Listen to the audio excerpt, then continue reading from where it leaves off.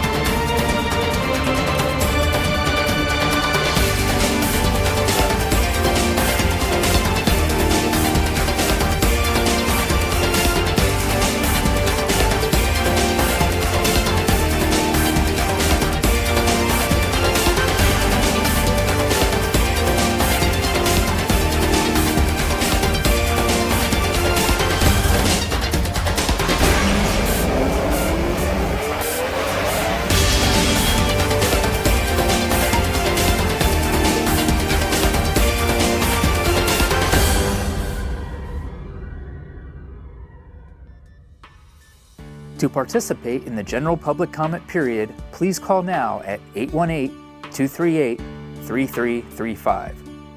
For any scheduled public hearings, please call when prompted to speak if you want the comment to be part of the record. Speaking times will be determined by the total number of public comment cards and callers in the queue at the start of each public comment period. For 1 to 20 total speakers, each speaker will receive up to 3 minutes. For 21 to 39 total speakers, each speaker will receive up to 2 minutes. And for 40 plus total speakers, each speaker will receive up to 1 minute. No additional comment cards or calls will be accepted once the public comment period begins.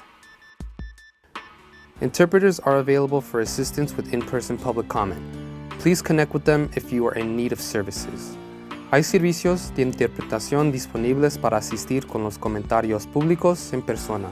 Por favor, habla con un intérprete si necesita estos servicios. Եթե տեղում մեկնաբանություն եք անում թարգմանիչի կարիք ունեք, միացեք թարգմանչի հետ օգնության համար։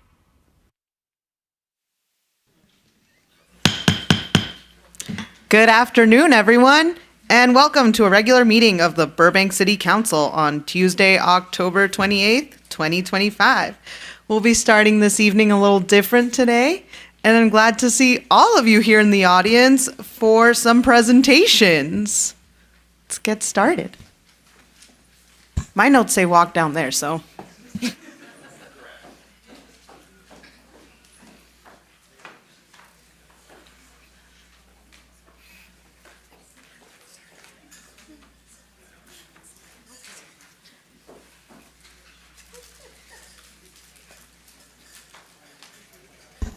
We're looking for the microphone.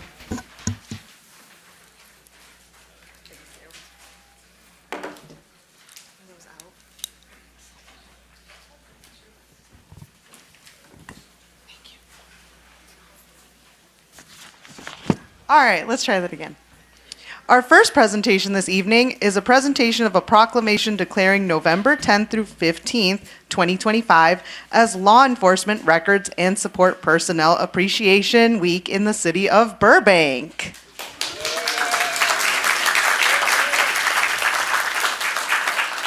I want to welcome Jennifer Moran, Police Records Manager, to join me at the podium.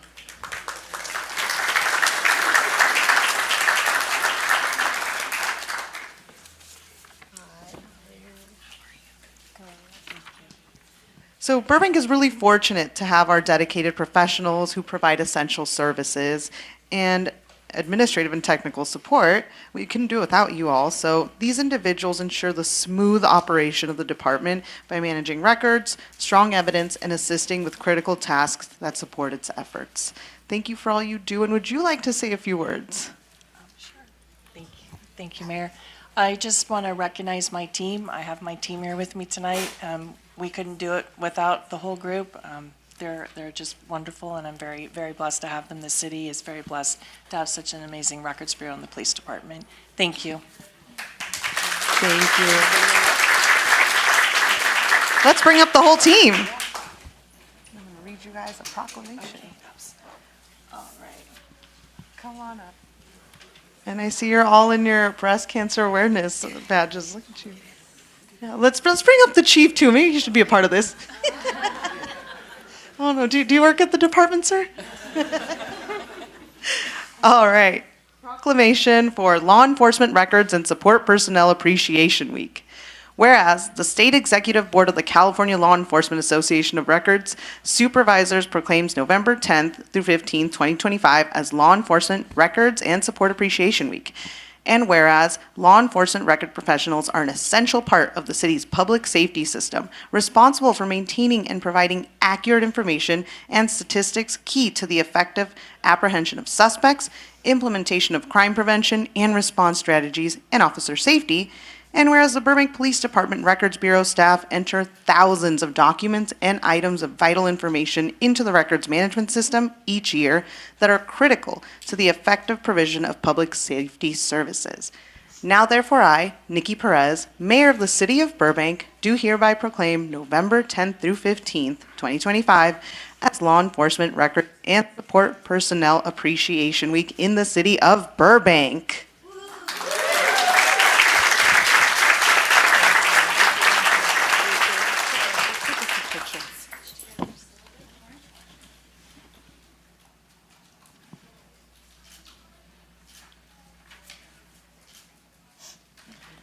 Thank you very much.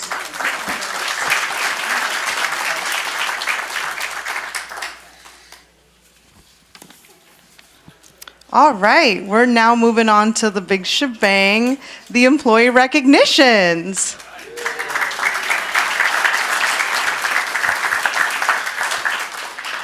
As part of the Employee Appreciation Week, the City of Burbank is recognizing the outstanding contributions and accomplishments of its 2025 firefighter, police officer, and employee of the year. First, I would like to recognize the City of Burbank's 2025 firefighter of the year. I want to welcome Captain Jeff Coombs.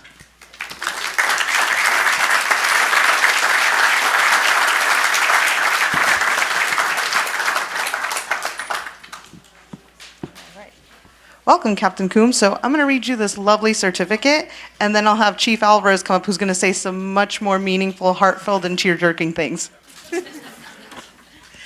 All right. So, Fire Captain, in recognition of being named Burbank's 2025 Firefighter of the Year, thank you for your outstanding dedication, your bravery, and exemplary service to the Burbank community. Your commitment to safeguarding lives, property, and the environment exemplifies the highest standards of the firefighter profession.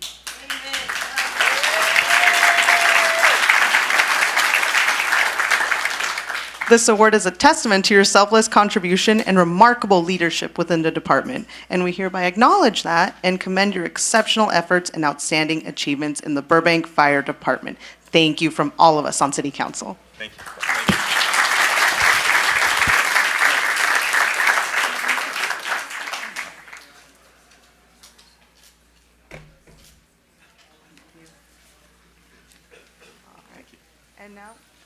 And now here's, oh, it died. Thank you. And now here's Chief Alvarez to share some words. Thank you. Good evening, everyone. So I'm going to start off really quick by reading the letter that was submitted that nominated Captain Coombs for this award. Captain Coombs has continually demonstrated outstanding leadership, dedication to training, and a tireless commitment to improving the department. In addition to providing exceptional leadership to his crew as well as others in the agency, Jeff has been a solid contributor to the success of our membership. As a leader of the fire training cadre and a past Fire Recruit Academy instructor, Jeff has directly shaped the operational readiness of our personnel. His passion for training extends beyond Burbank, as he has also volunteered several years at the Cal Fire Firefighter Academies, teaching live fire training and helping to develop the next generation of firefighters.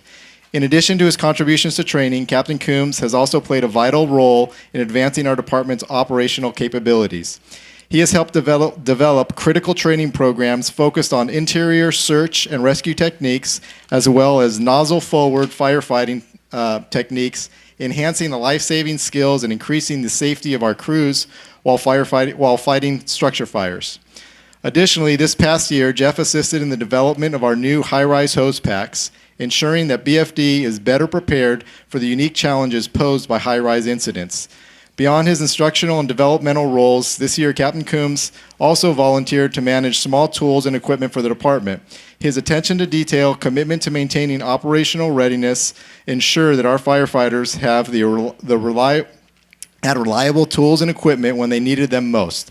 Jeff's exceptional firefighting skills, leadership, and unwavering dedication to both his fellow firefighters and the community make him an outstanding candidate for Firefighter of the Year. So that letter really summarizes Jeff really well. But here's what's I think is really special about Captain Coombs in this award is this letter and this award could have been given to him last year or the year before that or the year before that or every year since he's come on the job, all the way back to when he entered the organization in the Recruit Academy. I was really fortunate to have been one of his Recruit Academy instructors, and I can tell you that Captain Coombs' approach to this job day in and day out from the minute he walked in the door is always maintaining a super high level of operational proficiency, readiness, and just preparation. If you watch Captain Coombs under very stressful conditions, you never see him not knowing what to do. He's cool, calm, and collected, and that all stems from his dedication to always being prepared to whatever he's going to face. Firefighters always encounter things in responding to emergencies that are out of our control. But the one thing that we can control is our level of preparedness and operationally readiness. And we always talk about not becoming complacent, and it's easy to talk about that, but Captain Coombs lives that, and he shows us by example what right looks like. So I would also like to thank his wife, Stephanie, and his family, because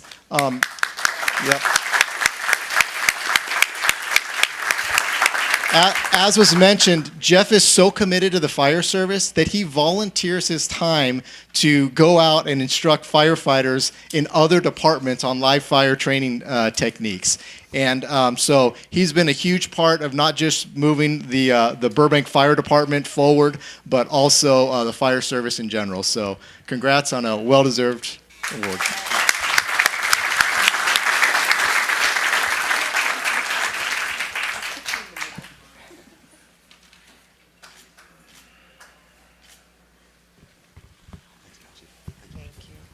Let's give it up for Captain Coombs again.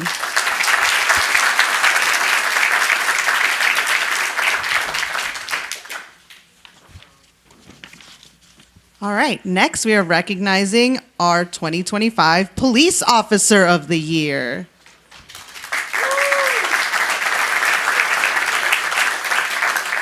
I would like to welcome Officer Tyler Hill.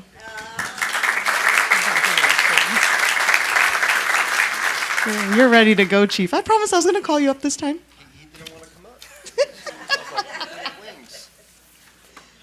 All right. Now I'm going to embarrass you a little bit. I'll read the certificate, but then he's going to embarrass you a little more. All right. So, to Police Officer Tyler Hill, in recognition of being named Burbank's 2025 Police Officer of the Year, thank you for your outstanding dedication, unwavering commitment to public safety, and exemplary service to the Burbank community. Your professionalism, leadership, and tireless efforts to maintain law and order have significantly contributed to a safer and more secure city for our residents. We hereby acknowledge and commend your remarkable contributions and your exceptional achievement in the Burbank Police Department. Thank you from all of us on council.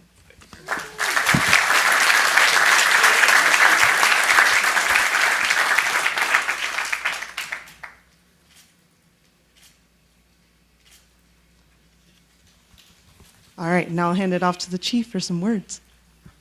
I have the honor and pleasure of recognizing Tyler Hill. It seems like we've been on the traveling circuit for the last month or so. Do you have your parade wave?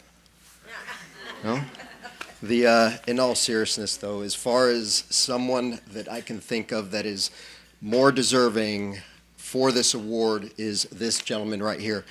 Quick little fun fact. So before I came over to Burbank, we were trying to pick him up over when I was with the city of Glendale. And through a mutual friend connection, we knew that he had a certain skill set. He was an Army Ranger. And the way he carried himself, coming from a good family, we're like, we got to grab this guy. And if anyone knows, not also within the fire service and the police service, right now it's hard to recruit, retain, and just get good quality people. So when we heard of Tyler, or interested in coming out of the Army and wanting to be in the police service, we tried, and we lost them. Fast forward, X amount of time later, 6 months ago, now I'm here, and he's my guy. You know what I'm saying?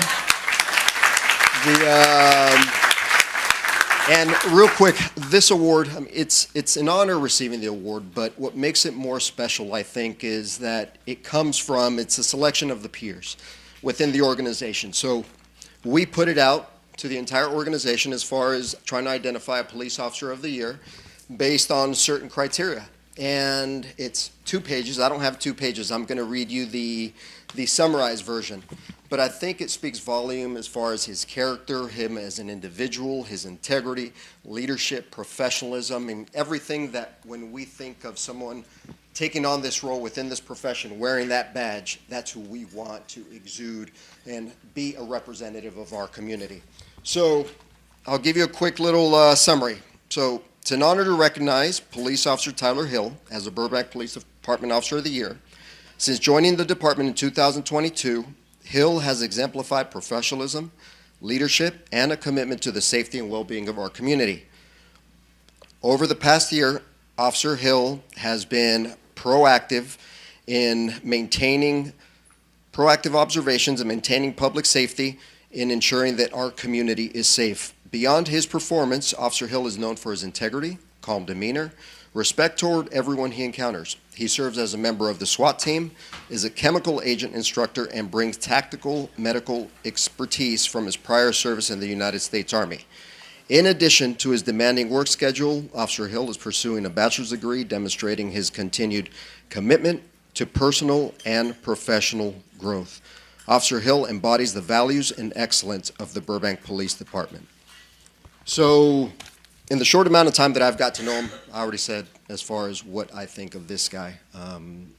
This is actually the first time that I'm not seeing him smile. Every time I see him, his locker room is not that far away from me. The discussion that we had today is making sure that he was going to show up, and then even then he didn't want to kind of make his way into the hall.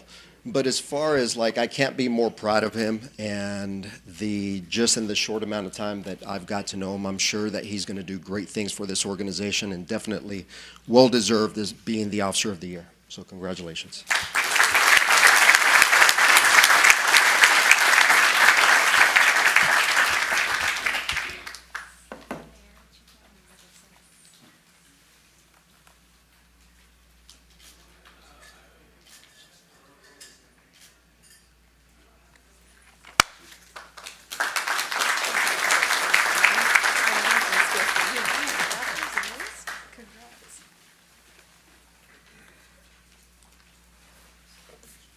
Thank you to both our chiefs. And let's give it up again once more for the officer and our police officer and firefighter of the year. I have to say, I always say in a very unbiased way that Burbank has the best police and fire.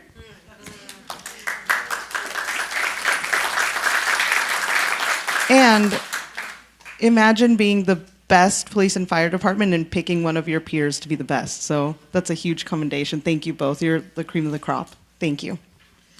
All right. Now we are moving on to recognizing the City of Burbank's 2025 Employee of the Year. Welcome, Mr. Dave Chambers.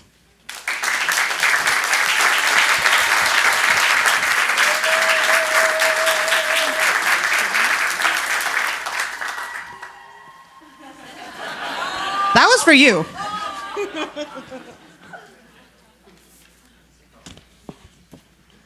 He has fans both in the audience and outside. All right, so I'm going to read you this lovely certificate, and then we're going to bring up your department head to share a little more about you and also embarrass you as well. All right, so in recognition of receiving the 2025 Employee of the Year Award for your exemplary service, outstanding accomplishments, and unselfish dedication to the City of Burbank, on behalf of the entire City Council, I congratulate you on this well-deserved award, and just thank you for making our community great. Thank you.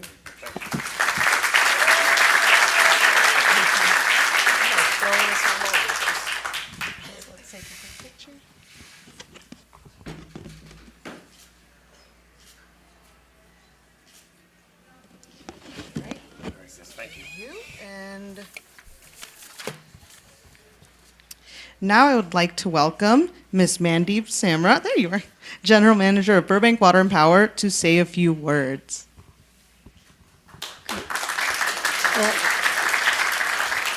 So first of all, thank you, Dave, for everything that you do. And you do have a big group of people waiting outside. So there are probably 100 of us here to celebrate you. We appreciate everything that you do. So I'm going to say a lot of things about Dave. I don't have notes. I've worked with him for the last couple of years. He joined BWP over 2 years ago. He's been at the city for about 10 years. Previously, he was at Public Works for over 7 years. Since he's been at BWP, he's been promoted twice. He recently got a promotion, very well deserved, to Utilities Facilities Supervisor, where he's going to be managing a lot of our facilities on our campus at our substations. In the short time that he's been here, he completely embodies the values and the motto of BWP. Our motto is always there for you. I'm going to say something about Dave. When I come in, he's like the first person there. When I leave, he's still there. He's still there fixing things, finding a way to get things done, really looking at ways to improve things. BWP also has a series of values. He embodies every single value. I do need my little cheat sheet here. Even though I'm the GM, I sometimes have to look at it. But the first one is being respectful. He's one of the most respectful people I've ever met. Regardless of your level, regardless of your status, regardless of who you are, he's going to treat everyone the same way in a respectful, positive manner.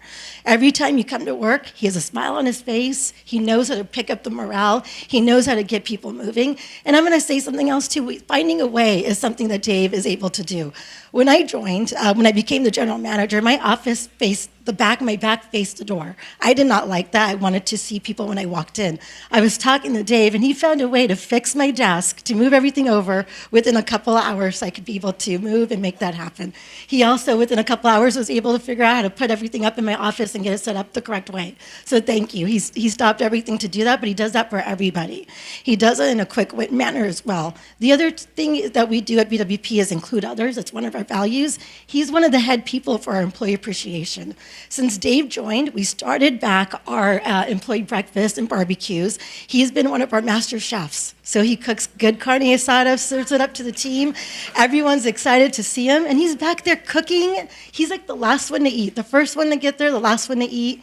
He's the one serving up the food, dishing up the food, cooking the food. So I just have to give kudos to you for doing that too. You brought a lot of positivity to BWP over the last 2 years. The other thing is continuously improve. We have so many things at BWP that we're trying to enhance. One of the things is the Energy Control Center alternative site. We were working on this for the last 4 years, I think, since I was head of power supply. When Dave and Desiree took over, really said, we need to get this done, they got it done in about a record 6 or 7 months. Getting everything, and he's also a cabinet maker. He was able to finish things, get things done. Instead of ordering things, he knows how to make things and get it done, put in a kitchen sink, everything. So I really appreciate that. And then delivering the future in terms of, I think, the positivity in setting up BWP to be a wonderful place to work again and being innovative. He's one of the leaders of this. Every time I see him, he's always looking for better ways to do things, better ways to treat each other, and just a better, he makes us all be a better human. I really will say, Dave, since you've joined, BWP has been a better, more respectful place. People want to come forward, looking forward to coming to work. They also look forward to the carne asada that you make. But I think you've done a lot that really has improved BWP, not only in operations, but in morale. And so we are so blessed to have you there. We hope you stay for a long time. And we're really glad that you're Employee of the Year. It was unanimous when we selected him. It was unanimous. Everyone said it at the same time. And we're really proud of you. And I want to also give a kudos to his kids. He talks about you all the time. So he's a father of 3 children, talks about them all the time, speaks very highly of you. So we're really glad that we get to steal him for 10, 11 hours a day. So thank you, Dave, for everything you do.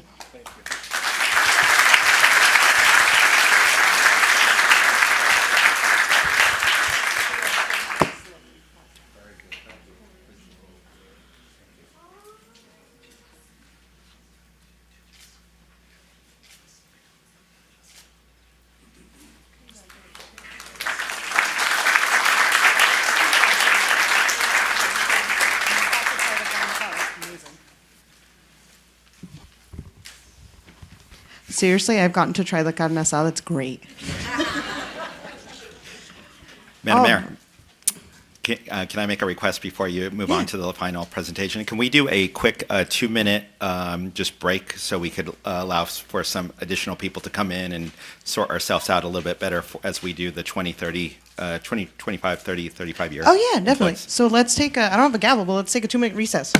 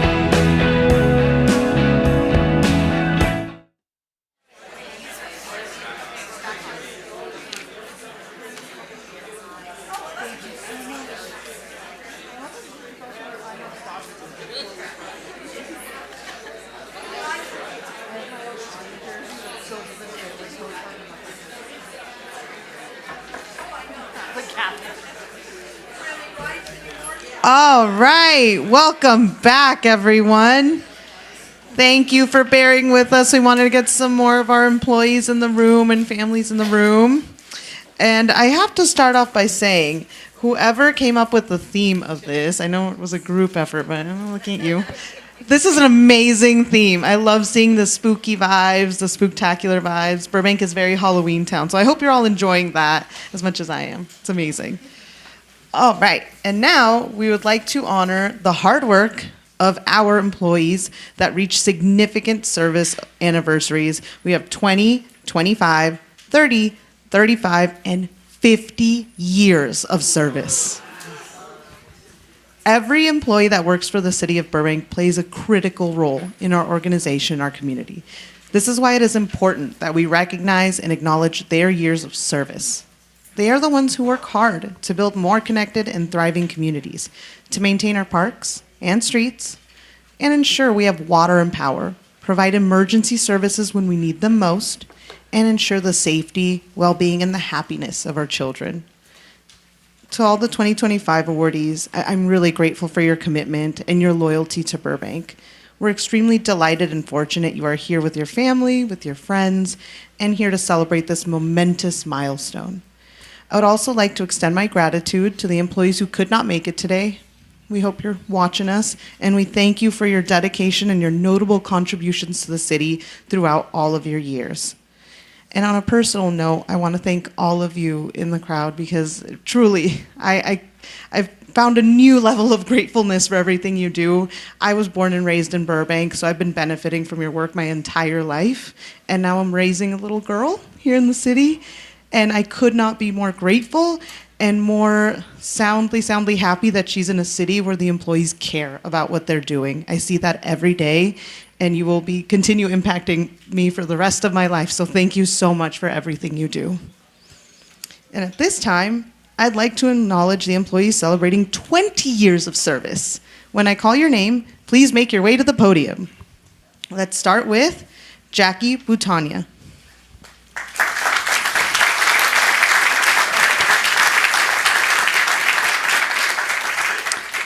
Ruby Bari.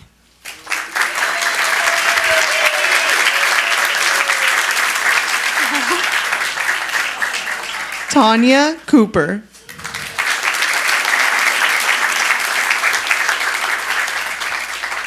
Grace Coronado Cervantes.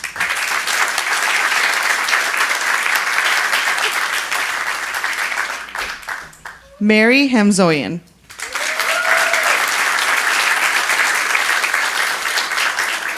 Catherine Labrado.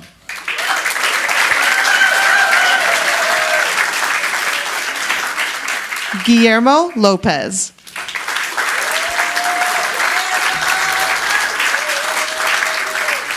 Monina Marin.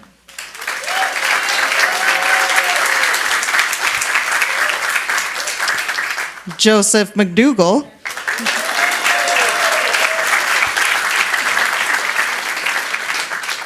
Dean Pearson.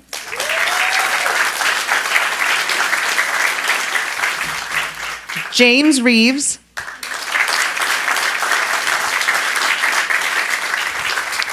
Eric Rowley.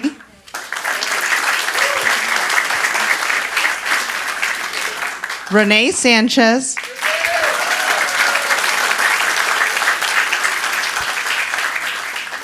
Maria Wilson.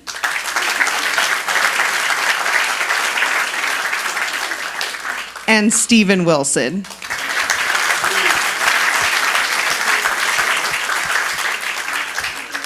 And I have to say, I know we're in the middle of the playoffs and go Dodgers, but look, you guys have big fans back there too.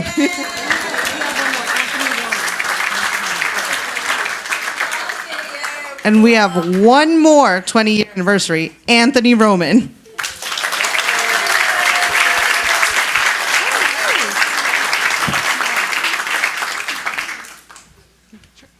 Okay, here's some interesting facts that happened in 2005 when you were hired. Man, that feels like 5 years ago, not 20 years ago. YouTube launched and quickly changed how we share videos online. Ugg boots and skinny jeans dominated fashion trends. and Apple introduced the iPod Shuffle, making music more portable than ever. In sports, the New England Patriots won the Super Bowl. The Chicago White Sox took the World Series. All right, I see you in the crowd. The San Antonio Spurs were crowned the NBA champions, and the Stanley Cup was not awarded because of the NHL lockout. Every day, life looked a little different, with a loaf of bread costing $1.39, and a gallon of gas, $2.31. It's hard to imagine now. Now, some local facts. All 3 libraries that year became Wi-Fi hotspots. And Burbank was a filming hub for shows and movies like Gilmore Girls, Cold Case, Bad News Bears, and, oh my God, my dad worked on this, ER. That was a long time ago. Well, congrats to all of you. Thank you. You know, bread may be more expensive and things may have gone harder, but you are all still shining and amazing, and we are so happy to have all of you on staff. Please stay another 20 years.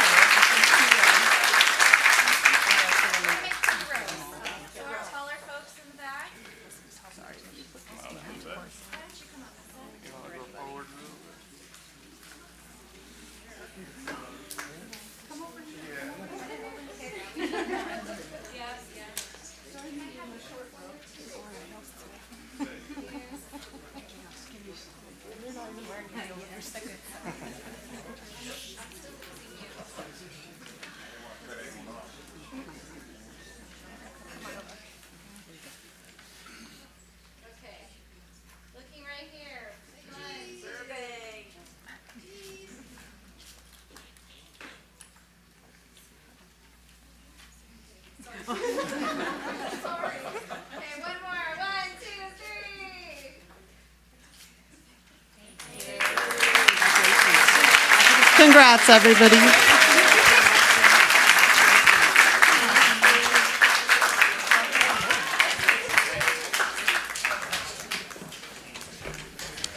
All right. Next, I would like to acknowledge the employees celebrating 25 years of service. When I call your name, please make your way to the podium. And if you're exiting the premise, please do so quietly so folks can hear their name. Our first 25-year employee is Edwina Broussard.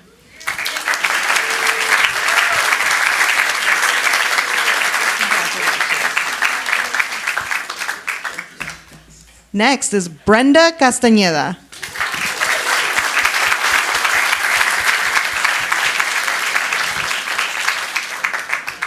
Sylvia Ellis.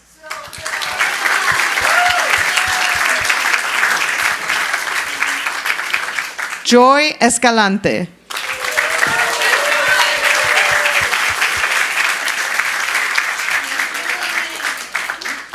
Sylvia Guerra.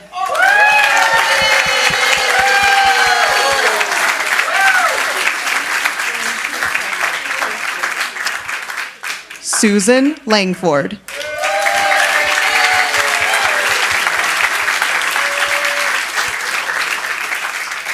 Sean McMunn.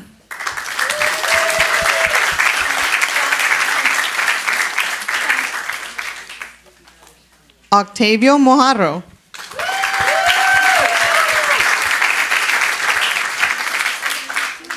Paula Ohan.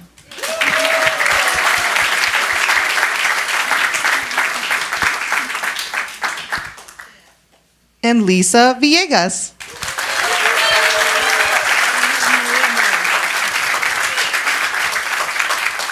And finally, Maria Moya.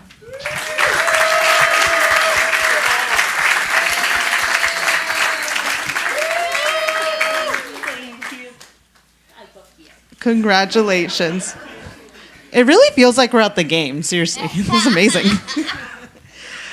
Okay, 25 years ago, when you were all hired, was the year 2000. I don't know if that's good or bad. We did survive Y2K. The federal minimum wage was $5.15 per hour. The average price of a gallon of gas, oh man, we have to stop including this stat, was $1.52. General Hospital was America's favorite soap opera, while ER topped the charts as the most watched primetime TV show. Closer to home, the Burbank Empire Center opened. And the Rose Parade entry was To the Future at Full Throttle.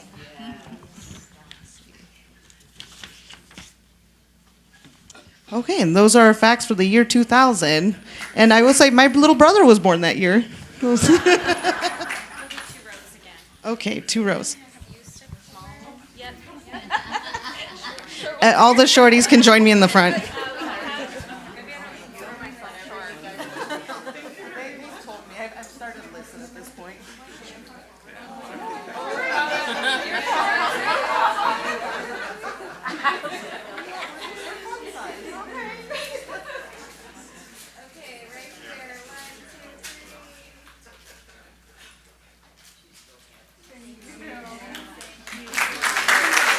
Should.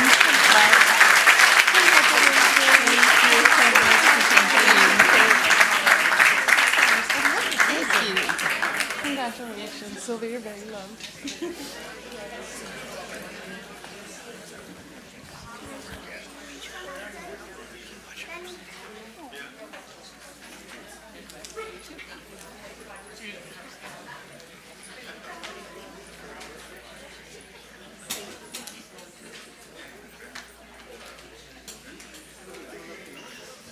All right, while we clear the room for folks, I hope you all enjoy some margaritas in the Dodger game.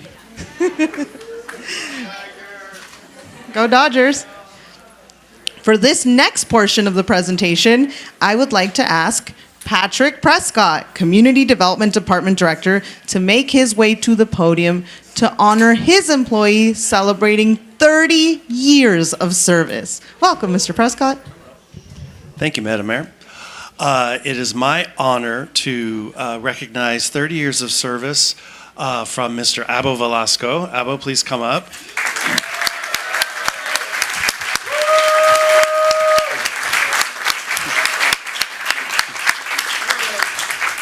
So Abo began as part-time, right, with the city of Burbank in 1993.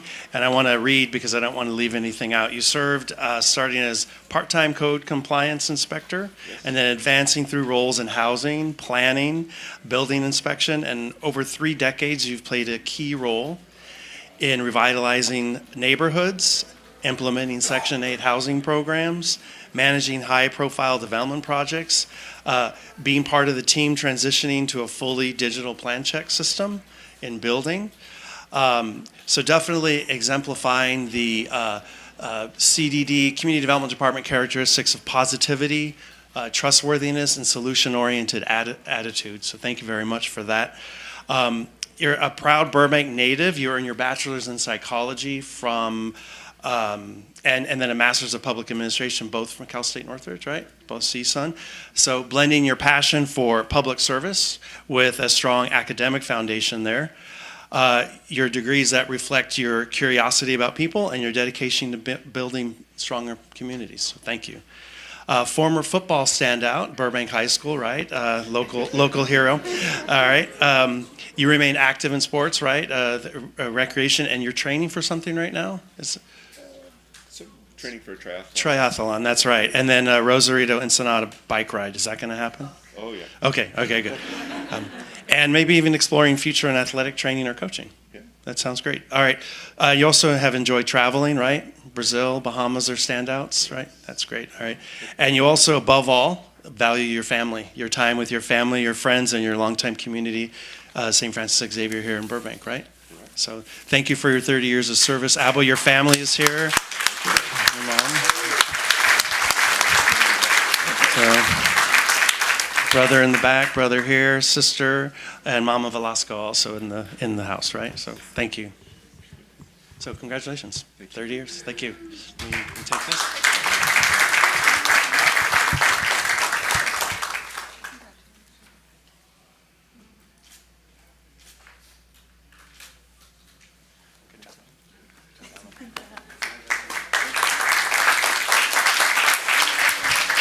Congratulations and good luck on that triathlon.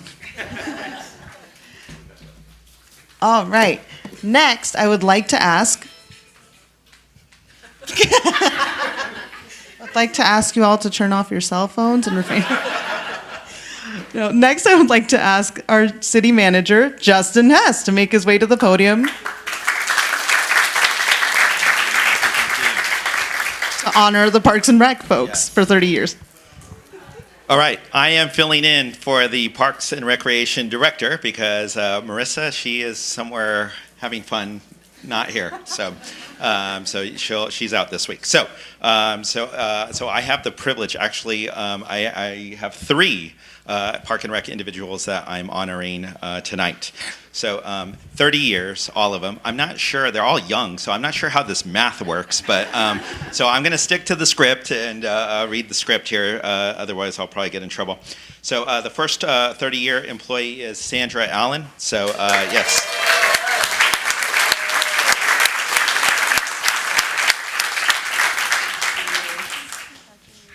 Okay, Sandra began her career with the City of Burbank Parks and Recreation Department as a work trainee and has since advanced through multiple roles as recreation leader and senior recreation leader, contributing to programs such as Summer Days, After School Days, and the Stow Canyon Nature Center. Throughout her years at the Mary Alvert and McCambridge Rec Centers, she has built meaningful relationships and made a lasting difference in the community.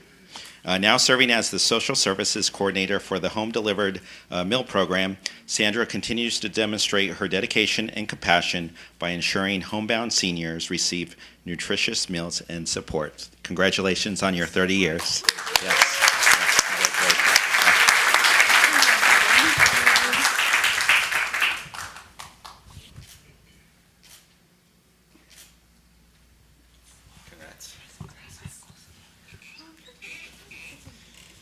Okay, all right, our next recipient, 30 years, Jenny Griffin. Can you please join?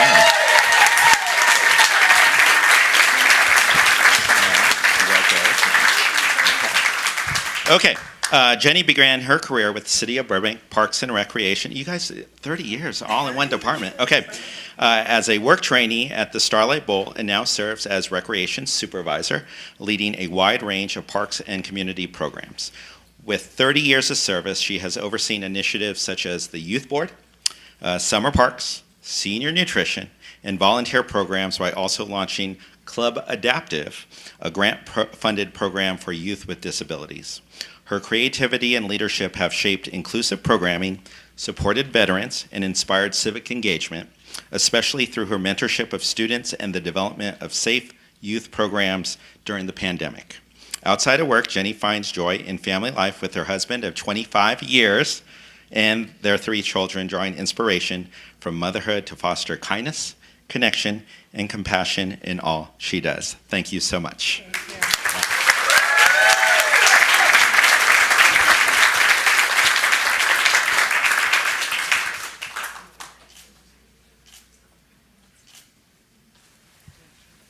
Okay, I see you're well represented in that corner, so, okay.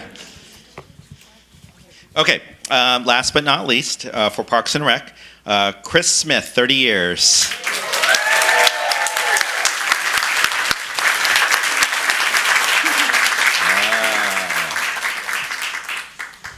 Okay, Chris has dedicated 30 years to the City of Burbank's Park and Recreation Department, beginning as, everybody begins as a work trainee, and it never leaves, and advancing to her career role as her current role as Assistant Park and Recreation Director.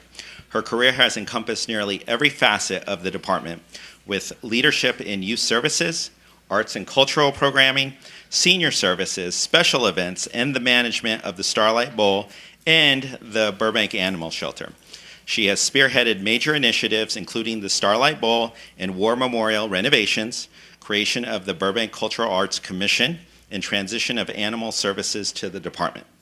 As a lifelong Burbank resident, Chris is deeply committed to her community and cherishes time with her husband Wayne, their sons Ryan and Luke, and their dogs Parker and Rizzo, enjoying family, faith, and most importantly, cheering on the Dodgers.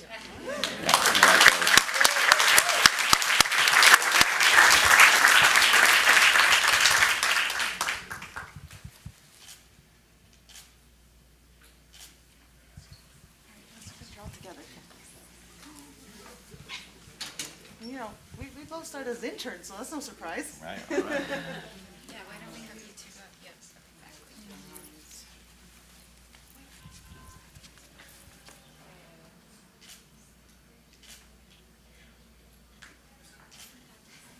Okay, thank you. Congratulations. Congratulations.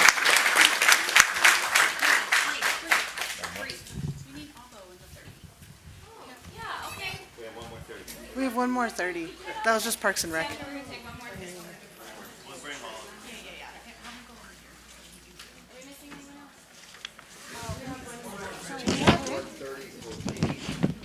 I have one more 30, so we can all, like, if you guys don't mind waiting, and we'll move on together. I just want to get the department together. Where am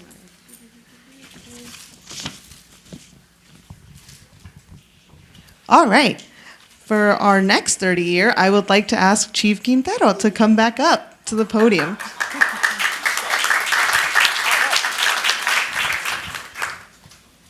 It's time for Dodger baseball. Woo!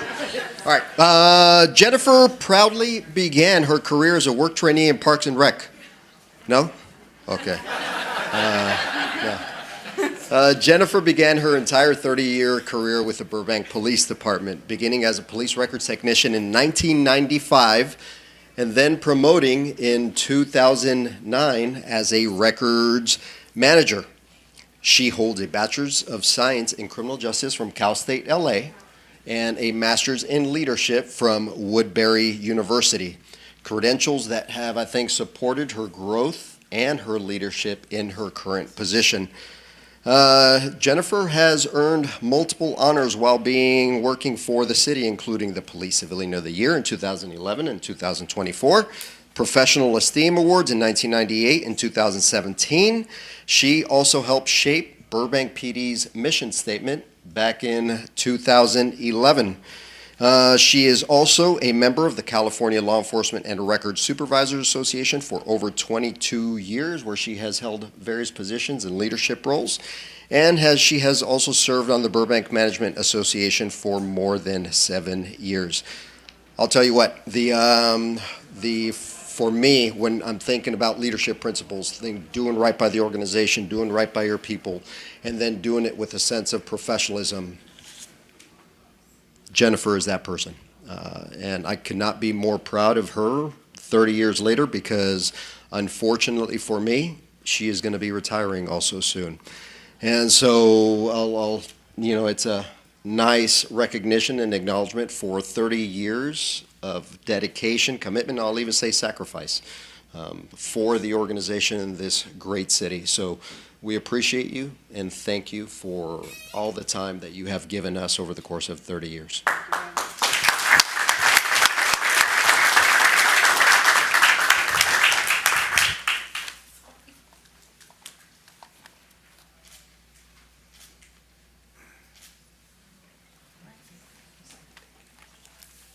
All right, don't go too far, because now let's bring up all the 30-year recipients to take a picture together. Sorry.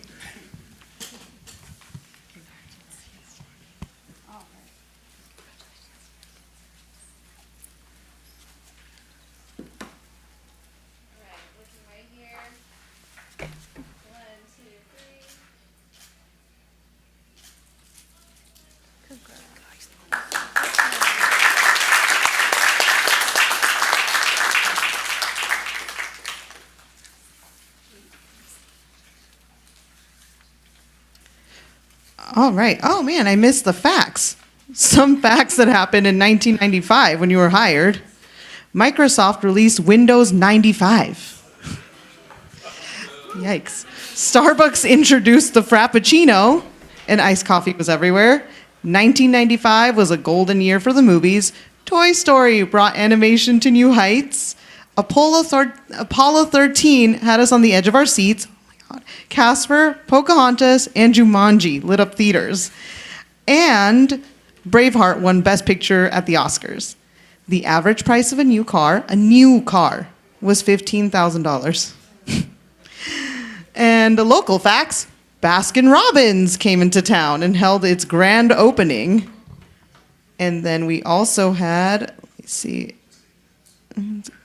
Michael Mann's crime epic Heat, starring Al Pacino and Robert De Niro, filmed key scenes at the legendary Bob's Big Boy restaurant in Burbank, turning the local diner into Hollywood history. Wow. That's 1995 for all of you. So thank you for joining us all the way back then. Thank you for sticking with us. And I've gotten to know all of you in some way, shape, or form, and I'm just so grateful to have work alongside you. Thank you for everything you do. Thank you.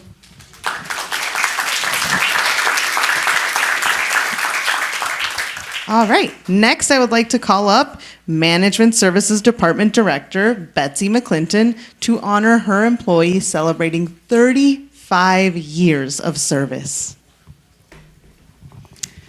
Thank you, Mayor. And if I could have Julianne Venturo come join me at the front.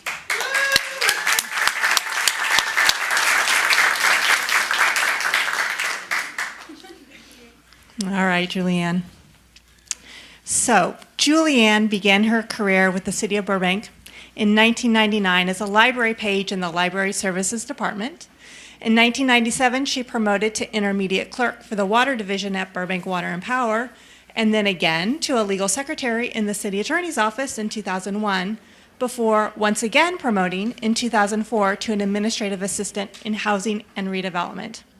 Then, in April 2007, Julianne came to the Management Services Department, where she has spent the last 18 years working her way up from Administrative Analyst 1 to Assistant Management Services Director.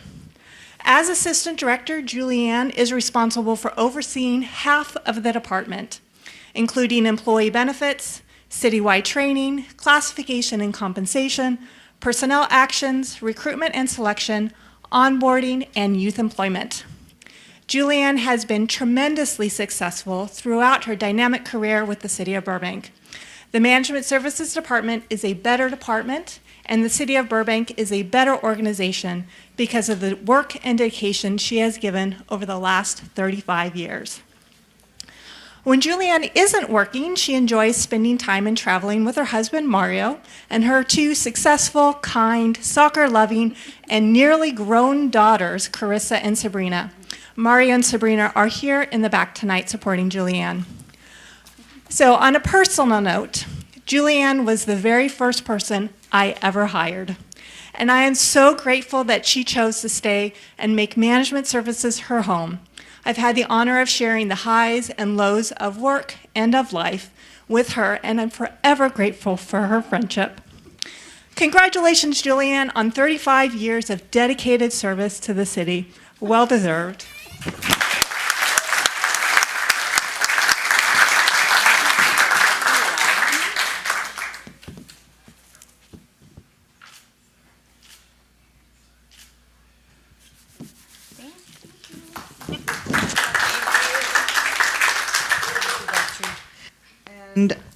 And let's talk about 1990. The year you were hired was packed with memorable moments. George H.W. Bush was the Man of the Year on Time magazine. On television, Americans tuned into Cheers, Roseanne, A Different World, and my favorite, America's Funniest Home Videos. The Billboard charts were ruled by hits like Another Day in Paradise, Phil Collins, Vogue by Madonna, and Blaze of Glory by John Bon Jovi. And in sports, the 49ers claimed the Super Bowl. At the movies, audiences were watching Home Alone, Ghost, Pretty Woman, and Teenage Mutant Ninja Turtles. Somehow that one doesn't feel like it belongs in there. The federal minimum wage was $3.80 per hour, and the global population was 5.3 billion, half of what it is today. Locally, Burbank had some exciting things happening too. It was the opening of our first IKEA store. And the construction began on the Burbank Town Center down the street, marking a new chapter in our development. And I won't tell you the gas prices because we will all cry. All right, congratulations. Oh, God. Congratulations.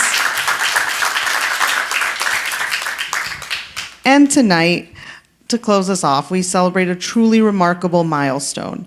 Although he could not be with us today, I want to congratulate our 50-year employee award, David Caudillo. He's a solid waste truck operator in Public Works Department, and we proudly honor his incredible dedication and his years of service. 50 years, y'all.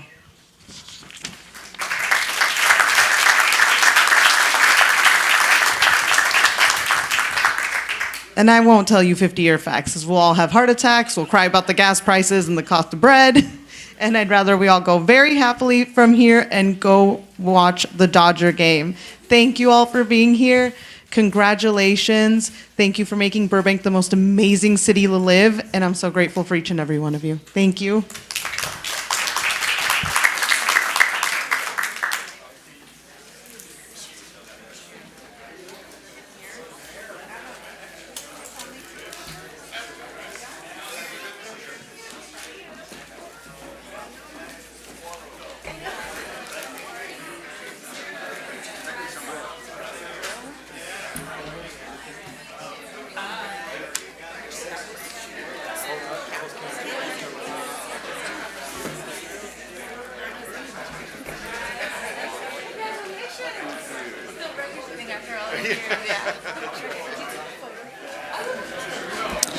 All right. Mr. City Attorney, will you please state the items on tonight's closed session? Yes, Madam Mayor, Vice Mayor, members of the City Council, and for the benefit of the public, City Council is meeting at 5 p.m. this evening. Hey, everybody. Thank you so much. If I could ask you just to keep it down while you exit, because we still have a lot of not as exciting stuff to do. Thank you. City Council is convening its closed session this evening to discuss two items of existing litigation pursuant to Government Code Section 54-956.9 D1. The first matter is a personal injury case in the matter of Hillis versus West Coast Customs International, LLC. The second item is a civil rights lawsuit by Maureen Benzanian versus City of Burbank. And that's it. Thank you, Mr. City Attorney. Madam City Clerk, do we have any in-person public comment on closed session? Madam Mayor, we do not. All right. There being no further public comment, I declare the public comment period closed, and we will now proceed to a closed session meeting. We will reconvene right here at 6 p.m. in the council chambers, and the public is invited to view the meeting online or by television, and will be able to provide public comment in person or by calling in directly at 818-238-3335. Public comment is accepted in person and on the telephone for general public comment only. Public comment period for the report to council will be taken in person only, and the televised portion of this closed session is now over.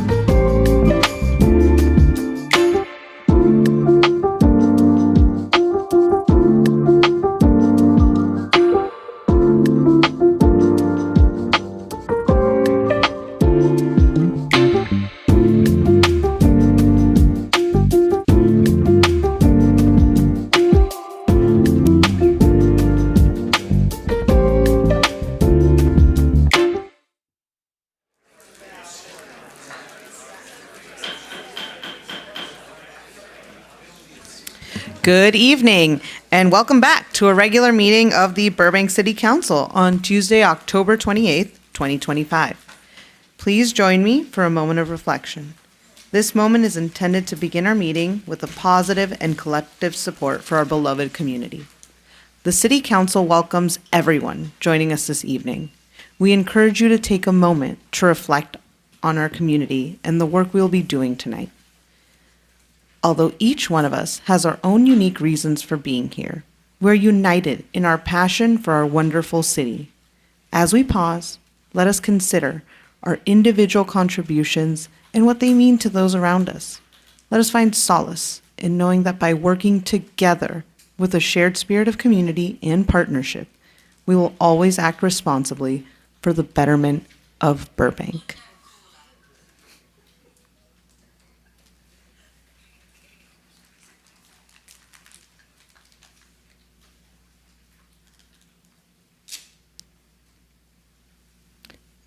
All right, please join me for the Pledge of Allegiance.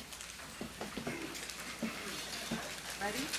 Begin. I pledge allegiance to the flag of the United States of America and to the republic for which it stands, one nation, under God, indivisible, with liberty and justice for all. Good evening, Madam City Clerk. How are you today? I'm terrific. How are you, Madam Mayor? I'm doing great.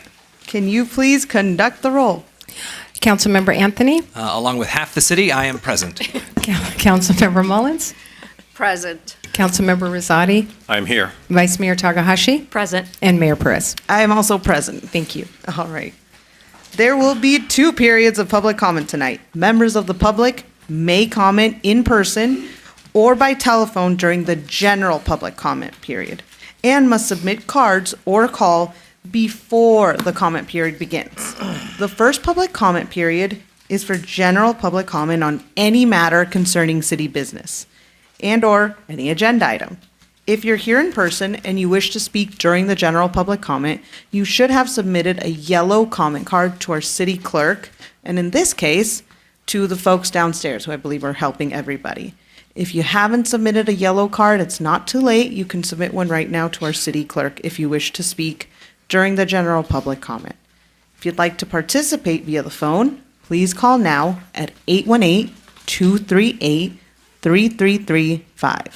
Callers will be placed in a queue until the general public comment period begins, at which time no additional calls will be taken. There's an additional public comment period available following the report to council this evening. Interpreters are also available for assistance with the public comment. We have Spanish and Armenian interpreters right here in the front row, and please connect with them if you need them. And I will say, if nobody asks them for help by the beginning of the comment period, I will let them go home. And let's see. The last thing to say, if you for some reason miss your ability to speak during the general public comment, you can talk during the second period, during the report to council. You just can't comment on the same subject twice. All right. We have 7 announcements this evening. The following are announcements for October 28th, 2025. Please join us for a community workshop and library tour on Wednesday, October 29th from 6 p.m. to 8 p.m. at Burbank Central Library, located at 110 North Glen Oaks Boulevard, to discuss ideas, priorities, and needs for a prospective new Burbank Central Library and Public Plaza. This first workshop will include interactive activities to introduce the early vision for the proposed project and get your feedback. To stay up to date about the project and to submit feedback at any time, please visit www.newburbanklibrary.com or via email at burbankpubliclibrary@burbankca.gov. Adopt Big Love and get big discounts at the Burbank Animal Shelter. Now until November 1st, adoption fees for large dogs over 20 pounds will be discounted $1 per each pound the dog weighs. The bigger they are, the bigger discount. Visit burbankanimalshelter.org to see adoptable pets. Adopt and live large. As a reminder, the special statewide election will be held on November 4th. By now, you should have received your vote by mail ballot. If you have not received your ballot, or if you have lost or damaged it, you can still vote at any vote center. The last day to register to vote was October 20th. However, eligible voters who missed this deadline can still register and vote as a conditional voter at any vote center. You can vote in person now at one of two 11-day Burbank vote centers at Magnolia Park United Methodist Church and Robert Gross Park. For those wishing to vote by mail, you can drop off your ballot at one of four drop boxes in Burbank at Burbank City Hall, Buena Vista Library, Joslyn Adult Center, Ralph Boyd Park. For questions regarding ballots, please contact the county at 800-815-2666, or you can contact the city clerk's office at 818-238-5851, or email cityclerks@burbankca.gov. Burbank Public Library, in partnership with local authors, will host the Burbank Book Festival on Saturday, November 8th at Buena Vista Branch Library. The festival offers attendees the chance to meet dozens of local and nationally acclaimed authors, attend engaging panels, and get books signed with local booksellers on site featuring a wide selection of titles. Visitors can also explore bookish vendors offering unique merchandise and connect with fellow readers of all ages. Admission is free, and everyone is invited to join this lively celebration of stories, creativity, and community. For more information and to see the full schedule, visit the library website at www.burbankbookfestival.com. Get ready to travel through time at the Party of the Century. Celebrate Burbank's Parks and Recreation 100th anniversary and the 40th anniversary of Back to the Future with an epic night of music, movies, and nostalgia. Join us on Saturday, November 15th at 5 p.m. at McCambridge Recreation Center for an unforgettable evening. Dance the night away with DJ Flo, enjoy a special screening of the beloved classic, and rock out to the Flux Capacitors as they take the stage just like Marty McFly did in 1985. Get your tickets today at www.burbankparks.com. On November 18th, the Community Development Department Planning Division will be having a study session with the Burbank City Council at the Burbank Council Chamber to provide an update on the progress of the Media District Specific Plan MDSP Update Project. Staff will give a general overview of the draft changes that were made to the administrative draft MDSP document in response to public comment received from the draft documents released to the public for review last year. In addition, staff will provide City Council an update on the progress of the draft Program Environmental Impact Report, Program EIR, that was prepared for the MDSP Update Project. If you would like to learn more about the project, you may visit the city's website by visiting the link on your screen or by QR code on this announcement. Burbank is in Stage 3 of the Sustainable Water Use Ordinance. During the cooler months of November through March, Burbank will move back to 1 day per week watering schedule. Residents are asked to use irrigation on Saturdays only before 9 a.m. and after 6 p.m. for up to 15 minutes per irrigation station. Hand watering is allowed any day of the week but should be done before 9 a.m. or after 6 p.m. Please note that Sustainable Water Use Ordinance does not apply to recycled water. To learn more about Burbank's water conservation efforts, visit burbankwaterandpower.com/water/water schedule. This concludes the announcements for this evening. All right. Mr. City Manager, do you have anything to report? Thank you, Madam Mayor. I do not have anything to report tonight. Thank you. Mr. City Attorney, will you please report on closed session? Yes, Madam Mayor, Vice Mayor, members of the City Council, and for the benefit of the public, City Council met this evening at 5 p.m. in closed session to discuss two items of existing litigation pursuant to Government Code Section 54956.9D1. The first matter is Amanda Hillis versus West Coast Customs LLC et al. That was a personal injury case. The second item is Marine Bazanian versus City of Burbank, a civil rights case. The City Council took no reportable action this evening. Thank you, Mr. City Manager, or City Attorney. I'm switching you guys around, sorry. You want to be the City Attorney? All right, now is the time for general public comment. This is our last call for speaker cards. Please be sure your card has been submitted if you would like to speak during the general public comment. I will be calling out the speaker's name, as well as the person who's next in line to speak, in order to keep public comment moving in a timely fashion. We have a designated seat right here in the front. We're on our, I guess, my stage right. On this side, right next to our interpreters, if folks would like to take that seat when they're up next to speak. A timer is also available on the podium, and this is the last call for anybody who needs interpretation services. All right, seeing none, and having asked already outside, we'll let these guys go home. Now, persons may choose the first period of public comment to address an agendized report, but will not be able to speak on that item again following this segment. And as we begin public comment, I'm going to make one ask of all of us in the room. I think we all know there's some strong feelings, some strong emotions tonight about this issue.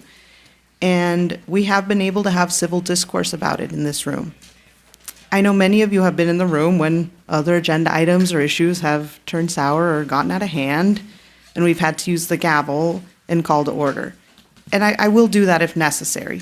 But I think, and I hope, that we can all avoid any booing, name-calling, shouting, and speaking while somebody's at the podium. Let folks have their time to speak with silence so that we can hear them clearly and so that everybody gets a chance to participate.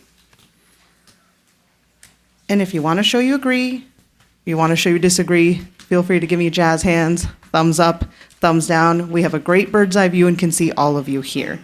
But as a common courtesy, please refrain from cheering or booing, especially when someone's up next. Thank you, I see the thumbs up in the back. Especially when someone's up next, that way that person can hear their name. We do have folks waiting outside to comment. We want to make sure every single person is heard. Now, let's have a civil discourse. We're all neighbors here, and remember, we're all Burbank. Other cities have ripped each other apart over their differences of opinion, and we don't do that here. So I appreciate each and every one of you for being here tonight. I want each and every one of you to be heard, and let's get started on that public comment.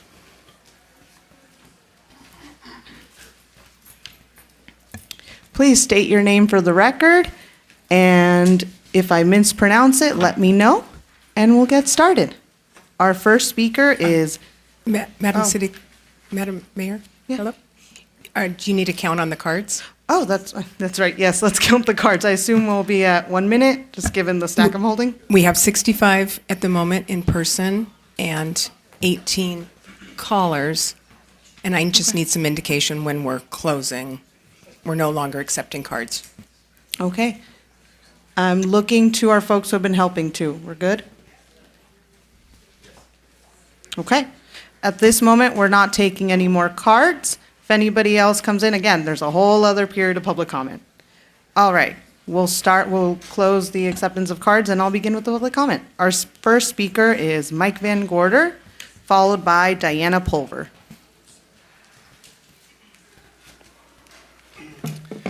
Welcome. You have 1 minute. Good evening. My name is Mike Van Gorder, and I speak today not as a planning commissioner, but as a young father subject to extreme housing cost burden. The city's largest landlord, whose family owns over 1,000 of our 19,000 rental units, emailed some city officials defending his right to exclude. Is America just what we exclude? The politics of exclusion drive two crises rampant in the city: the unaffordability crisis and the lawless ICE abduction crisis. Both are dependent on the accident of birth. If you're born on the other side of the American border, you are subject to state-sponsored ICE terror. And if you're born too late to have purchased property before an $80,000 starter home blew up to $1 million, you are denied a sense of permanence in the city and community that you love. The humanity of the evicted renter driven to suicide and the immigrant abducted by masked goons have value. I stand alongside my community when I deny the politics of exclusivity and instead foreground what brings us together, the choice we make to be Burbank. I ask this council to reject exclusivity and remember that this city owes its community safety and stability. Thank you. Thank you. That's your time. Our next speaker is Diana Pulver, followed by Harry Tamurian. Welcome. You have 1 minute. Good evening, Mayor, Vice Mayor, and council members. My name is Diana Pulver. I am here to... Pause her time, Ms. Clark, please. Is this working? Is this better? The mic seems to be a little soft. Okay. Okay. And if we could close the door too, is that possible? I know that some of the sound is coming in. Thank you. Let's restart our time. Okay.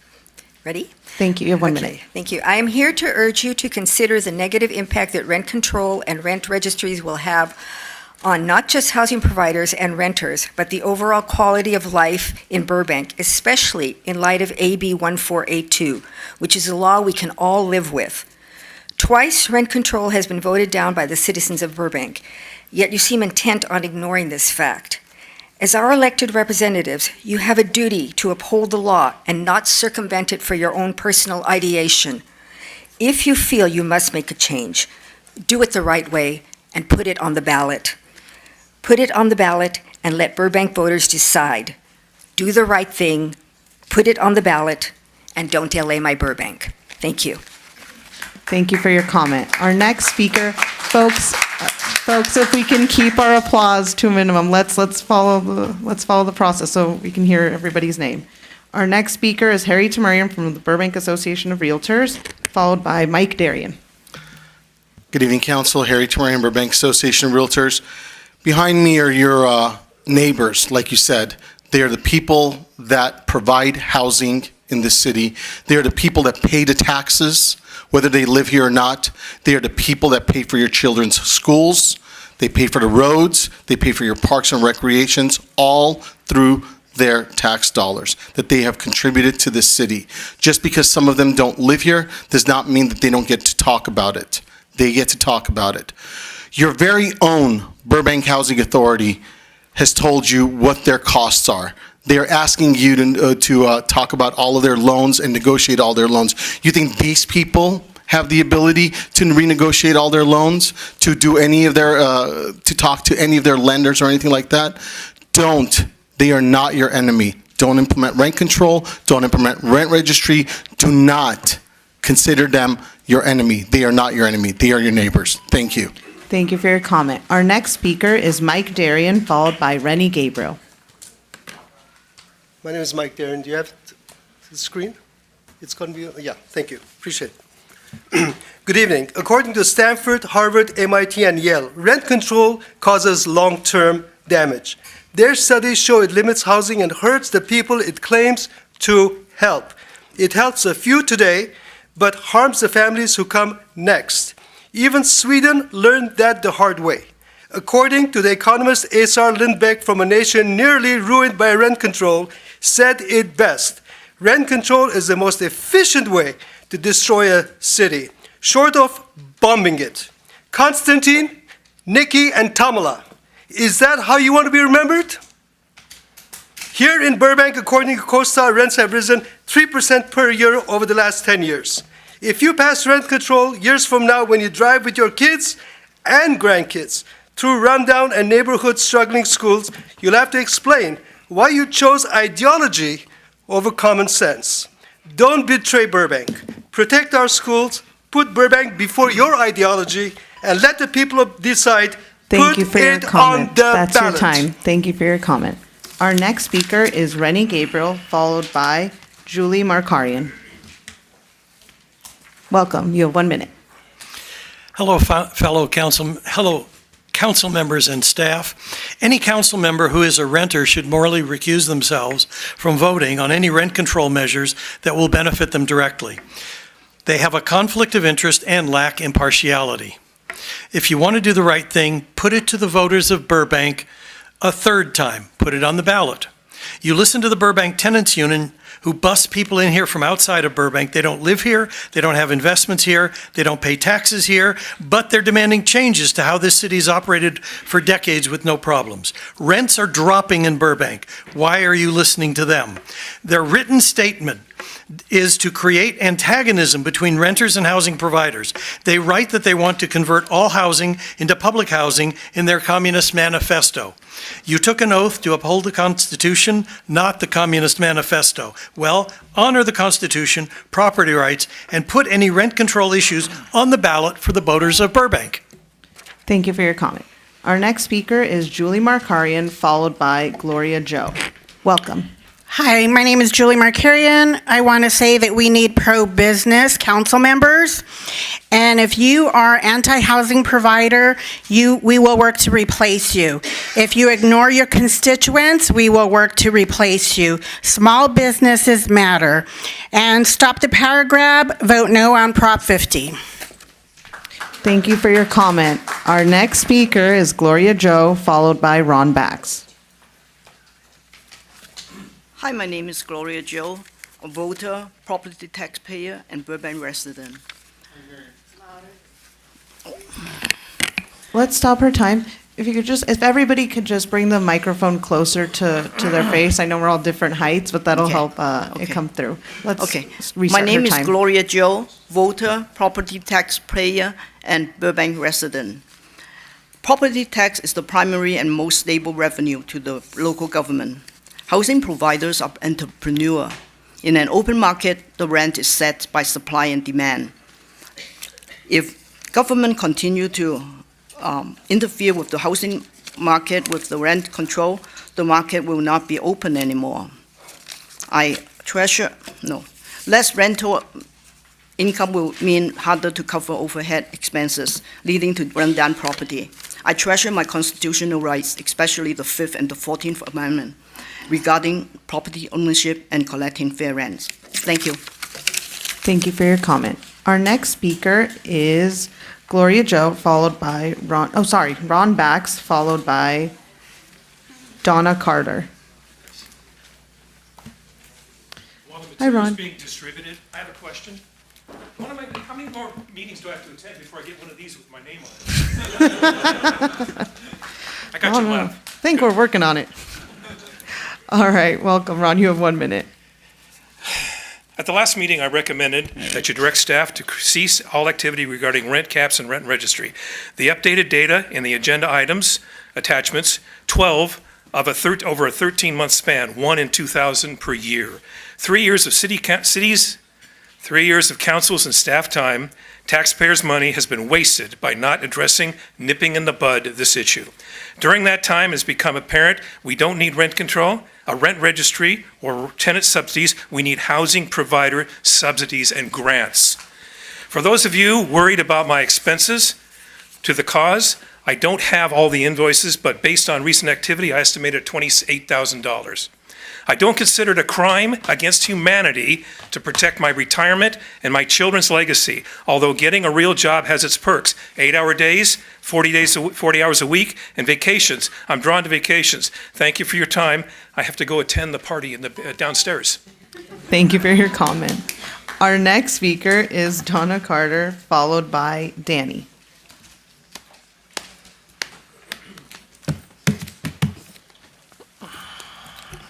Council, my name is Doug Carter. I was born in Burbank over 80 years ago. I still live here. I love this city. I see some things that aren't working right here. I was lucky enough to buy a home 60 years ago and become a housing provider 30 years ago. And people need to realize being a housing provider is like a small business. If the income's not there to keep up the property, things start deteriorating, and pretty soon we'll be looking like some other cities around here. When we need to plant flowers, when we need to put sinks in and faucets, whatever goes wrong, if the money's not there and it has to come out of our pocket, then properties are going to start getting sold. And when that happens, I don't think it's a good thing, because there'll be new units built there and the rents will be much higher. And the name of the game here, I think, is providing more housing, not more expensive housing, but that's the way it's headed. I don't know of an example of any city that rent control's worked in. If somebody knows that, I'd love to hear how it worked, what city it is. Thank you for your comment. Thank you. Our next speaker is Danny, followed by David Donahue. Danny? With an I.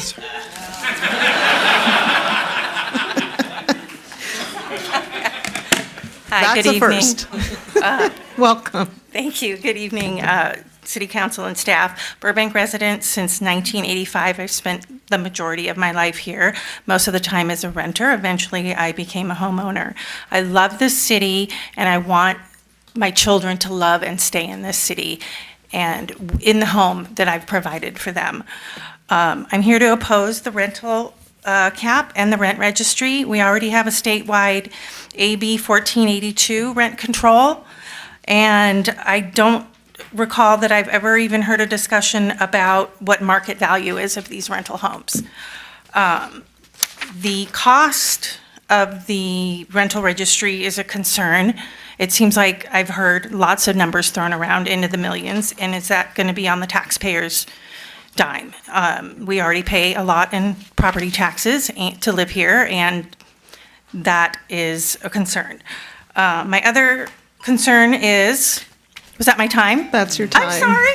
Thank you for Thank your you. comment. All right, our next speaker is David Donahue, followed by Z. Now, if there's two Z's, I don't know what to tell you. Welcome. Mayor, Vice Mayor, council members, staff, my name is David Donahue. I'm the president of Burbank Fair Housing. First, I want to thank everybody in the chamber who came early.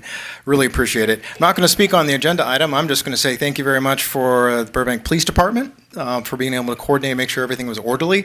Also, too, we're sponsoring a little bit of a coffee bar downside in the rotunda. We have cookies, coffee, creamer. So if anybody wants it a little bit later, because I understand it's going to be a long night, it's compliments of Burbank Fair Housing, and everybody is welcome to it. Thank you very much.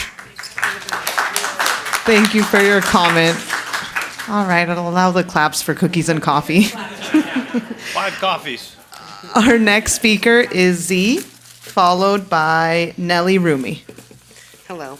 The Tenants Union has clearly stated on their flyers that they are the voice of Burbank, not the housing providers.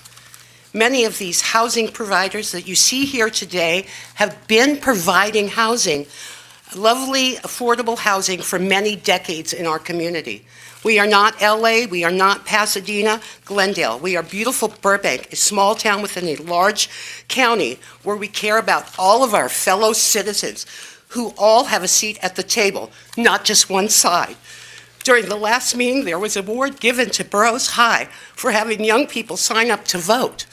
Well, one of those young people asked me, Miss Z, if our vote counts, why are you at the city council on this issue again? I did not know how to address that. What are we teaching our young people? That their votes don't count? Burbank has already had this issue. We voted no. Thank you so much. These are thank you Thank you notes for from your former comment. tenants. Thank you for your comment. Our next speaker, oh, we were doing so well. Our next speaker is Nellie Rumi, followed by Dennis Vitosa. Nellie Rumi. Good evening, council members. As city council members, you have the responsibility to protect all citizens, not just one group. We the people voted against rent control twice. Please honor our vote. Now you want to force it on us by voting amongst yourself. Only Mr. Risotti will not be allowed to vote because of some clause that prevents him from voting. We still appreciate you, Mr. Risotti. That leaves Ms. Zizette Mullins. Thank you. We appreciate your vote. The other 3 members, council members, as we understand, are Burbank residents and Burbank renters. We don't think that's fair that they're going to vote. How do you think the vote is going to become? What will the outcome be? You need to put it on the ballot. If you can't put it to rest because we voted against it twice, at least put it on the Thank ballot. you. That's Do your the right time. thing. That's your time. Thank you. Our next speaker is Dennis Fatosha, followed by Antoinette Doman. Welcome. Good evening. My name is Dennis Fatoza. At the entrance tonight, the city displays tenant flyers, but nothing for the housing providers. And now the Burbank Tenants Union is here promoting a one-sided narrative on this issue. It's clear bias that shuts out the very stakeholders that keep this city running. The tenant protections you're considering are a Marxist power grab designed disguised as compassion, but they strip away property rights and violate the Fourth and Fifth Amendments by denying housing providers due process and fair compensation. When government decides who can occupy or profit from your property, that's not democracy, that's communism. I grew up in Brazil and I watched people flee Venezuela after losing everything to these same ideas. Once the state controls property, freedom collapses. Don't Venezuela, Burbank. Defend property rights. This is why I'm running for Congress, to stand up against this kind of Marxism. Thank you. Thank you for your comment. All right, folks, let's remember to show our support or our opposition with signs and everything. Our next speaker is Antoinette Doman, followed by April Fangio. Welcome. You have 1 minute. Welcome. Well, I have spoken here. My name is Antoinette Doman. Thank you very much for listening to me. I've spoken before at the same issue. You know how I stand. I am against rent control, rent registry, all these bureaucratic regulations that are very much a burden to society. And I feel the burden is being shifted. I realize some tenants need help, okay? But the government is supposed to help the needy people. Why is everything being pushed on landlords? My husband and I have worked for over 60 years taking care of our apartments and keeping very good people. We love our tenants and we take good care of them. But we held both full-time jobs. We did all our repairs after hours, weekends. There was never time for vacation.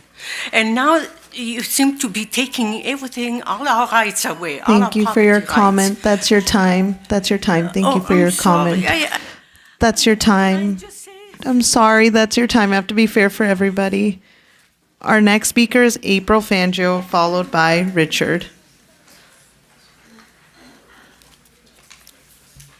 Hi, Council. I brought notes and I left them downstairs. So I do want to say something. I'm April. I live in Burbank. I'm a renter. I am a low-income renter at BHC, and I did face housing injustice. Many of you have heard my story, that I was forced out of my housing situation when I had a newborn and a toddler, and I know firsthand just how hard it is for these renters. I still face it every day. We are a motion picture family, and my husband's furloughed today, so I can be here. But rent control and rent registry creates more problems, you guys. Please. One of the things that my family can possibly dream of is maybe we'll never buy a single family home, but maybe a triplex and live in one and rent out the others. But you guys implementing anything like this takes that dream away from me. Please talk about how you can implement and help people like me without punishing the others. Thank you. Thank you for your comment. Our next speaker is Richard, followed by Anna Smoliansela. City Council members, thank you for taking me. And I have only just one question for all of you. I would like to know why you underlining our democratic rights to vote, and since we already voted twice for this issue, how you can actually decide about this issue behind the closed doors between yourselves. That's number one. Second thing is, I would like you who actually advocating for this process to actually explain this to all your people who trying to push rent control, what kind of implication that will have on the city budget and on the rent money, since they will be never ever able to afford low income rent, what we provide as a renters over the last 20 years in the city of Burbank. So please be fair and explain it to them how much the rent control will cost them when the corporations will own the buildings, what they actually building, and they are excluded from a rent control. we're renting stuff for low-income people, allowing them and based on their credit reports. Thank you for your comment. That's your Corporations time. don't. Thank you for your comment. Our next speaker is Anna Smoliazlia, followed by Dan Kay. I'm sorry, I know I butchered your last name. It's Anna Smolinska. Thank you. I have 4 units in Burbank last 25 years. I've been renting for this time, and quite often I allow people that have not a perfect score credit report to rent, especially women that were looking for housing for single women that were looking for housing for their children and having the good school district, which is in Burbank. All those things were nice when I was able to do. There was no control. I was able to help people, basically. With the rent control, which I stand against, so many rules will change. I will have to follow the same rules that will eliminate their chances to rent, at least in my case. Thank you for your comment. Our next speaker is Dan Kay, followed by CJ Jimenez. Good evening, City Council, City staff, fellow Burbank residents. I want to talk about bike lanes today. As someone who lives and works in Burbank, who commutes every day via bicycle, I want to see more protected bike lanes in Burbank. Right now, the only protection is lines painted on the road. It doesn't prevent cars from coming over, from dumpsters being stored in the bike lanes, and cars being parked all up and down the bike lanes throughout Burbank. So as we talk about things like safe streets, I would like to see protected bike lanes so that we can make commuting by bicycle in Burbank much more widespread and possible and safe. Thank you. Thank you for your comment. Our next speaker is CJ Jimenez, followed by Daniel Smith. Burbank Council, good evening, CJ Jimenez and staff. Please reconsider this rent control issue.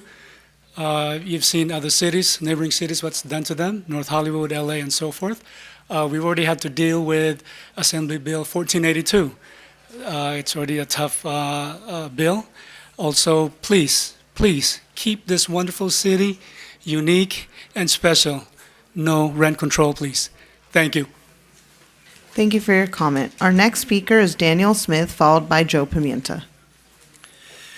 Good evening, Council. I'm a mom and pop landlord in Burbank. I don't have fat margins. I have to be able to charge fair market rents or as close as I can get when I'm already subjected to statewide rent control. My insurance renewal just jumped 40% next year. Not a joke. You want lower rents? Encourage housing providers to build. This tonight does the opposite, I promise you. Every economist tells you that rent control doesn't work, that it in fact raises rent, and yet you, in your hubris, march inexorably forward. Rent control has already been rejected by the voters. If you so flagrantly violate the will of the people will have you removed. Finally, to the insurance companies who might be listening right now who provide insurance coverage to the city of Burbank and its elected officials, they are being advised at this moment, they were reminded because they already know, that there exists a direct violation of the California Political Reform Act. Those council members who, as residential tenants, would derive direct financial benefit from tonight's vote must recuse themselves. Thank you for your comment. Please, everybody, please. Our next speaker is Joe Pimienta, followed by Scott Myers. Good evening, Mayor, Vice Mayor, council members, members of staff, and everybody present in the chamber. Originally, I was going to say something about the current incident that happened earlier this weekend with ICE agents happening in our city and why it's really important that we must be loud about why we need to say that we have to abolish ICE because these are still thugs running around the city. I was going to say a lot more things angrier about this. However, I do want to follow what someone else said earlier of like, yeah, we need to stop prioritizing cars in this city in order to make more room for other alternative modes of transportation such as buses and bicycles and for pedestrians in order to make a safer, more communal city that can actually make it easier to get around, friendlier, makes people visit more local businesses, and just makes everyone have a good time. So I will see you for the agenda item. In the meantime, as always, thank you for your service. Stop prioritizing cars, abolish ICE, and always, free Palestine. Thank you for your time. Thank you for your comment. Our next speaker is Scott Myers, followed by Nikki. Good evening, Mayor and City Council. My name is Scott Myers. You all took an oath claiming no ulterior motive. Your role is to serve Burbank, not your political future, by mollifying a group of people wanting other people's stuff, motivated by some book written by Saul Alinsky or some other book. Your role is not to be a class warrior. Suppressing rents in one area, Burbank, will ironically increase prices in adjoining areas. Do you know that? This barely veiled class warrior role that some of you are taking is rather toxic and divisive. With artificially suppressed prices, others will clamor for these great deals. Graft and collusion will emerge, which is known as key money, and I wonder if you even know that term. Landlords will fill in pools. Landlords will keep their places in disrepair. That's your time. Our next speaker is Nikki, followed by Kit Olson.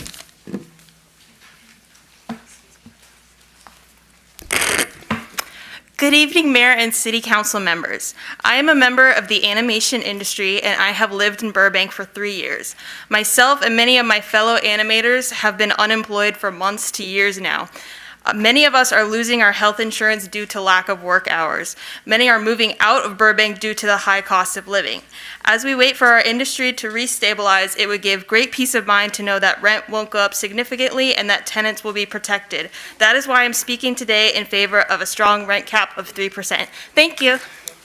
Thank you for your comment. Our next speaker is Kit Olson, followed by Jim Lane.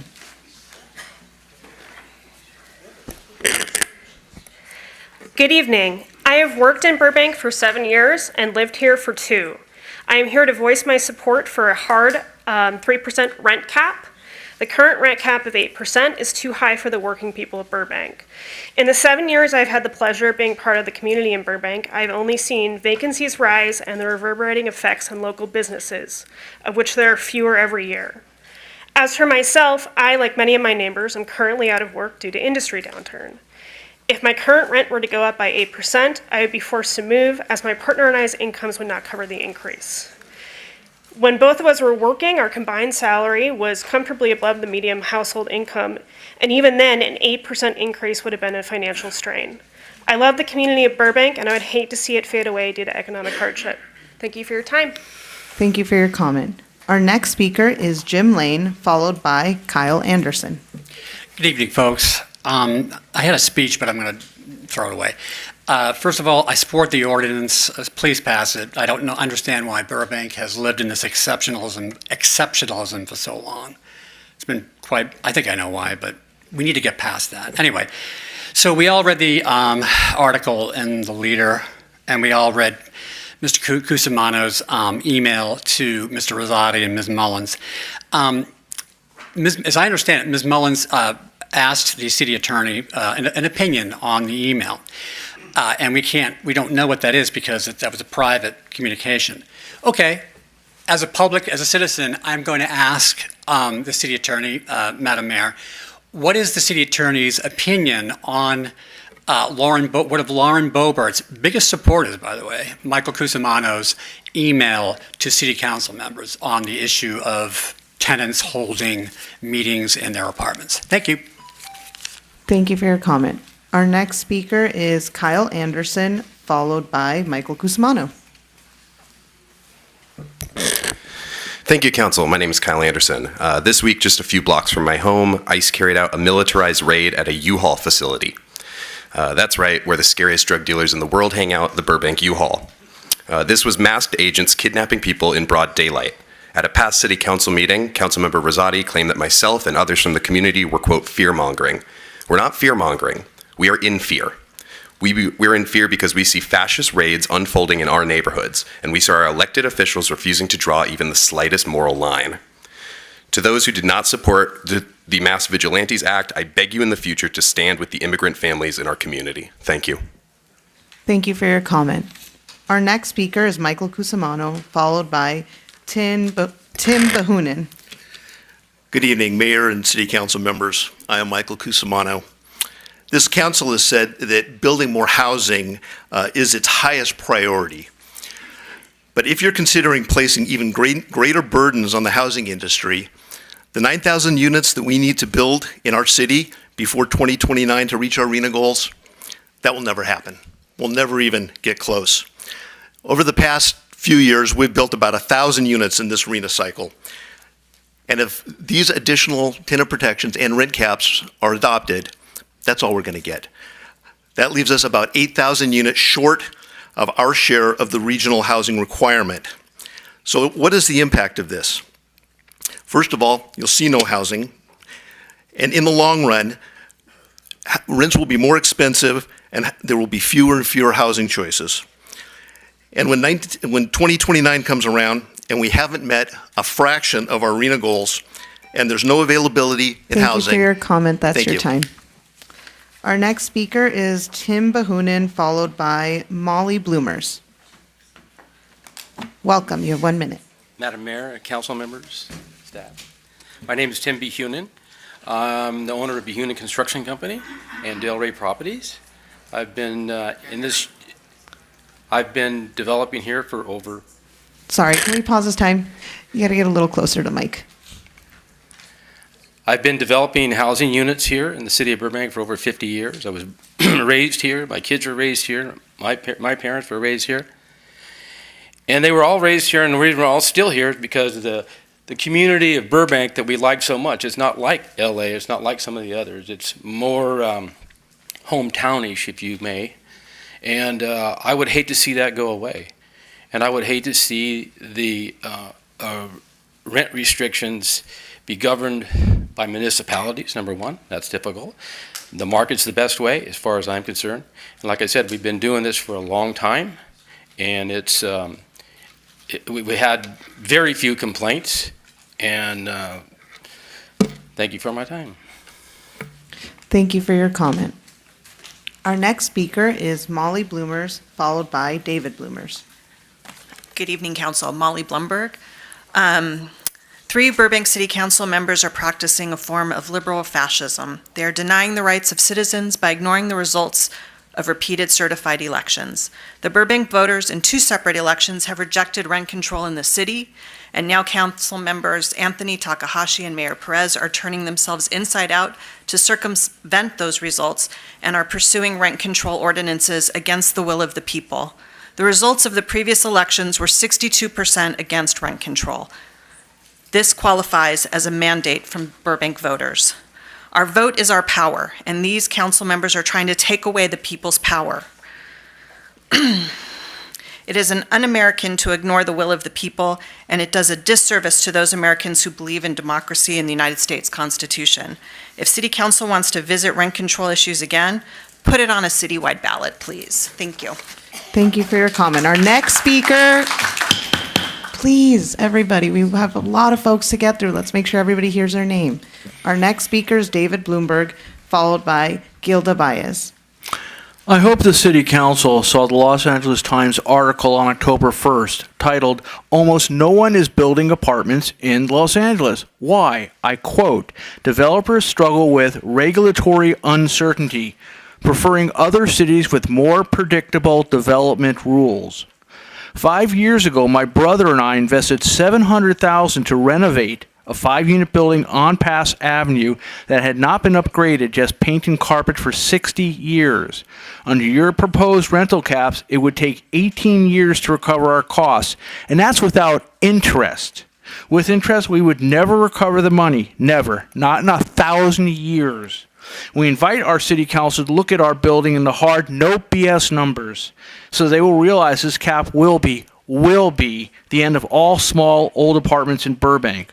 Our city voters have twice rejected more rent control. Respect that. I urge the City Council to leave rent control to the state." Thank you for your comment. Our next speaker is Gilda Baez, followed by Ashley Ramsey. Hi there. My name is Gigi Baez. As both the property manager and a renter in Burbank, I'm here to strongly oppose rent control. All of our clients are mom and pop landlords, and I've seen first housing providers forgive rent to celebrate births, to honor deaths, or to be compassionate during difficult financial times. Rent control sounds compassionate, but in practice, statistically, historically, it backfires. If we truly want affordability, we need policies that increase supply, streamline permitting, reduce fees, and incentivize construction, not blanket price cuts that discourage investments and destroy neighborhoods. It is your job to determine how to cut the red tape and not waste taxpayer dollars on something that has been voted on twice. If you're still unsure, after 2 years of exhausting meetings, put it back on the ballot and let Burbank vote. Thank you. Thank you for your comment. Our next speaker is Ashley Ramsey, followed by Craig Hampel. Good evening, City Council. I'm Ashley Ramsey, Burbank resident and tenant. I've lived in my Burbank apartment now for over 8 years, and I'm fortunate that I have a decent landlord who has only raised my rent a handful of times, which is something that not a lot of people can say. This should be the expectation, not the exception. The current 8.9% rent cap is simply unsustainable. I currently pay $1,800 a month for my 600 square foot apartment, and that would mean that my rent would be over $4,000 in just 10 years. We need stronger protections for our tenants. We need a hard rent cap of 3%. We need universal just cause with relocation assistance. We need to close the rent eviction loophole, and we need a rental registry which will provide data to allow the city to make informed housing policies. I urge you all tonight to please listen to the voices of those people who actually live here in Burbank. Tenants make up 60% of our city, and you have the choice tonight to support our Burbank residents and keep our tenants housed.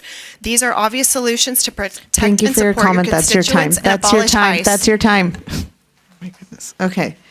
Our next speaker is Craig Hampel, followed by Susanna Sander Snarden. Good evening, Council. I'm Craig Hampel. I would first like to start by just thanking the housing providers that do a great job, and those people that are really sensitive to the needs of people and who do a great job.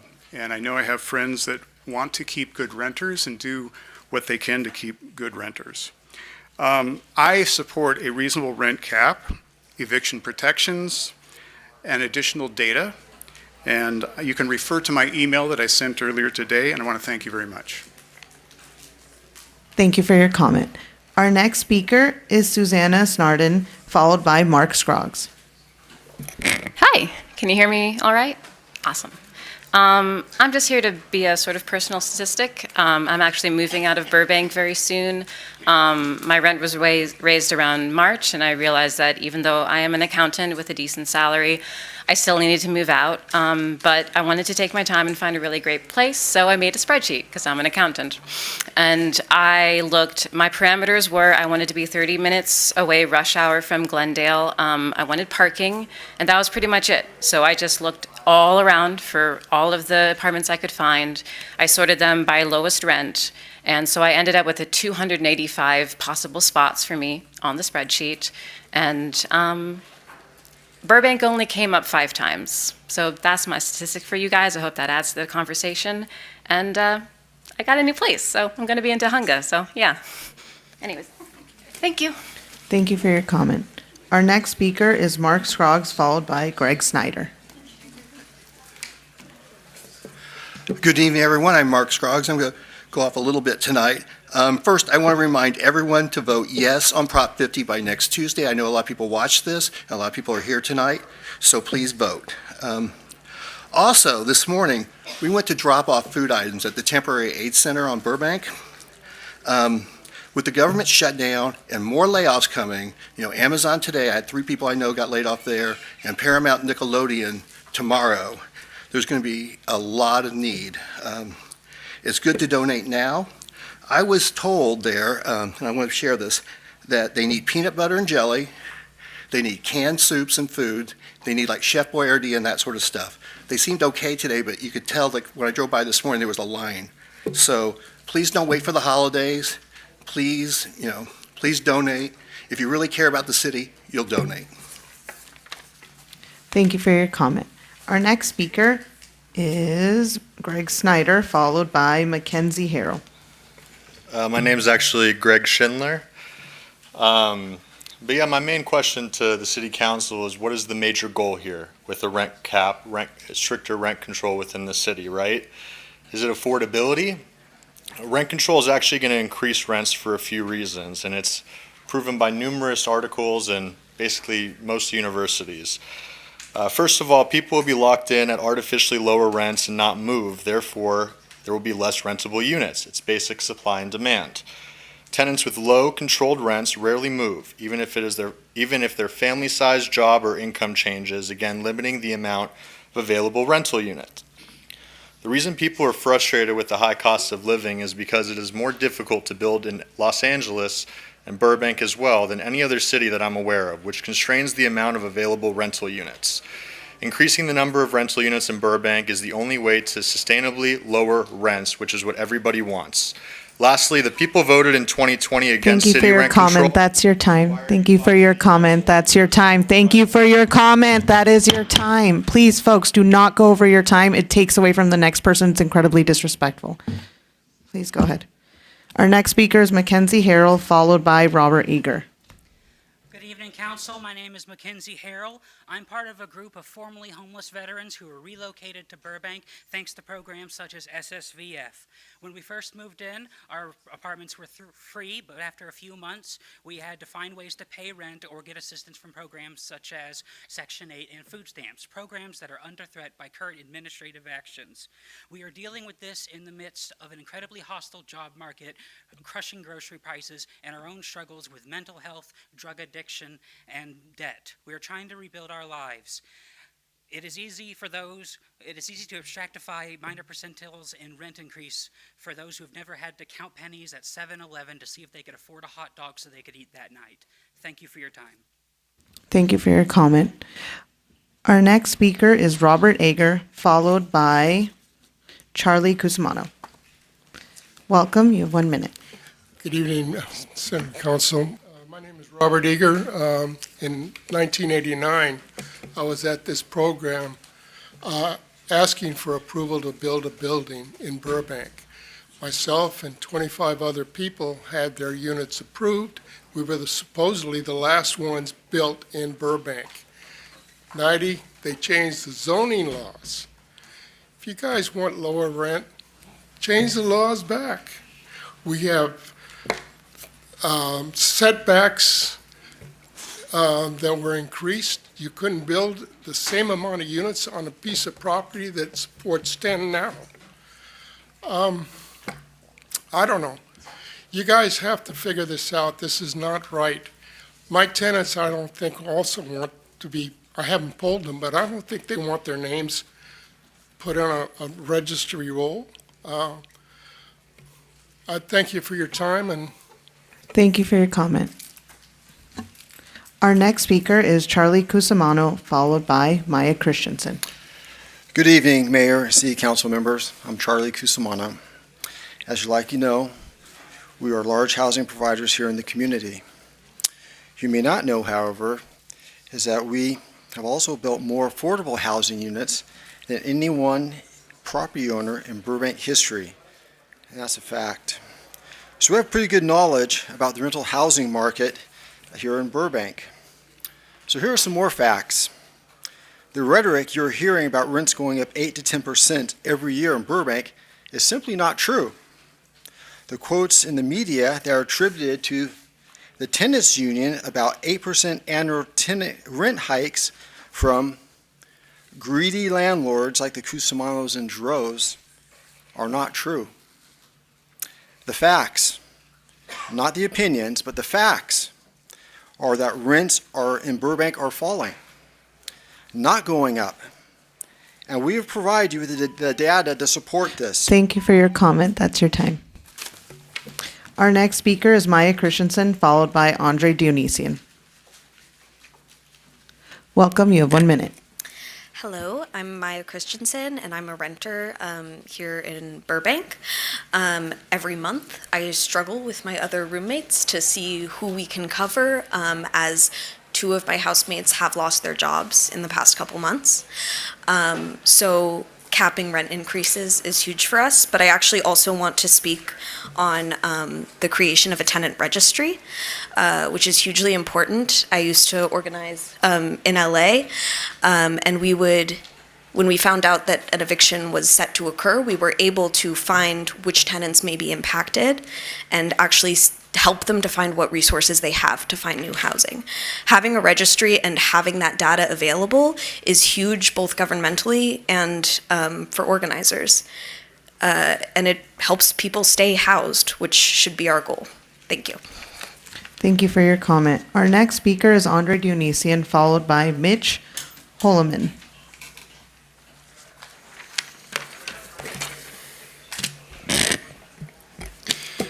Good evening, Council. My name is Andre Dionysian. I'm a member of the City's Transportation Commission, and as always, I'm speaking on behalf of myself and not on behalf of the Commission.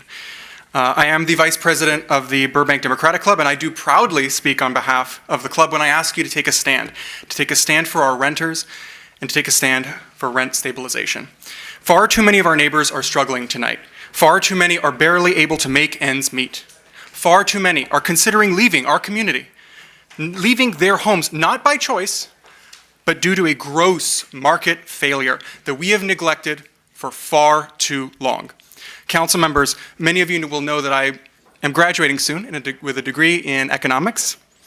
As you can probably guess, I've had my concerns on the matter of rent control. And even now, my support is not without reservation. But at present, we stand at a breaking point, and after 2.5 years of debate, delays, and in some cases, outright dismissal, a decision needs to be made. Be bold, take a stand, and stand with the tenants of... That's your time. Our next speaker is Mitch Holman, followed by R.B. Garibian. Hi, good evening. I'm a property owner, and I wanted to express my support for rent control. I've lived in this city for 10 years now. I've seen people, I live in a condominium, I've seen people in my own complex be priced out, and I've seen in my neighborhood overall entire complexes be priced out only to be replaced by Airbnb or something like that. Raising rent is detrimental to our neighborhoods overall, so I'd like to just support rent control and to end renovation evictions, extend just cause eviction protections to all rental types, not just housing protected by AB 1482. Thank you. Thank you for your comment. Our next speaker is R.B. Garibian, followed by Jose Rivera. Hello, everyone. I'm a Burbank resident. I've been living in Burbank for more than 15 years. I'm against rent cap and rent registry. If rent data is needed for evaluation, then use Section 8 data. We have all these Section 8 tenants, over 1,000 of them. When there is one Section 8 in one building, the housing provider has to report all the tenants' rent to the Section 8 housing. If the privacy is matter, then you remove the addresses, remove their name. Why rent registry is needed? You have the Section 8 housing just right here. Use the data. I'm requesting that the issue of rent control and rent registry be placed on a ballot for Burbank residents to vote on. These topics are high in importance and are currently widely discussed among community members. Allowing voters directly participate in this decision would ensure that the outcome reflects the community's preferences on such a significant issue. Please put it on the ballot. Thank you. Thank you for your comment. Our next speaker is Jose Rivera, followed by Jonathan Wilder. Hello, my name is Jose. I'm one of the ambassadors for downtown Burbank. I'm just a regular guy that lives around here. I live right across the bridge, and I'm for rent control. I've seen people in my apartment complex just they can't pay what they're paying. They're moving to Riverside, they're moving to Lancaster, places that they feel is affordable. I talk with the public most of the time, and there's jokes of how high the rent is around here, around everywhere, but this area has gotten pretty bad. I even drive around and I'm seeing more vacant places, more for rent places time and time again. But the more I keep seeing, more complexes being made that are barely being filled out. So I would just like to see regular people just managing to pay their bills and not worry about do they need to pay for rent or do they need to buy food. That's it. Thank you. Thank you for your comment. Our next speaker is Jonathan Wilder, followed by Jennifer Skurnick. Welcome. Good evening, City Council. My name is Jonathan Wilder. I'm a Burbank resident of about 4 years now. And I'm here to speak in favor of the tenant protections, especially a hard rent cap, as well as the rental registry. And I think what really brought me out here is that I believe, more than anything, that housing is a human right. But I also think that it's very easy to say that as this is my principle. But it's harder to act on that. It's harder to preserve this basic necessity. But we're at a point now where, as other speakers have said, people are struggling right now, and it's continuing. And I've seen, in the past just year, I've seen more people that I know in my community, friends, who are being laid off of work. The media industry is struggling. And now we need to come together as a community, protect those who are most vulnerable, and those are the people who are renters. I'm a renter. I want to support other renters. Thank you. Thank you for your comment. Our next speaker is Jennifer Skurnick, followed by Renu Dometti. Good evening. My name is Jennifer Skurnick, and I live here in Burbank. This Saturday morning, there was a violent ICE raid at the Burbank U-Haul at the corner of Alameda and Victory. As a rapid response volunteer, I received an alert about men being loaded into ICE vehicles there. When I got there, I was able to speak with several workers who witnessed the kidnapping and also with some U-Haul employees. I learned that 4 ICE vehicles descended on the U-Haul lot. 8 masked agents in tactical gear chased down 4 of the laborers. I saw a video where 2 agents violently tackled a man and threw themselves on top of him with their bodies. The names of 3 of the 4 kidnapped men are Simon, Saul, and Oscar. One of them lives here in Burbank. Another one is 79 years old. These raids are inhumane, illegal, and cruel. When any person rents a U-Haul, they're doing something important and personal, moving their child to a new city to start a job, moving their belongings to storage after being evicted, emptying a beloved relative's home when they pass away. Thank you for your comment. That's your time. That's your time. Thank you for your comment. Our next speaker is Renu Dometti, followed by Daniel Begomian. Hi, my name is Renu. I'm a student at Burbank High, and I have mobilized the students here today for this cause of sustainable rent stabilization because it matters deeply to us. I am not a renter, and neither are any of the high schoolers here, but we have faced the impact of a housing crisis, of Burbank's unsustainable rent increases through our families, and today we are here to secure a goal of a future that is affordable. With the failure of this goal being that most of us won't be able to afford a home in a future Burbank. This failure meaning that what makes Burbank so amazing, its people, will be lost, taken by another city. So while all landlords may not increase rent egregiously in all situations, those ready to take advantage of us will, and they are. There is a need for a sustainable cap on rent increases. A lower maximum percentage will prove better for our entire community.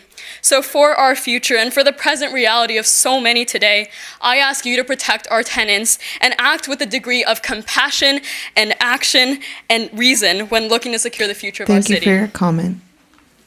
Our next speaker is Daniel Begomian, followed by Noemi Bayarjavian. My name is Daniel Bogumian. I'm a BHS student and a proud Burbank resident. As students, we're told to go to school to improve ourselves. But how can we learn if our families are worrying about putting food on the table or ensuring we have enough money for clothes or school supplies? We have the power to help alleviate the cost of living in Burbank by addressing what takes up a third of income for 59% of Burbank residents: rent. If you expect students to do well in school, you need to make sure we're not worrying about getting jobs to help our parents pay the rent, or taking care of siblings so our parents can go to night jobs, or staying away from AP exams and SATs just so we can survive and pay the rent. A student's only power is their voice, but we will continue to use our voices to push for 4%, a resounding compromise that keeps families housed and students focused on school. Thank you. Thank you for your comment. Our next speaker is Noemi Bayarjarian. I'm sorry, I totally butchered that. And followed by Amy Tsai. Hello, my name is Naomi, and I'm a senior at John Burroughs High School here in Burbank.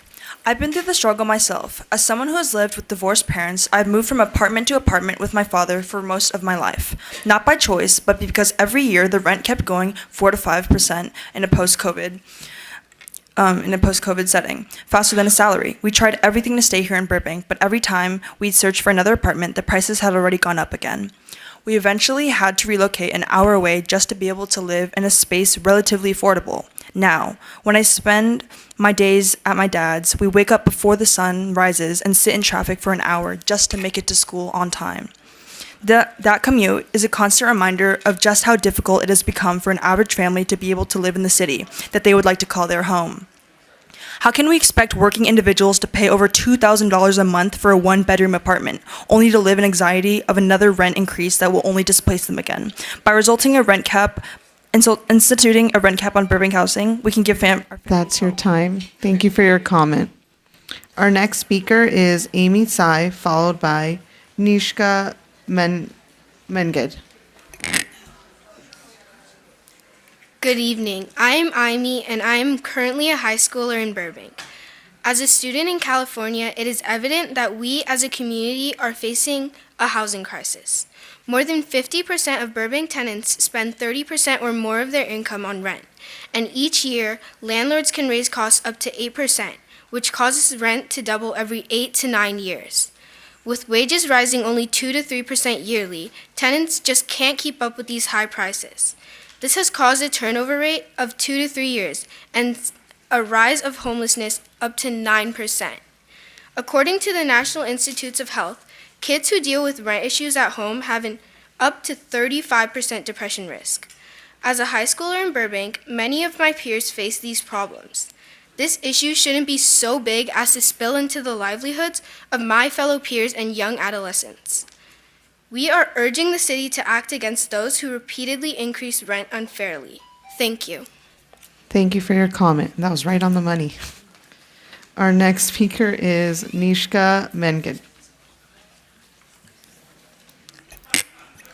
Good evening. My name is Nishka, and I am a student at Burbank High School. California and Burbank are in a housing crisis. In any other emergency, like a fire or a storm, it is illegal to raise prices more than 10% when buying resources. That is also known as price gouging. So why do we allow it in housing? Some landlords raise rents 8 to 10% every year just because they can. Others raise it even higher when they're not covered by state limits. That's not fair, and it's driving people out of Burbank. Burbank voters made it clear they want leaders who can protect renters. 2 renters were elected with the highest number of votes. That's because renters are 59% of the city. Thank you. Thank you for your comment. Our next speaker is Terry Friedman, followed by Dan Braswell.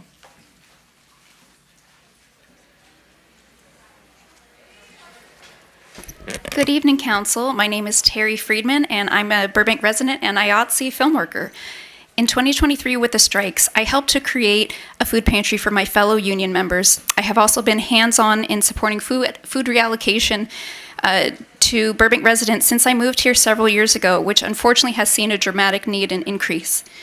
I have grave concerns over the combination of the impact of the tariffs leading to higher grocery and restaurant prices and the impending cutoff of federal aid for food benefits for residents who depend upon the support so that they or their children can eat or don't have to choose between eating and paying rent. Basics like generic peanut butter have gone up $1 since January. Ground coffee has gone up $2, and oil has risen over $1. I want to hear from the council what we are doing to help our community members stay fed. How is the city supporting current food reallocation efforts and the needs of our pantry? Thank you. Thank you for your comment. Our next speaker is Dan Braswell, followed by MJ. I'm a Burbank renter for 13 years. Our first place never increased rent, but sold after 9 years. Our new landlord rent-evicted our whole building while our baby was 8 months old. We received some assistance from Burbank that we found out about randomly without the help of our landlord. Thankfully, we found another Burbank apartment, but the rent was 2.4% more. Our new apartment has already been sold twice in the last 2 years, with the rent increase each time. If it keeps going, we'll likely be priced out of living here. I support a hard 3% rent cap and end rent evictions. Thank you for your comment. Our next speaker is MJ, followed by Jan Unto. Good evening, Council. I'm here to support a 3% rent cap. Our current 8% limit is unsustainable. Research shows every $100 rent increase raises homelessness by 9%. With average rents at $2,600 monthly, an 8% increase means residents lose $2,500 annually for nothing new in return. This isn't just individual hardship. We're prioritizing landlord profits over community stability. We're displacing long-term residents who built this city and transferring wealth out of our local economy to property owners who often live elsewhere. No one else is getting an 8% annual raise for simply maintaining what they already own. A 3% cap protects residents from displacement while still covering legitimate property costs. It allows families to build stable lives and invest in Burbank's future. Housing stability isn't a luxury, it's the foundation of a functioning community. Thank you. Thank you for your comment. Our next speaker is Jan Utno, followed by Nicolina Clark. Hello, Burbank. My name is Jan, and I am one of nearly 60,000 tenants in Burbank. I've lived 7 blocks away from this room for a decade. When I wake up, I brush carpenter ants off my counter, the same ants biting my neighbor's crawling infant. Since 2022, when it rains, brown water seeps through my walls and drips through my ceiling. When I call my landlord, they tell me they'll get to it. For 3 years, each year attempting to raise my rent by 10%. Others in my building who do not know their rights have been served eviction notices for rents conveniently gone missing. Some have had their rents raised illegally and are too afraid to speak up. This is what it means like to be a tenant in Burbank. My neighbors and I spent months organizing, knocking on doors. We found teachers dealing with black mold, artists choosing between groceries and rent hikes, families one notice away from losing everything. Our block generates a supposed nearly $1.8 million annually, for which we have no on-site manager for at least 2 years. When we ask for basic repairs, we get gaslighting, verbal assault, and shame as a first response instead of maintenance. But here's what they don't understand. We are Burbank. We create the culture. We support local businesses, show up for each other. Now I'm asking you guys to show up for us. Thank you. Thank you for your comment. Our next speaker is Nicolina Clark, followed by Ramey. Good evening, councils. I've been a property owner in Burbank since 1980. I purchased my property at 18%, and worked a second job to keep the mortgages for almost 10 years. We break our backs to maintain the property and to maintain them in good shape. I had window units. I replaced them with central air in my triplex. This was forced me to go back to window units because now an air conditioner to replace it costs $10,000. Insurance went up 400%. Where you were paying $2,500 is now $10,000. Who's controlling that? For many years, I don't even raise the rent to my tenants. If somebody's unemployed, I definitely wouldn't increase the rent. There's that relationship. I've had tenants that lived in my property for 15 years. I've seen their kids be born and grow up because Burbank schools are nice schools. Thank you for your comment. That's your time. Our next speaker is Ramey, followed by Justin Swanson. Hi, Council. Public. My name is Romy. I've been resident of the City of Glendale for 30 years, a resident of Burbank for 1 year. I've been a renter for my entire life, and yeah, I'm just sick of paying high rents. Since I moved last year, I moved to Burbank. They increased my rent by $75, and this is senior living, and this is affordable one, like low-income senior housing. And the rent increased the rent for $75. And yeah, I just want another statistic from Glendale city. There's a senior living there. In Glendale, they had the rent for $140, and this is affordable unit. Thank you for your comment. That's your time. That's your time. Thank you for your comment. That's your time, ma'am. That's your time. That is your time. Our next speaker is Justin Swanson, followed by Scout Prosky. Good evening. My name is Justin Swanson. I'm with one of the largest multifamily brokerage teams here in the nation, and for over 23 years we represented landlords and sold apartments across LA, Burbank, and Glendale. Through 450 apartment transactions, about 85% of which were rent controlled, we've seen firsthand how policies like rent control negatively impact tenants and landlords. In LA City, where most buildings before 1978 are rent controlled, it's become extremely difficult for owners to keep up with elevated interest rates, insurance, utilities, and maintenance costs, while only being allowed small rent increases when income can't keep pace with inflating expenses. Properties suffer, not because owners don't care, but because they're financially constrained from improving their property, and in turn, tenants can suffer as well. Studies have actually shown aggressive rent control measures lead to higher rents. The cities with the most strictest rent control laws are LA, New York, and San Francisco, which also have the highest rents in the country. Limiting owners' rights doesn't create affordability. It reduces owners' abilities to rent at fair prices, invest in quality housing, and build, importantly, more units. Thank you for your comment. That's your time. Our next speaker is Scott Prosky, followed by Tucker Monsdale. Hi, Council. Hello, everybody in the chamber. This is my first city council meeting. I'm very proud to live in Burbank. This has been my first and only home in California. We are a very unique, diverse, and caring community. I truly am myself here, and I love the home I built with my partner.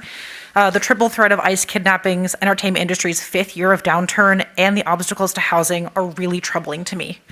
If the rent is raised another 8% this year, my partner and I will probably be pushed out. And yes, both of us have real full-time office jobs. I commute an hour every day because I don't want to live anywhere else. But those who staff the lowest paid businesses, who don't have time to get here early, get their comment in, and attend these meetings, also deserve fair and equitable housing. Burbank needs a transparent registry of rent prices and landlord history. We shouldn't have to rely on word of mouth to weed out who is safe, responsible, and accountable for keeping our housing up to date. Thank you so much for your time. Thank you for your comment. Our next speaker is Tucker Monsdale, followed by Christina Boger. Welcome. You have 1 minute. My name is Tucker Monsdale. I'm a landlord here in Burbank and advocate for my tenants. Burbank Fair Housing Pact definitely doesn't represent my views, and certainly the anti-Venezuela stance feels like a less than sneaky way to demonize brown people like myself. As I can understand, it may not be common to hear a landlord speak in favor of rental protections and these tenant rights. I believe a filled and happy home is the goal of a landlord. A rent cap at 3% is equitable, and anything above that kind of feels like it comes from a place of greed. I've done the numbers, I live it. Tenants are people first, and homes aren't meant to be commodities, they're homes. Strengthening these guidelines helps ensure a home stays filled and keeps both sides of a housing agreement in check. Evictions hurt people for the long term and make finding a secure home even harder. Stuff needs the proper checks and balances, especially as rental properties become more and more corporation-owned. I love Burbank and the property I inherited. I'm happy to rent it out fairly, and I think other landlords should be held to a standard. So there's a long... I'm sorry, can we pause this time?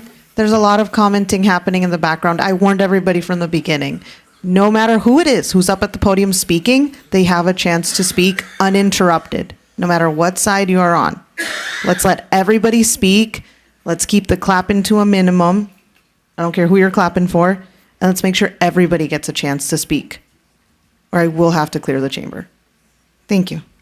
Go ahead and keep going. I'm happy to rent it out fairly, and I think other landlords should be held to a standard so that there's a longevity tenancy and a better chance of building a happy community and neighborhood. Thank you. Thank you. Thank you That's for your time, and go Dodgers. Thank you.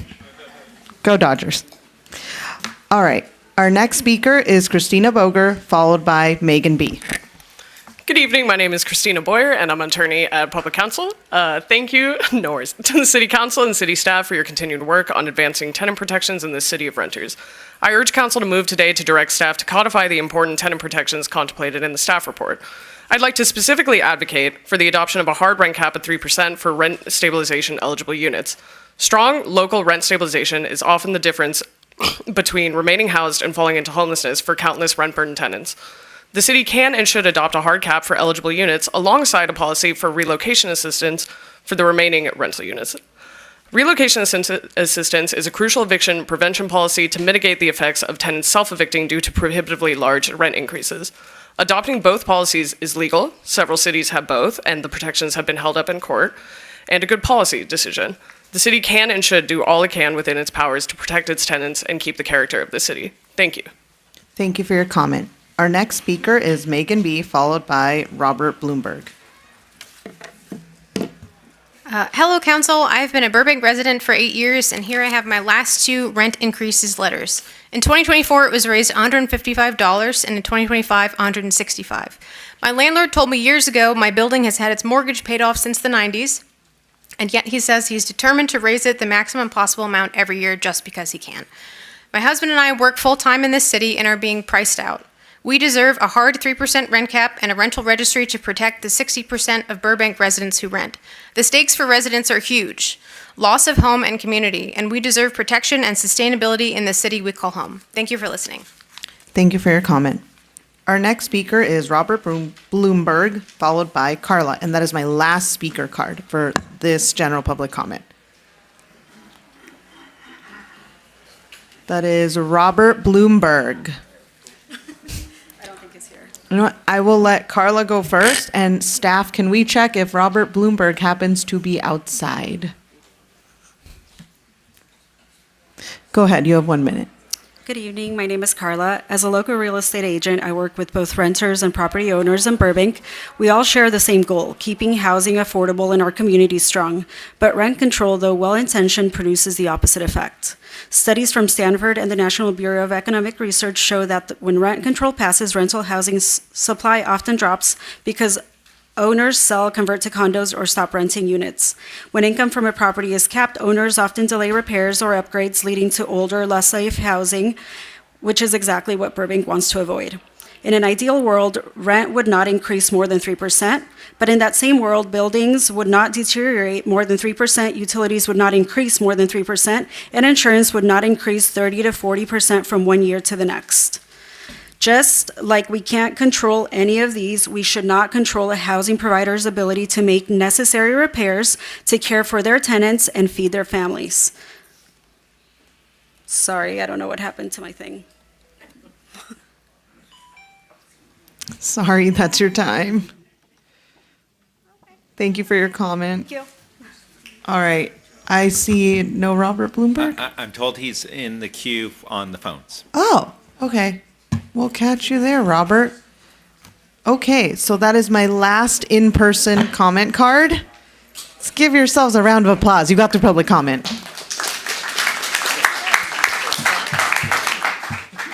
Thank you for keeping things civil. We will now go to the phones. Madam City Clerk, how many callers do we have on the phones right now?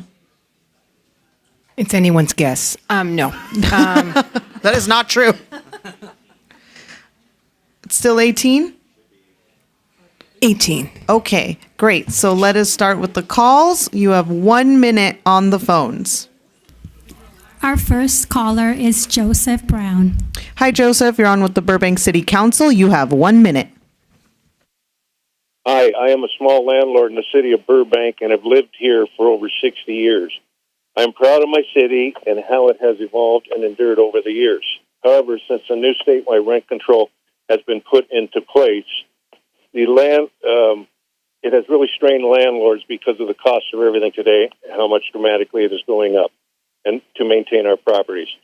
And to add to the new eviction, security deposit restrictions, and frivolous lawsuits, many other issues that landlords have to face on a daily basis have made it unbearable today to own and operate our properties.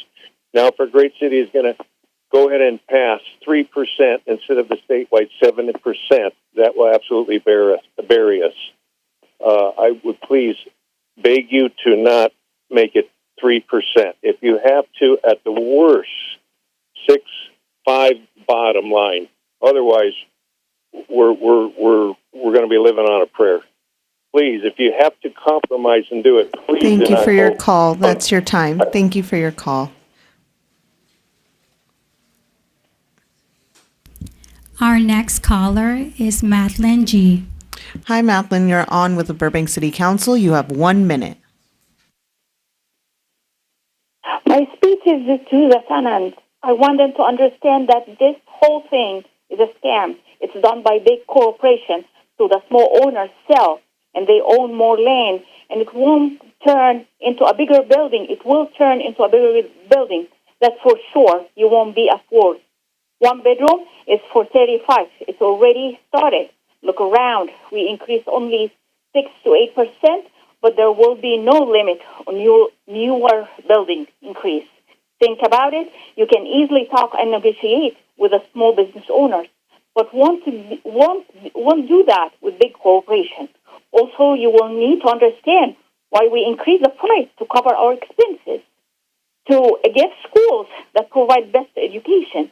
Do the research on cities that has rent control, safety and education, and more.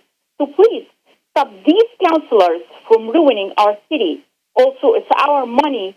We should be in control of it. Thank you for your call. That's your time. Thank you for your call. Our next caller is Amal Salib. Hi, I'm building owners.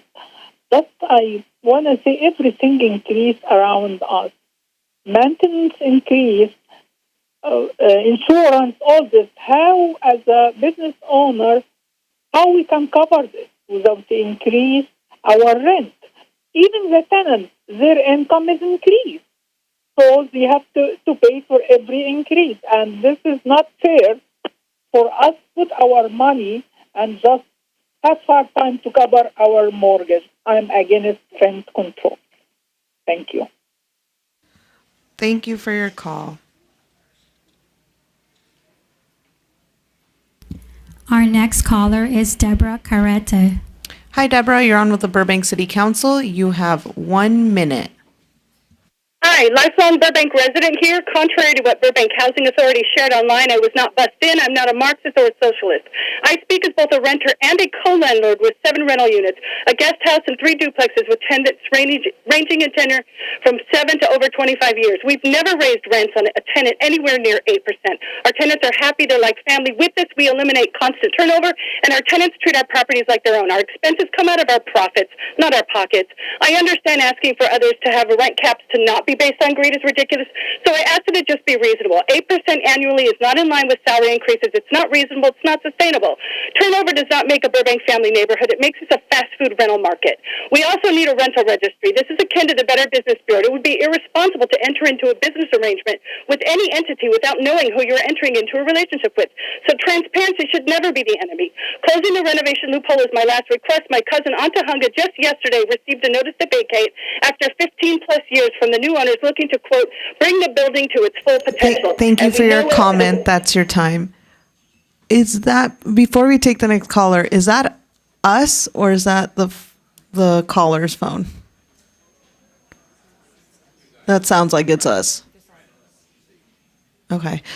And I'll just take a second while we look at that to make a reminder to folks on the phone line. If you are watching, please make sure to make your comment off of speaker. It helps us hear you better. And make sure you turn off the video or any other sounds in your space so we can hear you loud and clear. Thank you. Let's take the next caller. The next caller is Michelle Otis.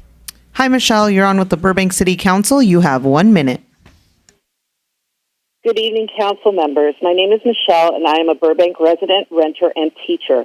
I love living and working in Burbank. My and my family's lives are richer for it. Tonight, I want to speak to your consideration of tenant protections as an educator. I have seen firsthand the consequences of runaway housing costs on both educators and students.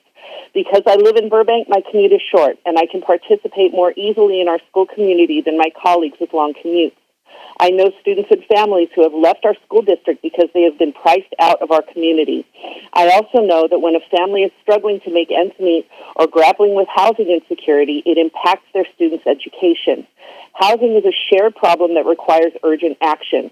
Whether you're a renter, homeowner, or landlord, everyone who lives and works in Burbank deserves a safe, healthy, and stable housing. You can help make this a reality by improving tenant protections tonight.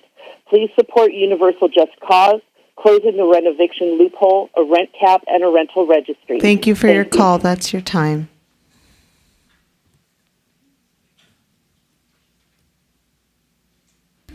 The next caller is Mary Schmidt. Hi, Mary. You're on with the Burbank City Council. You have 1 minute. I've been a renter, small business owner, and taxpayer in Burbank since 2012. In that time, median rent in our city has increased by 54%, while wages have not kept pace. In Burbank, renters with high-paying jobs still pay more than 50% of their income in rent. In the past month alone, rents in Burbank rose by an average of $155. This is unsustainable. Rising rents were driven in recent years by crises like COVID-19 and wildfires that leave community members struggling and in need of housing. During this time, many document cases of predatory landlords engaging in illegal evictions and price gouging have been noted, targeting vulnerable tenants. I experienced this firsthand during the COVID-19 shutdown. I applied for rental assistance, which I was granted, yet my landlord refused to accept it, retaliated, and harassed me for over 2 years, trying to illegally force me from my unit despite the fact that I never missed a single payment. It was only through intervention from the Los Angeles Housing Rights Center that I avoided homelessness. Many of my neighbors have faced similar situations. While Burbank's Tenant Protection Urgency Ordinance and the statewide 8% rent cap have provided some relief, they are not Thank you for your enough. call. Rent That's your increases time. remain. Thank you for your call. The next caller would like to remain anonymous. Hi, you're on with the Burbank City Council. You have 1 minute. Hi, I'm calling to say I'm opposed to rent control, but because you're exclusively going after landlords, and I think you should exclusively go after the bad ones. And also, why aren't you going after companies that never give their employees raises or they're laying people off? I'm concerned about companies going towards AI, and then you're going to take it out more on the landlord. I don't think that's fair, and my own employer has been very cheap dealing with me. They don't give me a raise. And there are tenants that make more money than I do. So why are we going to subsidize wealthy tenants? And I have a concern with rent control. I think it creates a scarcity mindset within the landlord where it makes them want to raise rent at any chance they can get. Currently, I have tenants where I've never raised the rent, and actually rents have been going down recently. I feel very concerned also because with AB 1482, I've noticed if you have a bad tenant, it's almost impossible to get them out, even if they're a nuisance to a tenant. Thank you for your call. That's your time. Thank you for your call. The next caller is Kristen Gish. Hi, Kristen. You're on with the Burbank City Council. You have 1 minute. Hi, my name is Kristen Gish. I'm a new mom, and I'm a homeowner in the city of Burbank. I want to ask, how are young people supposed to raise families if they're rent burdened? How are young people supposed to save for retirement if they're rent burdened? What is the future of this city going to look like if young people keep getting priced out? I work in the entertainment industry. Burbank is the media capital of the world, and we are struggling. My family and I moved to Burbank because of its reputation for being a great place to raise a family. I'm worried that a lack of regulations means landlords, many of whom don't even live in Burbank, profit at the expense of the community. That is why I'm in favor of a 3% rent cap, universal just cause, and a rental registry. There is a housing crisis in this city, and young families are the ones who are paying the price. Thank you. Thank you for your comment.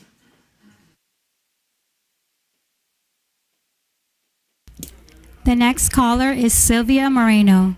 Hi, Sylvia. You're on with the Burbank City Council. You have 1 minute. Good evening, Madam Mayor, Vice Mayor, members of the City Council. This is Sylvia Moreno, Executive Director of the Burbank Housing Corporation. I'm here tonight regarding the direction Council will be providing to City staff on possible approaches for a local rent cap. As a nonprofit affordable housing developer serving only the City of Burbank, I ask that Council not apply rent caps to affordable housing. Burbank Housing Corporation is already governed by long-term covenants and regulatory agreements. Our rent and income guidelines are set by the state of California, ensuring our housing remains affordable to low-income families in our community. Adding another rent restriction would make it extremely difficult to cover our rising costs, such as our general maintenance and property insurance, which has skyrocketed this past year, and still have ample funds to cover and provide a free on-site after-school program for our families. We are already facing financial challenges, and posing a rent cap would negatively impact not only the organization, but also Thank you for your call. That's your time. Thank you for your call. The next caller is Chris Bayer. Hi, Chris. You're on with the Burbank City Council. You have 1 minute. Thank you. Well, thank you, Sylvia. I was just going to bring up all of those things. So thank you so much for bringing that up with respect to BHC. While rent control may help a lucky few renters, it imposes a large toll on the city and its landlords and other prospective renters. It causes a reduction in the assessed value of the city's apartment stock, reducing property tax revenue to the city. It results in property owners not having enough money to properly maintain their properties. It results in landlords increasing their rents by the maximum every year in order to avoid missing out on opportunities to raise rents in the future. Many will just raise their rent to maximum allowable while they might have otherwise kept the rents the same or raised them less than they would have without rent control in place. It places a reporting burden in terms of cost and time that makes owning a property less attractive due to the reporting time and cost. For example, my family just paid $714 to report rents on a triplex in Pasadena. Another reason to keep raising the rents to the maximum. Thank you for your call. That's your time.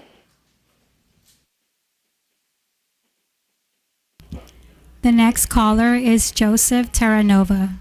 Hi, Joseph. You're on with City Council. You have 1 minute. Hello, Madam Mayor and Council. I'm a realtor selling and managing small rental properties in the city for over 50 years.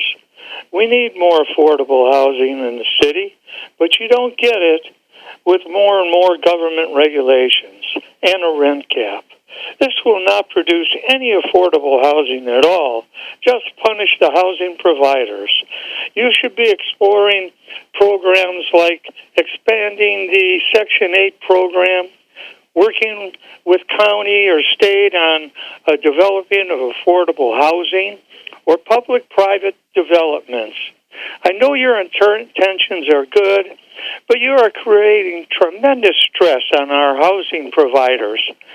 My clients really have sleepless nights now with wondering if we're going to have rent caps and registration and more regulations. Thank you for your call. That's your time. Thank you for your call. The next caller is Tony Terranova. Hi, Tony. You're on with City Council. You have 1 minute. Good evening, Mayor Perez and council members. I am Tony Terranova. I've been a property manager here in Burbank for over 20 years. I'm against any further rent control. The buildings I manage are less than 6 units. One building's insurance policy for the 2024 fiscal year was $6,452. For 2025, it's $9,472. 2 kitchen renovations where code compliance and safety were needed. One was completed at $83,685. The other, $88,944. 2 other buildings need soft store retrofits. Those were quoted at $60,000 each. Housing providers need fair rent within the guidelines of AB 1482. There is no need for registration and rent caps. Please let the citizens of Burbank vote on this rather than the council. Thank you for your call.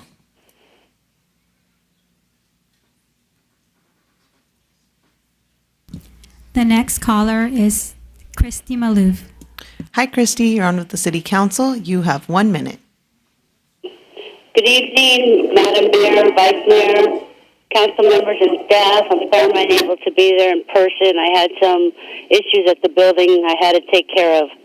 I pride myself with affordable rents and long-term tenants. As you know, I live at my building with my tenants. They're like my family. After 2 years, you know how I feel about the rent control. I am definitely against a rent database or registry. We do pay our business tax license that says how many units we own. I urge you to look at that registry. I feel we should put this on the ballot. I thank you for your time and everything you do. Have a good evening. Thank you for your call.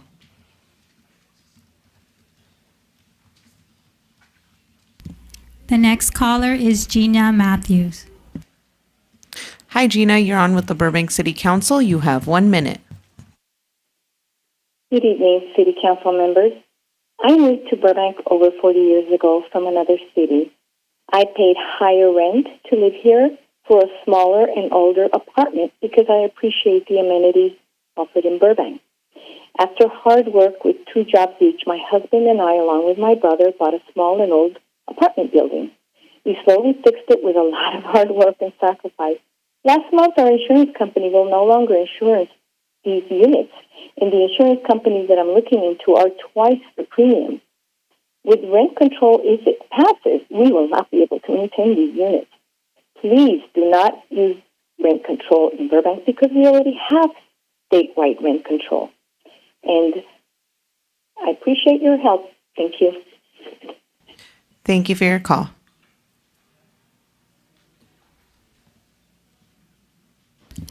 The next caller is Lisa Voltaggio. Hi, Lisa. You're on with the Burbank City Council. You have 1 minute. Hi, good evening, Madam Mayor. I'm a Burbank resident for the past 20 years, and believe me, there's a lot more of us than there are landlords. And I recognize there's a lot of well-organized talking points from landlords here, so I'm just going to talk from the heart. Most of us cannot possibly afford another 10% increase, as is possible under California law. While I understand landlords need to make enough money to maintain their properties, they can't do this by exploiting us, the renters. Most landlords never raise more than 2 to 3% per year, so we appreciate that, but it's not about the good ones. It's about the bad actors here. I'm from New York originally, which has rent control. And what's on the agenda tonight isn't rent control. It's just simply anti-price gouging. We need these protections for tenants. Please don't listen to all this noise. Vote to keep tens of thousands of renters. Thank you for your call. That's your time.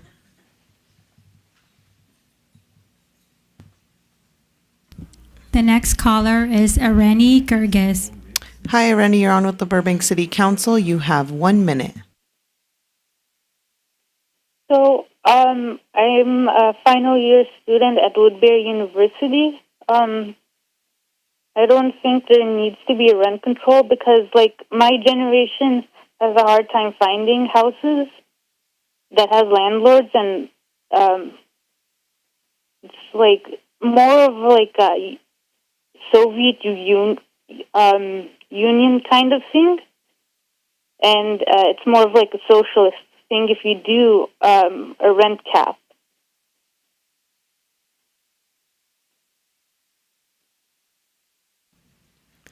Thank you for your call.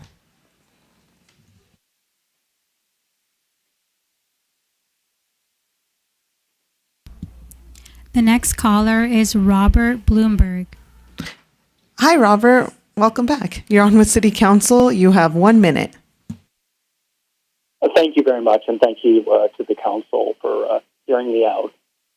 The problem I have with rent control is it is unlike any other business where nobody else controls what a business can charge. I personally chose to invest in buildings, 2 very small buildings in Burbank, because I like the area and I like the lack of, overbearing regulation. If you put in overbearing regulation, there's no way people will invest in your community. The buildings that I bought were both dilapidated. They hadn't been renovated in 40, 50, 60 years. I've seen other buildings in your community that have not been renovated, and you're not going to be able to find buyers. Nobody's going to want to buy into your community when they can't control the ability to at least make a reasonable return on their investment. Thank you for your time. Thank you for your comment.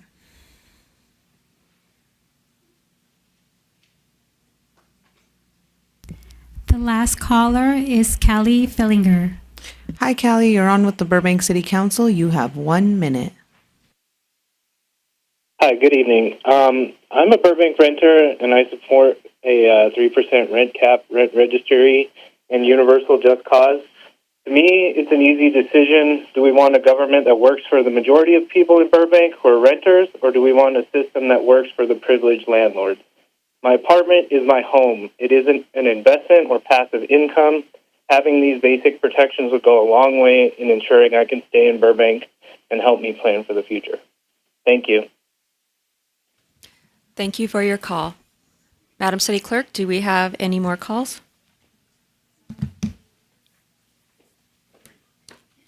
I'm being told that's our last caller. All right, there being no more callers, I am now declaring the general public comment period closed. All right. Yeah, that deserves a clap. Now is the time for a brief response from City Council, the City Manager, and/or the City Attorney. Mr. City Manager. Thank you, Madam Mayor. There was a lot of rent control, and we'll get to that later. So there was one regarding bikes and our bike lanes. So I did want to let everybody know that we do have an adopted bikeway master plan that Council adopted, as well as a recently adopted Safer Streets plan for different modes of transit and walkability. So that those plans are adopted. Those are in the works. They're part of our capital improvement plan for over the next few years. I will give a sampling that we are going to bring back the Chandler extension. That bikeway is coming in the coming months. So there are things that are in the work that Council has already adopted as part of the different plans and policies over the last several years. Thank you. Mr. City Attorney? Yes, Madam Mayor, with regard to the commenter who raised an issue with the mayor and Councilmember Anthony's potential conflict of interest, I want to just read the summary conclusion of the FPPC's advice letter issued on June 20th, 2025.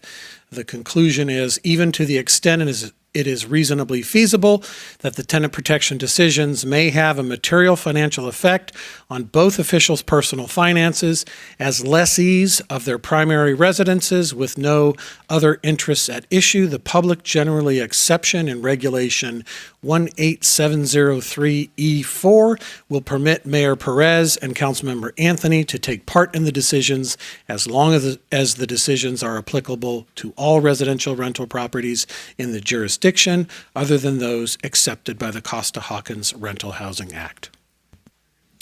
Thank you, Mr. City Attorney. And for folks who don't know what the FPPC is or why you're reading that letter, do you mind sharing a little bit of background there?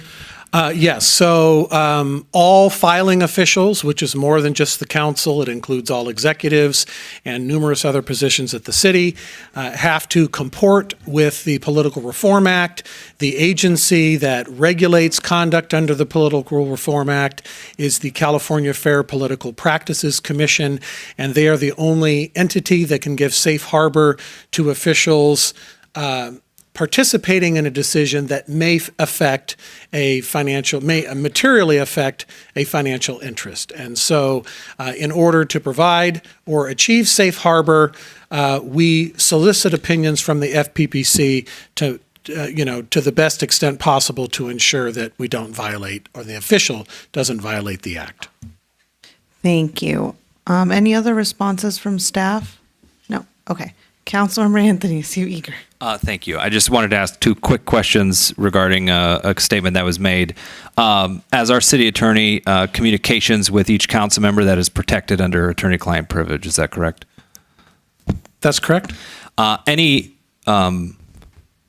ordinance or law or resolution that we bring up during a public meeting, you are free to give your legal opinion on during that public meeting. Is that correct? Yes. Yes, that's correct. And I believe all actions taken with regard to tenant protections by this council are lawful exercise of its municipal authority. Okay. Thank you. I appreciate that. I'm picking on you to start your response to public comment because you're going to start talking. I will just say thank you for everyone for coming out, waiting in that long line, following the rules. Yes, we hear you about the bike lanes and the transit. You can see that staff is working on that stuff. And I just want to say, we have been relatively quiet in this city regarding actions by the federal government with a few rare scenarios. But it is unfortunate that it seems our time has come due recently, and it is worrying. It is just worrying. Thank you. Thank you, Councilmember Anthony. Who would like to go next? Vice Mayor Takahashi. Thank you, Madam Mayor. Thank you all for coming tonight and for speaking and sitting through all of our process, standing in line if you stood in line. Thank you for your patience. Thank you to all who called. Also for those who sent emails, e-comments, phone calls, and the many, many, many meetings that I had, and I'm sure the rest of council had. Thank you for reaching out to us. Really appreciate that. And kudos to the high school students who came to speak tonight. Huge, huge kudos to them. And thank you to those who did not put your signs up when they spoke to respect the youth and their efforts to come. Really appreciate it. And then there were a few people tonight also who were here for the first time. So I wanted to also welcome you to the chambers. It's a rough night to be here on the first time, but you were brave and you came, and really, really appreciate it. And let's see. And thank you, Mr. Scroggs, for in the midst of all this to remind us that BTAC is available for donation and food distribution. And for those who can, please donate to BTAC. I did have one question for the city attorney. There were a couple speakers that mentioned some of their issues with their unit, like dirty water on the floor, ants, black mold, etc. I know we're going to talk about more policy later, but could you address really quickly if a tenant has an issue like that, can they call the housing enforcement unit, and what would they do to get some assistance in that case? They would simply need to call the housing enforcement unit, provide their address, give the nature of their complaint, and there are numerous staff that would do intake, and the community development department has building inspectors that they would send out. Great, thank you. We'll talk more about the background of HEU, but just want to make sure to grab that with folks who are having acute issues that don't wait for our discussion. Please reach out to HEU. Thank you, Madam Mayor. Thank you, Madam Vice Mayor. Councilor Mons. Thank you. I'm going to start off first congratulating our Officer of the Year, Firefighter of the Year, and also our General Employee of the Year. You all missed it earlier at 4 o'clock, but I do want to acknowledge our employees who have served here for 20, 30, all the way to 50 years. Great job, thank you. And I also want to congratulate our City Attorney for 20 years in the City of Burbank. Good job, thank you. That means you like us and we like you, so you're here. Good job. So with that, I also want to echo my colleague's voice by thanking all of you. This is not easy, and you're giving up Tuesday night watching the Dodgers just to be here and speaking for your rights on whether you're a housing provider or a tenant. So it's very much appreciated, and we're all here together joining this discussion as we're going to go through the agenda items.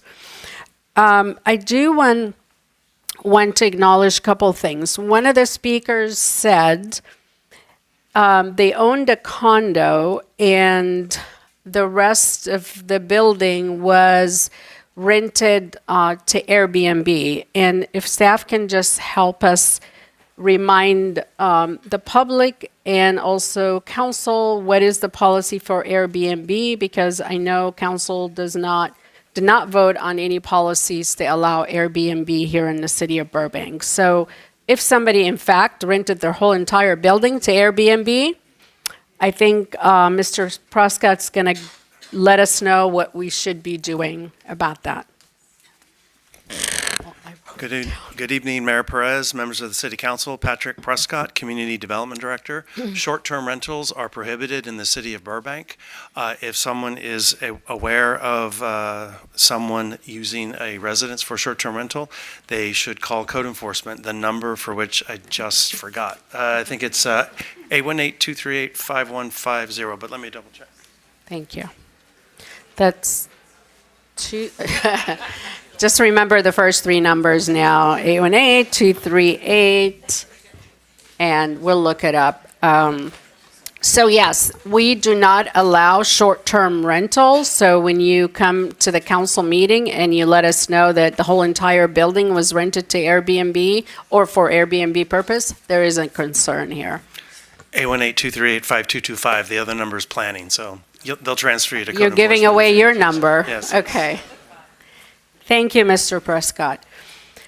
The other speaker that Mr. Lane, he addressed myself in regards to an article that was printed recently in the Leader.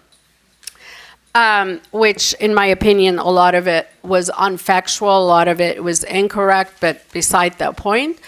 Mr. Lane asks, what is the policy when a council member sends an email to the city attorney and asks the city attorney to respond or provide an opinion?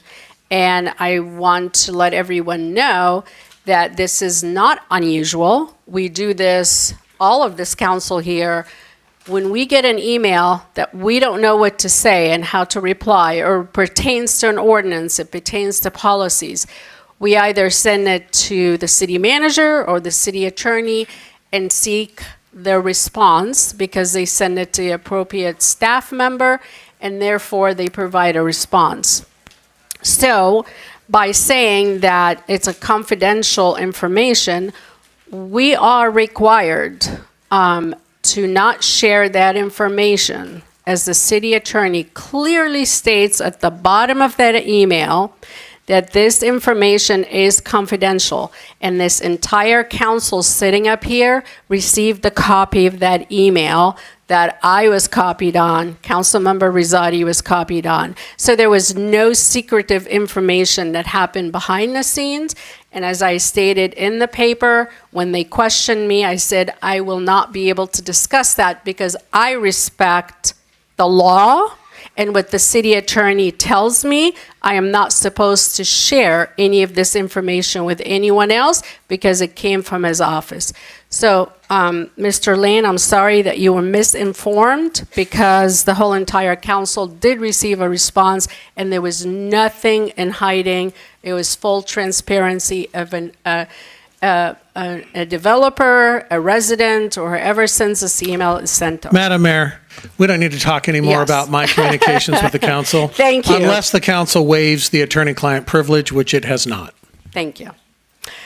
The other concern, and I do want to acknowledge Mr. Scrogg for really reminding us that we need to donate to BTAC. They're definitely in need, so I do appreciate him bringing this up, especially tonight, to let us all know that we need to be making donations and helping him out.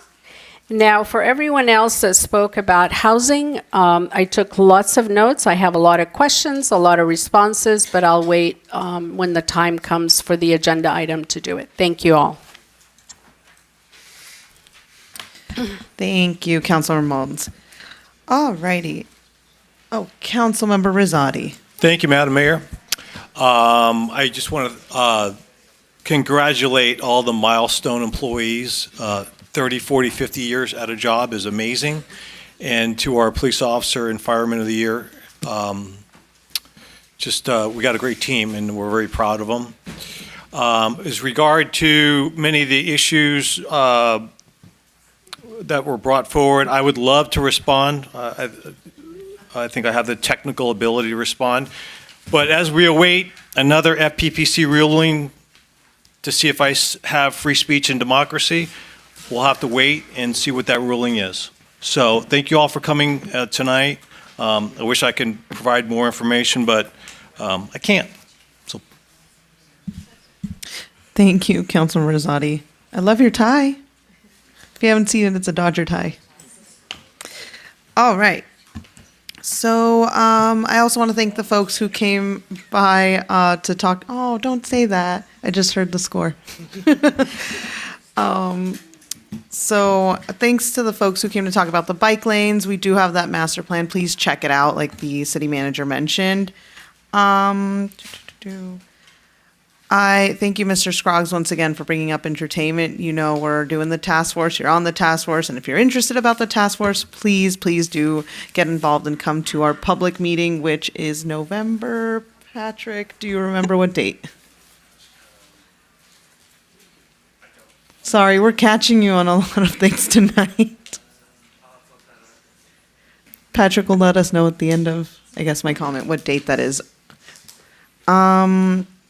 Okay, to, like the Vice Mayor mentioned, to the high school students that came, I do think that's incredibly brave. You all surprised me. I do say the youngest person we have seen here do public comment, I believe, was 7 in my time on this council. And this is a public space. Everybody can make their public comment, but I think it's wonderful when young people take the time to make their public comment, whether I agree with them or not. It's a great intro to being a part of our civic discourse. And then finally, I do want to address, I will address all the concerns about the issue at hand during the agenda item, not right now. But I do want to address folks talking about the very despicable ice raid that happened at the U-Haul here in Burbank. It is absolutely disgusting. I've seen the footage. I think it's very clear when due process isn't followed, when nothing is presented. And if nothing else in this country, we should believe in due process.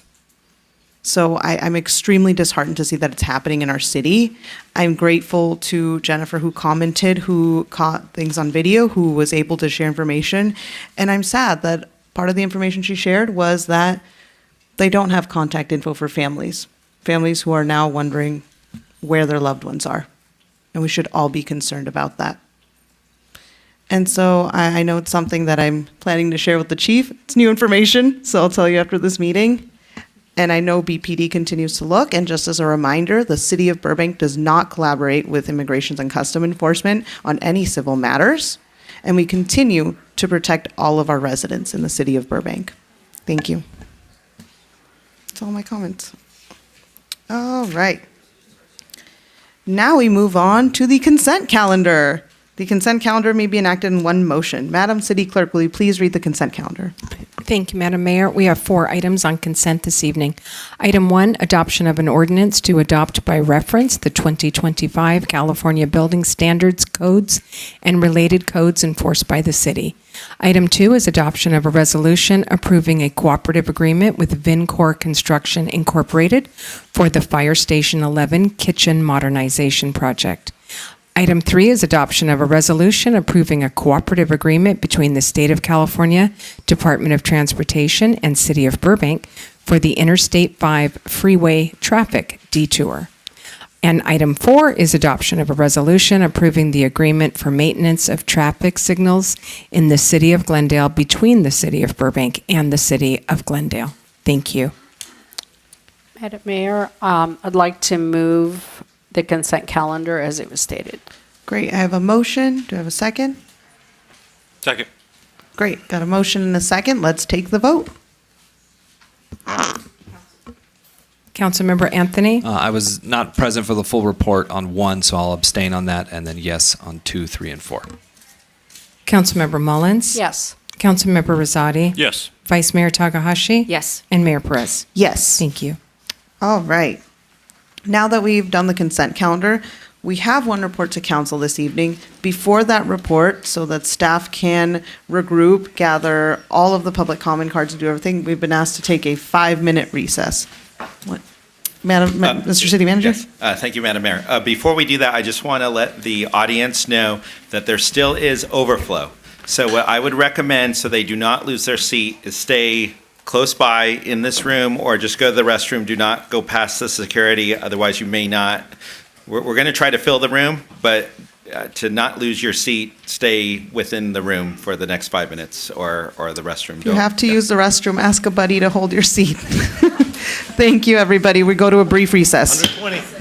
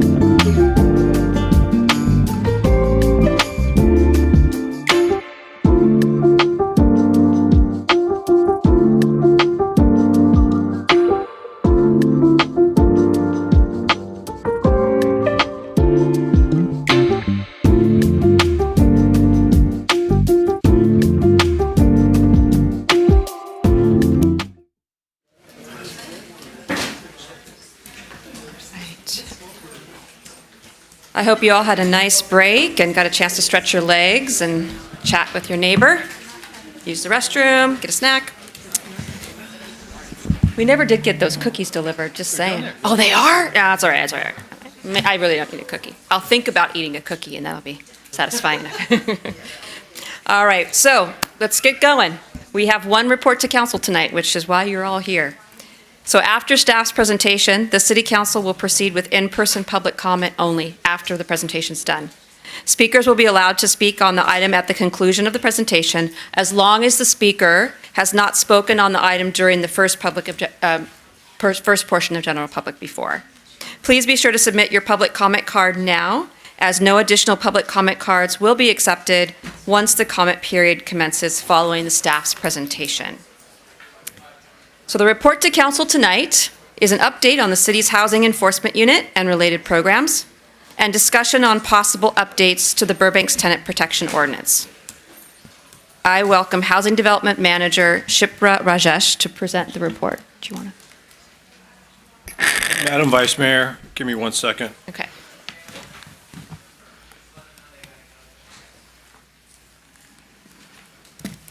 Doing surgery. Okay, good.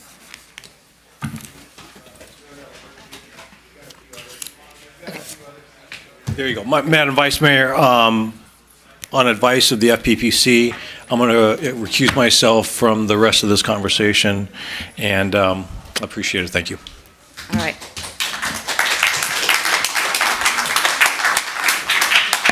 Thank you for letting us know, Councilmember Rosati. All right, so I welcome Housing Development Manager. Actually, we have Ms. Maribel Leland to start us off with the report. Thank you, Vice Mayor and members of the City Council. I am not Shipra Rajesh. My name is Maribel Leland, Assistant Director for Housing and Homeless Services. I wanted to take the opportunity to give a brief introduction before we get into the presentation. What you have this evening is an update on tenant protections and programs being implemented in the City of Burbank, and to provide information on additional strategies related to tenant protections previously requested by the Council. For that portion of the presentation, staff will present information from the 8 survey cities previously identified. The information on the research will be presented by Ms. Shipra Rajesh, Housing Development Manager, who has been managing the efforts and processes of the new Housing Enforcement Unit. Ms. Rajesh will describe the purpose and work of that unit later in the presentation. I also wanted to share for the members of the community that we do have a half-sheet postcard at the entrance that does give information as to the efforts of the Housing Enforcement Unit, how to contact the Housing Enforcement Unit, and also for members of the public, they are able to access this on the city's website, the main page, at burbankca.gov. So just wanted to make sure if folks haven't grabbed one yet, to please feel free to grab a few, share it. Please share that. If I may have the presentation, please.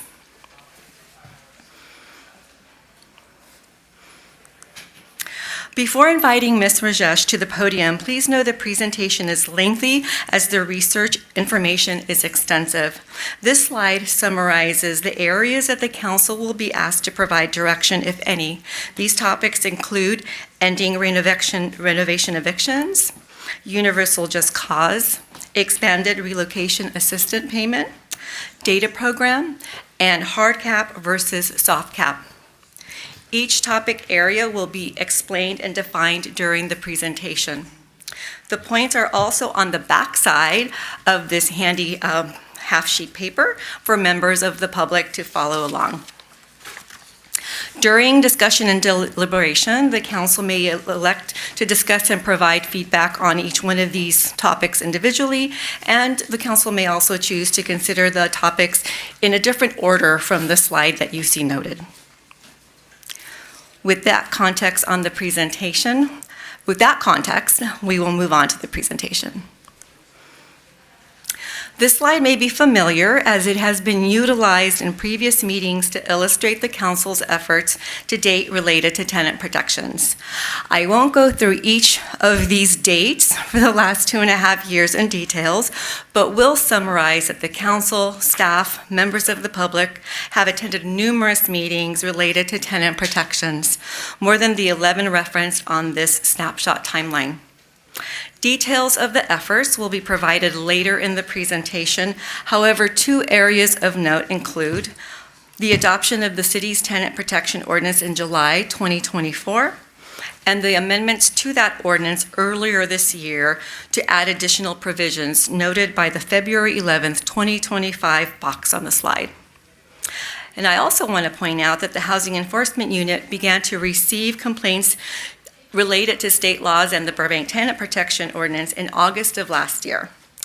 Those early cases were handled by existing staff while we did the recruitment for the 5 new positions. I'm happy to say we have all 5 positions filled and that Housing Enforcement Unit is in full swing. You will hear from Ms. Rajesh next on the efforts of what we call the HEU and other tenant protection efforts, along with the research data as requested.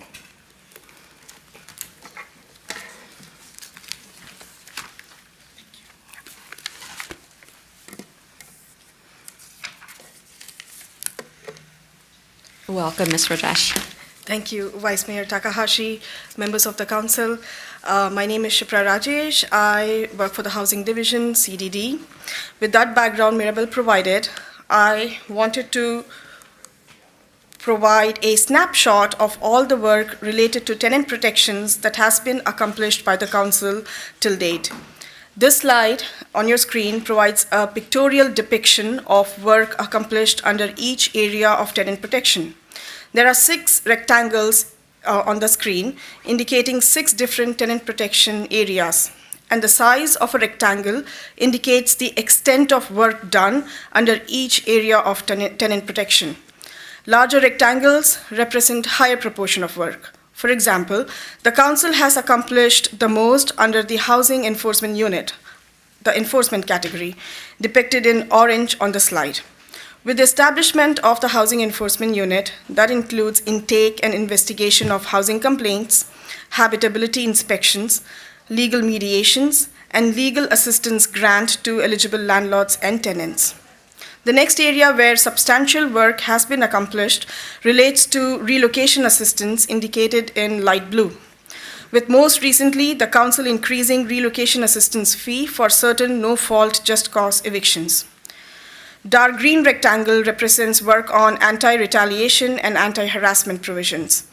Council adopted anti-retaliation measures last year in June and subsequently adopted regulations prohibiting harassment codified as Tenant Bill of Rights in March of 2025.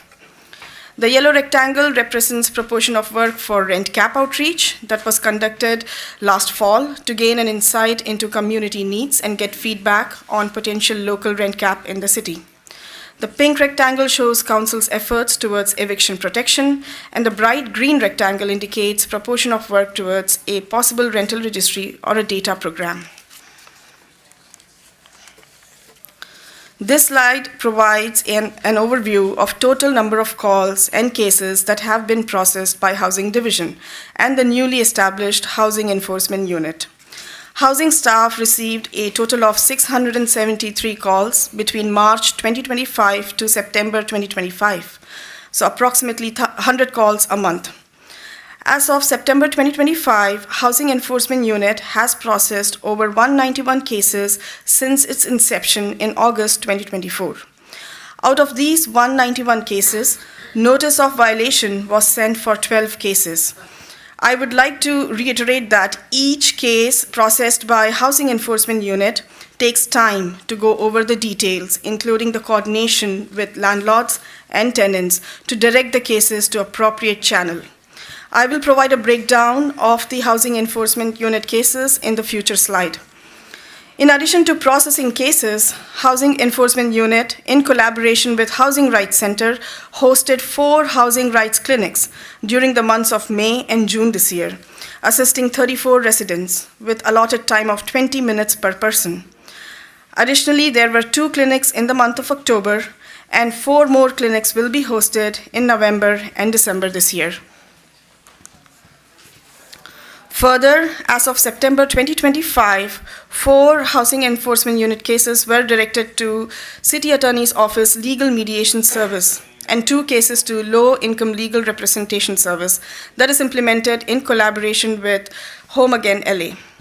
In addition to services provided by Housing Enforcement Unit, there were 9 Landlord-Tenant Commission meetings held between January to September 2025, providing mediation services for 8 housing-related cases. This slide provides a breakdown of the 191 cases processed by the Housing Enforcement Unit. Information regarding state law and local tenant protection ordinance, educating both landlords and tenants of their rights, as well as other related resources, were provided for 32% of the cases indicated in light blue.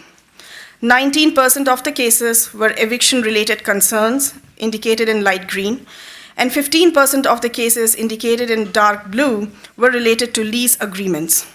12% of the cases in orange were related to habitability concerns. These cases are directed to code enforcement for further investigation. 8% of the cases represented in purple were illegal eviction cases for which City Attorney's Office issues a notice of violation. And 9% of the cases were pertaining to harassment and retaliation concern. City Attorney's Office also issues a notice of information for such cases, providing information on tenant protection ordinance regulations, on retaliation and harassment. Finally, 5% of the cases were illegal evictions or rent increases, for which notice of violation was issued by the City Attorney's Office. This slide provides an overview of the costs of the current and previous tenant protection programs implemented in the city. In 2023, the Council approved one-time funding of $600,000 for a renter relocation assistance program for eligible households. Subsequently, on June 4, 2024, as part of the fiscal year 24-25 budget, Council authorized a recurring $650,000 to fund a housing enforcement unit with 5 new positions, 2 in the City Attorney's Office and 3 in the Community Development Department, and one-time funding allocated for legal mediation and low-income legal service pilot program. Further, Council approved a one-time funding of $300,000 for a rent cap outreach that was presented to the Council on October 15, 2024. Before going over the local tenant protection regulations in the city, let's review all the state tenant protection regulations that currently apply to renters in the city of Burbank. This includes AB 1482, or the Tenant Protection Act of 2019, that became effective in January of 2020, and SB 567, that became effective in April of 2024 and amended several provisions of the 2019 Tenant Protection Act. AB 1482 essentially established 3 things: just cause protections to tenants who have resided in their unit for at least 12 months. That means a notice of eviction to a tenant who has occupied a residential rental unit for more than 12 months shall include a written just cause statement explaining the reason for eviction. Secondly, for no-fault just cause evictions, where a tenant is not at fault, a property owner is required to provide relocation assistance fee or rent waiver that is equal to a tenant's 1-month rent in effect when the notice of termination was issued. As stated in the previous slide, City Council adopted an ordinance last year to increase this amount to tenants' 3-month rent for certain just cause evictions.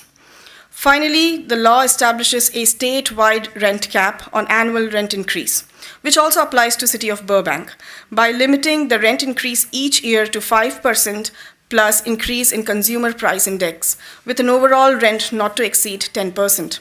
The annual rent cap for the year 2025-26 is 8%.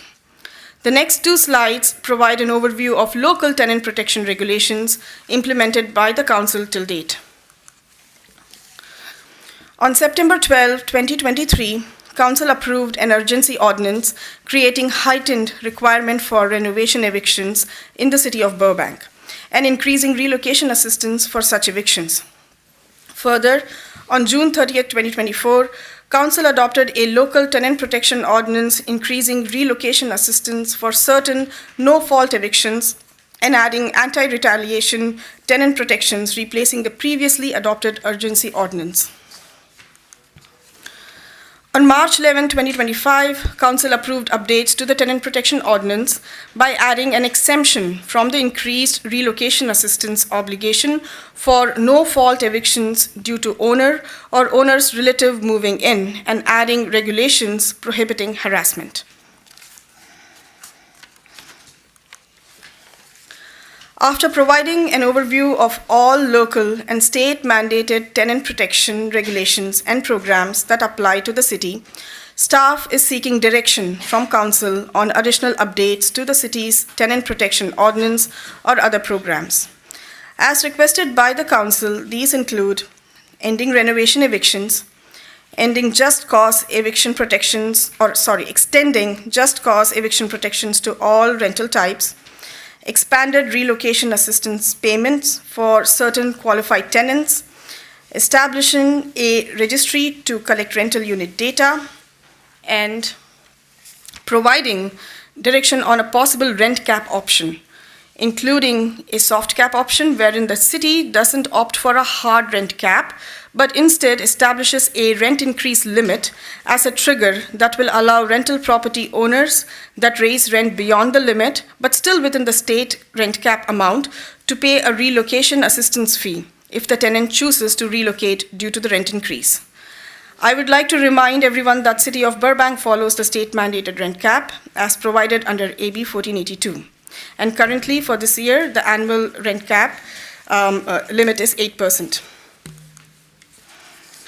Council has also expressed interest in reviewing the powers and duties of the Landlord-Tenant Commission. Specifically, Council requested consideration of the following items: potential updates to the current role of Landlord-Tenant Commission, and potential renaming of the Landlord-Tenant Commission to Housing Provider Tenant Commission. For reference, both Burbank Municipal Code and state law use the phrase owner of residential real property to identify property owners. State law also includes the term landlord to reference property owners. The name and purpose of the Landlord-Tenant Commission may be informed by the direction Council provides on the 5 tenant protection strategies previously mentioned. For this reason, staff recommends deferring this discussion to a later date. The next few slides will go over the 5 tenant protection strategies as implemented across the 8 jurisdictions previously identified by the Council. Staff has also included additional jurisdictions for information on data collection and a soft rent cap option.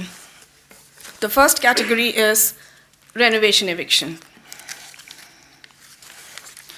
One of the ways local jurisdictions regulate eviction protected by eliminating evictions One of the ways local jurisdictions regulate eviction protection is by eliminating evictions due to substantial remodel or renovation evictions from the list of no-fault evictions.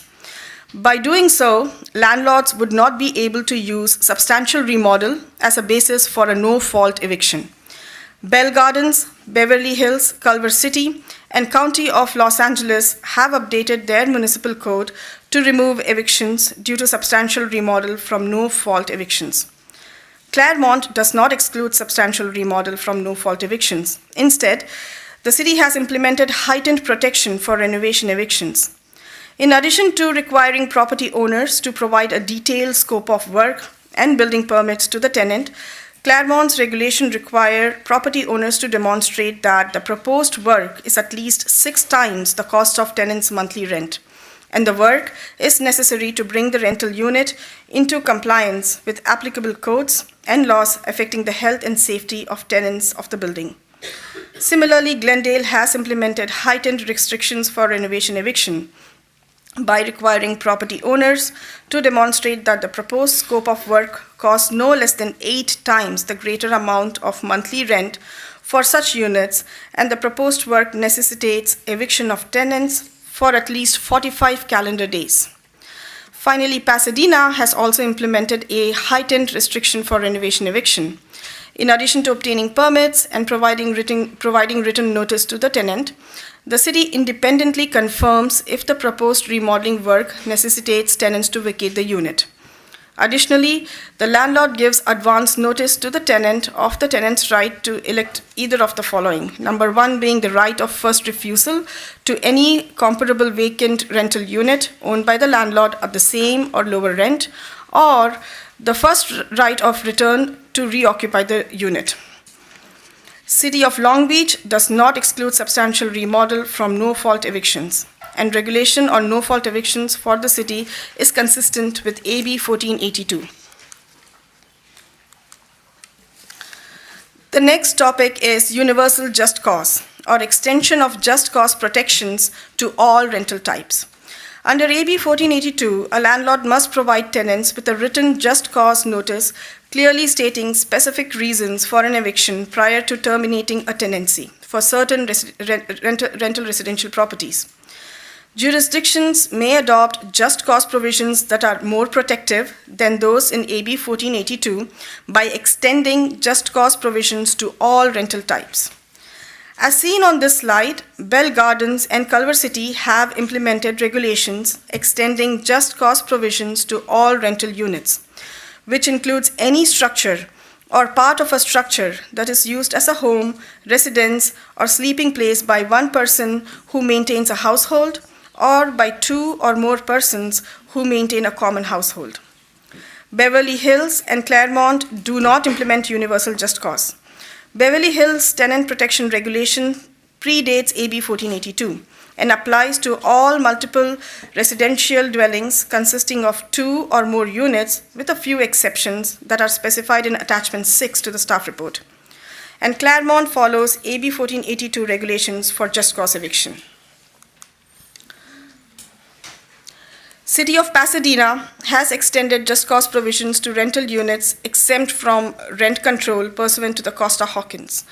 Units governed by the city's inclusionary housing and density bonus requirements to the extent permissible, as well as rental units leased to tenants assisted under the Section 8 program.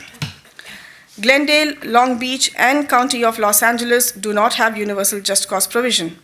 Glendale's just cause provision does not apply to rental units located on parcel containing two or fewer dwelling units, units within a common interest development with certain conditions, transitional housing units, and units owned and operated by government.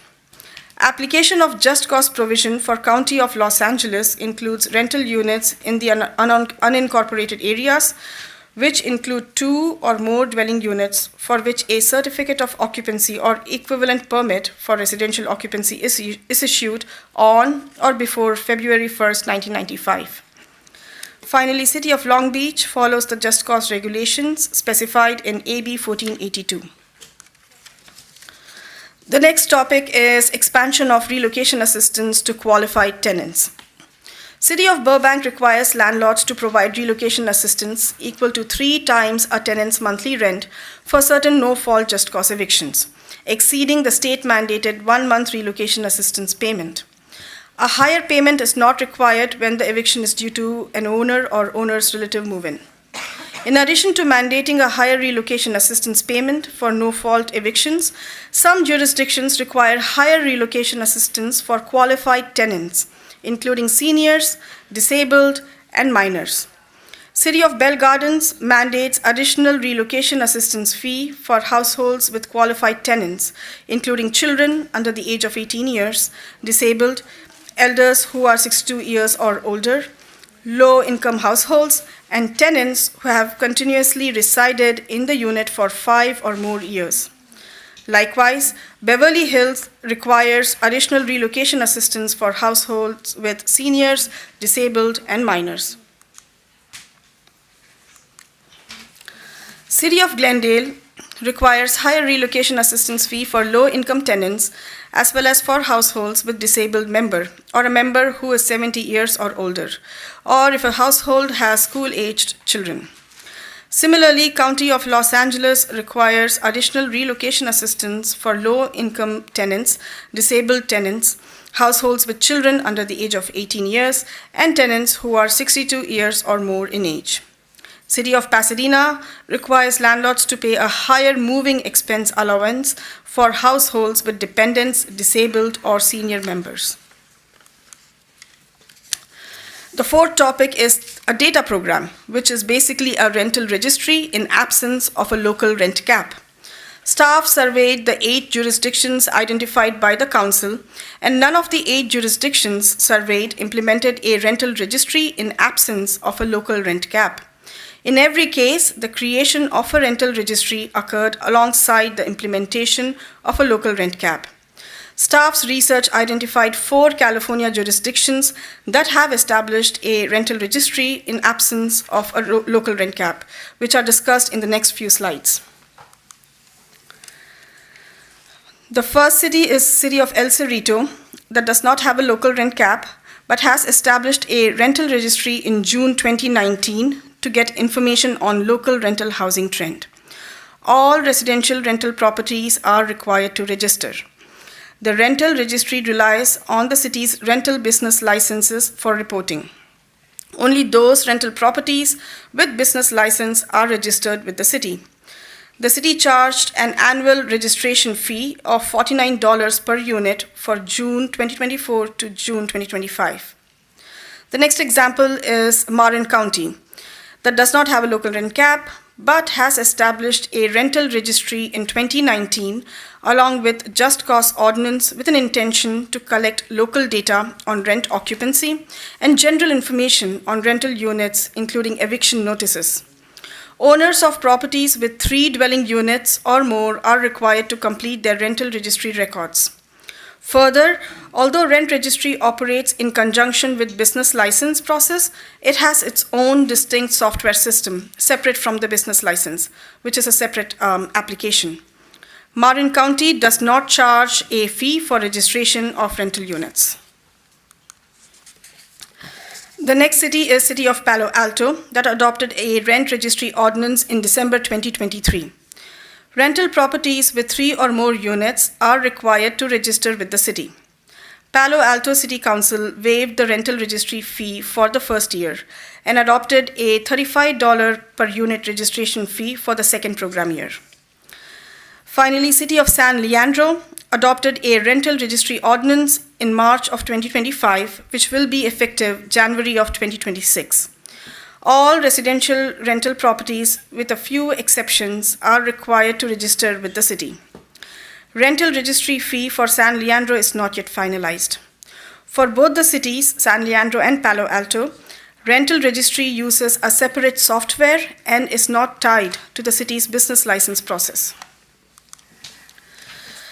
The next topic is local rent cap, including a soft cap option. A soft cap option refers to a provision under which a landlord must pay relocation assistance when a tenant chooses to relocate due to a lawful rent increase that exceeds a threshold established by the jurisdiction. Next 2 slides provide an overview of different jurisdictions that have implemented a soft cap option. The first example is City of Alameda.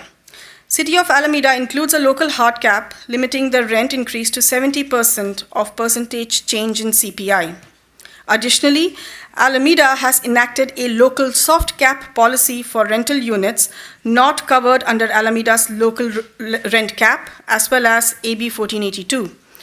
These include units built within the last 15 years and single-family homes and condominiums with a non-corporate owner built more than 15 years ago, where a landlord must pay a relocation assistance fee if a tenant relocates due to a rent increase that exceeds the maximum state-mandated rent increase. Next example is City of Glendale, that has implemented a soft rent cap, which requires landlords to pay a relocation assistance fee if a tenant vacates a rental unit due to a legal rent increase of 7% or more. Similarly, Santa Cruz requires a relocation assistance payment for tenants who relocate due to a rent increase of more than 5% in 1 year or cumulatively more than 7% in any 2 consecutive years. The next slides will provide an overview of jurisdictions that have implemented a hard cap that is more restrictive than the state-mandated rent cap pursuant to AB 1482. City of Burbank follows the state-mandated rent cap as provided by AB 1482. Similar to Burbank, City of Claremont also follows the state-mandated rent cap, which is at 8% for this year. Several jurisdictions identified by the council have adopted a local rent cap that is more restrictive than the state-mandated rent cap. Local rent cap for Bell Gardens is 50% of the change in CPI or 4%, whichever is lower. The current allowable rent increase in Bell Gardens is 1.5%. Culver City, Culver City limits the annual rent increase to an amount not to exceed the percentage change in CPI. And the range of annual rent increase is no more than 5% and no less than 2% if the change in CPI is less than 2%. Currently, the maximum permissible annual rent increase for Culver City is 3%. Attachment 8 to the staff report provides an overview of rent cap enacted by each jurisdiction. Similar to Burbank, City of Long Beach follows the state-mandated rent cap. Annual rent cap for Pasadena is 75% of increase in CPI, which is 2.25% from October 1st, 2025 to September 30th, 2026. And finally, for LA County, the rent increase is limited to 60% of the percentage change in CPI over the previous 12-month period, not to exceed maximum increase of 3%. Currently, the allowable rent increase in County of LA is 1.93%.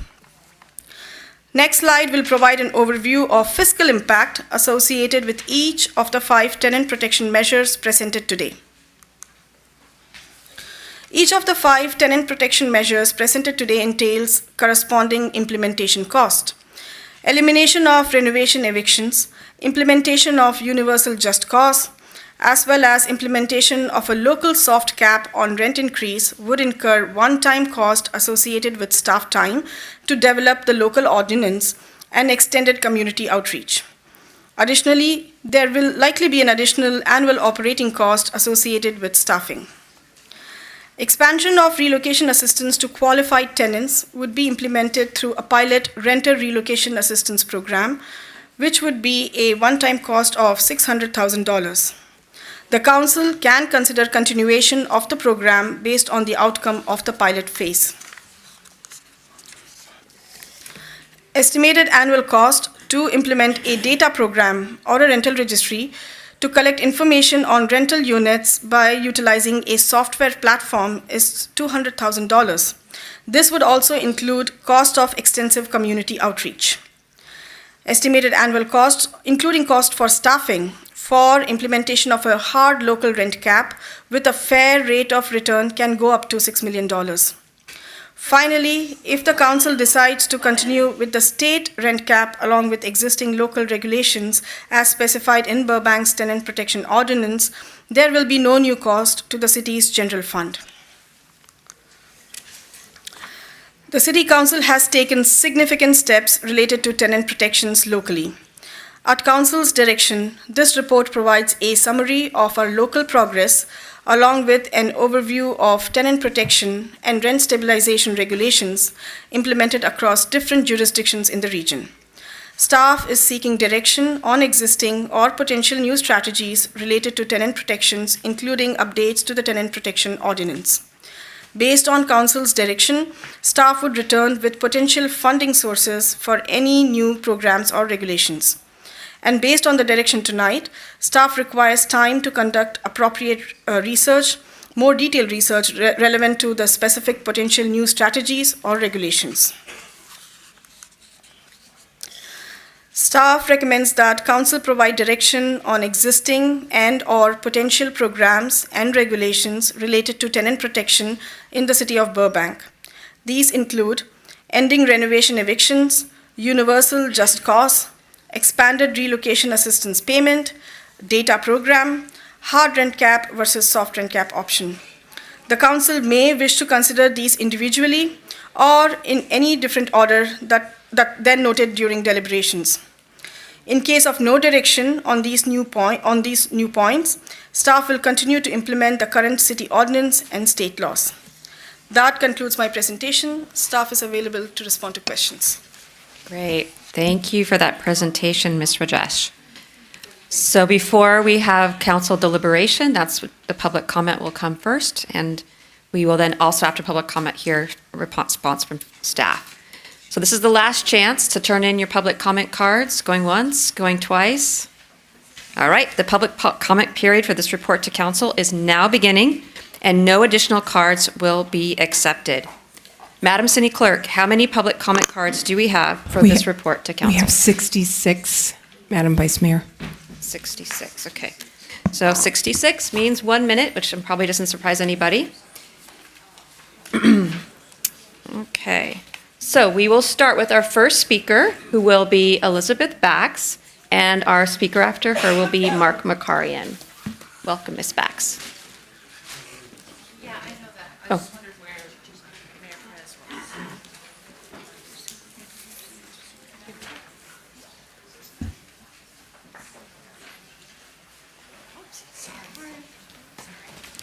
Welcome, Ms. Bax.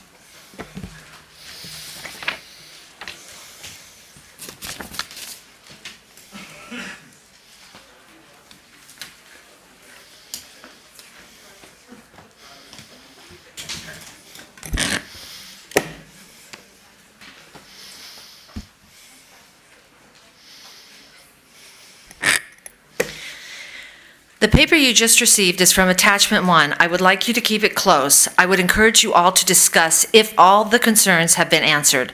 These concerns and questions are from the outreach done a year ago. I think none of them have been studied.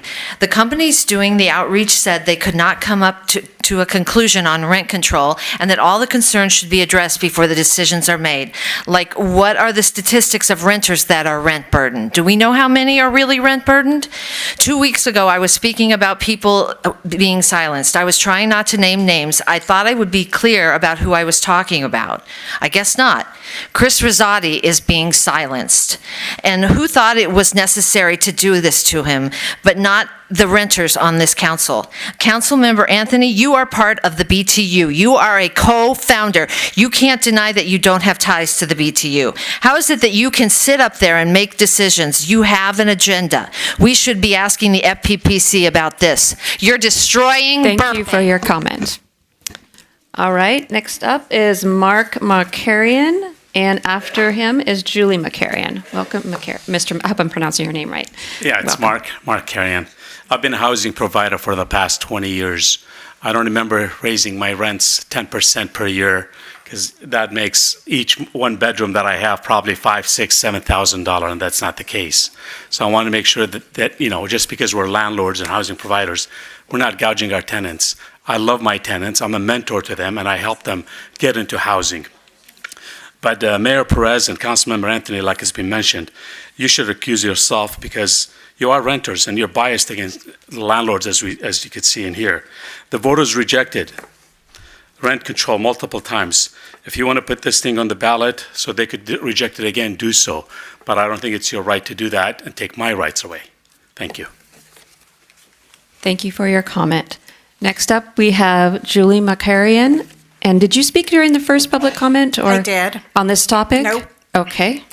And then next up is Masis Caldovarian. I'm very sorry if I'm pronouncing your last name. Okay. Hi, my name is Julie Markarian. I'm here on behalf of the Apartment Association of California. The city has not conducted a market study. Some of the things that the staff said are not true. And why have you not conducted a market study? This is irresponsible and negligent. If you favor rent control, you are ignoring your voters, your constituents, who overwhelmingly rejected rent control. Constantine has stated he wants to force landlords to sell. Let's vote him out. And anyone who favors rent control and rent registries, shame on you. And Long Beach was sued because of their rent control, and that's why they reversed it and they go along with the state rent control, the 1482. Thank you. Thank you for your comment. Next up is Masis Darian, sorry for mispronouncing, and then after that is Ahmad Hedar. Welcome. Thank you, Council. Appreciate it. Just a quick note, all the slides that you saw, not one point protecting landlords, not one. As you can see, we have had rent control in California since 2019, 1482, everybody knows about that. Burbank has paid, Burbank's rents dropped dramatically this year. There is 10% vacancies everywhere. Nobody is raising. They're trying to fill up their units because they're desperate to get tenants. Rather than wasting our tax monies on registry and all these programs you mentioned, put that money where it helps the tenants. Section 8 is one program that does help people in need. That's the great help. You can put that money in there. You'll help out a lot of tenants in there. Housing providers have endured increasing costs. Examples, increased property insurances. Thank you for your comment. That's all. Sorry about that. Next up is Ahmad Hedar, followed by John Durisper. Good evening, everyone. I'm a retired engineer. My wife and I are a housing provider in the city of Burbank. For 40 years, we've worked 60 hours a week in order to own a rental property in Burbank.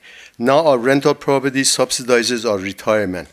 We have a great relationship with our tenants and have never, ever raised our rents on any tenant more than 3% a year, not even 3%. Rent control will come between us and our tenants and will ruin the good relationship we have with them. If you think rent control is a solution to housing shortage, just look at the city of Los Angeles. They've had rent control for decades. Do you think they have resolved housing shortage? If you really think you are representing people of Burbank, put rent control on the ballot. People of Burbank have already said no to rent control twice. Thank you for your comment. Next up is John Durisper. I hope I'm pronouncing that right. And then after that is Cheryl Weaver. Good evening, Council, fellow constituents. My name is John Durisper. I'm a lifelong resident of Burbank. My immigrant grandparents moved here in 1935, where my dad was born and raised, where he still lives with my mom in the same house that my brothers and I were raised in Burbank. Together, my brothers and I own 3 apartment buildings totaling 8 units. Because I live here, I am the resident handyman, gardener. I manage these places. And, to all of us, Burbank has a draw, all right? All of us are here because Burbank has drawn us in. Small town, ideally located. It's easy to get places. You got great parking, great schools, and you have a lot of mom and pop businesses, restaurants, cleaners, and housing providers. Everybody behind me that's a housing provider is a mom and pop. We don't have corporations represented here. That's your time. Thank you. A lot more, but. Next up is Cheryl Weaver, followed by John Giroux. Welcome, Cheryl. Good evening, City Council. My name is Cheryl Weaver. I'm a Burbank resident, homeowner, and local realtor and voter, and I take that voting very seriously. Congratulations on Burbank being named one of the finalists for the most business-friendly cities. Let's make sure it stays that way for our homeowners and our housing providers as well. I want to remind that Burbank is never part of an agreement, a rental agreement between a renter and a housing provider. That makes you not a legal party to that. And under that line, I want to say no rent registry. The registry is giving information that is private between a landlord and their tenant. I also want to say no rent caps. State has a great rent cap and a great rent program. Thank you for your comment. No just cause evictions. Next up is John Giroux, followed by George Giroux. Welcome, Mr. Giroux. Can we go at the end? Is that okay? We would like for the mayor to be here to hear our comments She's watching. as well. She's watching remotely. So. Oh, okay, then, Yeah. then give us a moment to prepare. Okay. She has mother duties to do right now, so she's we'll be back in a couple minutes, but she's watching. Thank you. Welcome, Mr. Joe. Mayor, wherever you are, and council members, thank you very much. You've heard me speak before about Burbank. This is a unique city. We have plenty of units available. This is not a supply problem. It's an affordability problem. We need entertainment industry to come back. We need businesses to come back. We need people to have jobs. When people have jobs, they won't be sitting here complaining about rent. They would work and pay. The market always handles itself, supply and demand. So if we get business back in here, and I see that you put in a full page here for the Business Journal, it's very good. I hope this brings business to our city. But one more point, lenders are very scared right now. They're auditing a lot of people, and they want to know why expenses are high and income is low. That's the problem. Thank you. Thank you for your comment. Next up is John Giroux, followed by, oh, this is George, sorry. Followed by Mary Whittle. Good evening. George Giroux here. You see, the thing about rent control is that it's a very divisive policy, but not only that, the people that need the help, they don't need just a 3% cap. What they need is they're the victim of a crime, they're hospitalized, they need a full-on month of rent. And the city can do that. Instead of spending money on a program like this, it could actually do something like that. But rent control also gives a benefit to people that don't need it. And there's a lot of people here tonight that don't need it, and they're asking for it anyways. And if they really cared about the people in need, we would have a means-tested, needs-based, short-term subsidy program that could help people that actually need it. Because the people in this room, they care about the people that actually need it. They don't want to evict somebody who actually fell on hard times legitimately. Thank you. Thank you for your comment. All right. I know that's tempting, so let's keep the clapping down. Mary Whittle's next, followed by John Hinterlong. Good evening, council and staff. Mary Whittle, 50-year homeowner resident here in Burbank. Keeping it simple. No rent control, no rent caps, no rent registry. Stop wasting our tax dollars. Don't LA my Burbank. Thank you for your comment. Let's try to keep it in jazz hands. All right, next up is John Hinterlong, followed by Eric Boyassian.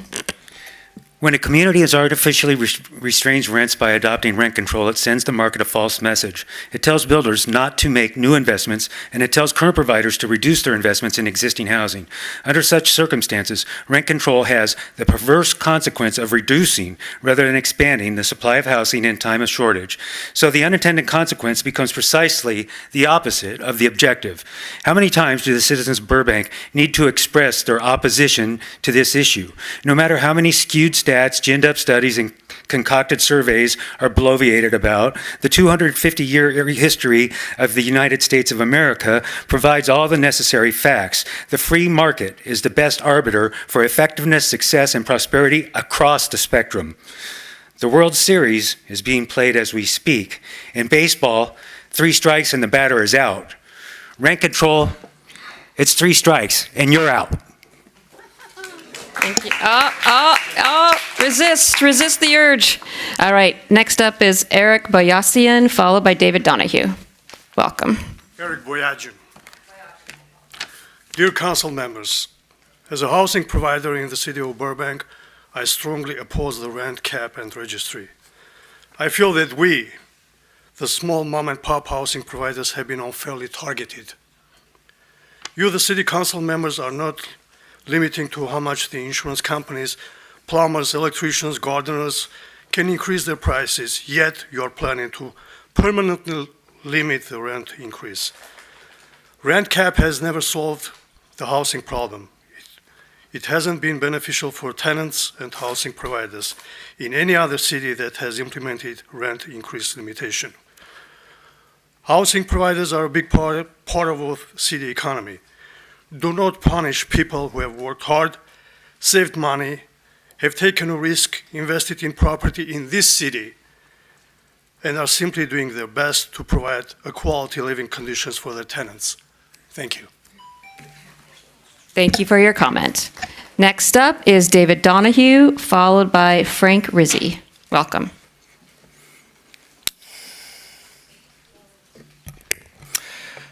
Vice Mayor, Council members, my name is David Donahue. I'm the president of Burbank Fair Housing. We want to be a part of the solution to figure out the best way to move forward.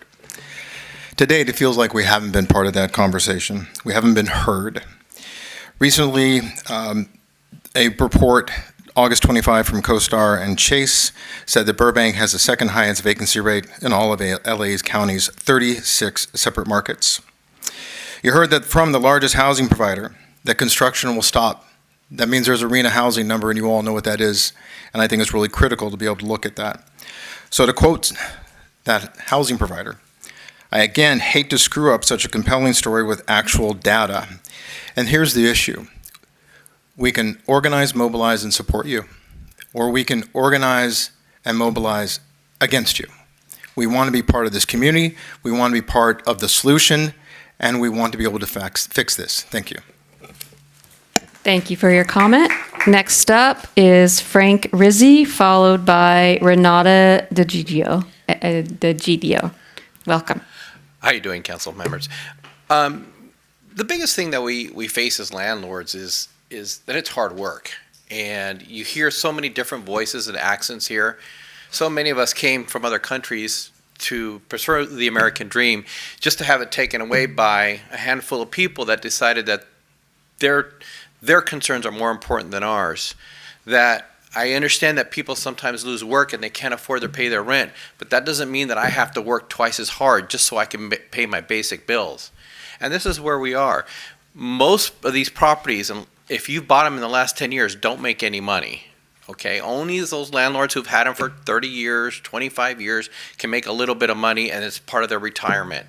But I don't make any money on my property. This year, I will lose money on my property because I had an abusive tenant that decided to pull every little rule, everything in the book. She wanted relocation fees when she gave a notice to move out. That's how bad it's becoming. And you guys empower them. So thank you. Thank you for your comment.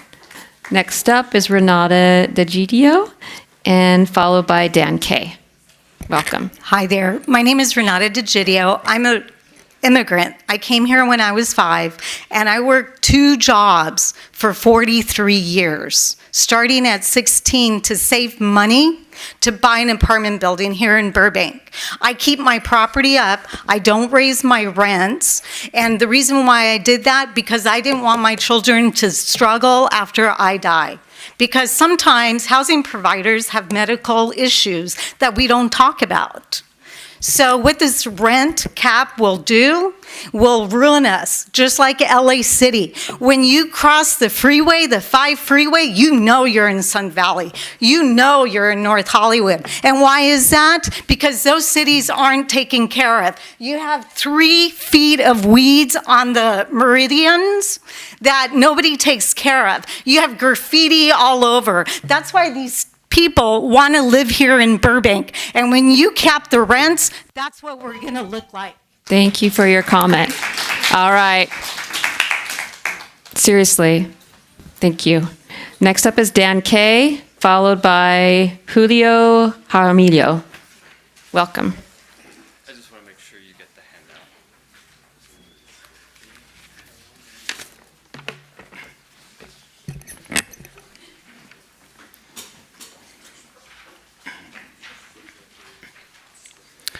I'm a 7-year Burbank tenant. I live here, I work here, I eat here, and I shop here. I've faced harassment from audience members here and threats of eviction from my landlord here for supporting tenant protections. But this isn't about me, it's about the 25,000 renter households in Burbank seeking stability. As you know, inflation is increasing costs for all of us. Food, medicine, entertainment, and everyday goods. For landlords, insurance, labor, and materials costs have skyrocketed.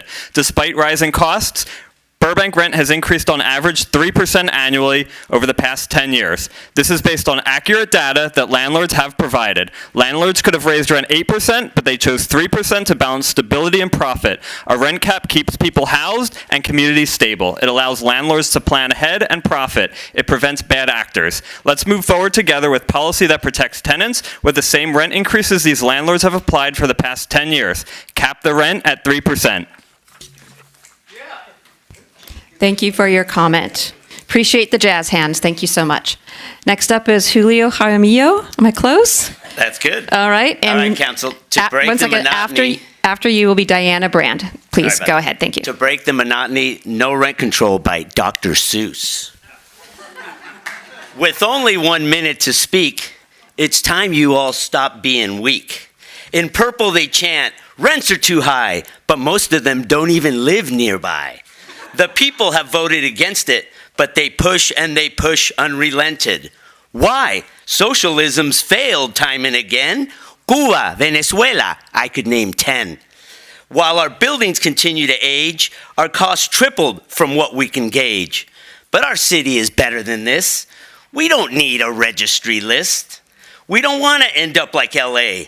They've tried it. It's a failure today. Well, unfortunately, I'm all out of time.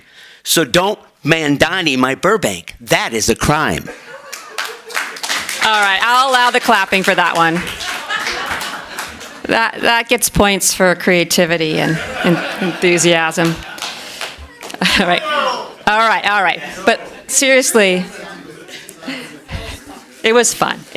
Yeah. Deep breath. Okay, next up.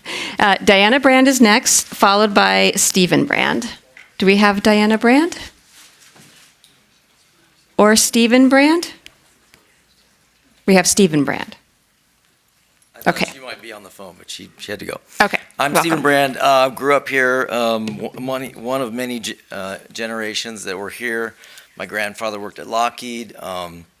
My great-grandfather built bridges in Mexico. It's been a long struggle to get here and to stay. We are a housing provider now, and it's been tough. I would love to say I'm pro rent control, but it's just there's no money for that. There's no money to take from the housing providers to give to tenants, although we love our tenants.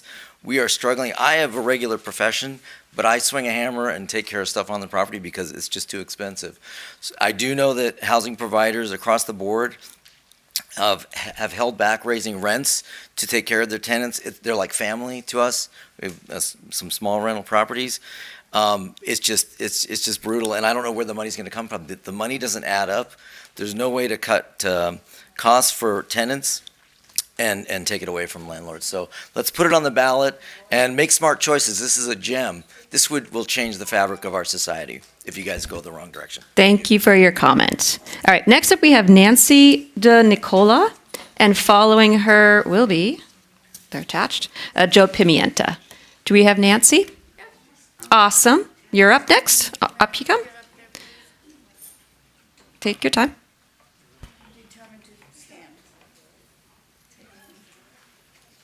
4 months of physical therapy to be able to walk, and I am going to walk and stand. If you are you able to stand through your comment? If you want to sit, we can give you a microphone. I have my son, well, no, I don't. I have my son here. Thank you. Okay, great. Welcome. You have 1 minute. My stepfather bought a place in 1939 in Burbank, and I have lived in Burbank since 1941 as a child, a 3-year-old, I think. I'm quite mature.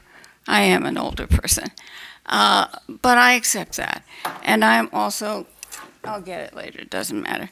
I'm also very much a lover of the American way, and I do not believe that corporations are the future for us, because unfortunately they are often multi-people who are in it just for the investigation and not the investment, and they're going to charge too much for the people that get you in with a.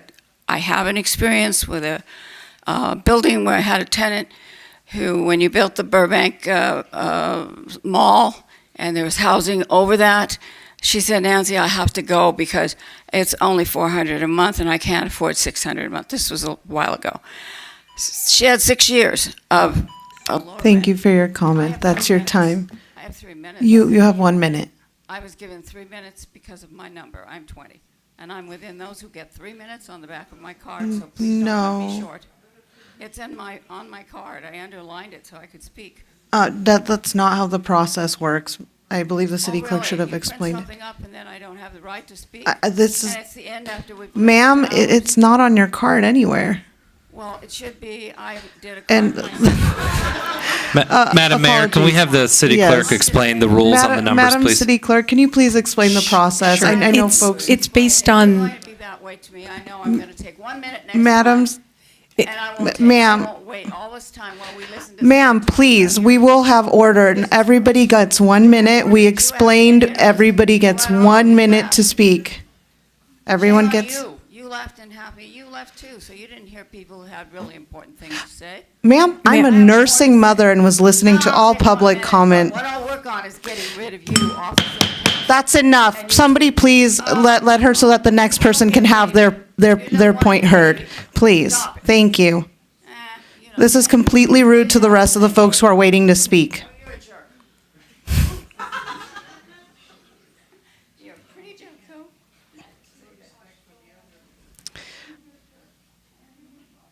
I'd like to ask that folks be respectful for everybody else's time. As is crystal clear, everyone gets 1 minute. And now that I'm back, for folks who had any questions, I'm a nursing mother, as most of you know. Don't worry, I was listening right next door while I pumped milk for my child. Thank you.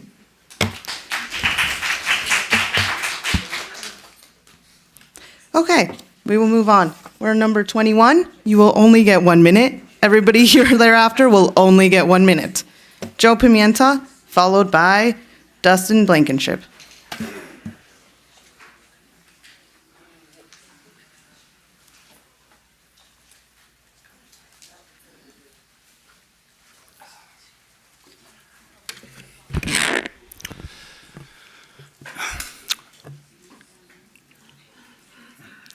Good evening, Mayor, Vice Mayor, council members, staff, and everybody present in the chamber. I just handed you copies of a letter of support from our Assembly Member Nick Schultz in supporting the causes of why it is important to implement tenant protections. So a few things that I just want to say is that being a good landlord is not a legal requirement, so it is important to wonder what's going to happen when someone else, if you're a good landlord, what's going to happen when someone else becomes the owner of that building? Because since it's not a legal requirement, there's no guarantee that the next landlord will be a good person. So I really want you to take that into consideration. Number two, as we have been talking about this for 2 years and 10 months, we have been presenting a lot of information, so we just want to wonder how much more data do you really need in order to see that at the current rate of things, people are still being displaced, because at the way that we're seeing is horrible, which reminds me, or which brings it in, with the last 8 seconds, I want to say, remember all the tenants that have been here who are no longer here because of displacement. They have begged for support, and they are not Thank here. you for your Thank you for your comment. time. The next speaker is Dustin Blankenship, followed by Dennis Jebbia. Dustin. Okay, there he is. Followed by Dennis Jebbia. Welcome, you have 1 minute.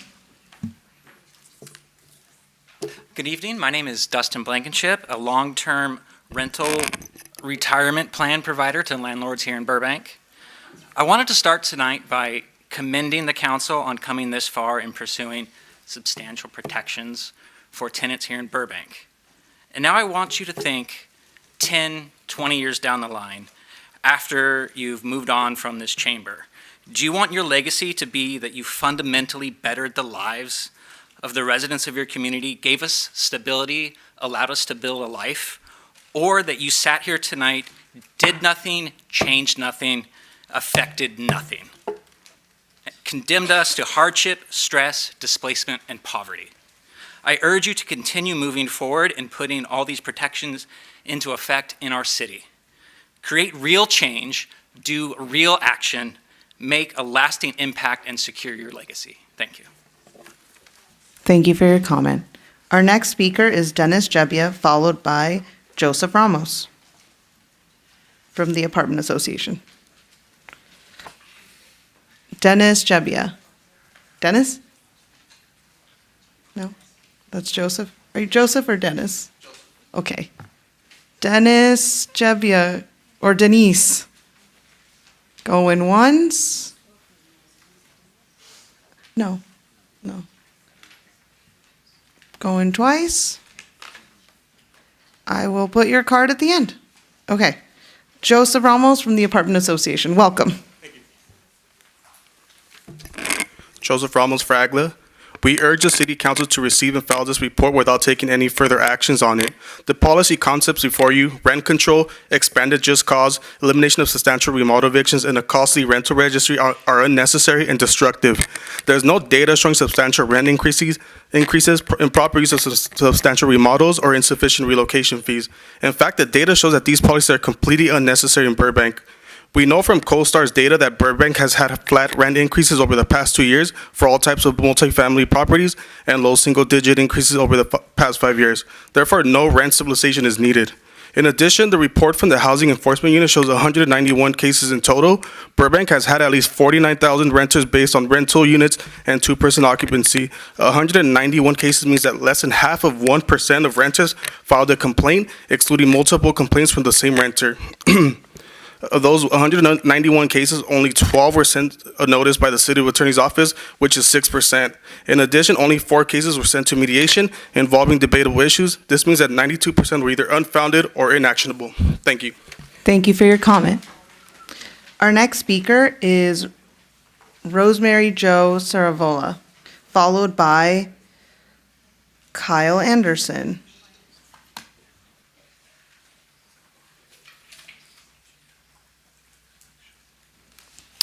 Rosemary? No Rosemary? Okay. Put you at the end as well. Kyle Anderson. And I do have a note here. Did you already speak on this topic during about ICE in the first. About ICE, okay. It was about ICE. Thank you. Good evening, Council. My name is Kyle Anderson. I want to start by saying that I love Burbank. I found a real community of artists, workers, and neighbors who look out for one another. And I want nothing more than to stay and keep contributing to this beautiful place. But the truth is, my community has been lied to about rental protections. The last time it was on the ballot, it was drowned by hundreds of thousands of dollars of disinformation, not just against rent control, but against many of you sitting on the dais today. This weekend, I was at a barbecue with fellow film industry workers, and the moment I mentioned this meeting, the same thing came up again and again, that they were forced out of Burbank. ADUs, condos, 9% rent hikes in a single year. One friend lost her home and her small business in the same blow. And I'm terrified that I'm next. My rent has been raised 8% every year like clockwork. If you don't act, the Burbank that we love, the workers, the artists, the politically active young people, the soul of this city, will be pushed out and replaced by corporate landlords extracting value from a ghost town of transients. Please, pass rental protections and a 3% rent cap to keep Burbank housed. Thank you. Thank you for your comment. The next card is, and apologies if I mispronounce this, Boaz Hernandez? Okay, thank you. Followed by Lloyd Davis. Sorry. That's fine. I'm used to it. Hello. My name is Boaz Hernandez. I'm one of the Downtown Burbank ambassadors. You heard from one of my coworkers earlier. I've worked through the city through contract for the last 3 years, and I grew up in Glendale, Burbank, living here, and I cannot afford to live here, even working with the job, working 40 hours a week. At most of the first year, I was working 60 hours a week. It just, being able to afford a single bedroom studio was just, it's just out of my price range. And it's really frustrating having to drive like 30, 40 minutes to and from work. Like I worked a full shift today, and then I stayed here because we need affordable housing, and the best way for that is a rent registry so we can see what all the available rent in places are, and just it'd be nice to be able to afford to live for the city that I love and that I grew up in and that I work for. That's all I got to say on that. Thank you for your comment. Our next speaker is Lloyd Davis, followed by Elaine. Welcome, Lloyd. You have 1 minute. Thank you, City Council. I'm here as a housing provider, and I provide rent for one house, and that's my retirement income. And by limiting what I can raise the rent, when I have to repair my property and take care of it and pay the increasing taxes and everything, would make it difficult for me to keep my income for retirement. Thank you. Thank you for your comment. Our next speaker is Elaine, followed by Jeff Vandervoort.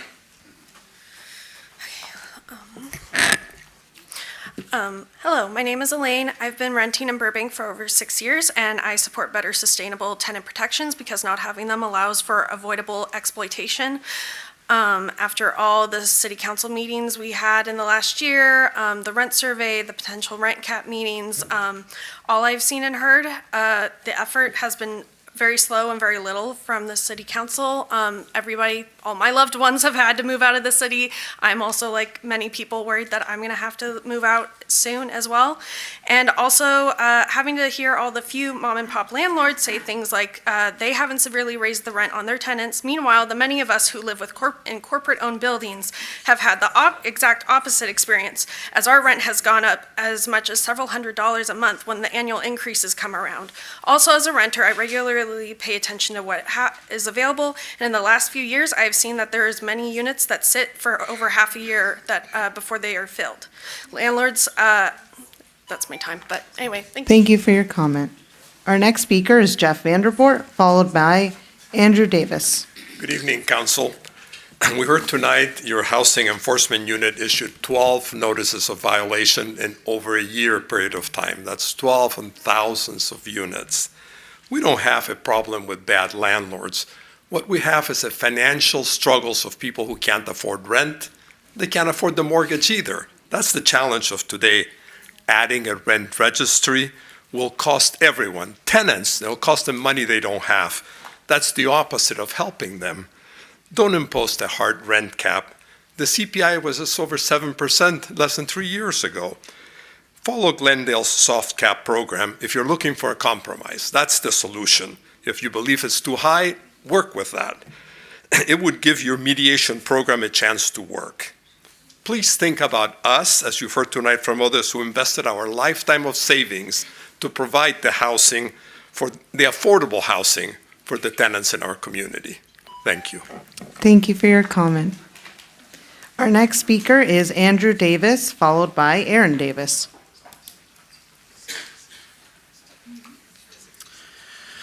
Good evening. I was born and raised here, and I've rented here for coming up on a decade, and I've paid a lot of money in rent, but as a renter, I do not support rent control. I'm a handyman in the city, and I've worked for many landlords, and I can tell you they're good people. These are people who care about the community, they care about their tenants, and it's very hard for them to afford the renovations that are needed. Many of the buildings here, as you know, were built in the 40s and 50s. They're aging, and the cost of both labor and materials has only gone up in the past several years. It was inflated by the COVID-19 pandemic. Now we have tariffs and immigration policies that are only further pushing those things up. And I am convinced that if rent control is implemented, it's going to backfire. It's going to actually hurt tenants by making rentals less quality because people will not be able to afford to put the money needed into them to keep them nice. We don't want the city of Burbank to turn into a slum. This is a wonderful community. It's kept up nice. Thank you for your comment. That's your time. Our next speaker is Aaron Davis, followed by Jomo with a heart. Hello, I'm a lifelong Burbank resident, and I've been a renter for almost a decade. The Burbank Tenants Union does not speak for all renters. I know it's hard to keep up with rising rents, but the landlords I know are Burbank residents too, our neighbors who care about this community and their tenants. They're senior citizens who've worked hard to get where they are and depend on the income from their rental. To put stricter rent control in place is to condemn them to ever-decreasing real income as their expenses rise faster than their revenue. This is unfair and wrong. The state rent control already in place is sufficient, and anything lower will cause undue harm to our neighbors. The voters have already spoken on this issue. Listen to them instead of a vocal, misguided minority. Thank you. Thank you for your comment, Aaron. Our next speaker is Jomo, followed by Kevin Morris. Hi guys, it's Jomo, it's me. As you know, homelessness is a policy choice and you are policy makers, and that's what we're here to discuss today. All we're asking is to increase the rent by a little less from year to year. So it can still increase just by a little less from year to year.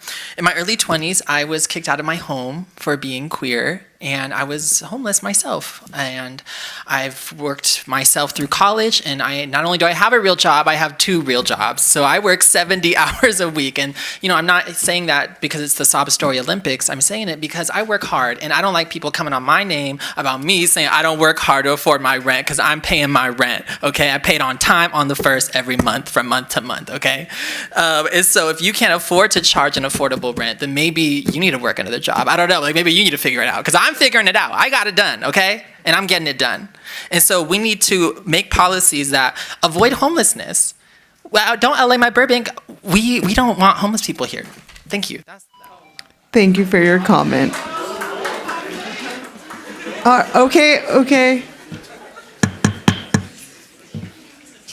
Okay, our next speaker is right on time, Kevin Morris, followed by Logan.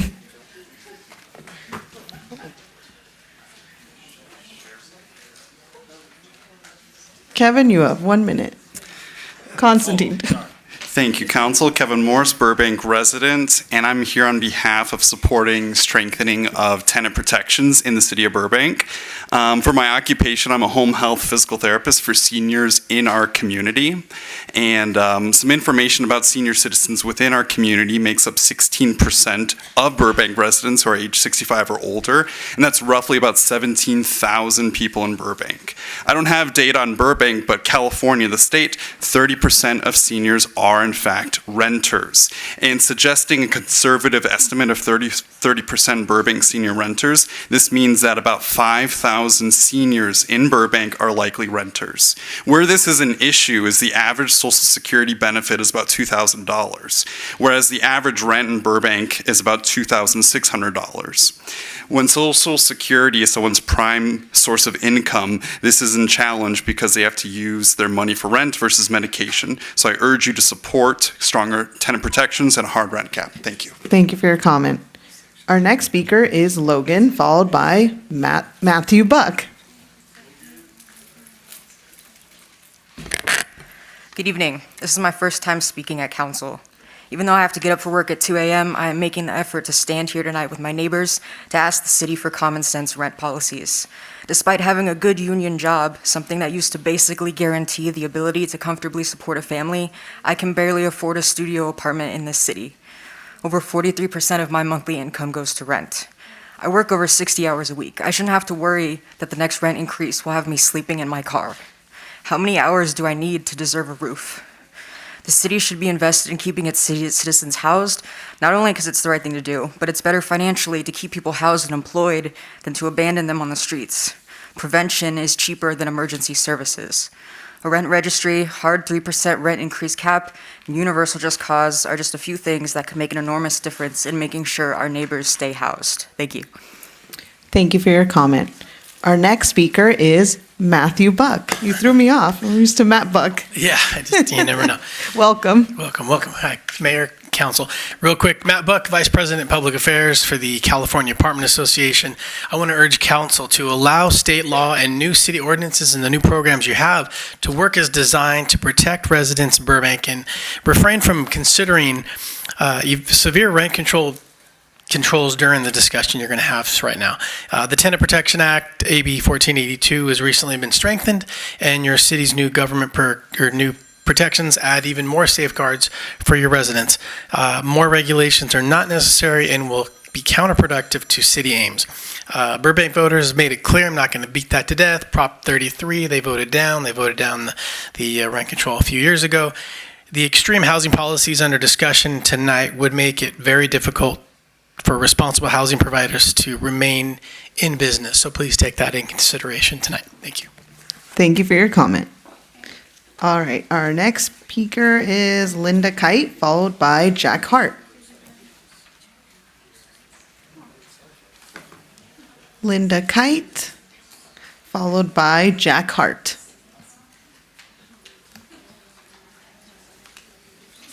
Welcome. You have 1 minute. Greetings. Some of the things so my name's Linda Kite. I'm also on the Landlord Tenant Commission, which I hear is going to be rebranded, or we're going to have a naming convention. But some of the interesting comments that I've heard tonight are about rent control in San Francisco, New York City, Los Angeles, we forgot West Hollywood, Santa Monica, and Beverly Hills, but that they have the highest rents. I retired in 2020 because as a tenant organizer for 30 years in the big bad city of LA, I've heard all these disparaging comments about the big bad city of LA.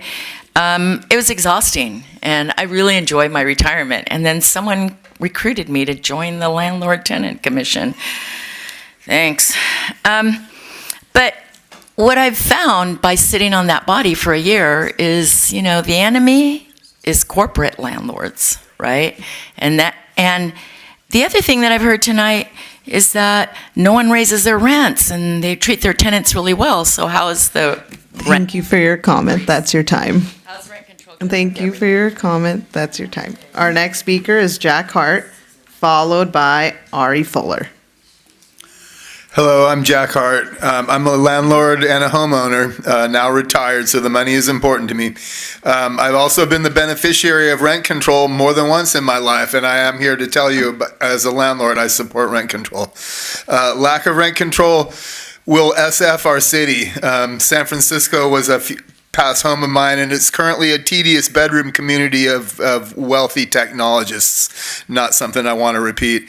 This is clearly a time for greater compassion. Housing is necessarily a regulated business. There are other places you can go to gouge people. So neither of my kids can afford to live here. I think we need this is a time that we need to think more about keeping people in their homes and keeping our family and people safe. Thank you for your comment. Our next speaker is Ari Fuller, followed by Brian Dyer.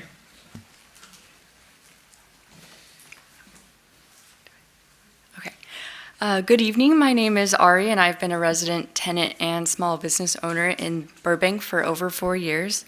In a city with majority tenants, it is time to move forward with strong tenant protections, including a rent registry and 3% hard rent cap. A USGAO study found that $100 in rent increases led to a 9% increase in area homelessness. For my apartment, the city's current 8% cap would be more than double this amount. A sustainable hard rent cap at 3% will provide needed stability for both myself and my neighbors. It will ensure we can remain in communities that we help grow and contribute to every day. Additionally, a rent registry will provide the city with real critical data to make informed policy decisions. It will allow the city to distinguish between landlords who are residents and those who are not. As a tenant, I'm willing to help pay for this registry, as I understand the important impact it will have in supporting the voices and experiences of me and my tenant neighbors in the city. Thank you. Thank you for your comment. Our next speaker is Brian Dyer, followed by Terry Friedman. Hello, my name's Ryan. I grew up here in Burbank, and just want to show my support for all the tenant protections, especially the 3% hard cap. I've made many friends here growing up in Burbank. Unfortunately, I have to see some of them leave, as well as some neighbors had to have left as well because of just getting priced out. I also want to remind everybody that what's going on with the federal government, the benefits are getting cut.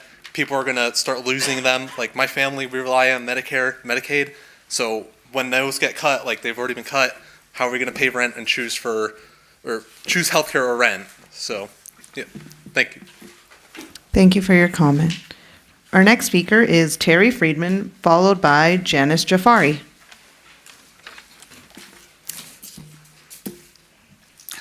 Thank you and good evening. As I mentioned, I'm a film worker and I'm also a community sustainability advocate. I moved to Burbank a few years ago because it made sense for my work. But in the past 4 years, my rent has jumped $450 per month through high annual rent increases. And my income, conversely, has declined at approximately the same rate.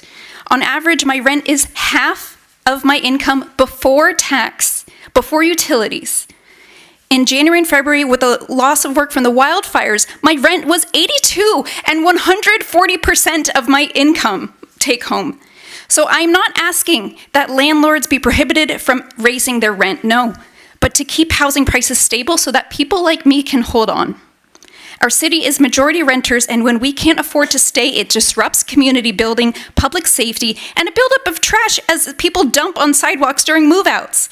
Last year, I received an expensive mailer from an LA landlord group, and I'm tired of outside voices and money influencing our politics. Thank you for your comment. Our next speaker is Janice Jafari, followed by Cameron Kwan.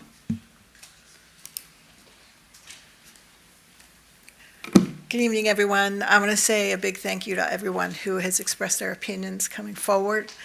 And I am here to say absolutely not to the rent cap. And seeing that presentation, I don't know why every single landlord doesn't just set their hair on fire and run away from this place. There's significant renter protections here. A lot of the complaints here are about the price, not necessarily the increases. There's just a few. So that's a completely separate issue we can deal with. But please, listen to your voters. It's the voters who've told you twice they don't want the rent caps. Listen to economic history. Whenever you have rent caps, it does the absolute opposite effect. Truly, this is do not turn Burbank into Van Nuys or LA or, just trash our city because you want to do a policy that doesn't actually do what it says it does. Thank you for your comment. Thank you for your comment. Our next speaker is Cameron Kwan, followed by Emiko Sawanobori. Hello, my name is Cameron Kwan, and I own a small business here in Burbank, an animation studio called Apartment D. As a Burbank citizen and a business owner, I support stabilized rent and rent registry and believe it's irresponsible to stake Burbank's economic and cultural future on the assumed goodwill of landlords. My business partners and I founded our studio here in 2017 in the garage of our rented home in Burbank, and 8 years later, both my business partners and I still live in rented homes, and our business is still here in Burbank. I love Burbank. I want to stay here. In the last 8 years, though, our talent pool has been eviscerated by rising rents, and most of the artists who started our studio with us have been priced out and no longer live in Burbank. Additionally, we've been unable or have found it really difficult to get new talent into Burbank because young artists can't afford to come and live here to chase their dreams alongside us in our small business. Young businesses, young families, and emerging voices should be allowed to flourish in Burbank, not just those who are already fortunate enough. Thank you for your comment. Thank you. Our next speaker is Emiko Sawanobori, followed by Siobhan Fitzpatrick. Good evening, everybody. My name is Emiko, and I have been a Burbank resident for 15 years. I would like to ask the City Council to implement stronger tenant protections because our city and country are crumbling under a system that values the profit of capital holders over basic human rights. Many claim that Burbank has rejected rent control in a democratic election, but I would like to point out that corporations poured over $250,000 into the opposition of Measure RC. That's 10 times the amount of what the proponents of rent control could afford. A city this size should have actual data about its residents and dwellings in order to properly govern. Please implement a rental registry. Our right to live a dignified life should not be commodified, and our city policy should not be decided by dollar amount. Also, it seems like everybody agrees that 3% is like a fair rent increase, so let's just cap that. I really appreciate the city for taking this issue seriously and running this ultra marathon of a meeting. Thank you. Thank you for your comment. Our next speaker is Siobhan Fitzpatrick, followed by Kat Kosmala. Welcome. Hi. My name's Siobhan. I've been a Burbank resident for over 10 years now, working in animation, and this is going to be my last year living here in Burbank. I have been officially priced out. As somebody who lives by themselves with a dog, it's very difficult to find a place that's affordable, especially with the entertainment industry being affected as it is currently. And I do believe that issues such as capping rents and a registry would be able to help me and other people in my situation that want to stay in Burbank and want to make this our home and our community. And I'm going to miss living here. So, yeah, thank you. Thank you for your comment. Our next speaker is Kat Kosmala, followed by Meredith Levine. Welcome. You have 1 minute.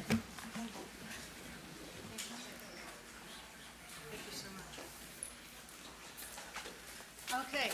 I've been in Burbank for 15 years. I'm not. Sorry, can you just get closer to the mic? Is this good? Can you try again? Just test. My time's counting down. Can you pause our time?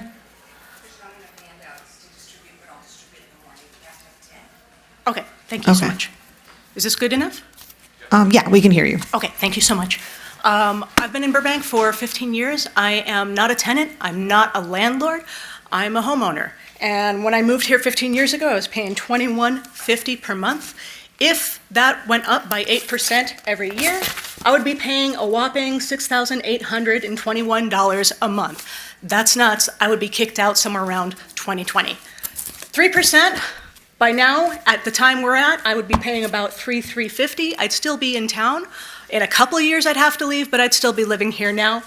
And then this is what my actual situation is as a homeowner. My mortgage has gone down because it's very predictable when you have a mortgage, and when you actually just get to paying off property taxes, it's super easy. So tenants aren't just the young upstarts in this room. Burbank has elderly tenants, immigrant tenants, tenants with family, and most of Burbank's small businesses are tenants to yes to a rent registry, yes to a rent cap, this one, and yes to tenant protections across the board. Thank you for your comment. Our next speaker is Meredith Levine, followed by Nolan Sutherland. Hi, my name is Meredith. I am also not a tenant. I am also not a landlord. I am a homeowner in Burbank, and I am a constituent. And the last time I gave a public comment was because this council had a vested interest in keeping entertainment in the city of Burbank. One of the ways we can help keep entertainment in the city of Burbank is to have a rent cap at 3% because we're pricing people out. It's a feast and famine industry. It's one of the biggest draws to Burbank. It's one of the biggest cultures that has built the culture of Burbank. And I'm here to say I still have a vested interest in entertainment staying in Burbank, and I think this can happen with tenant protections. Thank you. Thank you for your comment. Our next speaker is Nolan Sutherland, followed by Gretchen Howard. Welcome. You have 1 minute.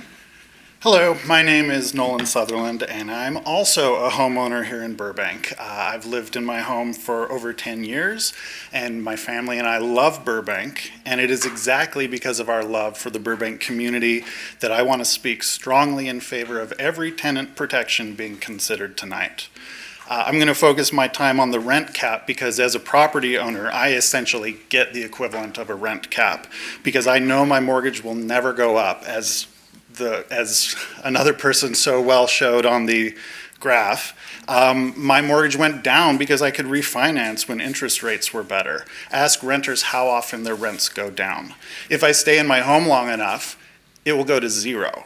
My property taxes are also mandated by California state law to not increase more than 2% per year, no matter how much inflation is. I'll repeat that, that's a 2% hard cap. That benefits me, property owners, landlords. It does not offend. Thank you for your comment. Thank you. Our next speaker is Gretchen Howard, followed by Candelario Calderon. Hello, council members. My name is Gretchen, and I'm a resident of Burbank. I'm here tonight to ask you to support protections for tenants, including closing the rent eviction loophole. My husband and I moved to Burbank 4 years ago when he started working at Cartoon Network. We moved into a unit with 8 units and quickly developed great relationships with our landlord, his family, and our neighbors, many of whom had been living in these same units for decades. In 2023, our landlord passed away and his family sold the property.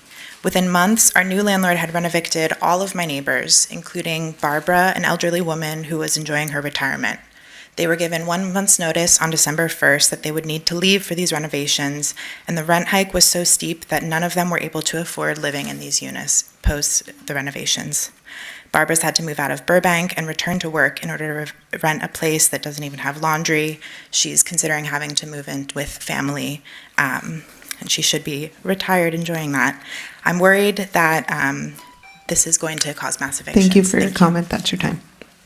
Our next speaker is Candelario Calderon. Welcome. Good evening, council members. My name is Lalo. I'll be focusing my time, I think you were passed out a graph earlier that was brought at the last city council meeting. I just wanted to point out a couple of fallacies there. But to continue, so they brought the Burbank Fair Housing Pact brought in some fancy graphs to argue that rents have remained relatively flat over the past decade. But as someone who works in finance, the story they told really rubbed me the wrong way. That data wasn't open source, it lacks transparency, and it failed to differentiate between property types. Who knows, single-family homes, duplexes, and multifamily units, and even maybe commercial spaces were all lumped together. Without a clear, localized, and publicly accountable data set, we can't make informed policy decisions. A rental registry would allow Burbank to collect its own data, accurate, granular, and specific to our own communities. It will empower us to analyze real rent trends, track displacement, and ensure that housing policy is based on facts, not Thank you selective. for your comment. That's your time. Yeah, Thank you. Our next speaker is Gina Portaro, followed by Michelle Jacobson.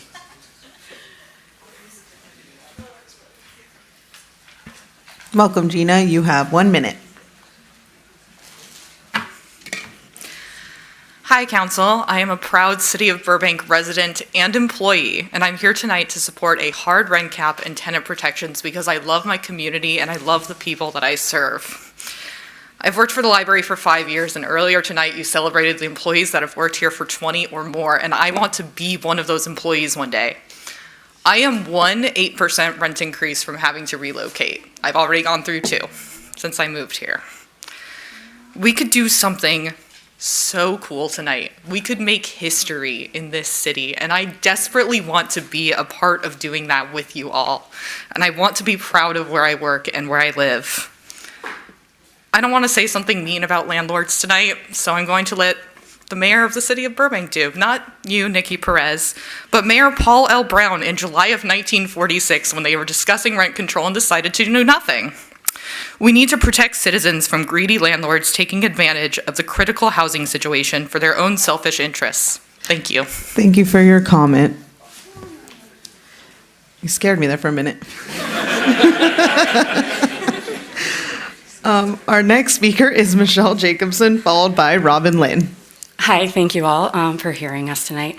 I guess I just want to say that if landlords have been fair and only increasing rents by 3 or 4%, then a rent cap shouldn't actually have a huge impact on your bottom line. It shouldn't actually make that much of a difference if we implement a law to do what you're already doing. So I would just beg you to consider that you have options. If more than 3 or 4% is too much, you can sell your property and you can invest in the stock market and not have to do the work of maintaining your property to get that income. Oh, okay. Guys, we've talked about this several times. No booing, whether you agree or you don't agree. No booing, no cheering, no nothing. Let's let people have their democratic right, which is their 1 minute to speak in front of this body. Thank you. Did we pause our time? Thank you. Please continue. Thank you. I think I've said what I want to say, which is just please be empathetic about the fact that renters don't necessarily have the options you do because they don't have equity in properties. Thank you. Thank you for your comment. And let's keep it civil. Next is Robin Lynn, followed by Brian Newton. 17-year resident. Tenants deserve a balanced power dynamic instead of the current one that favors landlord influence. Tenants quoted in a recent article are Burbank residents. Unlike most of our landlords, property owners of B&Bs and large corporate entities that are based out of country, out of state, and out of the United States, per the Burbank Fair Housing Pact monetary contributions received documents. Tenants are harassed in an attempt to get them to vacate so landlords can price gorge.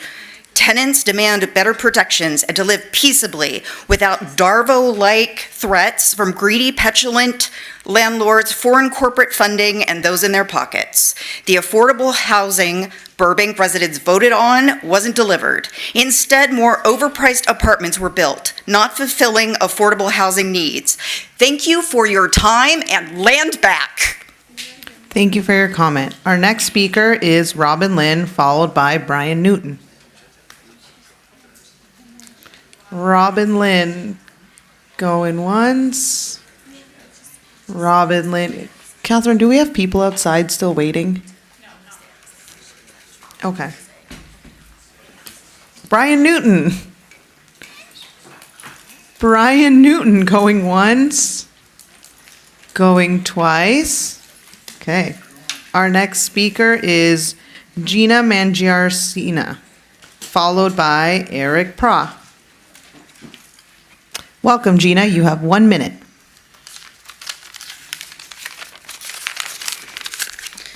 Good evening, City Council members and everyone in the chamber. My name is Gina, and I rent the top floor of an ADU here in Burbank. I'm here tonight to ask you to pass universal just cause to protect people like me in ADUs from no-fault evictions, rent-evictions, and to give us a fair market rate for relocations after no-fault evictions. My downstairs neighbor was issued a no-fault eviction for an owner move-in to move in the owner's son, and my neighbor was only allotted 1 month's rent after move-out. While the landlord's son is a great guy, I fail to see how a man with 3 children and 1 on the way is going to make his primary residence a 1-bedroom apartment, especially when there is a single-family home on the same property. I worry for my housing security. I worry too I will soon receive a no-fault eviction so they can turn the ADU into a single-family home for the owner's son and his family. I would be so heartbroken if I had to move out of Burbank because I couldn't afford another unit in this city. My landlord has thankfully never raised my rent, but that should be the norm, not a specific luxury. Please do what's right and pass universal just cause to protect people like me. Thank you for your comment. Our next speaker is Gina Mangiarcina, followed by Eric Pra. Oh, sorry, that was her. Our next speaker is Eric Pra, followed by Kate Cundiff. Eric Pra. Eric P-R-A-H. Going once, going twice, thank you. Sold. All right, our next speaker is Kate Cundiff, followed by Linda Newmeyer.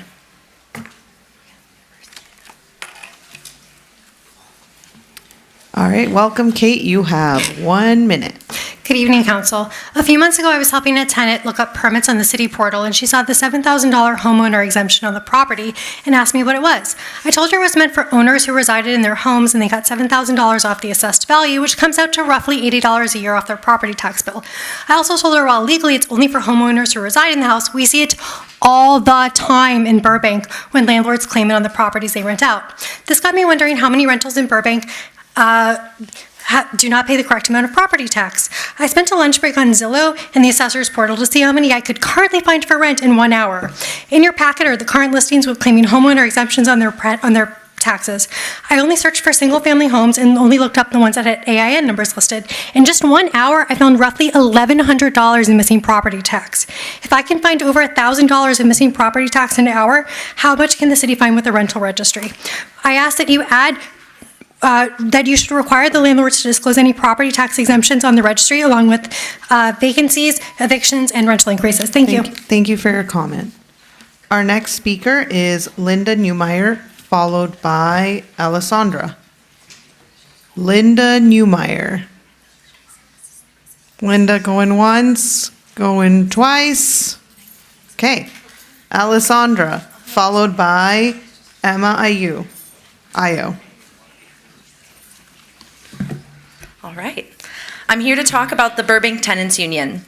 In 2022, I co-founded BTU with a few of my neighbors with the goal of creating a city where housing is not shaped by luck, but with sustainable, reasonable protections that keep our communities stable. This council knows who I am. I've lived here for 6 years. I'm currently the chair of a commission. I have a plot in the community garden. I am deeply involved in local organizing here. BTU is made up of folks like me. We live in this city, we love this city. We're the ones who wake up at 7 a.m. every single morning to drive around Burbank looking for ice.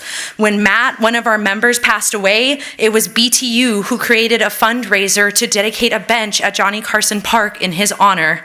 We are the fabric of the community. We are the ones who hang out at Winkwell. We are the ones who organize Walk Bike Burbank rides. And right now, we need our elected officials to stand up for us. We need a 3% rent cap. We do not need a soft cap because it's relocation assistance. Thank you for your comment. Our next speaker is Emma Ayo, followed by Jordan P.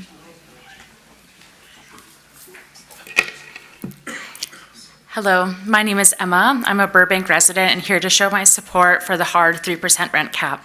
When I moved to Burbank 9 years ago to work in entertainment, I was making minimum wage and struggling to get by. But I knew the value of living and working in this city. While my professional life has improved since then, I cannot say the same for my housing. This is the most money I've ever made in my life, yet I share an apartment with 2 roommates and spend 28% of my paycheck on rent alone.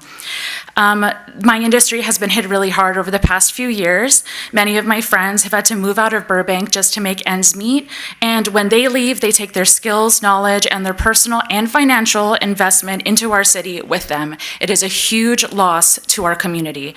I love Burbank and want to build a foundation for my life here. However, as a renter, I have real concerns about my future here if changes are not made. I urge you, please protect the renters of Burbank and invest in our community and support the hard 3% rent cap. Thank you. Thank you for your comment.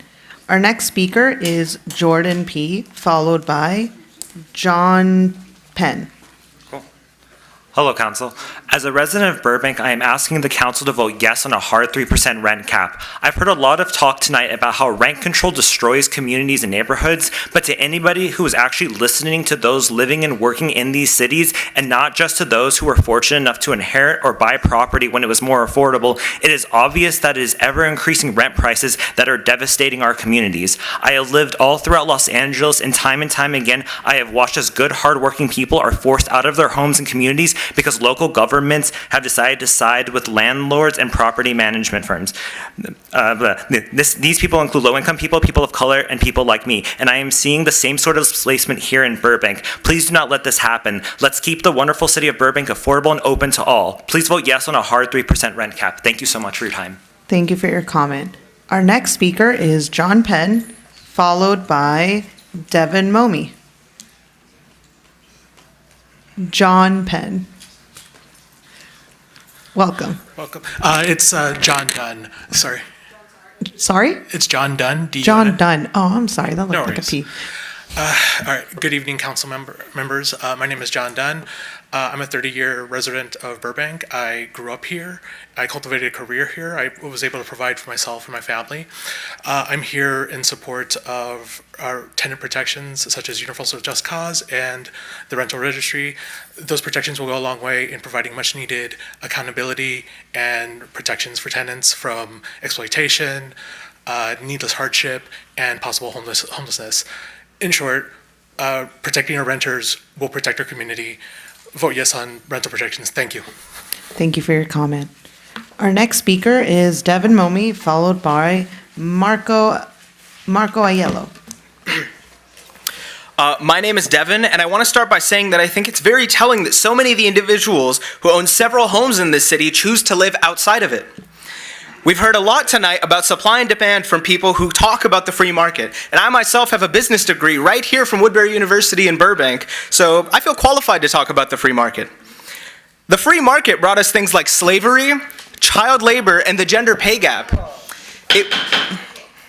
Everybody, you may not agree. It's okay to disagree. You get your 1 minute. He gets his 1 minute. Thank you to the folks who are disagreeing with their hand motions and their signs. Okay. Can I get some more time back? Yes, you can. Thank you. The free market brought us things like slavery, child labor, and the gender pay gap. It was unions that fought for a 40-hour work week, fought to end child labor, and fought for benefits for workers. The job of a union has always been protecting the working class from people who will do anything in the pursuit of profit. That is and always will be our mission. When I think of Burbank, I think of Cecilia, who immigrated here from the Philippines and told us about how her 10-year-old daughter cleans the common area because her landlord refuses to maintain it. When you vote no to tenant protections, these are the people who are affected. Our investments in this community aren't financial, they're our livelihoods. Please don't let the people who make this city great be priced out of it. Thank you for your comment. Our next speaker is Marco Aiello, followed by Shane. Good evening, I'm Marco. I moved to Burbank in 2022 to go to Woodbury University, the only university in Burbank just down the street. Last year, I got my first apartment in Burbank, but unfortunately in June, we got priced out, forced to move to North Hollywood. Now, the only thing tying me to the community is Woodbury University. I was only able to afford my first apartment with my leftover FAFSA money that could be cut anytime and currently is. I would love to stay in Burbank, but after I graduate, I don't know what I'll do. I have friends and community orgs that are here. I love to stay with them. Rent control and tenant protections would allow me and my fellow students to stay here in the community that we love. Thank you for your comment. Our next speaker, and my last comment card before I give these folks one last chance, is Shane. Welcome. You have 1 minute. Hello, City Council. My name is Shane. I support creating a rental registry, and I support a 3% rent cap, among other tenant protections. I'm struggling to find an apartment of my own because rents keep increasing in this otherwise amazing city. There are not enough apartments being built due to the government's restrictive single-family zoning laws. As a result, housing prices go up because demand increases faster than supply. I love Burbank, but I hate how expensive it is to live here. Median rent in Burbank is $2,600. That is a disgrace. And I had to look this info up on Zillow because Burbank doesn't have a rental registry to provide accurate data. A rental registry will keep landlords honest and will provide transparency in the rental market. Please implement rent control and a rental registry, lest you price out the very people who make Burbank so great. Thank you. Thank you for your comment. And now, unlikely, but I will give Linda Newmeyer last call. Okay, thank you. Eric Pra, last call. Brian Newton, last call. It's not here supporting the landlord. Robin Lynn, last call. Rosemary Servolo. No. And Dennis Jebbia. Okay, you had your chance. That is the end of our public comment.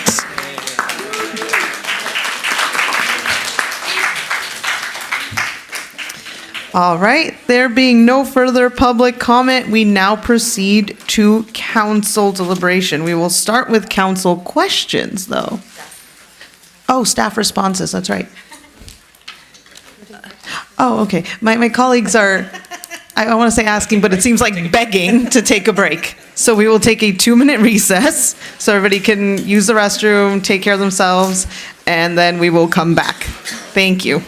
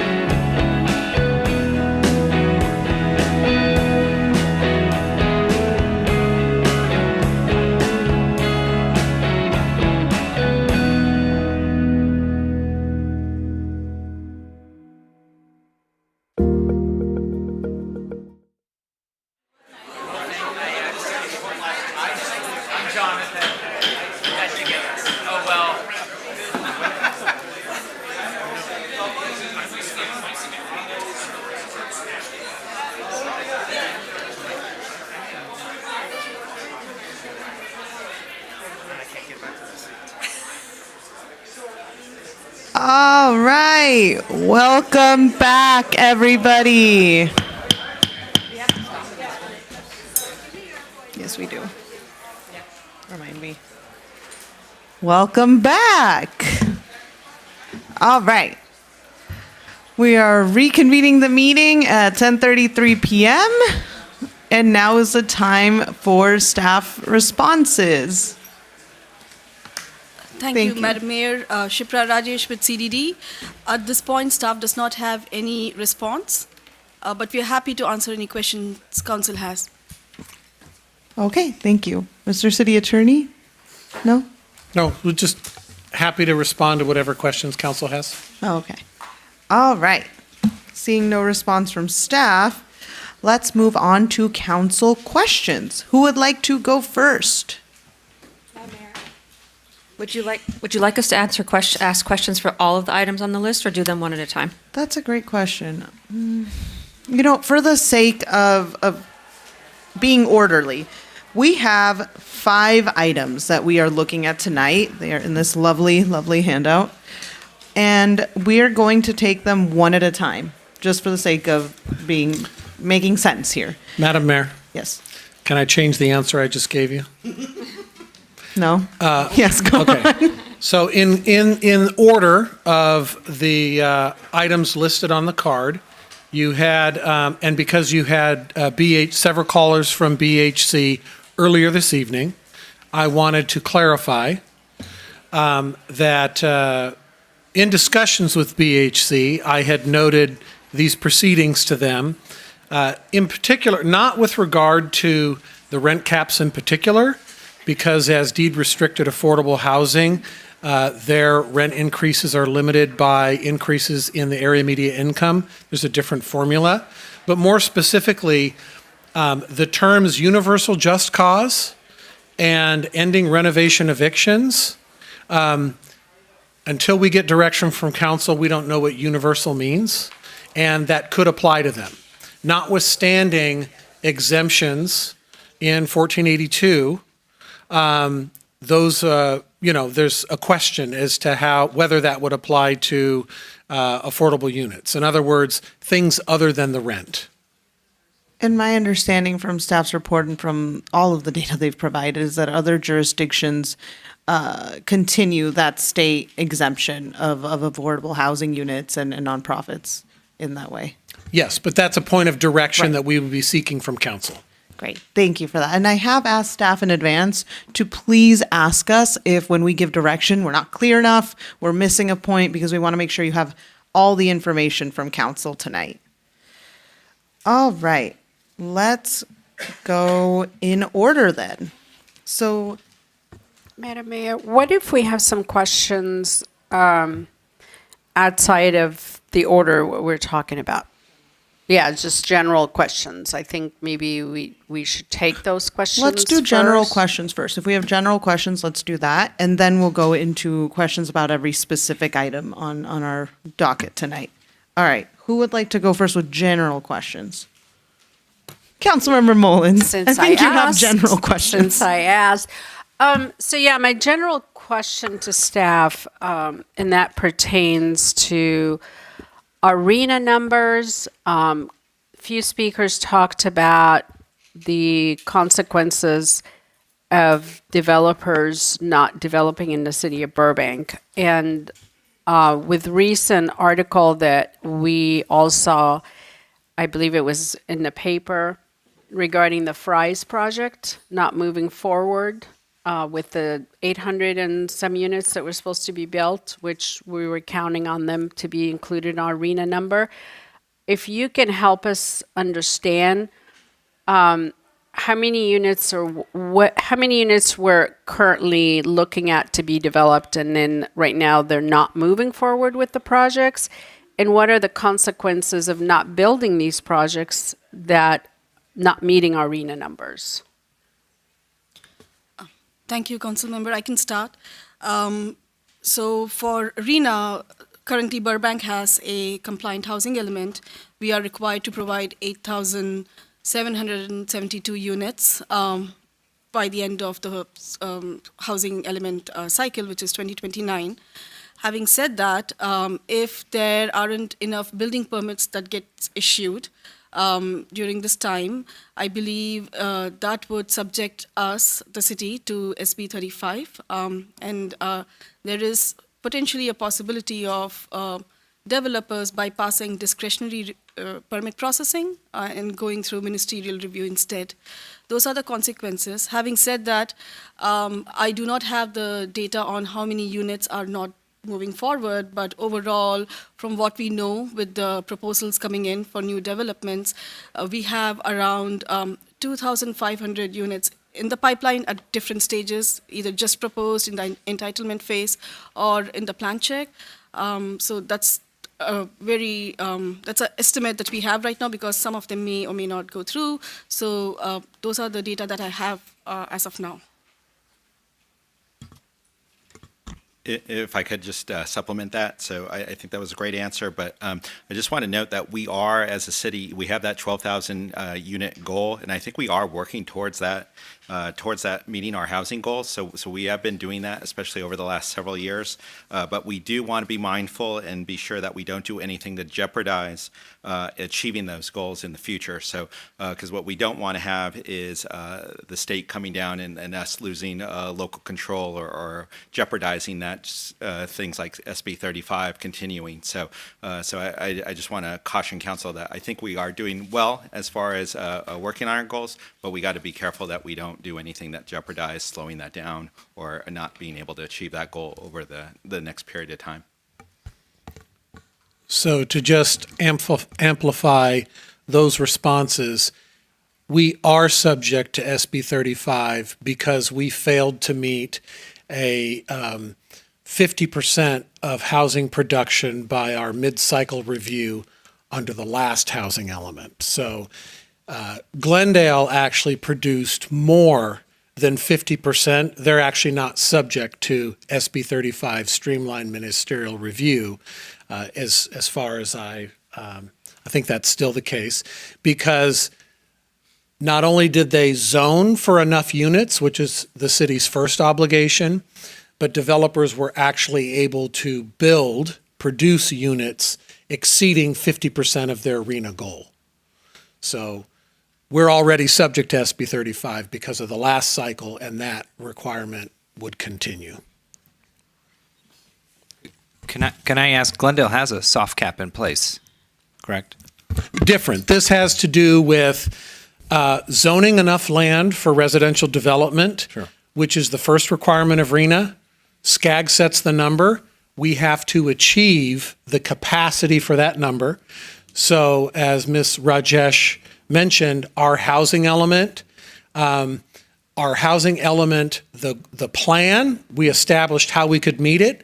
And when council approved the overlay zone last January, we achieved the zoning program so that housing could be built. But we haven't yet had attainment of the actual pulling of the building permits and development of the units yet. Glendale actually zoned for it, approved the projects, and they were actually built. So it's actually the production of the housing that's the trigger or the relief of the state streamlined ministerial review.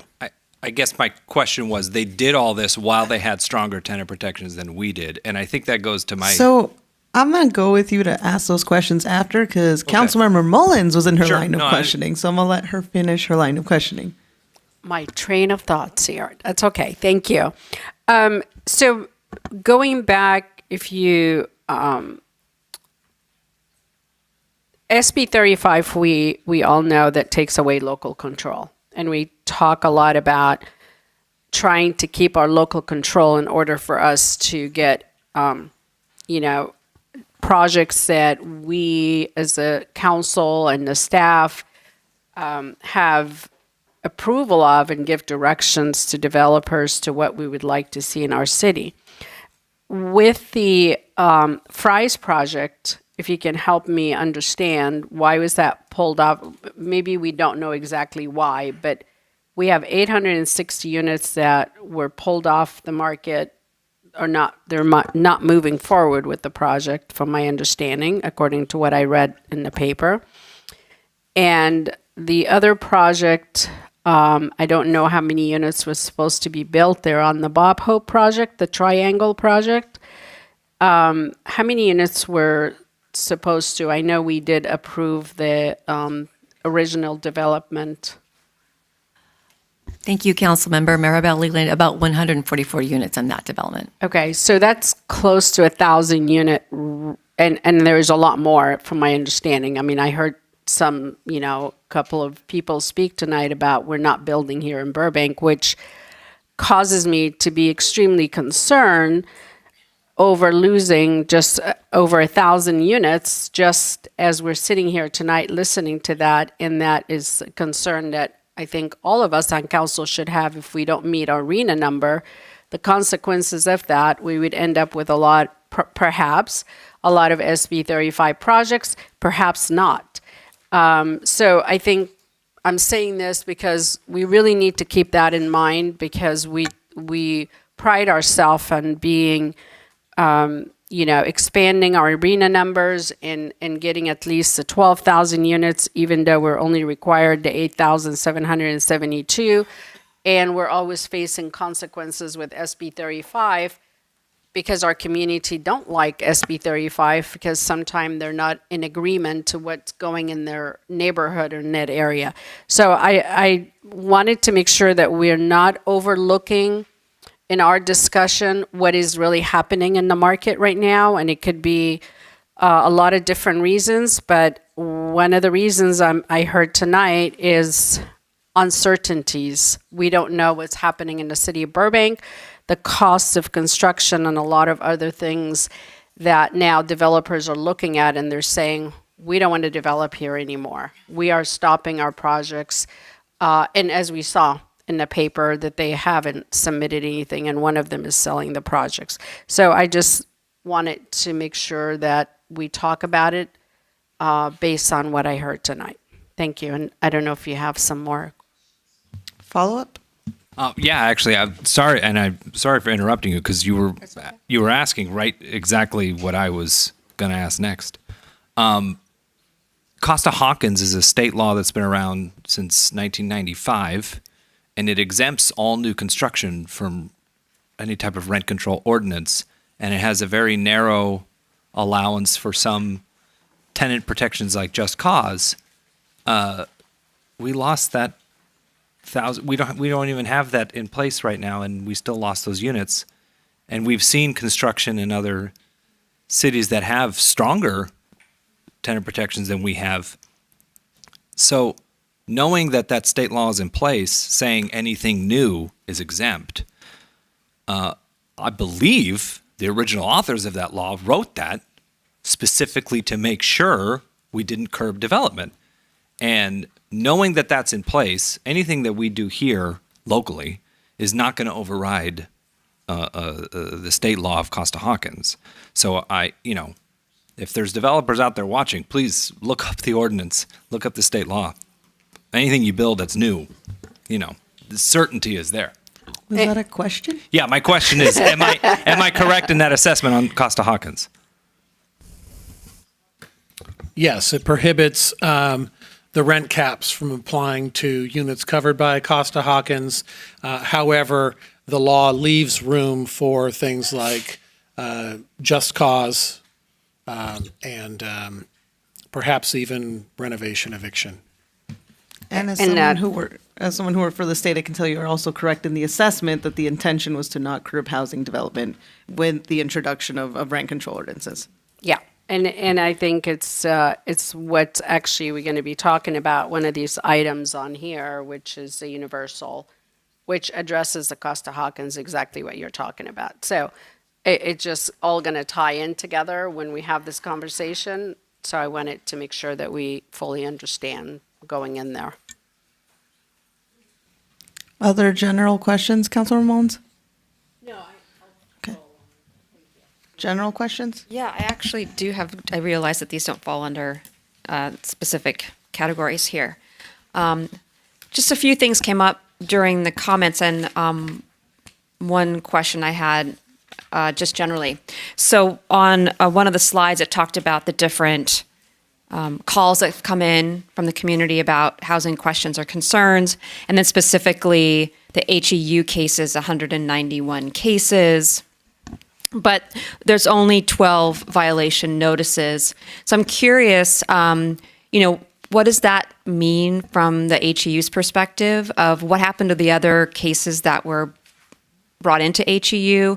And then even if they didn't get violations, do they still take staff time? Are they still resource intensive? So can you just speak to the ones that didn't make it to either a violation or an action that was noted on here? Thank you, Vice Mayor. So the 191 cases HEU processed was since its inception. When it was initiated in the beginning, we didn't have much inflow, understandably so, because it wasn't advertised as much. And now that with all the outreach we've done, we have gathered more cases. And one of the examples, and I'll break down the cases later, for example, the 191 number that you see on your screen in the presentation was the number of cases until 29th of September. And today it's 28th of October, and we have had 46 new cases after that. So it's picking up momentum, that's what I'm getting at. And it was slower in the beginning because of not much knowledge about what we do, and we are constantly trying to reach out to the community members and let them know what we do.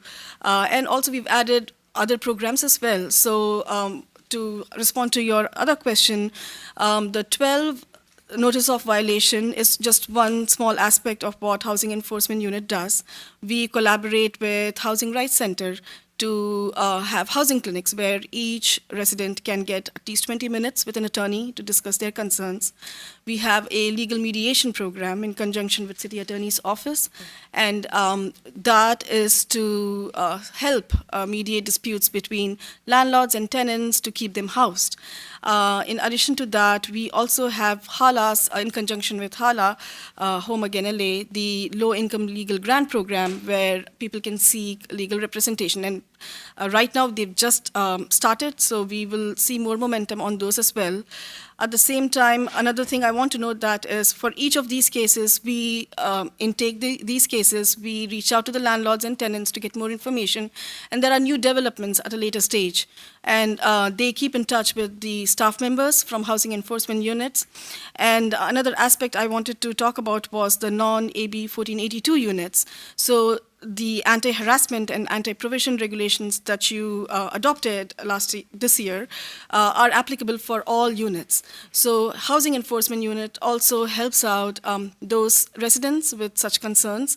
And our biggest function has been to make sure that we dissipate correct information about residents, landlord and tenants, both, their rights and regulations. And so far, we've also assisted, I think, around 20 landlords with information on accurate noticing, which City Attorney provides for even single-family units that are currently exempt from AB 1482. Great. Thank you for that explanation and more expansive description of what the HEU does with the cases. And it sounds like that most of the cases get resolved before they need to be given a violation notification, or these ones that end up with a notice of violation are the ones that didn't get resolved, and so they ended up with a notice? That is true, because when we reach out to the landlords and when we educate them of the rent cap, oftentimes they rectify the rent increase. That's correct. Okay, great. Thank you. Vice Mayor, do you mind if I ask a follow-up Sure. with that? I don't know if it was mentioned anywhere, and apologies if I missed this. How many, do we have on record how many calls the Housing Enforcement Unit receives? Yes. Number of calls total? Yes, 191 since its inception in August last year until 29th of September, and 46 more calls between that time and now. Cases, Oh, no, yeah, I meant total calls. Okay, I think it's 673. 673 Thank you. calls since March of 2025. The 673 is the total number of calls for the housing division. And Oh, for housing overall? Overall. Okay, Out we of don't have a that- number for the Housing Enforcement Unit specifically. That is 191 until That's the 191 yes. total cases, okay. Okay, so you guys are just taking the total number of cases that you get, that is what you, but it all funnels, and I think that's important to talk about, it all funnels through the housing division. That's correct. Yes. Right. Okay. And the calls from what I understand, the calls that come through the housing division get sent to the HEU if that's an appropriate place for them to be addressed. But there's other ways that those concerns may be addressed that's not the HEU. That's correct. And I can let Mirabel chime in on that with Section 8 and homelessness program we have in place. Thank you. Yes, Vice Mayor, Madam Mayor, we wanted to take the opportunity to track all calls coming into the housing office. So we do have that data, because it could be that just generally folks are asking for information and resources. Affordable housing list, units in the pipeline. We see this development happening down the street. So we wanted to have that opportunity to be able to track and collect that data, in addition to the data that is strictly for, I have a concern or a complaint, or I want to file a claim, and then they get routed appropriately. So it then could get routed, and they do get routed to the Housing Enforcement Unit, which, as Ms. Rajesh mentioned, is the 191 cases, now increased to 237. So there is that effort as well, so that we can see the increase in calls, because also when the cases come in, it could be that some of them go to the existing landlord-tenant commission. It could be that our staff answers it. It could be that from the Housing Enforcement Unit, they do go to court enforcement. So we just want to make sure to track the calls coming in, so we are able to follow up with each phone call and inquiry individually. Thank you. That's really helpful. It feels like our business concierge program, where you direct folks to the right place to handle their concern. Yeah. If I could follow up. Oh, did you want to follow up too? Yeah, but it's okay. Okay. I was, actually, go ahead. Actually, why don't you go ahead and follow up? Yeah. Yeah. Thank you. So out of the 191 calls, I'm really interested the actual violations. So, meaning the city attorney. Sorry, Councilor Mons. Can we keep the chatting in the front to a minimum? It's kind of hard we can hear you up here, and I'm sure folks can't hear in the audience. Thank you. Thanks. Thank you for that. Because go on. Thank you. So out of the 191 cases, the 12 violations were actually. Are those violations where we maybe took landlords to court, or did we just meet with the the housing providers and the tenants and worked it out? Can you help us with those type of violations? Sure, Council Member. Thank you. I can take that one. Jill Vanderbort with the City Attorney's Office. The violations, we have yet to have to follow up with any sort of court enforcement actions. The landlords that have received them have been receptive in resolving them in however fashion. So they were mostly eviction notices that didn't follow the law, or, as Ms. Rajesh has said, increases that exceeded 1482. Great. So those, from my understanding, and then they were corrected once you got involved from the city attorney's office. Yes, that's correct. Okay. Can I do one more follow? And that's on slide, where's the number? Page 8 of the slide presentation. So I guess that's slide 7. I'm sorry. It says illegal unreasonable rent increase was 5% of the calls. I believe that those are the numbers, 5% of the 191. Is that correct, Mr. Rajesh? Yes. And if you can help me remember, during the fires, we had a council discussed, and I don't know if we adopted a resolution or we discussed the gouging issue, but it was a temporary, because people were placing renters in houses. Was this, the 5% had anything to do also with the fire and the gouging? Yes, the gouging provisions are actually still in place. The state of emergency has continued to be extended since then. And so the 10% limit on all units it still exists. And because we had the housing enforcement unit, we were able to follow up on certain complaints of price gouging with the notices of violation that were subsequently resolved.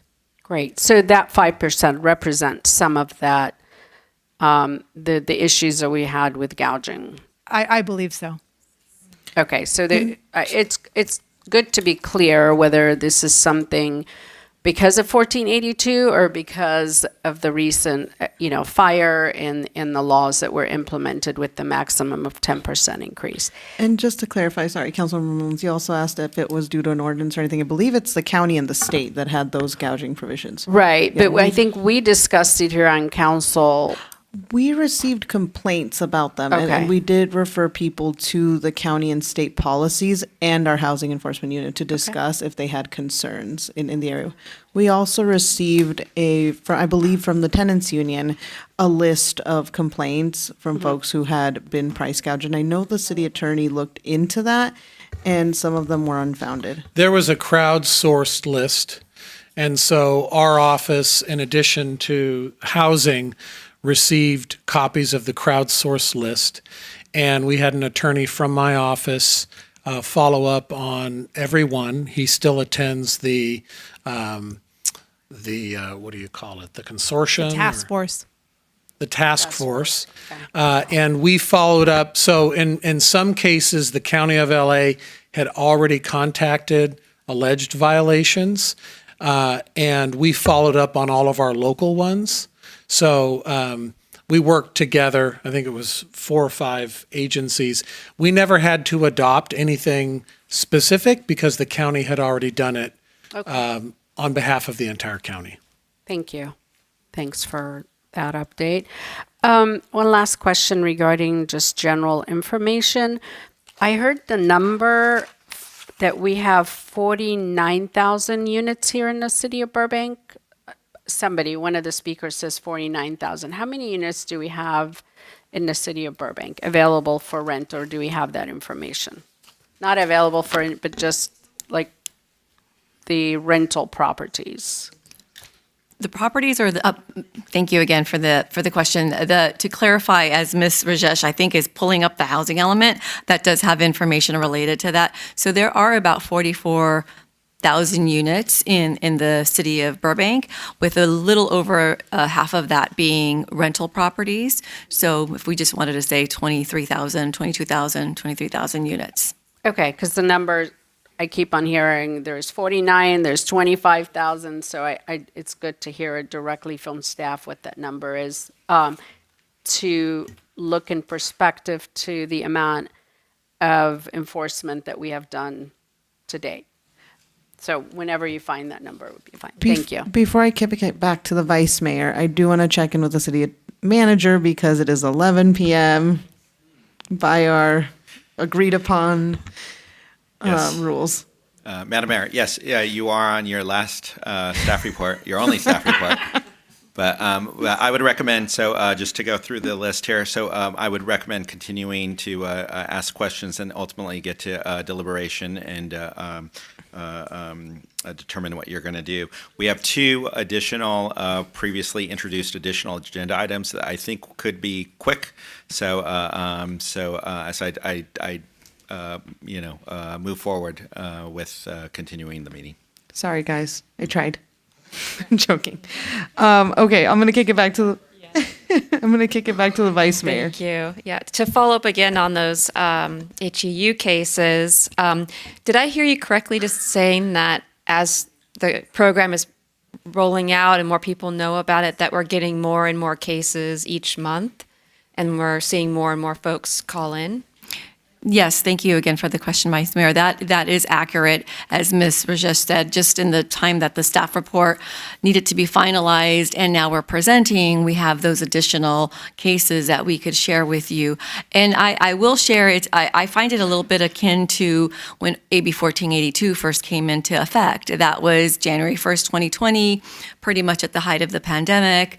We had several moratoriums in place, and so really the staff, residents, landlords, communities just really weren't aware of that. Once those eviction protections started to lift, 2022, like maybe even into 2023, when the then City Council looked at rental relocation program and so forth, as we've explained, then it was that effort to educate the community about AB 1482, what it means through the Landlord Tenant Commission, and there are different cases. So even now, there is still As Ms. Van Wert was mentioning, the notice of violations, some of them are related to property owner. Are you aware that you need to provide this notice, that you're exempt or not? And so there's just different still education that we continue to do.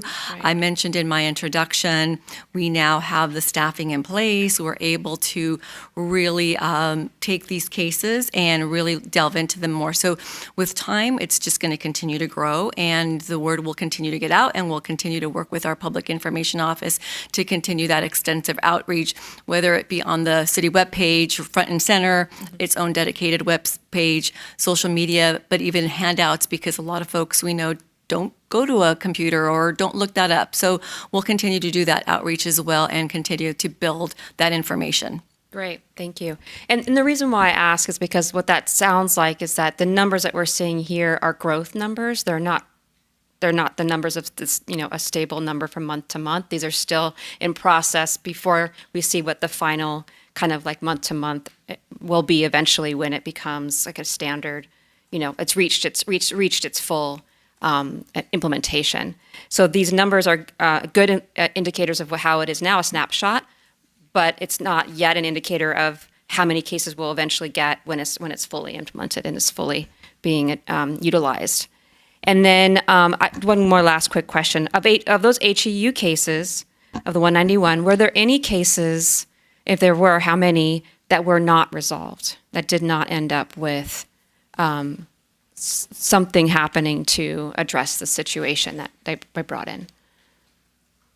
Thank you, Vice Mayor. So whenever we get a case, it usually, if there is like a unit that is not covered under AB 1482, we provide information on their rights pertaining to non-AB 1482 units, what can they do within their rights, both for landlords and tenants, and then close the case, because at the time we can't really enforce anything.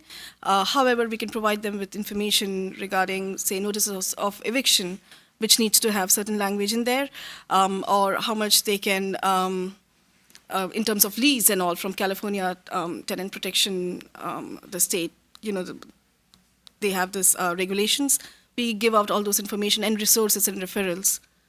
We're also, if I can add to that, we're also able to offer our mediation program as a service to people, even if their unit is not covered. If there's a viable landlord-tenant dispute or concern, we've referred there. We have yet to have a successful one for some reasons. It's basically since July, it's been active and available to us.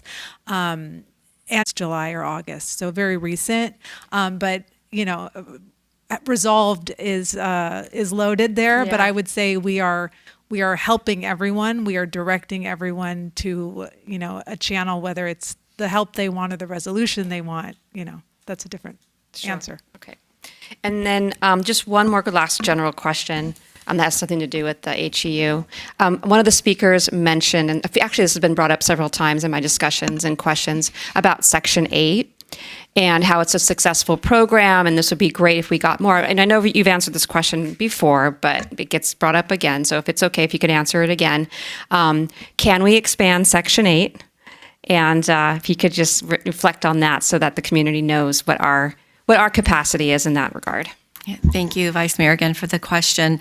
The Section 8 program, the Federal Department of Housing and Urban Development has very strict regulations and rules related to the federally funded program, Section 8. So the information that we do collect is specific to what their parameters and their requirements are. So we would not utilize that sort of format or that sort of method for rent reasonableness, as they call it, to dictate or say that that's what rents are across the city. And another piece of it is the reality is we are working with extremely low, very low income households who are already by their need in certain units. We do have affordable housing units in the community. Many of those Section 8 participants need to go into those already restricted units with restricted rents. So I would just share that it's very specific to that need. And very much the data that we have is for a certain purpose related to assist these lower income households. Madam Mayor, if I may provide the information on total number of units. So Burbank, per the housing element, has 45,000 housing units, out of which 24,138 are renter-occupied units. Thank you, Shipra. I just wanted to ask a follow-up on Section 8. Can we throw some money at the problem and get more vouchers? Like, how do we increase Section 8 in Burbank? Thank you for the question. Currently, as we know, we don't have a federal budget, so that is already a challenge. And so, in a normal year, I just need to mention that because we're already facing, unfortunately, the possible ramifications of that. So, the Section 8 program, I'm just going to say it's a $13 million program to assist about 800 households right now in the community that are extremely low, very low. We are already facing the risk of losing some special use vouchers. So in order to answer the question and in order to fund an ongoing rental assistance program like that would require millions of dollars to even assist, as I mentioned, the current 800 households that we currently have. Does Congress determine that number? Does the White House determine that number? Like, who do we, if we wanted to advocate for more Section 8, who do we talk to? It would be advocating to the federal government, yes. And as mentioned, though, right now they're basically shut down. So we can't even communicate with anyone. However, that said, that would be who to advocate with or to. And as mentioned, we're already looking at and even facing, the council may be familiar with possible cuts to the federal CDBG program, Community Development Block Grant Program, the federal housing program. So there are already those areas that we're tracking and making sure that we continue to get the funding that we have to at least continue to assist who we currently have on the program. So in summary, for the folks who mentioned the Section 8 program, it's not something, it's a federal program. It's not something whose funding we can control, affect, or anything, and it's not an increase of vouchers we can provide. So it would just not be a viable source. Yes, thank you, Mayor, for summarizing. Thank you. Do you have a follow-up to your follow-up? Councilmember Mullins. I have a follow-up to my follow-up. You mentioned 800 and some units for Section 8 out of the 24,138 units. Are those, the 800 is part of that number? Yes, thank you, Council Member. That would be there are part of the multifamily rental market. We may have, yes, so the answer is yes to that. Okay, great, thank you. And my other question regarding mediation, how many cases have we taken to mediation, or have we taken any cases? We have yet to have a successful mediation. We have made 4 attempts, including 2 that may currently be in process. I'm not handling the day-to-day on those, so I don't know the current status, but for various reasons, either they've resolved in the interim or somebody had a death in the family and was distracted by that. So, and again, the program is relatively recent in terms of its availability and getting it set up. Right. It's great to know it's available, and if they want to take advantage of it, it's at no cost to either party.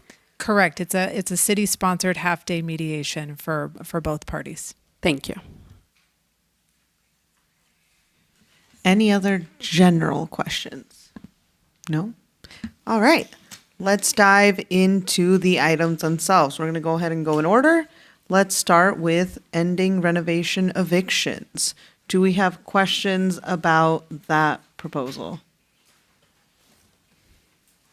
Councilor Anthony. There's a few cities here that just eliminated it completely. Do we know of any of the cities that have eliminated it? Has that been challenged in court? Has there been attempts to overturn it? Is there any case law that is like hovering over any of the full, complete eliminations of renoviction loophole removal?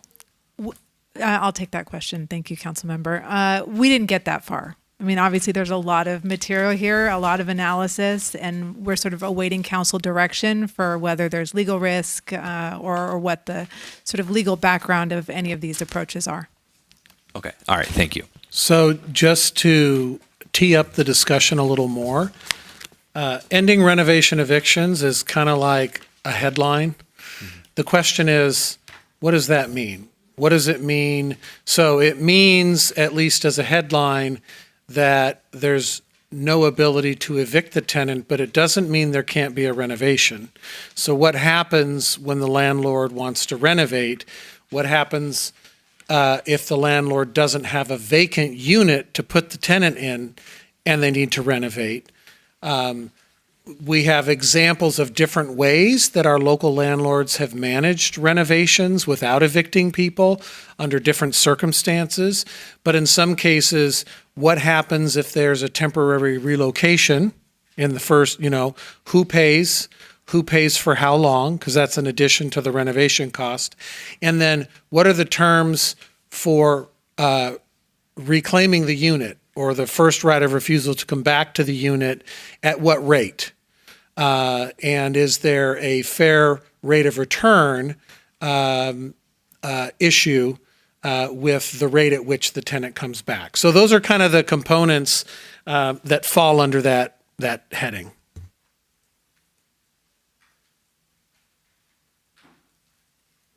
Okay. Councilor Ramones? Question regarding renovation. Since we have a lot of older units and some of it may very much have asbestos or mold,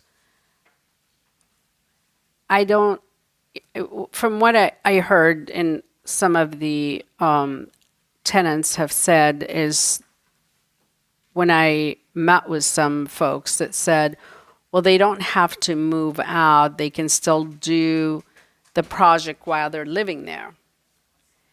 And on the same token, looking at some of the languages and things that we have before us, how would someone actually renovate a unit that may be very old and have mold or have asbestos and allow the tenant to continue living there without the consequences of exposing, a family, an elderly person, or children to some of the material that could be in the walls? Thank you, Council Member. I can think of an example with Culver City, where if a renovation entails a tenant to relocate because of health and safety reason, in that case, they are required to provide temporary relocation. And it goes into detail on the kind of work that's required and what kind of temporary relocation could be provided in the municipal code. And in addition to that, and we don't have much research on this, the amount of relocation assistance is passed on to the tenant through a rent pass-through. So that's what we found for one of the cities as to how it's getting implemented. Having said that, staff did not go into the details of implementation. If the council decides to go that route, we would come back with more details on how each city, if that's the direction, implements the renovation eviction.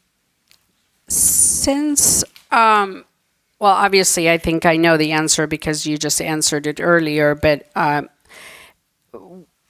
this whole situation with renoviction and evicting tenants started, I believe, with the Maui apartments where the owners sold to a corporation. They came in, they wanted to remodel, they evicted everyone from the building and they did the remodel. Have we had or heard of any other cases since that the Maui apartments have done that? Have you heard of anyone else that has done that?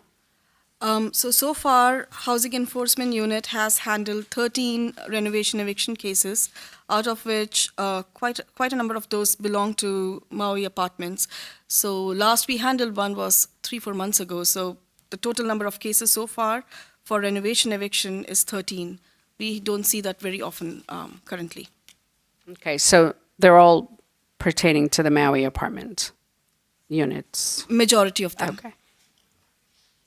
So, were you asking about our experience with other types of projects that are doing renovations without evicting. Sure, I'd like to know that. So maybe Ms. Leland, you could talk about the senior housing? Yes, happy to. Thank you, Mr. McDowell. We do have a situation in a senior building that we were informed is going to be doing phased renovation.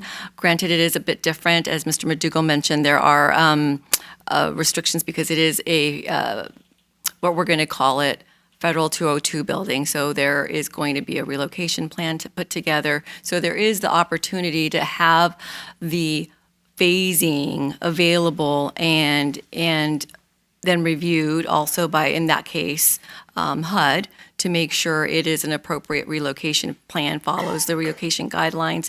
But that said, there is opportunity to phase, in that instance, phase it by floor. So as units become available in lower floors, they'll be renovating floor by floor and then having people temporary relocate, for example, into extended stay situations or with family, and then come back to their renovated unit. So there is the mechanism to be able to do that, to do improvements to buildings that owners are required and must do. Thank you. And I am personally aware of a housing provider that actually sent his tenant, and I wish I lived in the apartment, on a cruise for 3 days while they renovate, or send them to Vegas. And there's pictures that were posted on social media, and I was like, why wasn't I included in this deal? In order to save the tenants from actually having to relocate or pay, because we right now have the 3 months rent that they must pay. And then that individual wanted to really help out the tenants. So I was really amazed when I heard the story. And those who opt out from going on the cruise or to Vegas, they took a check and they posted on there saying, I made $500 or whatever the amount is. So, I mean, there's a lot of different cases, obviously, but I really wanted to know if we're getting more of these issues, because that's what really started our conversation, is displacing people.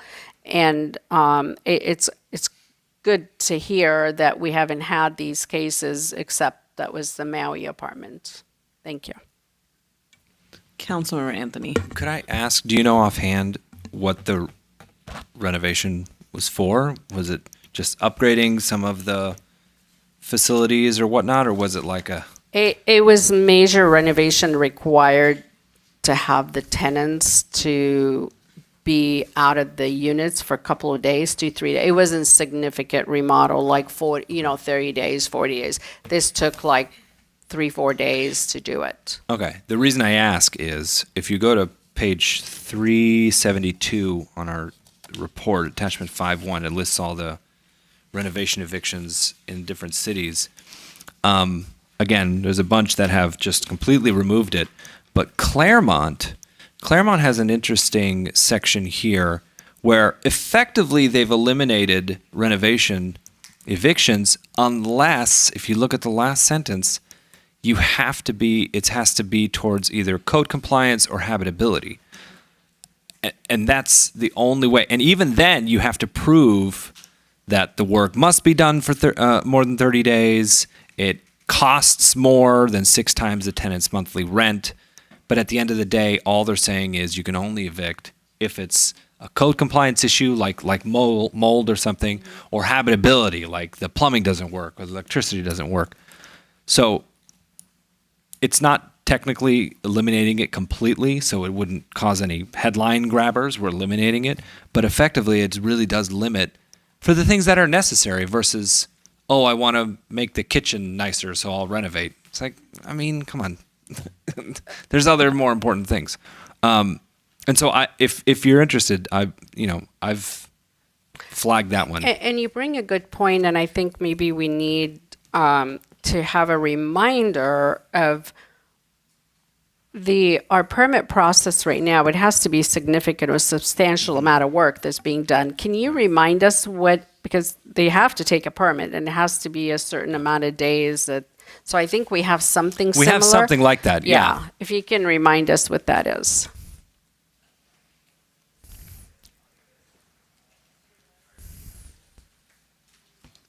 Give me a moment, council member. So if a landlord wants to implement or use no-fault eviction due to substantial remodel, currently Burbank's ordinance complies or is consistent with AB 1482, although we do offer 3 months tenants rent in terms of relocation assistance, more than 1 month's rent that the state law mandates. However, we go with what the state law defines substantial remodel as, and it includes, and I'll verbatim read out, if the substantial remodel, I apologize, I'm looking at the definition, which I'm trying to find, and the minimum number of days that you mentioned is 30 days. It needs to be uninhabitable for at least 30 consecutive days for a tenant to not live there, for it to be a valid reason to evict. And the state law also defines substantial remodel with very definitive words, which includes health and safety provision as well. The reason why Ms. Rajesh can't find it is because originally we codified it in September of 2023 ahead of SB 567, but I believe we took it out once AB 567 in April, when it became effective, they were redundant. So I think we pulled it out, and our ordinance now cross-references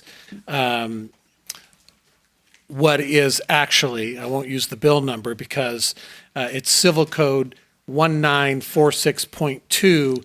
That is the actual code section that both 1482 and SB 567 modified. And Sorry, just to be clear, AB 567 currently, and even with our old version, the habitability that you're referencing is the habitability during the construction. The construction and the activity produced by the landlord or the maintenance company, that becomes uninhabitable. It doesn't say the renovation is towards habitability. It has to be, yes, it has to be substantial work that substantial in that it actually requires building permits to complete the work. So we have a threshold for building permits. The work must take more than 30 days to complete. Now, while that's difficult to calculate, there was a particular circumstance where the building official, we did look at the scope of work. We can't force a property owner to parallel track multiple trades. So they tell us that it takes longer than 30 days. In that case, it was, I think, at least 3 trades. And it may be that the drywaller isn't going to touch anything until the plumber finishes all their work, right? I think this involved a kitchen. And so we accept their reasonable explanation. We can't dictate how they actually do the work. But there was enough work. It required permits. They said it was going to take longer than 30 days. And I think it's reasonable in that case. We were looking at like a week per trade, and it made sense. But it certainly raised the bar for, not carpet, not paint. And so I don't know that we're getting very many of them because the work is so substantial. Yes, we don't get very many of them currently, and I just wanted to read out what substantial remodel means in terms of the state law, which also applies to Burbank. It's the replacement or substantial modification of any structural, electrical, plumbing, or mechanical system that requires a permit from a governmental agency, and abatement of hazardous materials, including lead-based paint, mold, or asbestos in accordance with applicable federal, state, and local laws. In that case, which will render the unit uninhabitable, probably for 30 days or more, that would be an instance where a landlord can use no-fault eviction because of this. I would also want to mention that currently Building Division provides a declaration of building owner regarding major remodel, where a developer or the applicant self-attests that this is in fact a major remodel and would take more than 30 days to finish. So that's something we are also implementing to ensure that we follow the rules. And to the council members' point about major systems, there may be an opportunity even to mediate. For instance, let's say it's a housing situation that has 2 bathrooms. And taking the bathrooms out of service is a major habitability issue. But maybe they don't have to remodel both at the same time. And so, and it might actually be in the housing providers to their advantage to not have to pay relocation costs if it's only a phasing issue.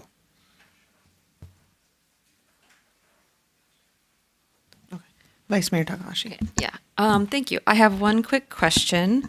So for the eviction protection that we passed in September 2023, and then I guess has been, the provisions in AB 567 have made that redundant. Was that just for AB 1482 units, or was that for all units, all rental units? I believe it's just for AB 1482 units. Okay. Is it allowable to expand it out to every unit, or is this one that's restricted by Costa-Hawkins? I believe there's latitude to apply it. Okay. Yeah. Thank you. My understanding is that Costa-Hawkins applies directly to rent caps, right? It does. I'm leery to speak too confidently because that's actually one of the subjects in the Pasadena litigation, which is pending in the Court of Appeals. How far they may have encroached into the Costa-Hawkins limitations. Right.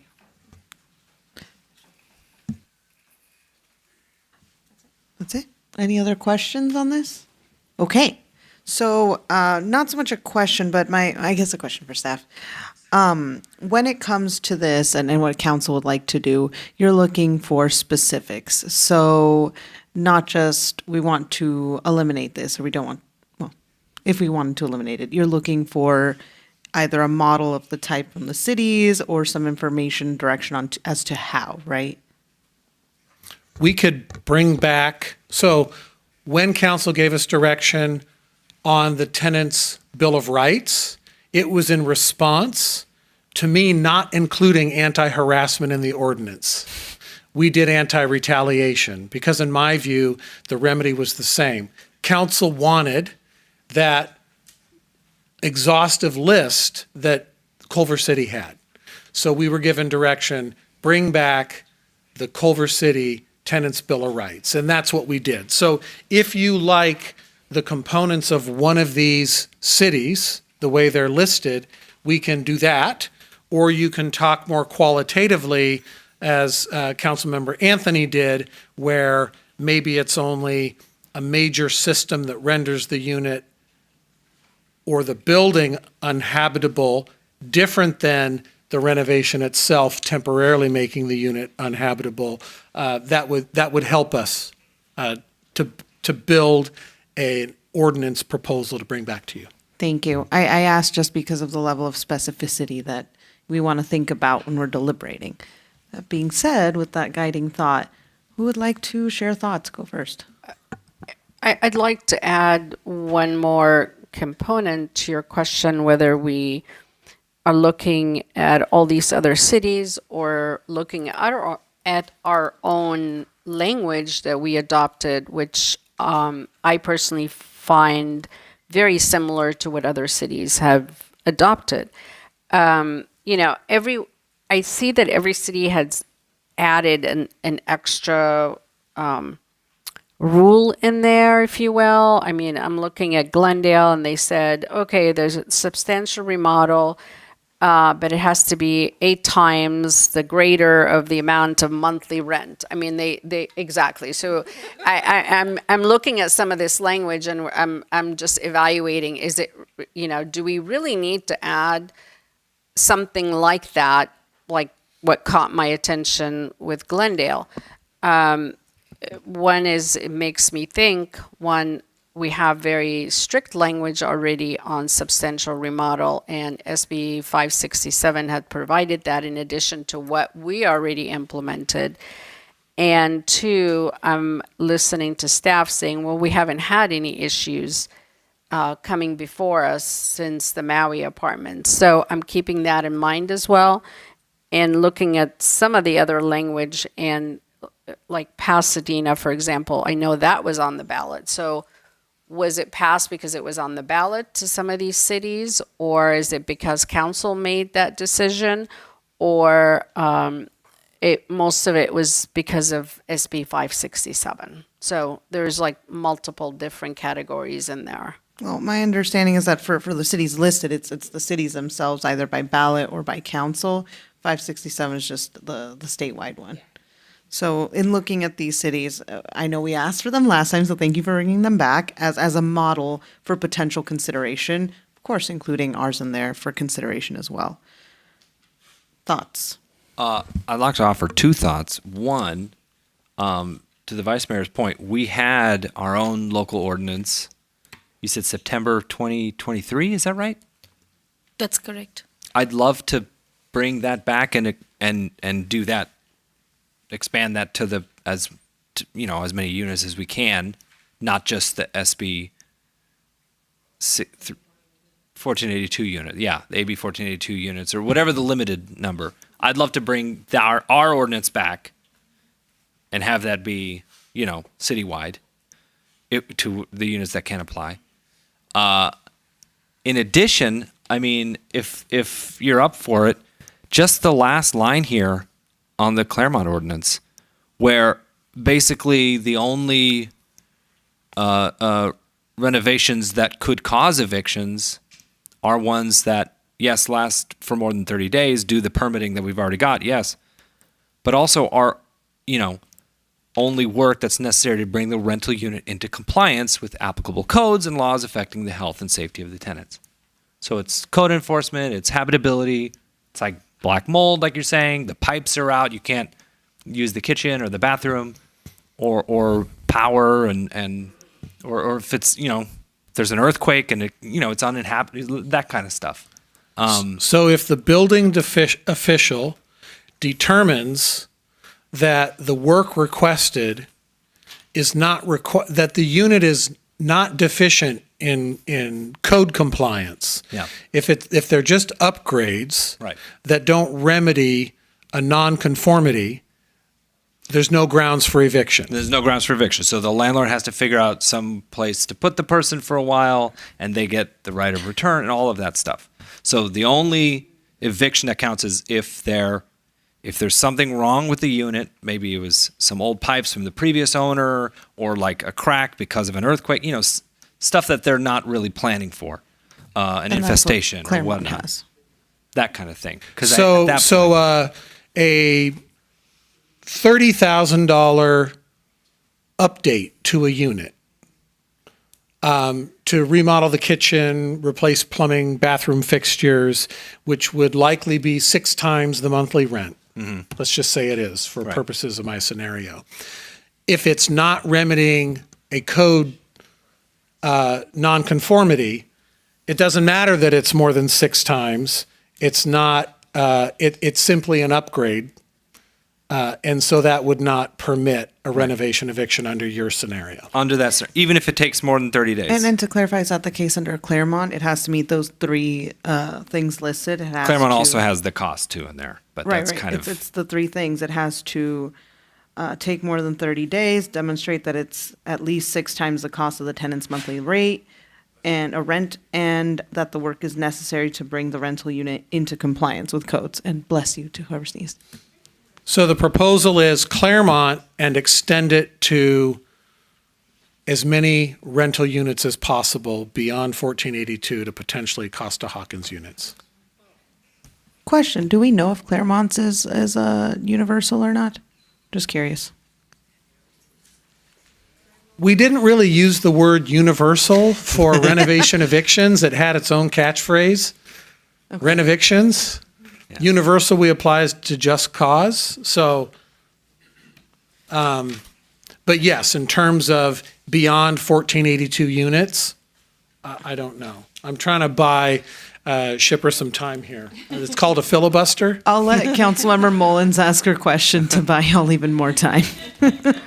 So I want to be clear because we're combining 3 things into one, the way we're describing it to the city attorney or to staff, unless I'm totally sitting here and not getting everything you said.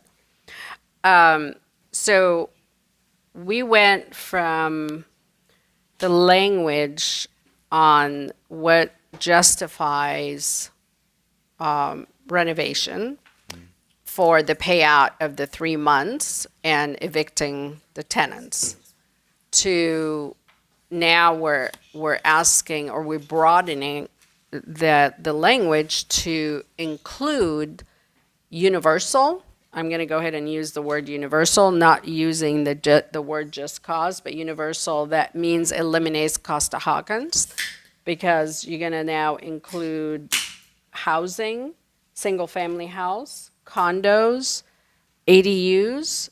I just want to be very clear that what we're saying, the public understand what we're saying and what we're doing, because I don't understand everything that you just said. No, you got it. Well, Okay, it's so not every I'm on unit the right there's track. there's some units that are naturally exempt.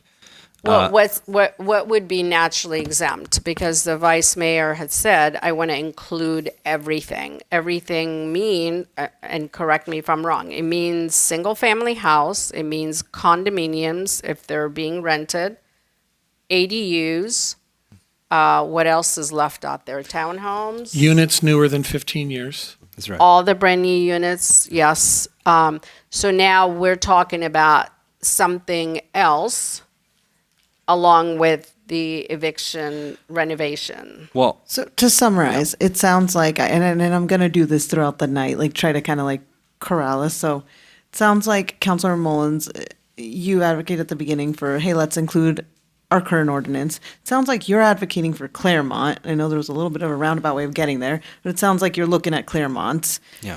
And then, so I think that's where we are. Yes. And then I'd love to hear where the vice mayor is at, and then come back to city staff with where we're So we all can kind of be thinking. clear exactly what we're asking, because we're asking 3 things into one, and now we combined everything together. I think you said it in I a just want that roundabout one way. sentence. Yeah, I think You said it in a started with that one sentence, but now That's we all I want. Yeah, okay. I think you like Claremont. I think you like ours. What do you like? I'm curious what units would be potentially eligible that we could include. Shipper did find the answer. Oh, great. Was that enough stalling for you? Thank you, Madam Mayor. So on your attachment 6, you'll have the applicability section. So for Claremont, it does not apply to all units. It is applicable only to AB 1482 units. And what these jurisdictions do is they have a chapter on tenant protection, and they have an applicability section which talks about what units are included or subjected to provisions under the chapter. And then they spell out the regulations on renovation eviction, just cause, and other tenant protection strategies. That was specifically for Claremont, right? Right. Yeah. Yes. So, when it comes back, I would be interested to see what units we could apply it to, would be eligible, to see what can expand it to. I'm interested in seeing how many we can, because I think to protect as many folks from this, the renoviction, but at the same time to look at what units might not be included and make sure we don't include the ones that are exempt. I have a weird question. When we sort of overwrote our local ordinance with SB 365, what was it? AB 567. 567. 567. Did our local ordinance cover more units than 567? No, what you did is you increased the relocation payment requirement to 3 months. And you developed a stricter definition. But it still only applied to AB 1482 units. You adopted the ordinance, our local ordinance, before the governor actually signed 567, I believe. And then 567 wasn't actually effective until spring. And we patterned the language after what was in 567. Okay. So then it was duplicative. You actually put standards in place 6 months before, and before the governor even signed the bill. So that we did it with the design that you were in, and you increased the payment standard. 567 didn't do 3 months. Right. So my question is, I guess, we've never had renovation eviction protections beyond AB 1482 covered units. We've never done that. No. And, Okay. And Okay.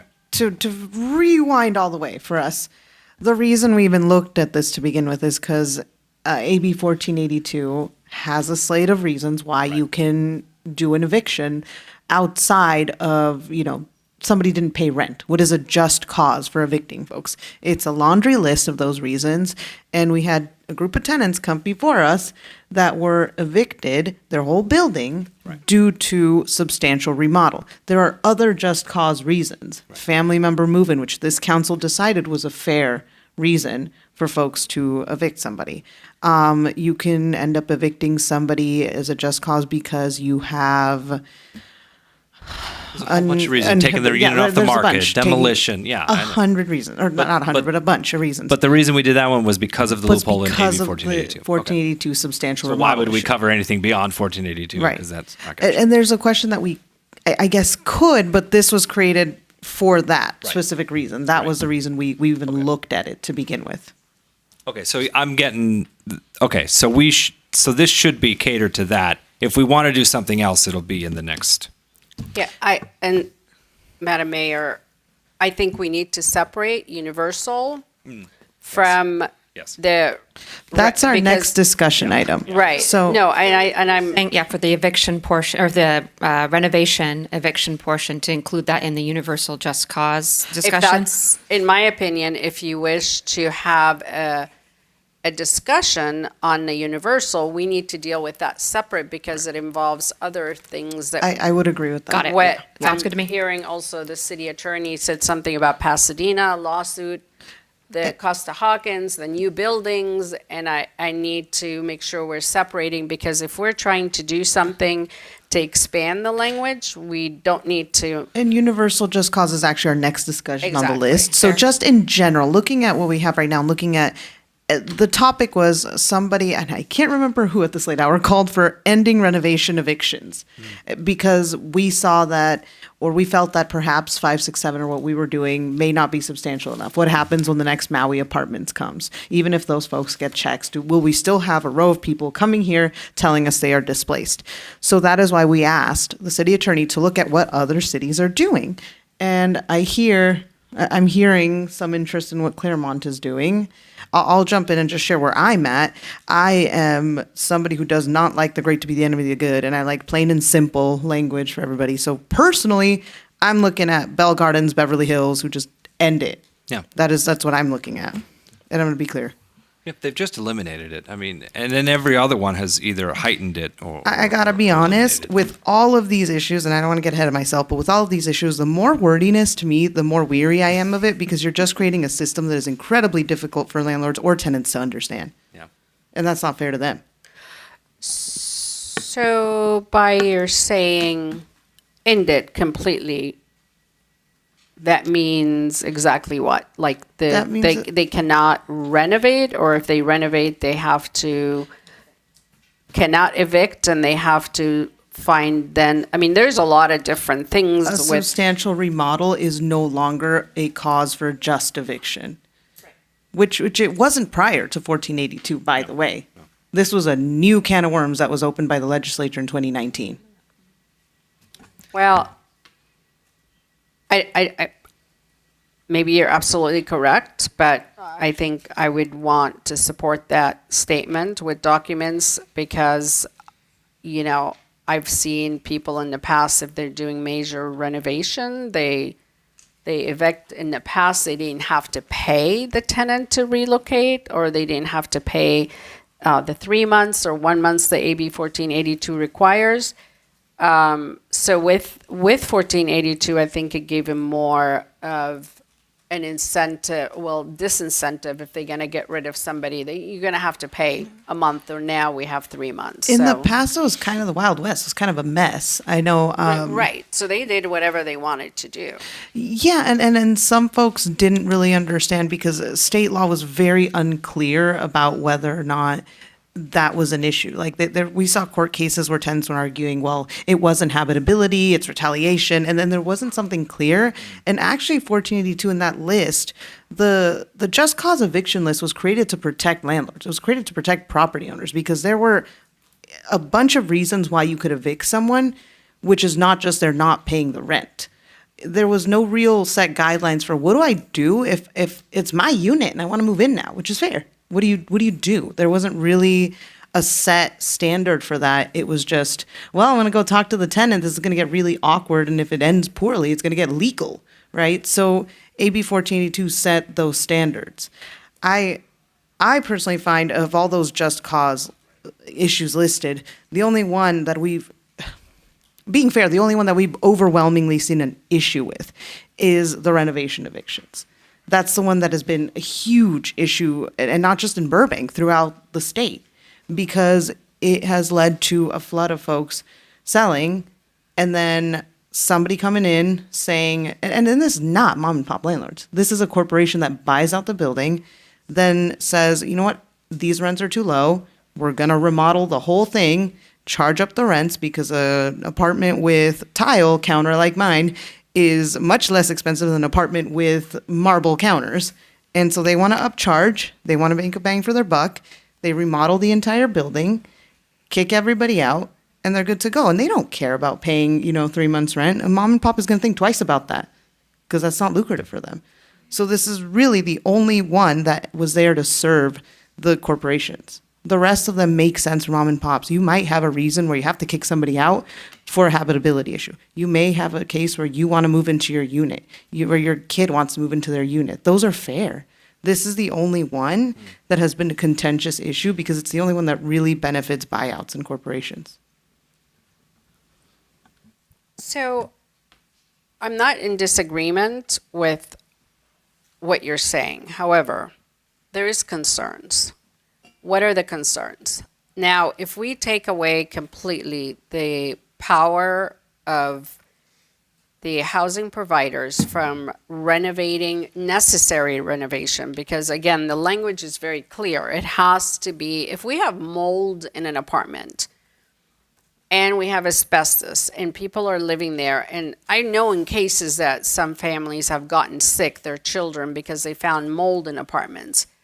I think it's really important that we don't give them a disincentive, because now they can't renovate. They're going to leave their units falling apart. And this is what we've seen in Santa Monica and Hollywood and Los Angeles, where you see the units are falling apart. Well, Thank you for laughing. I'm speaking. Thank you. Well, to the mayor's point, it's not that they can't renovate; it's that you can't evict due to that renovation. Well, exactly. But what are they going to do? What are they going to do in order to complete the renovation in there? You're saying they have. I'll tell you this. Right now, we have under SB 567. It has to take more than 30 days of work, right? So if I was, kind of clever about this and I saw that mold was growing, what I would do, I would wait till the mold got so bad it would take 30 days to renovate. And then at that point, I could evict my tenant. Whereas if you simply eliminate the ability to evict your tenant, you're going to get the mold taken care of when it's nice and cheap early on. So what you're saying, somebody has a mold and the individuals are sick, and they have a doctor note saying their child, and this is a true story, have asthma because they think they have mold in the apartment. You want to say let that mold grow more and more on the wall, in the bathroom, in the kitchen, so that the landlord can then say, okay, now I have a good reason to get rid of you, instead of actually give him money to move out if they can, find another place because their child is sick. So it's not making sense, especially when you're dealing with health issues. I know. I'll make it make sense. I used to work for a very large corporate landlord company, and one of the buildings was rent controlled. And out of all the buildings and all the units I worked at, that was the only building where I was occasionally asked to lose paperwork. And that was done in a way that was very specific to the tenants that had the lowest of the rents. Now, me being somebody who actually goes and reads the law and understands what could and couldn't happen. I refused to do so. My boss didn't like that. But it was legal, and I played by the rules. So no, I wouldn't do that. But I'm not willing to allow that to happen to somebody else and create a scenario where we are creating the ability to have that happen. And to the mayor's point, we are seeing a lot of these issues because of AB 1482. It's one of the reasons why SB 567 I don't was think passed. we've seen that issue. No, I'm saying how, I mean, we we do a relatively, just from the cases I see, we do a lot of habitability inspections, short of the circumstances you described. And I'm not saying that's I just here. want to. Yeah, that was not in this city. And very quickly, just to add to that conversation, sorry, I wanted to make sure I was right on this. The thing I was looking at is another just cause here that we keep mentioning mold. One of the just causes is the government order to vacate. A lot of these can be due for a code inspection that ends up saying that the apartment is uninhabitable. Well, that's a separate just cause eviction issue. The substantial renovation is the other one. There's actually 4. Owner or family move-in, withdrawal from the rental market, which is the Ellis Act, substantial renovation, and a government order to vacate. I think if we're talking about issues like mold, et cetera, there would be a complaint at some point, and that's a government order to vacate. At least that's how I've seen it with other issues in the city of LA. So when you have an order to vacate a property, then you're saying they don't have to pay the relocation? I mean, the 3 months relocation? Is that what you're saying? No, I'm saying that's still a just cause eviction. Okay. But my understanding is that something like mold may fall more under that scenario because mold is considered a habitability issue versus it's not a renovation, it's a habitability issue. So there's like mold, there's termite, there's asbestos, there's a whole slew of things that could exist in the walls that they need to address. So I just want to make sure that we're very clear. Are we saying, because you mentioned Beverly Hills, this is no renovations at all? So again, those 4 issues, Beverly Hills talks about substantial renovations. In the just cause provision, there's 4 reasons, right? The last one is a government order to vacate for legal or safety directives, such as building code violations, condemnation, which involves issues like termites, mold, et cetera. Those severe things would fall under that last category, or that's at least what I've seen in my work. It ends up falling in there, not in a substantial remodel. The word remodel kind of takes over, you know? Well, I think the language in SB 567 is very clear what substantial remodel, and what I heard you say something earlier includes hazard material or hazard in the wall. So that's asbestos, that's mold. So that's the substantial remodel. So that can be by itself. It doesn't have to be the city coming in and saying you're in violation because there's hazard material, because they might have not complained to the government and the landlord, they complained to the landlord and the landlord's taken care of that on his own or her own. So you want to read that part again about hazard material? Sure, Council Member. The abatement of hazardous material, including lead-based paint, mold, or asbestos in accordance with applicable federal, state, and local laws. Yeah, and what the argument is yes, they can still do the remodel. It's just you can't evict them at the end of it. They have to be able to come back. That's when you eliminate the just cause for renovations, it only says once the renovation is done, the tenant comes back. So it doesn't go into the whole, aspect of, well, is it uninhabitable anymore? How much work did you did? It's just, okay, figure out how to make it work. Get it done. Do it in, like we mentioned before, maybe just do 1 bathroom first and then another bathroom, or put somebody in a hotel for a little bit or a motel and then bring them back. Put them on a cruise and have them come back. So, Councilor Mons, just to that point, coming back full circle, I hear you, and it sounds like your concerns would be addressed with the Claremont model. Again, not my preference, but it sounds like it would be addressed with the Claremont model because they specifically mention the work is necessary to bring the rental unit into compliance with applicable codes and laws affecting the health and safety of tenants of the building.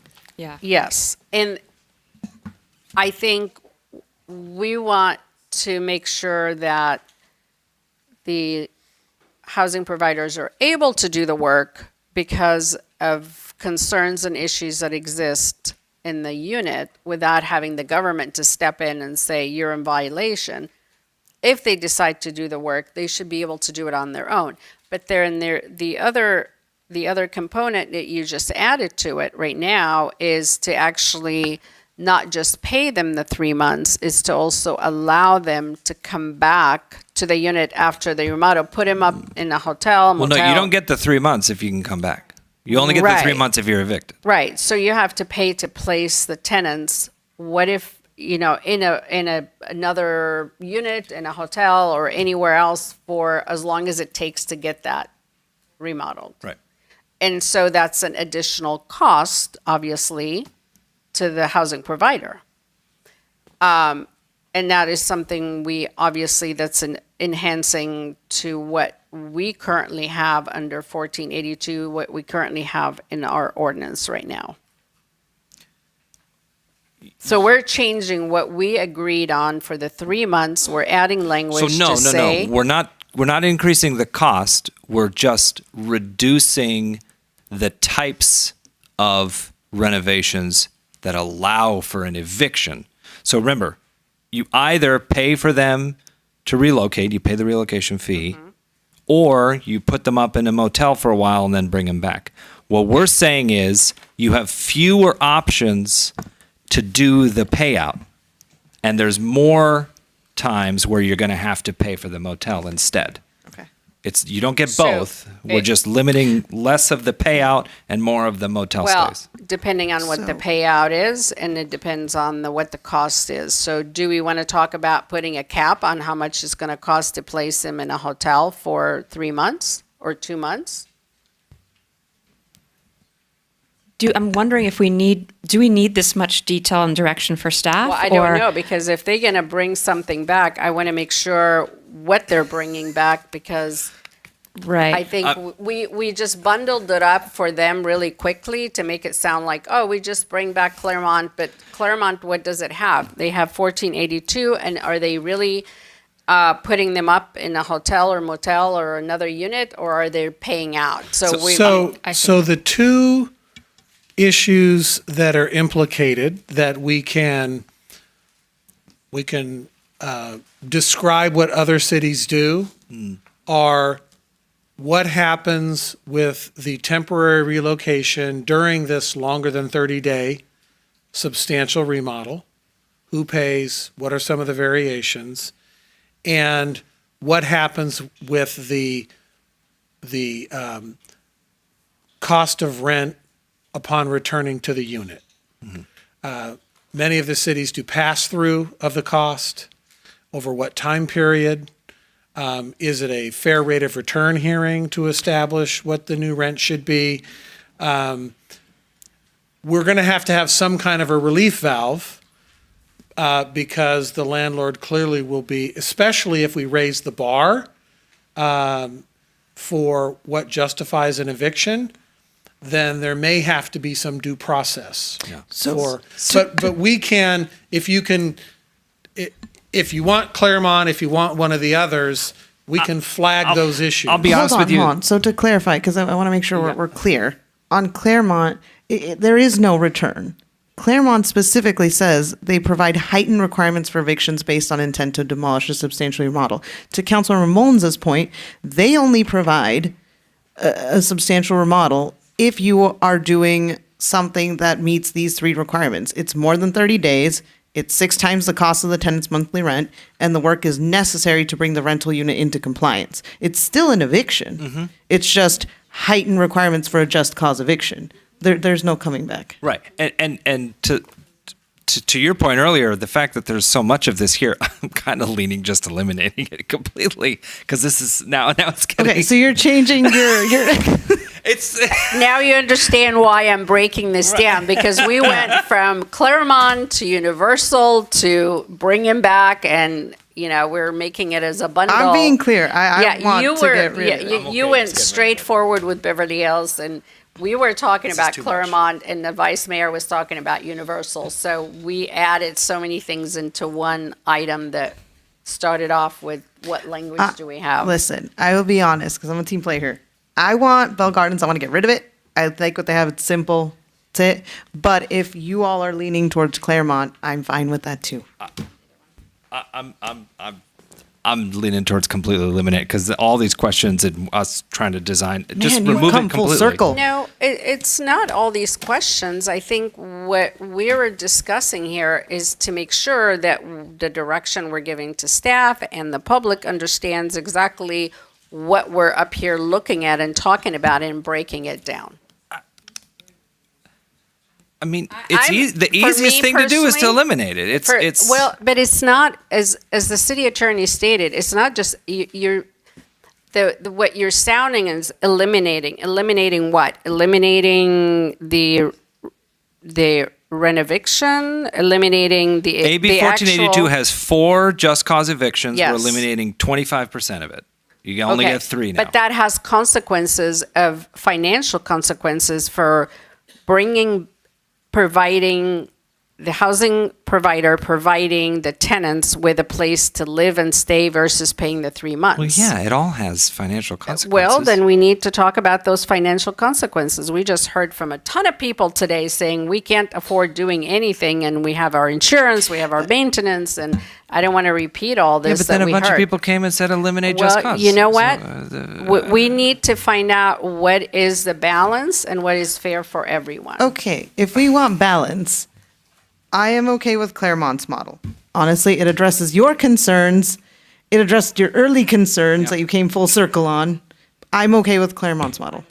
Okay. What do you think? My concern was they'll be addressed in the next one. I think Claremont's model is fine. Okay. Great. Consensus.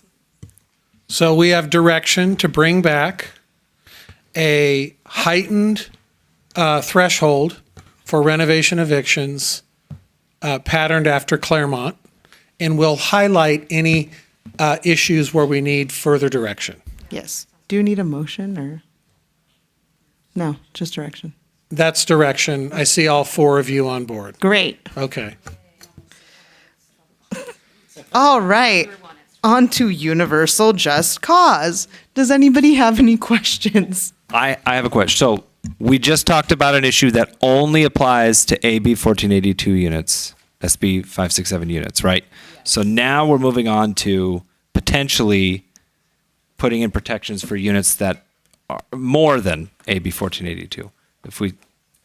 Is that kind of what we're at? Yes. Okay. And by extension, since renovation evictions are a just cause eviction, making all just cause universal would, to Vice Mayor Takahashi's point, would end up applying to the renovation eviction portion. Okay. Why? Sorry, go on.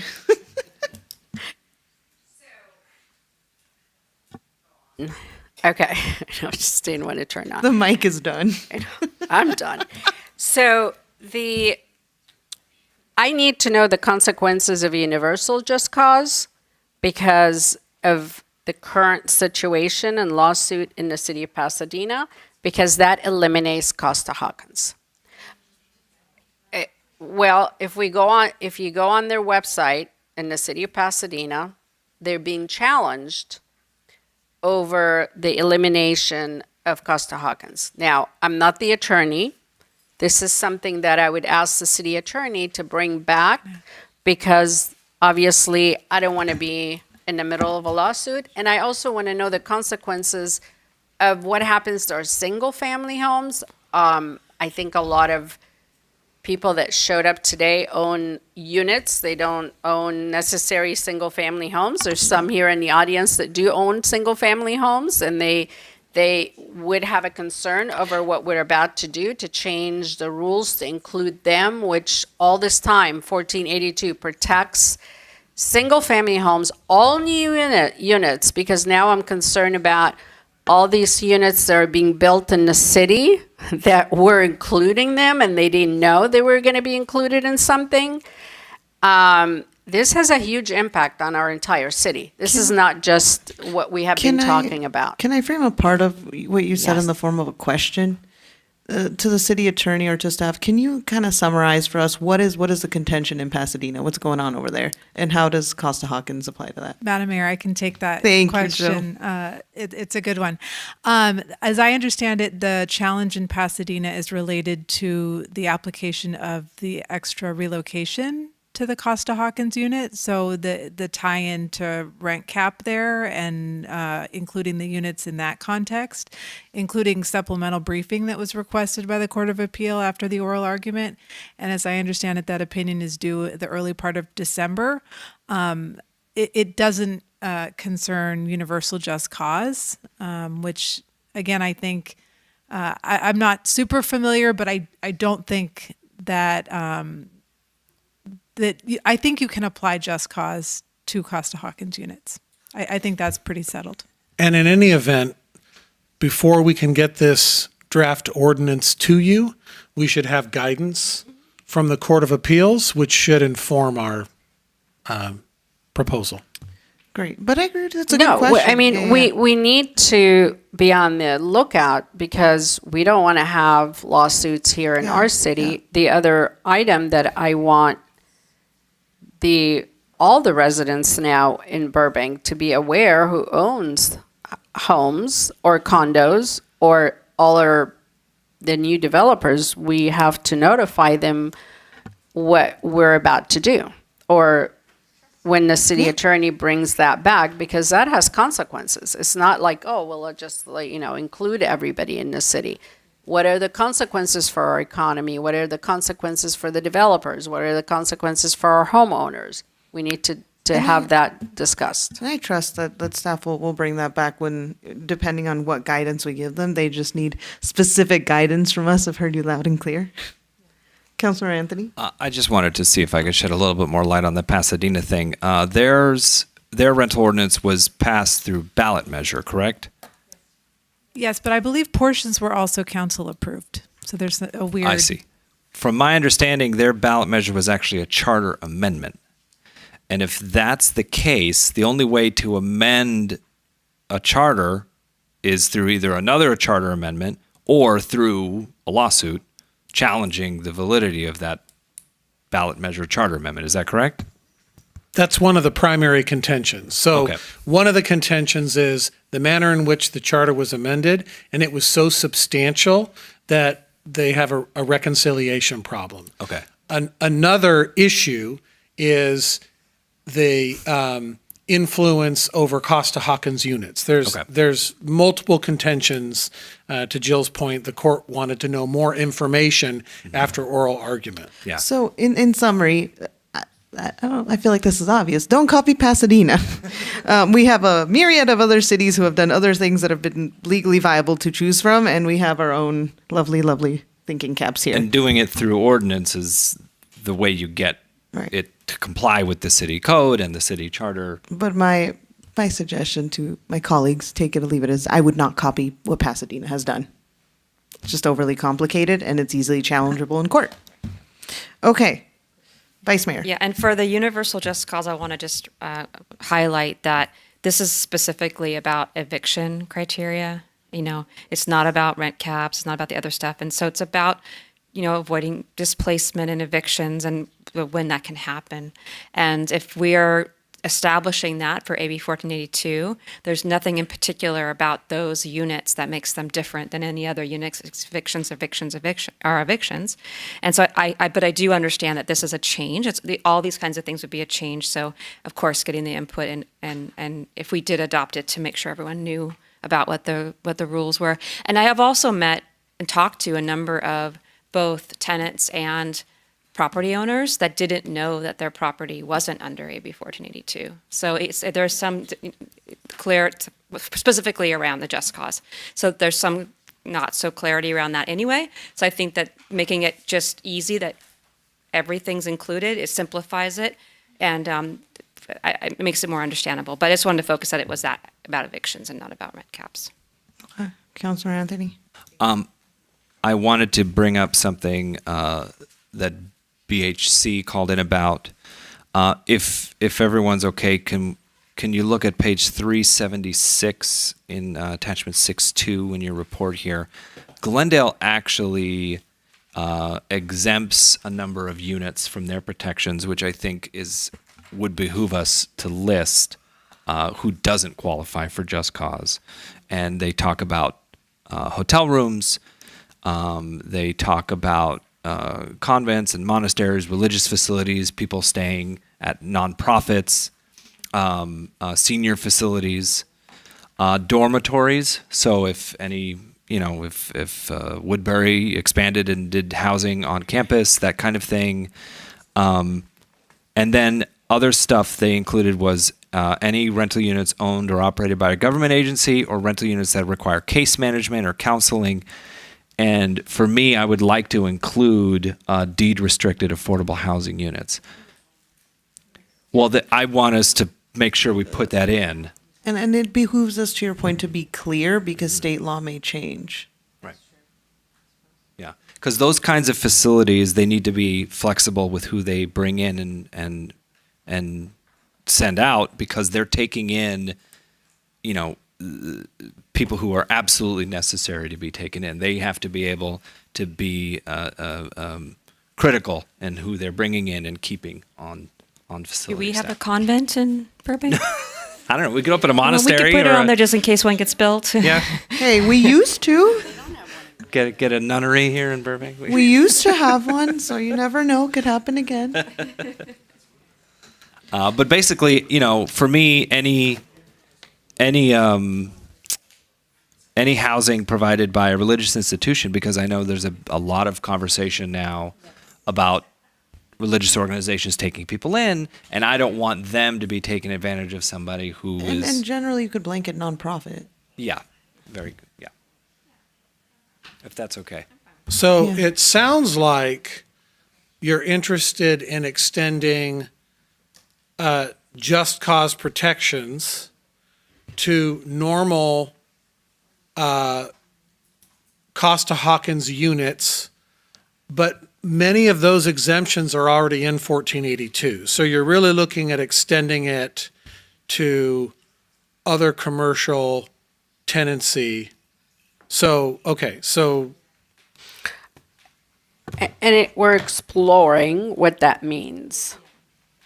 Not, I won't, thank you for, just wanted to clarify. I want to first, before I can say, yes, that's what I want to do, I want to explore what that means. I'm not to our counting your city. vote yet. Just in case you're writing it down there somewhere. To come back with information first before moving forward, or simultaneously coming back with potential just cause ordinance with the information of the impact, so we can discuss it at the same time.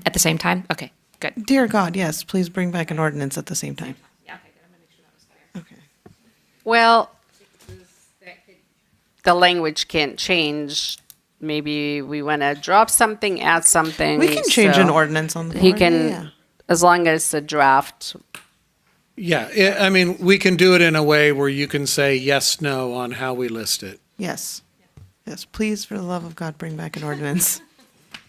And I think if anybody here asks for a study, staff will throw something at you. Okay. So we're in agreement in universal just cause, or we found some form of consensus. If you say so. Okay. We have three. We have three and a reluctant passenger. And a 3.5. passenger that's reluctantly. Okay, let's move on to expanded sorry. relocation. I want to Yeah. offer something on there. And Well, first, do we have any questions about Yeah, I do. expanded relocation? I do. Okay. I have a question with A question with a comment? question followed. To staff, the Extended Relocation Assistance Program, can you let us know, this program was the program that Hala was administering for us, correct? Thank you for the question. We did have a renter relocation program that the city council did budget for back in around 2023 when we did have the Maui apartments and the folks mentioning that they were getting eviction notices. So that program was implemented to allow for relocation assistance to qualified households. So that program was implemented by Home Again LA, HALA.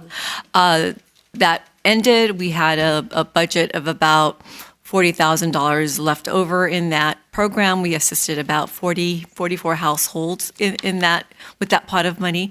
The funds that are also have been utilized now. All the funds have been utilized because we have extended housing rights clinics and different efforts. There is another program that Home Again LA administers. It's called Rapid Rehousing. It's a different funding source and it's a different set of parameters. It's through our permanent local housing allocation funds through the state of California, PLHA, and they do rapid rehousing for those who are homeless or at risk of homelessness. So there is 6 months rental assistance for that program. So there are several programs that Home Again LA does currently administer. We have another one through, which is now Measure A, Local Solutions Fund for rental assistance. So there is various opportunities when folks call our office and said they need resources that we will direct them to different types of resources. But this proposal specifically responds to Councilmember Anthony's request back in July of 2024 for an additional month. This is when the council decided on 3 months of additional relocation, floated the idea of an additional month of relocation for people who have disabilities, are elderly. We had some debate about what elderly was. Is it early bird special elderly or is it elderly? And then staff have brought forward a matrix that basically identifies on slide 18. Page 19, slide 19 as well. Slide 18 and 19 Yeah. identifies the different cities. And they basically the categories are elderly, disabilities, and then families with some sort of dependent. And there's different ages associated with each of those. We provided a budget discussion paper with an amount of, I think, $500,000 to be similar to the prior program. And again, primarily responding to Councilmember Anthony's and what we believe to be a consensus for council to at least look at a proposal. And the whole thing was tabled while I sought FPPC advice. Okay. So this is just bringing that back. We haven't yet spent money in this way. And I don't know that we've had a tremendous amount of demand currently, but that was one of the items that council put forward more than a year ago. Okay. And Madam Mayor, in the discussion today from some of the tenants who have voiced their opinion about people might end up being homeless because increases of rent and 3 months might not be enough, I would like to explore the option of allowing some of the funds that the city attorney mentioned and staff mentioned. Currently, we have 3 months of rent, is to look at perhaps an additional month from the city, from the funds that we have talked about, and they need to identify where the money's coming from. Can I add something to that? Okay. In the form of a question? Oh, okay, because I had something attached to it. But go Oh, okay, ahead. wait. I'll let you finish if you're going with your own. Well, it's similar to what we did with our original 500,000 for those who were evicted, and they have to qualify under the low income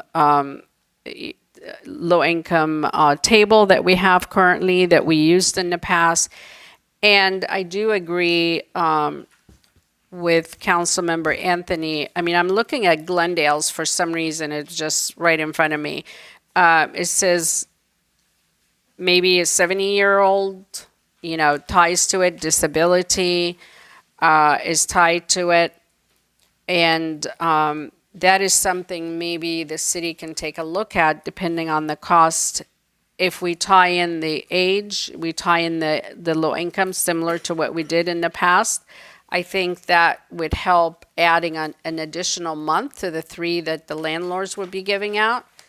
And that would make it a 4th month to help them out. So hopefully that eliminates the hardship that they're going through for finding another place. So I would agree with that.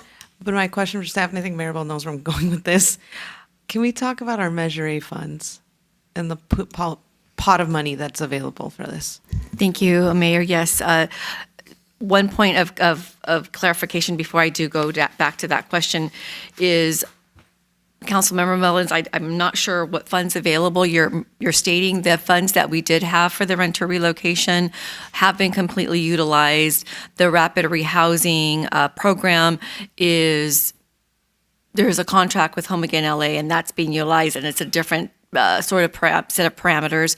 So in the budget discussion paper, as Mr. McDougal mentioned, we did include information on extremely low, for example, disabled households. So we could come back with a proposed program with those parameters, really defining the eligible households for this additional month. And I'm going to just answer the question. When we brought it as a budget discussion paper, it was limited to one-time funding as a pilot program.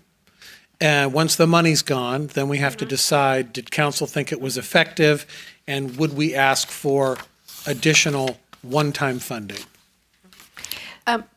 If I'm not mistaken, the original $500,000 that we allocated in the budget to assist those who were being evicted, I understand that there was we didn't utilize all the funds. That some of it, we still have, I think I want to say in the range of 200,000, 200.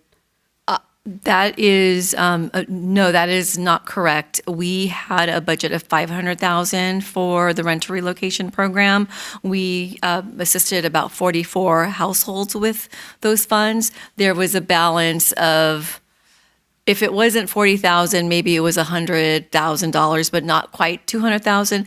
But in the mid-year appropriations earlier this year, staff did ask for that money to be utilized for the continued efforts of the Housing Enforcement Unit, including the Housing Rights Center. So that was one of the mid-year appropriations to continue to utilize that funding for these efforts. So that funding is no longer available. It has been utilized. So that brings me into my question. Yes, and in Measure A. Thank you very much, Mayor. So back to, thank you for reminding me. The Measure A funds, which are now, used to be the former Measure H, now the Measure A, we do have different pots of money that are coming in through the Measure A. One of the pots of money is for the production of affordable housing. The other pots of money, and I'm going to go through my list here. And if you don't mind, Maribel, I don't know if you have the number handy. What is the amount of money that's restricted specifically for preventative housing efforts? Yes, happy to provide that. We're looking at about, in the first year for the city of Burbank, about 2.5 million, but that amount does have to be broken up for the different buckets. And I'll generally answer because we're not speaking about Measure A today, although I will say for the mayor and council, we are looking at a paper looking forward in the next couple of months to give you the Measure A information, to give you more background as to what's available. So there is about 2.5 million in the first year. We are restricted to utilize a percentage of that for the production of affordable housing, and of that 2.5, we have about $900,000, possibly give or take, for the renter protection, homeless prevention, what we call bucket. So should the council direct some sort of enhanced relocation program, this could be a funding source that we could return and say, what could be an ongoing, if it's a pilot for 1 year, we may decide it is a pilot because there's no need, or it could be ongoing. This could be a source of funds for that. And to council's point, that would be my proposal. I love where you're going. I like your suggestion. I think that's how we fund it. If we've learned anything as council, is always use the restricted funds first. And absolutely. And I just wanted to clarify, it might have been a while back, but I was informed that we still had some of the funds left from the original $500,000. And therefore, I wanted to make sure that we're using those funds.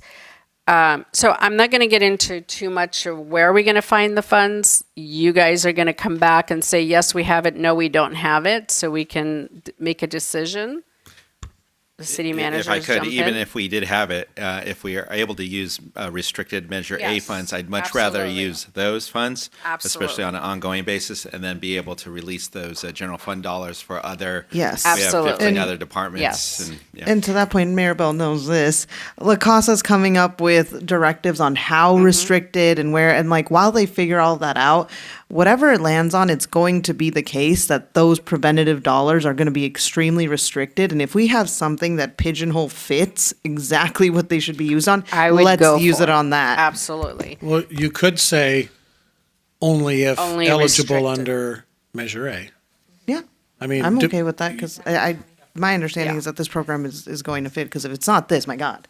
And I think in addition, and I know I was looking at the Glendale model, but Councilmember Anthony pointed out that we have Bill Garden has age of 62 and Beverly Hills 62 and also County of Los Angeles 62, even though I think 62 is such a young age.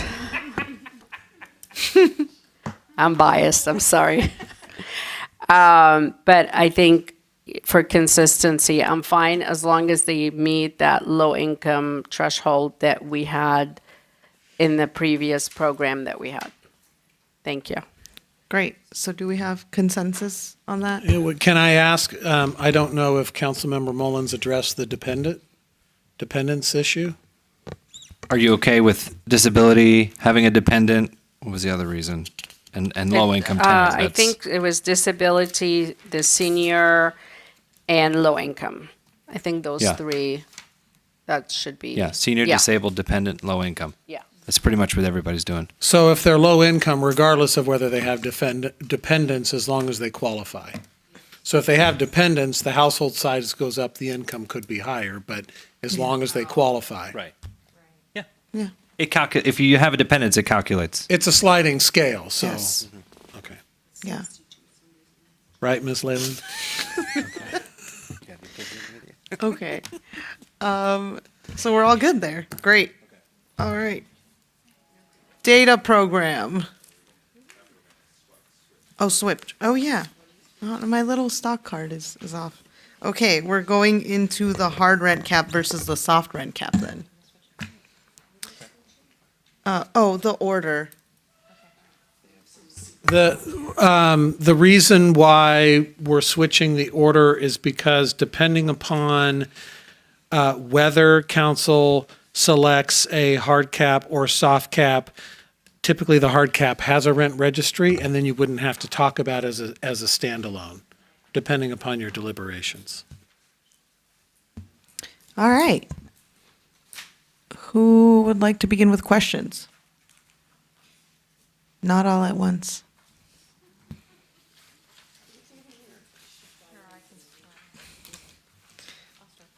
Vice Mayor Takahashi. Okay, I have a few. Okay, so a couple questions about a couple of the cities that were listed for soft caps. About Santa Cruz and Glendale, their models. For their soft caps, do they have the soft cap just for the AB 1482 properties, or do they have a soft cap for all the properties, or all of the qualifying properties? Or, yeah, Glendale, I'm pretty sure is just 1482, but I think Santa Cruz might be all of them. Thank you, Vice Mayor. So for Glendale's ordinance predates AB 1482, so their applicability is restricted to units with, I believe, 3 or more, parcels with 3 or more units, and attachment 8.5 provides the list of units that are applicable under for a soft cap provision, and those exclude units owned by government agency, transitional units, units subject to affordability agreements, dormitories, housing accommodation in a hospital, church, hotels, to name a few. But it does apply to all multifamily rental residential units with more than 2 units. Okay, so even if they're newer ones, it would still apply? No, I believe they exclude Costa Hawkins. They do, okay. And then Santa Cruz, I understand that does include?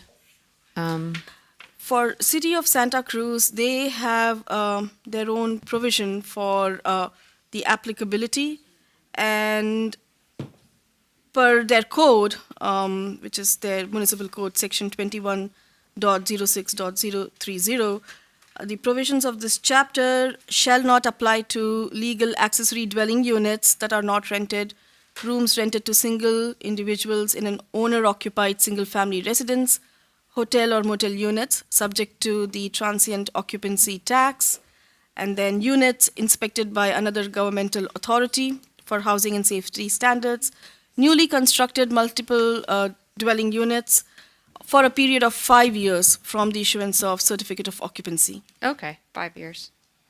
Okay, so it's kind of they have their own, they define their own restrictions. They do. Okay. All right.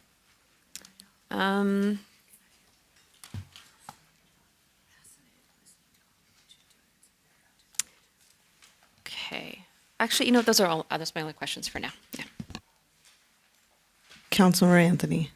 So to be clear, a soft rent cap can apply to Costa Hawkins protected units because it's not a hard cap. Yet to be determined. Oh. Yeah, I think that's the open legal question in Pasadena, whether the relocation assistance has a strong enough connection to the rent cap issue on the Costa Hawkins units to withstand challenge or not. So, but Glendale hasn't been challenged. Alameda hasn't been challenged. I don't think Glendale's been challenged, frankly, because it predates 1482 and it's so high. I mean, that's my opinion, but The percentage, the 7%.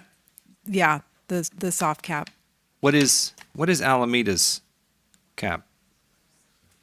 I think it's 5%.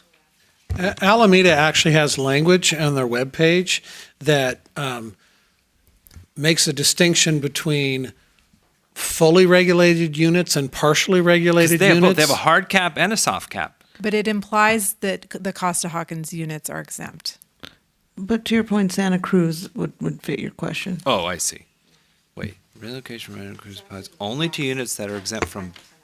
Oh, I see. Exempt from both Costa Hawkins and 1482. Okay, that's Alameda.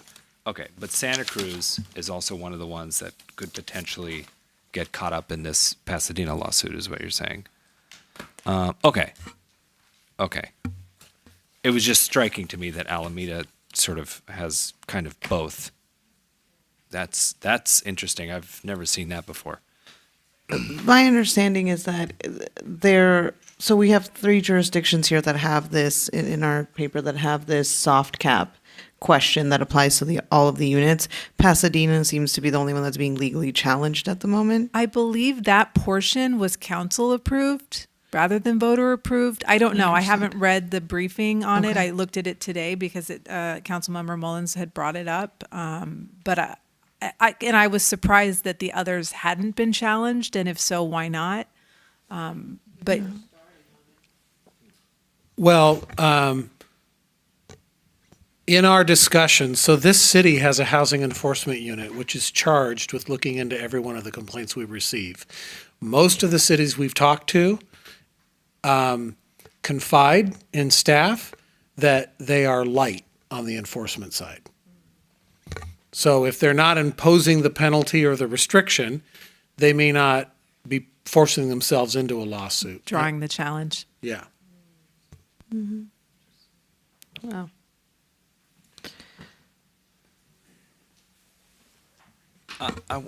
So basically, a soft cap says that you can go over.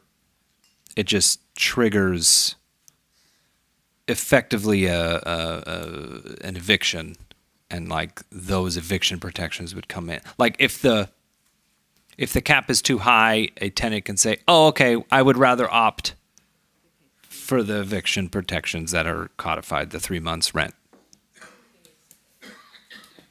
Okay. Which, in our situation here, because we have the housing unit, and that's what the city attorney, I believe, said, because they don't have what we have in place right now. And correct me if I'm wrong, if someone comes today, a tenant, and he or she said that the landlord is increasing my rent by, 7%, 5%, 8%, and I can't afford paying it, I just lost my job, and I need some assistance.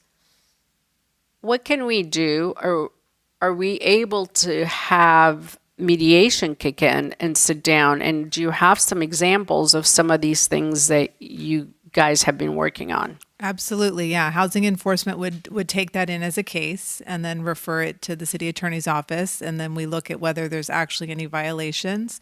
And we have a couple instances in those 4 mediation cases where there wasn't actually a violation of law, but similar situations where somebody had a surgery and they were behind on the rent and they just needed a plan to catch up. And that's what we're trying to get into mediation, those types of cases or claims. So you are able with 1482 to act as a mediator, even if the housing provider has the right to increase up to 8%.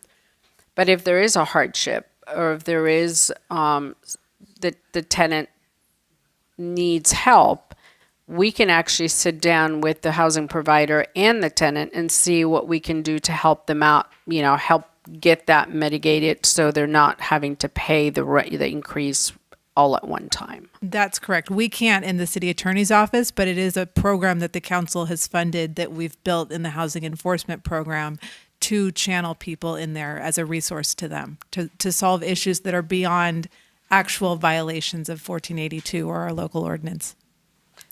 And I'm so glad we're talking about this, because I know we have a lot of tenants sitting in the back that I really would appreciate you informing the tenants of their rights and what they can do if they are in hardship, if they need to sit down with our staff and actually have this dialogue going on. I have a follow-up question to that. Is mediation mandatory? If a property owner doesn't want to show up, do they have to show up?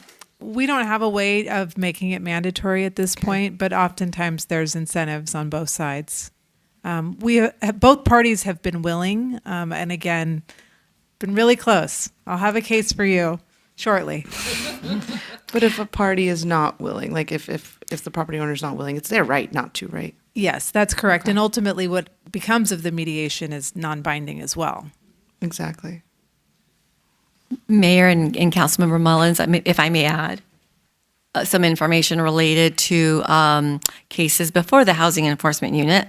The existing Landlord-Tenant Commission did get cases. Even now, they do receive cases, not so much on rent any longer because of the Housing Enforcement Unit, but we have had situations in the past, council member, to your question and point about rent increase, if somebody isn't available or able to sustain that, where the Landlord-Tenant Commission did receive an intake form, the tenant received a rent increase, and they wanted to have some mediation, so discussion, education between the landlord and the tenant.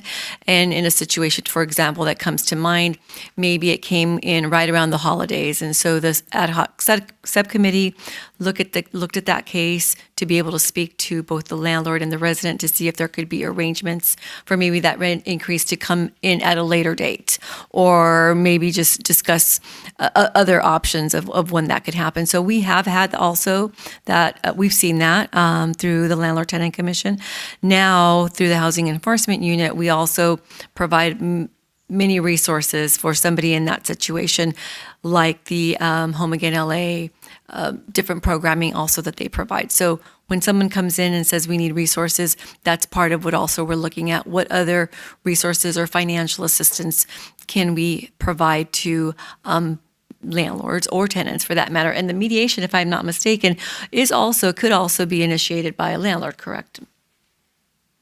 Yes, that's correct. We had an issue with a tenant who had an adult child who was creating a nuisance through no fault of their own, basically. And that was a situation, if I had the mediators available to me at that time, I would have tried to channel it to have a discussion.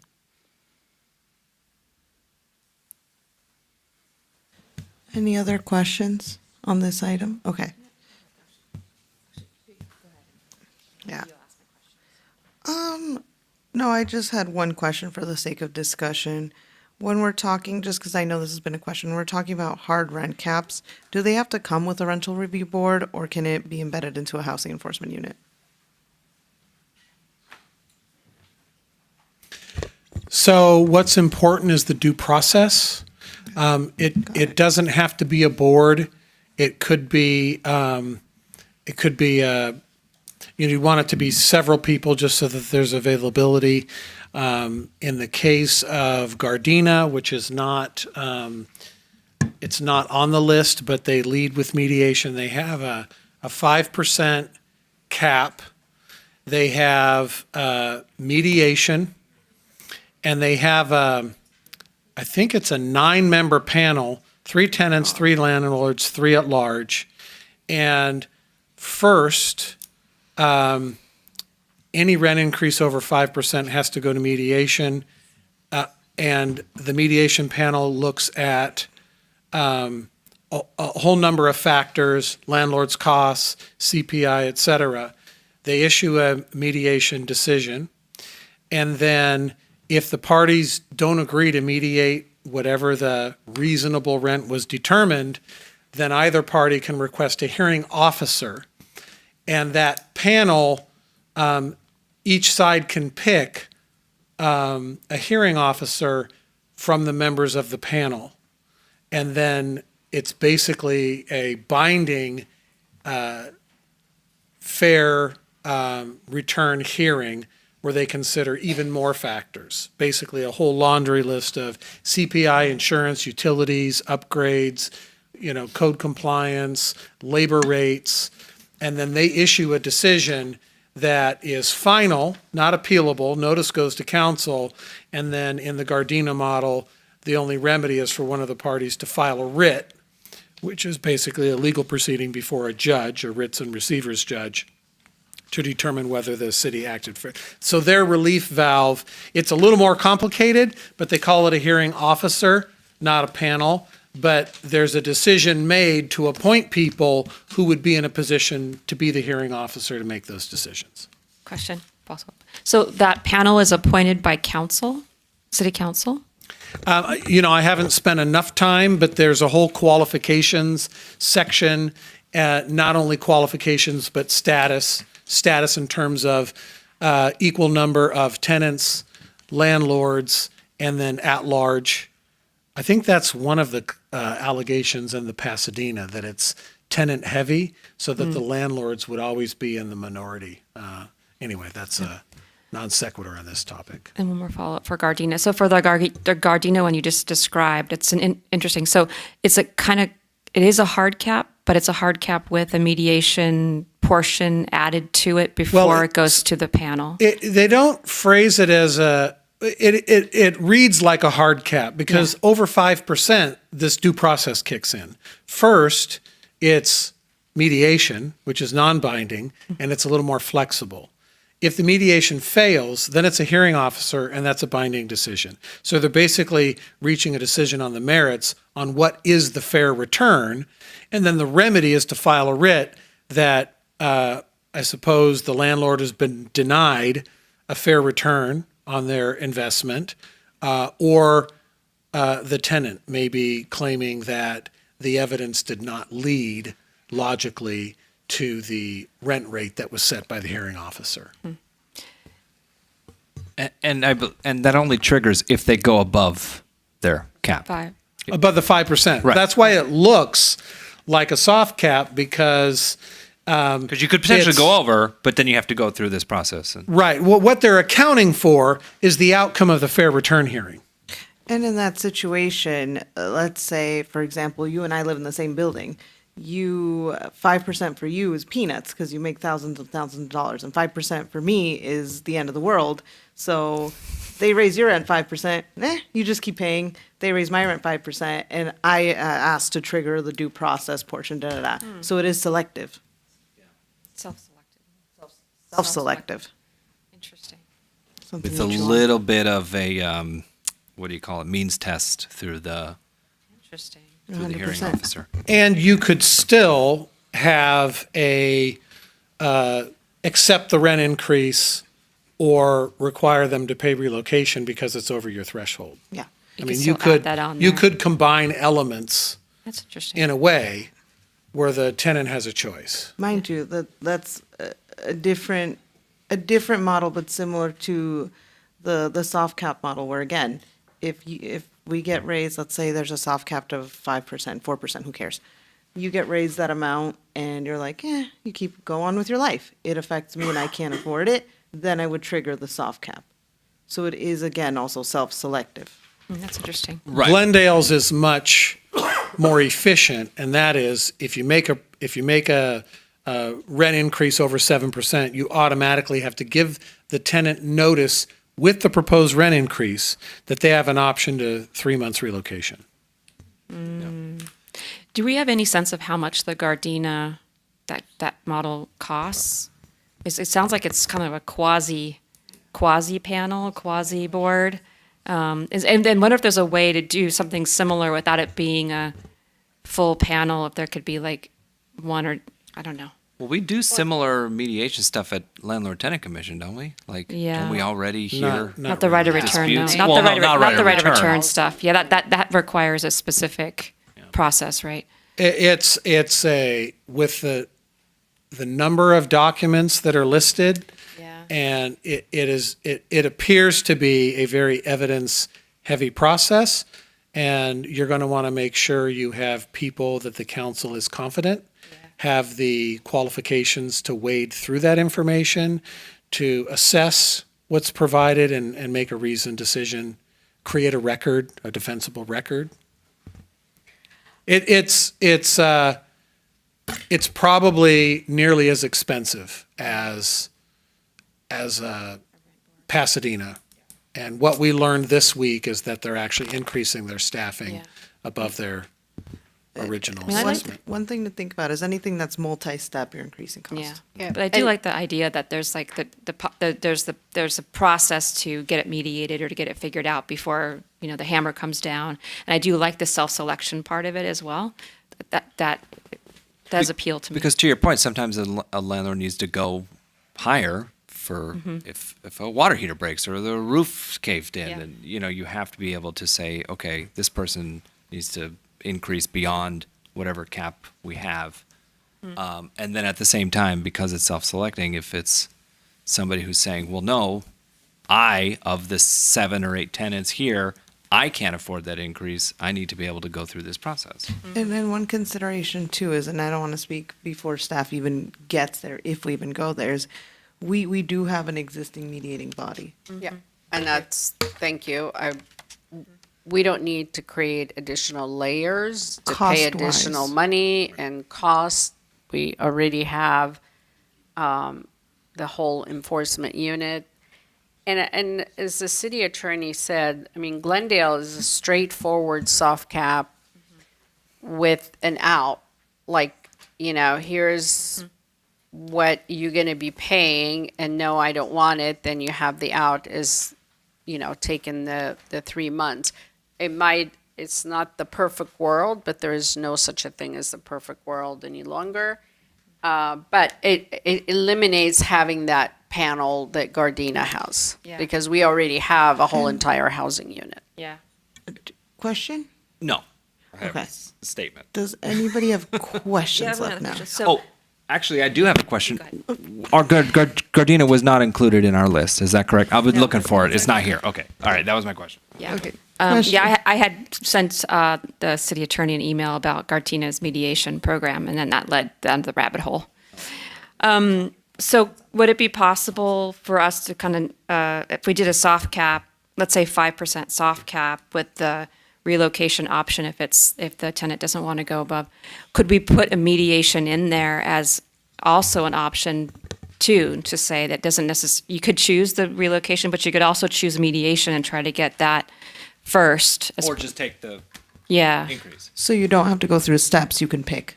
Right. Well, the ultimate, like if the mediation didn't work or didn't pan out, or there wasn't an agreement, I should say, then that relocation would be then the final. So you still have to go through the steps. Right, but I'm wondering if, since our mediation already exists, it wouldn't probably add much of a cost. It would just add an extra No, option. I'm just trying to understand. Yeah. Okay. Yeah. Yeah, and so the incentive, to go back to the mayor's question about what if the landlord doesn't want to participate, in some of the increases that were mentioned today through testimony, they're relatively small in comparison to, say, 3 months relocation costs or 4 months relocation costs for a qualified tenant, in which case there may be incentive to smooth out an increase, or so the mediation may actually be more productive if on the back end they have to offer the relocation. Right. Right. Okay, any more questions? No, then thank you to my colleagues. As I mentioned before in this meeting, I'm a nursing mom. I have to step away again, and I'm going to ask for a quick 10-minute recess. Okay. Thank you. Sorry, guys.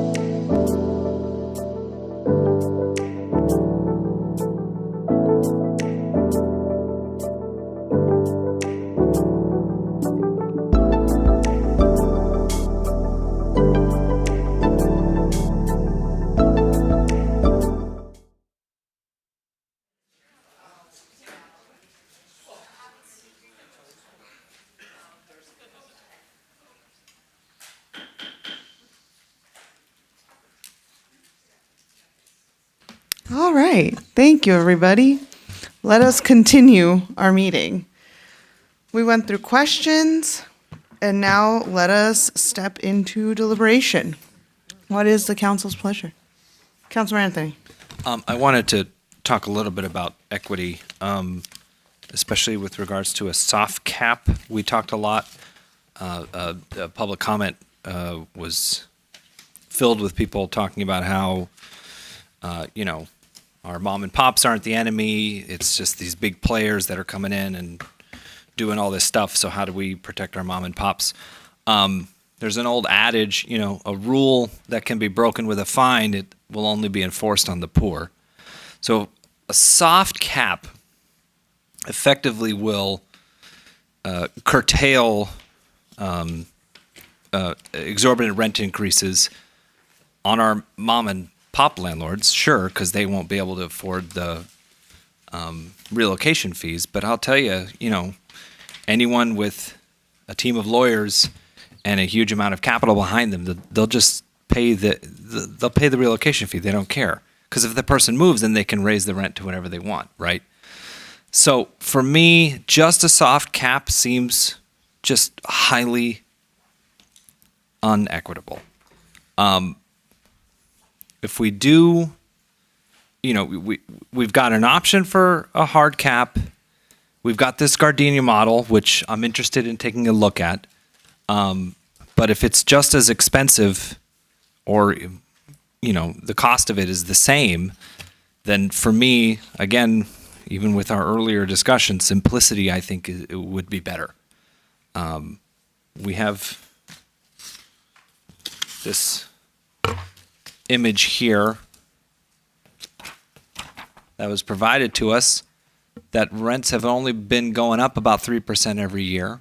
So if we find a happy medium there, and I'm not saying it's exactly 3%, but even if we're talking about equity, for me, my understanding is that costs of labor and materials and all of the things that are affecting the landlord on their side is all of those factors are part of what's considered CPI, the Consumer Price Index.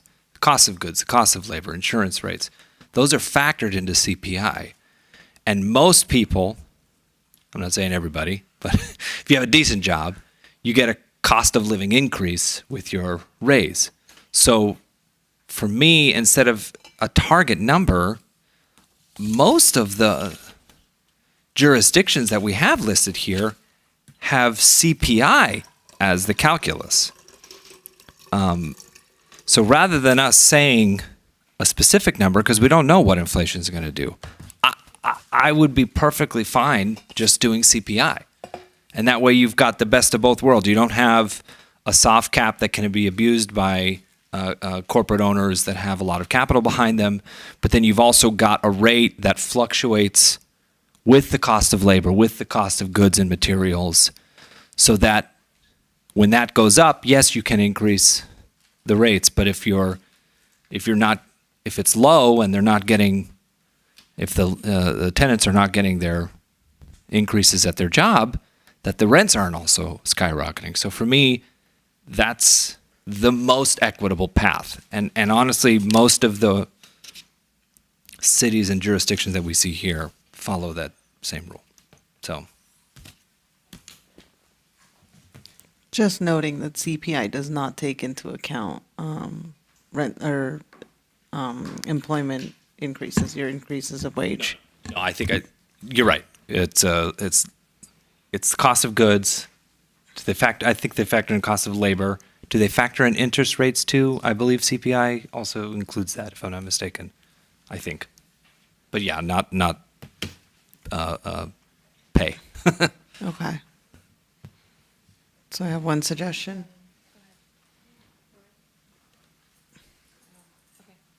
Okay, Vice Mayor. Sure.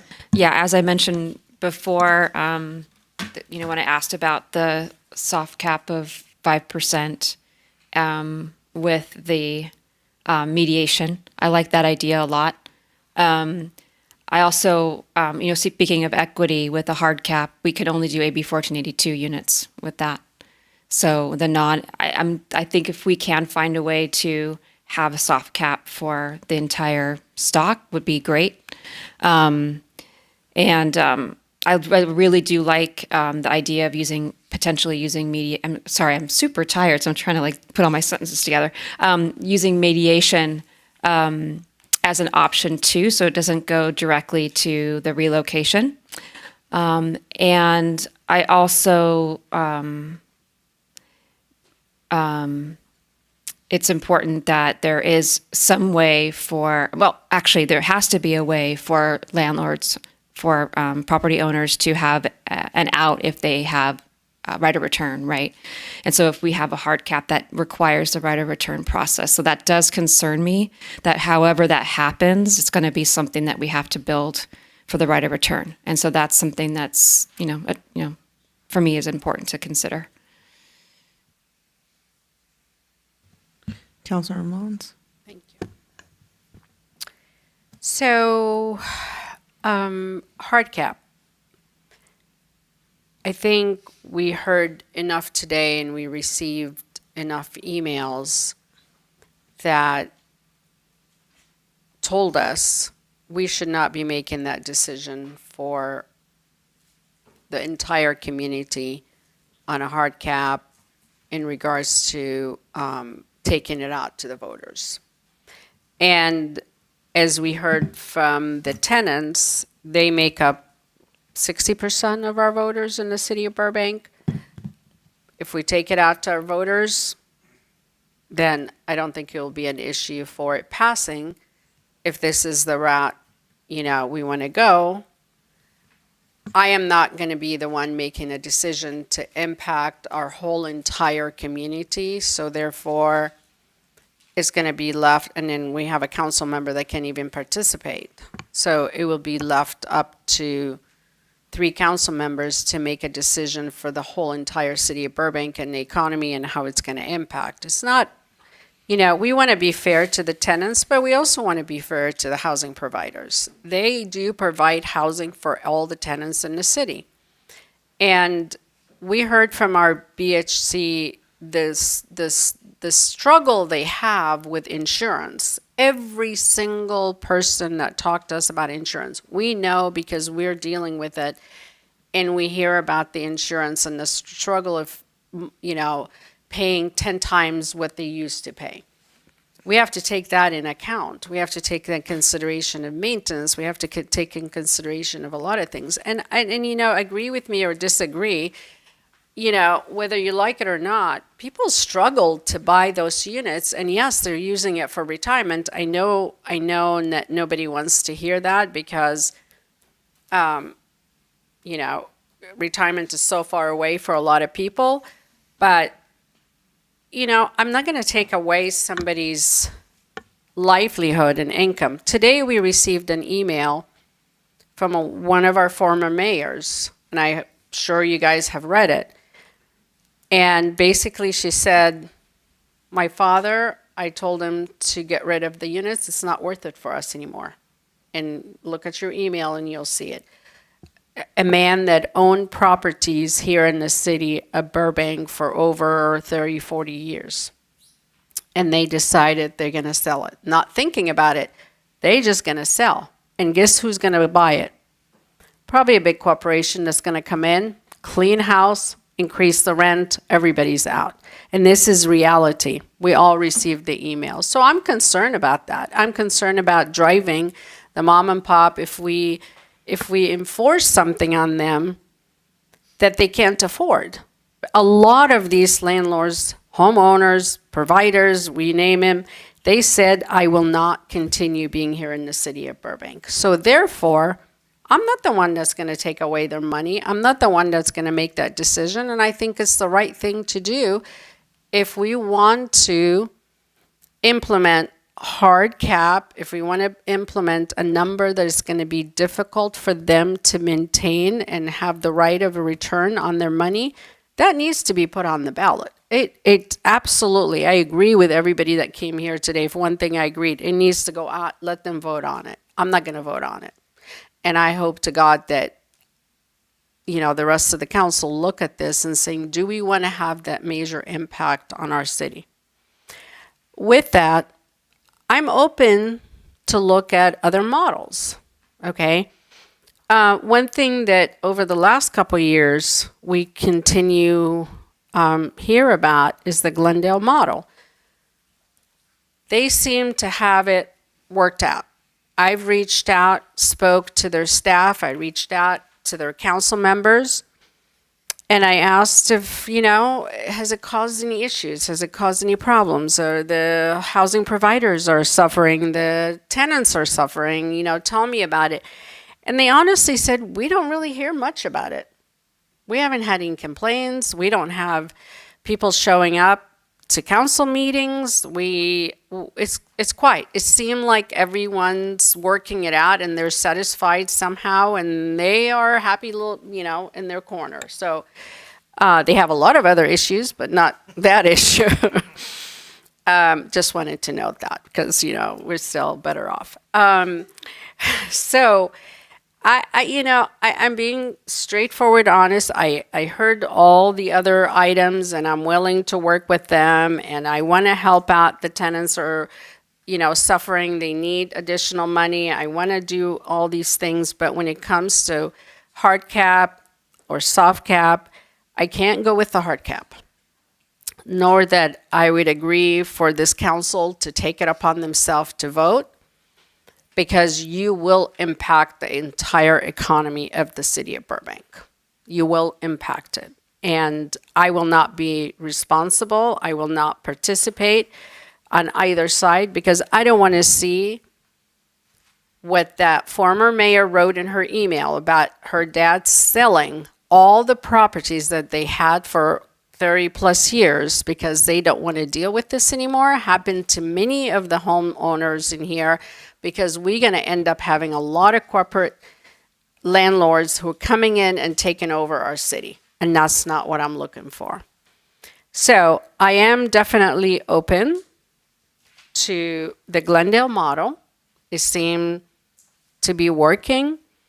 You have an option to take it or leave it to get 3 months. And if you're someone who's 62 years old, and I know when staff brings it back, and somebody in the low income and they need assistance, then we can take a look at that 4th month to give him assistance and have him look at another unit. I know I hear, you know, we're being priced out of the market. We're being priced out of home. Rent is high every city. City of Burbank is not unique. Go down to Valley Village, and I shared this with Daniel when I met with him. A friend of mine, 2 bedrooms, in an apartment that looks like a hotel building, $3,400 a month, right on Riverside. That is not the city of Burbank. That is another city. Yes, rent is high, but it's not because we have terrible housing providers in Burbank. It's California. I understand you're frustrated and you're shaking your head, and I understand you hate what I'm saying right now, and I respect you and I respect everything I heard earlier, and I'm willing to work with a lot of these things that we have. But we're dealing with a lot bigger problem. We're dealing with an economy that does not give extra money to employees. We're dealing with the media industry. So why am I going to take one civil right individual and take it over another civil right individual? Why am I going to do this? We need to... Okay, before we get there, don't answer back. Let her have her time. Everybody in the audience has had your time. Yes, and I am a council member, and I'm sitting up here, and I need to address everyone. And I said, you're not going to like it, but that's my right to speak on behalf of the entire city of Burbank. There are a lot of tenants that reached out and said, we have great landlords, we have great people, we're happy with who they are. I respect that. So I may not say everything you want to hear, but this is the reality of what we're living in today. If we want to go with the soft cap and we want to ask staff to bring in some, I know the vice mayor mentioned Gardena. Mediation, we already have the units here. That's no big deal. We can do mediation. They already said, hey, we're open for business, come, and we're here. I think it's going to be the question is what is the right number? And we have to take in consideration where we're at right now, which is 8%, and it varies between 8 to 10, and it's been 8 for a while. So I think I'm willing to look at the same model as Glendale. I'm willing to evaluate that, and without even having to say that we need to go out to the voters, I think we'll find somewhat support because we're giving an option to both sides. So I said enough, and I'll leave it to the mayor now. Thank you, council member. All right. So this is my agenda item that I brought forth, all of this lovely chaos. But in all seriousness, we're going to talk a lot about what solution fits Burbank tonight. And to the folks who say this is, don't Burbank my LA or whatever, yeah, you're right. This is not LA. This is Burbank. And like many jurisdictions around here, we are looking at tenant protections that are fair for our city. Every other jurisdiction has done so in our neighboring area, the last one. And in that, I want to address a few points. We've listened to this discussion for about 2 years on the dais, but that's not the first I heard of it. I heard of it when I started running for office. I knocked on a lot of doors. Personally, I knocked on 10,000 doors. And at almost all of those doors, the issue of rent came up. And to one of the folks, one of the property owners that was here earlier actually mentioned this, and she said, you know, this is not about the current rents. Rents are low. And she's absolutely right. This is about rental increases. We're not talking about what your rent is now. We're talking about the fact that anybody of us who rents in the city, there's a point in time where I could go home right now and there could be an 8% increase on my door. And it doesn't matter if I have a stable income. It doesn't matter if I have done everything right and put all my ducks in a row to ensure that I can afford my current livelihood, because within a matter of 30 days, I have to think about a new livelihood. I have to think about an increase that is not affordable. And somebody also mentioned the statistic, $100 can be the difference between homelessness or not. And often it is when it comes to rental prices. And that is what I saw when I ran. And I've said this on this dais, and I'll say it again, because a lot of folks mentioned elections, mentioned the mandate, mentioned all of this. And I will say the baffling and absolutely ludicrous term of liberal fascism, like that is insane. Here's the thing. You're right. People voted down Measure RC. With all due respect, Councilmember Anthony, it's not the first time I've said that to you on this dais. I didn't vote for it. I didn't agree with the terms exactly. And I said this to a couple of the folks that I've talked to earlier today. I didn't agree with that proposition. I agree that we need some form of rent control. The way that it was put to me read a lot like Pasadena. I saw a lot of the potholes that they are currently in right now, and I didn't want that for my city. But I believe there was a form of rent protection, of rent control, that was something we could do for our city. And I still stand by that. I want a clear and simple ordinance for all of us that we can read. I don't want 31 regulations like the city of LA. I don't want 18 regulations like the city of Pasadena. I would like fewer for the city of Burbank that are understandable. And I think we've all had a chance, and it's not lost on me, this is not going to go my way, but I think we all had a chance to state exactly where we are for the record. I've heard soft cap, I've heard a hard cap, and I am just putting out there for the record that I continue to think that a 4% hard rent cap is the way to go. And like Councilor Ramon said, you can shake your head at me all you want. I was elected on this dais. There were mailers that went out stating what my positions were from the get-go. And you know what? I was voted by the voters with the highest number of votes that we've seen in this city until you. And I guess that's about the look. Because that's what the voters were calling for. So I agree with you in respecting the choice of the voters, and the voters put me up here to talk about tenant rights because we're the first two tenants to sit on this dais. And before that, the issues of the 60% of us that exist in the city were relatively ignored. I remember calling into this council with my dad because we had an issue during COVID where there was no parking on our street. And I won't say who because that's not classy. But one of the council members did respond to us at the end when we talked about parking, COVID, and how other cities had lifted restrictions because there was no parking available to tenants on our streets. And the council member responded, just park in your driveway.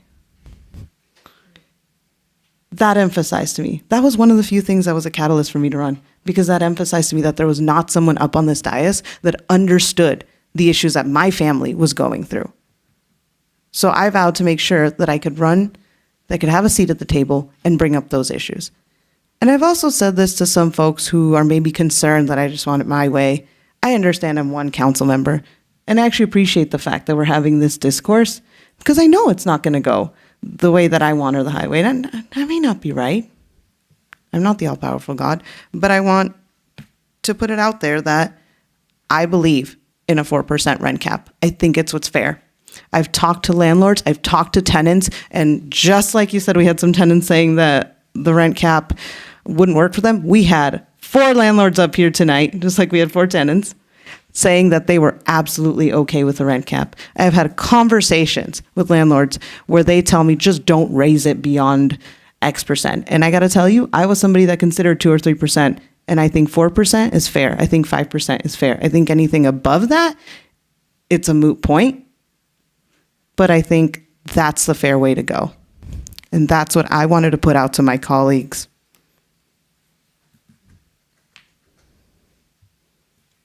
Thank you, Madam Mayor.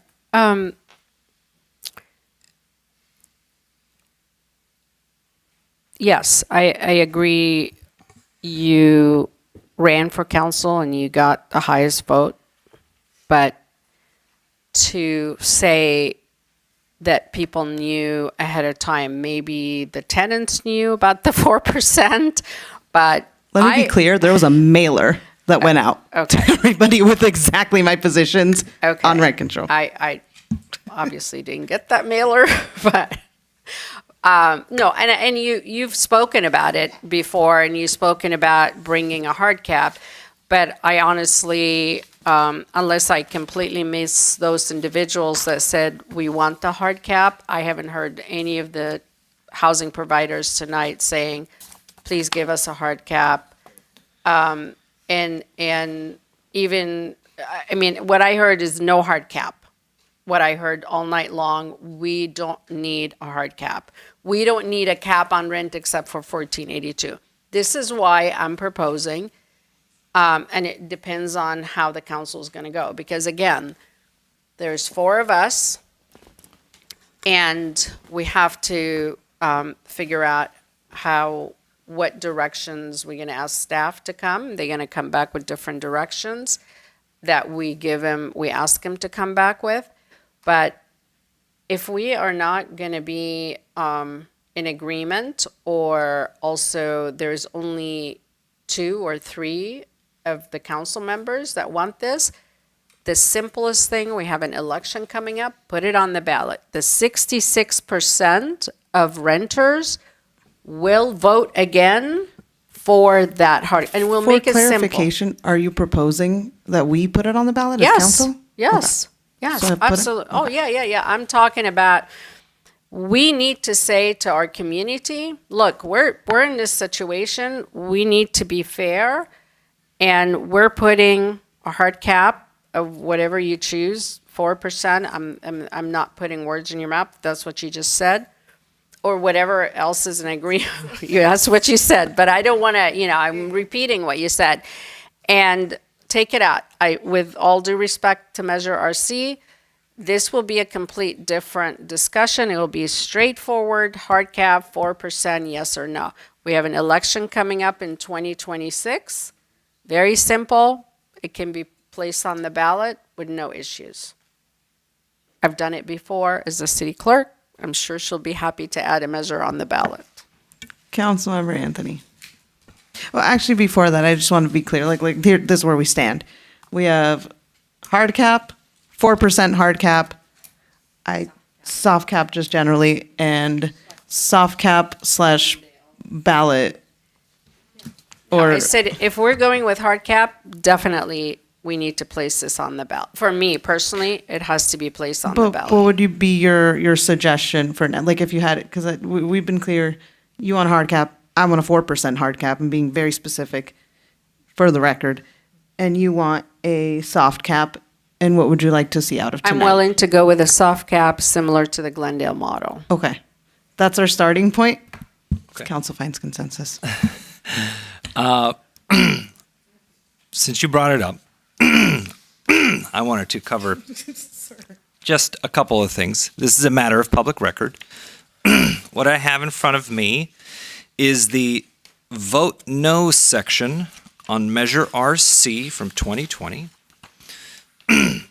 In the ballot, when people went to vote, they would read, vote no on Measure RC. Measure RC is poorly written, paid for by outside special interests, and could take millions from Burbank's budget to build a bureaucracy without oversight or accountability.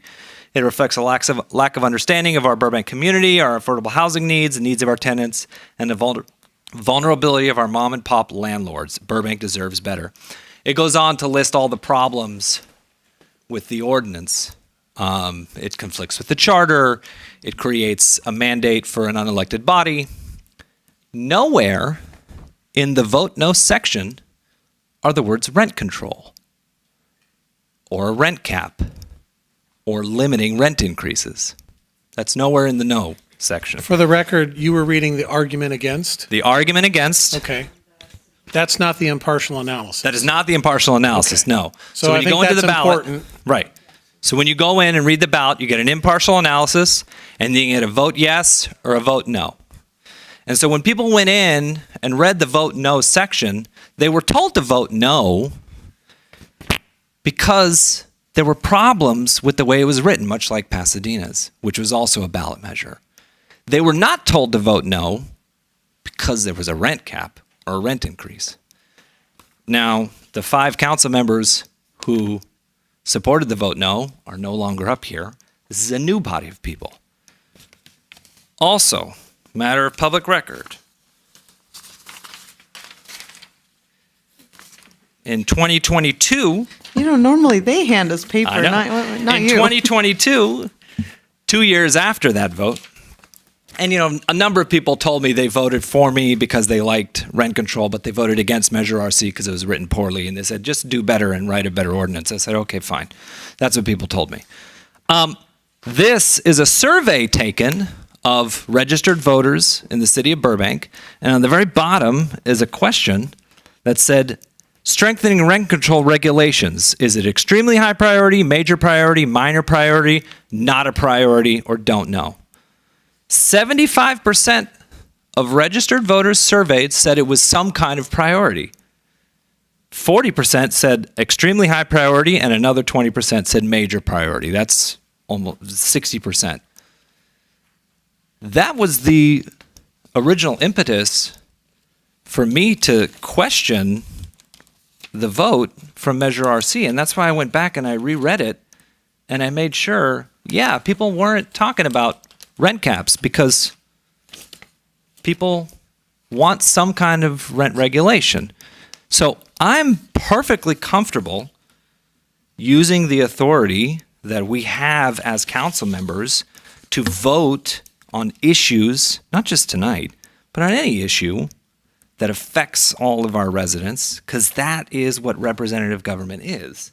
I don't want to waste another $1 million or $2 million putting something on the ballot when we have the authority to do it tonight. If I may just add to that, what you needed to bring along with the argument against it, you needed to also bring the argument for Measure RC because it did indicate everything that you wanted to include because you guys filled out. The four arguments said rent cap and rent regulations and all that stuff. So those go, and we're not discussing Measure RC tonight. No, because it's not. We're so not. I don't want to, Well, apparently we are. Yeah, I Well, what know. I'm saying is that's not what we're doing tonight. We're not Well, doing Measure RC. You brought in documents And I brought it and to show everything. that it's given as a singular whole subject, and you Yes. only go to the voters when you have something completed. We don't have something completed. Well, and if we did have something completed, we as a body can simply implement it through ordinance. And we have the option to change or modify it in the future if it's not working. Okay. So may I just Can I just summarize where you're at? So that all of this is an argument for no taking it to the voters. No taking it to the voters. Okay. And yes, I Okay. would like to spend the time tonight to find consensus because well, I think that's what and the, here's that's the what thing. people want. Here's the thing. You had 5 council members agreeing to do this. Mm-hmm. We don't have 5 council members in agreement to do this. Okay? We have 1 council member that cannot participate. We have another council member that wants to go with a soft cap similar to the Glendale model. I don't want to speak for you, but you said you are looking at a soft model. So where's the consensus that we are saying, we're sitting here going, well, because Look, it's a here's very the simple argument- consensus. No. It's a very simple consensus. All 5 of these people Yes. never won another election in Burbank. I don't care about that. Oh, I okay, care okay, about we're- what I'm doing today, sitting on the dais as an elected council member, and what my responsibility is. My responsibility is not to throw people and have them be homeless. My responsibility is not to add added expenses to people who are already coming here screaming and telling us that we don't have any more money to spend on insurance, maintenance, and everything. I want to find a balance to what we can do to help both sides. And you're going straight forward to Measure RC, which I don't want to even talk about at all because we obviously are not I'm talking done talking about about it. I wanted to ask a question to the vice mayor. Would you be comfortable with the Gardenia method if the cap was either CPI or 4%, somewhere in that vicinity? Because I want to try to find something. First, let's find consensus on one thing. That the whole diatribe, I appreciate it. I get it. Listen, I've also been accused of not following the mandate, so I feel you and your need to defend that. But let's talk back to what's on the table tonight. So we had a proposal for putting it on the ballot. You say no. I got to tell you, I'm not there yet. I think we can find some consensus here tonight because I heard some points of consensus.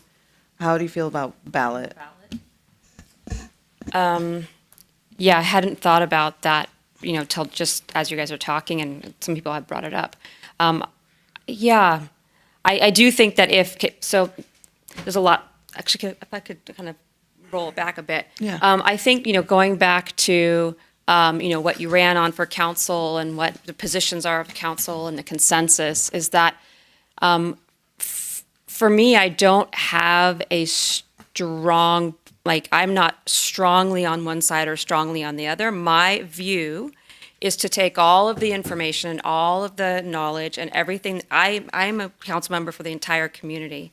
So trying to synthesize everything together and to figure out something that makes sense for where we are at right now in our community that we can make work. Whether to put it on the ballot at this moment in time, I'm not even sure. I need some time to think about it to even think that that's the direction I want to go or not. But I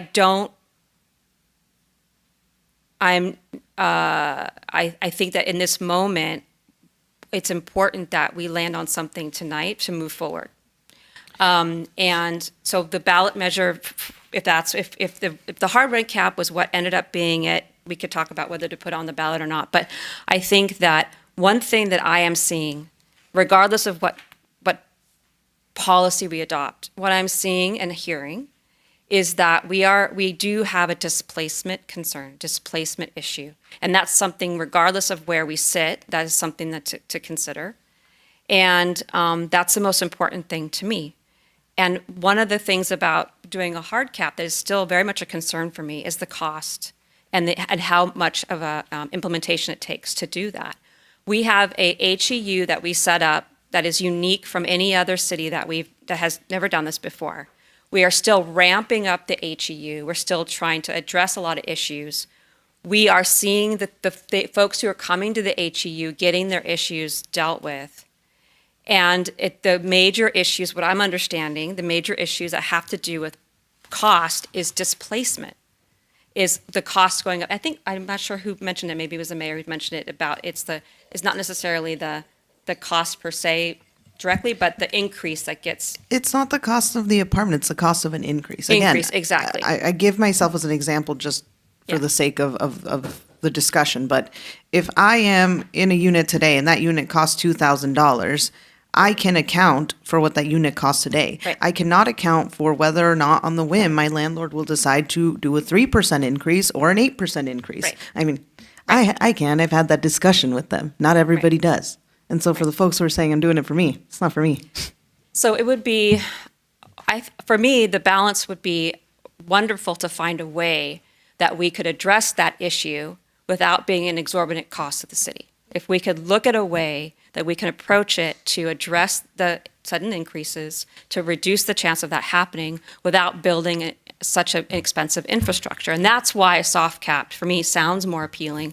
I do like the Glendale model, but I think the percentage is too high.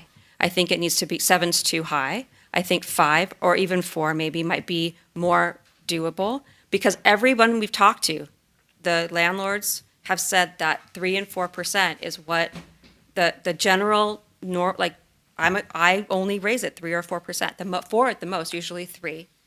And the tenants are saying to me, at least what I've heard, is that anything above 5 starts to get difficult and untenable.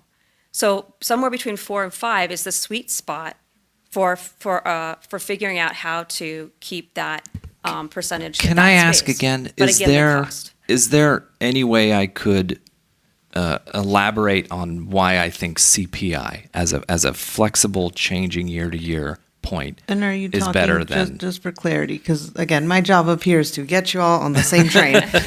So fool's errand, but I try. I think we can get there. I think, listen, we've gotten there for every single issue we've seen in the past. We have found consensus. We'll get there. Okay. Oh, good luck to making him make his point quickly. That one is still a hard thing. But okay, I have your reasons for a soft cap, valid reasons, amount of cost, and trying to balance for me at least, looking at all the different elements in the situation and not just looking at what the landlords are saying about what they generally raise, which is 3 to 4%. What the tenants say is just too much, is 5. And the cost, and trying to do it without having to create an exorbitant cost for the city as much as possible. And also integrate into our HEU that we already have, and to leverage that and see if we can do it in a way that maybe is not 100%, but maybe 90%, 95% doing the best we can without having to do this whole infrastructure. Okay, so as we move forward, we're talking about a soft cap now. Well, I wanted to ask, we didn't really discuss it, but some of the other cities have a fee that they charge that sort of generates a revenue to pay for all of this stuff. Have we even scratched the surface on what that would look like for us and how that would offset cost? So back in 2020, as you will recall, there was a Section 9212 report. At that time, it estimated close to $5 million a year with a $2 million upfront city loan. Okay. To implement a hard cap. To implement a hard cap. Okay. With a separate rent review board. Okay. Okay.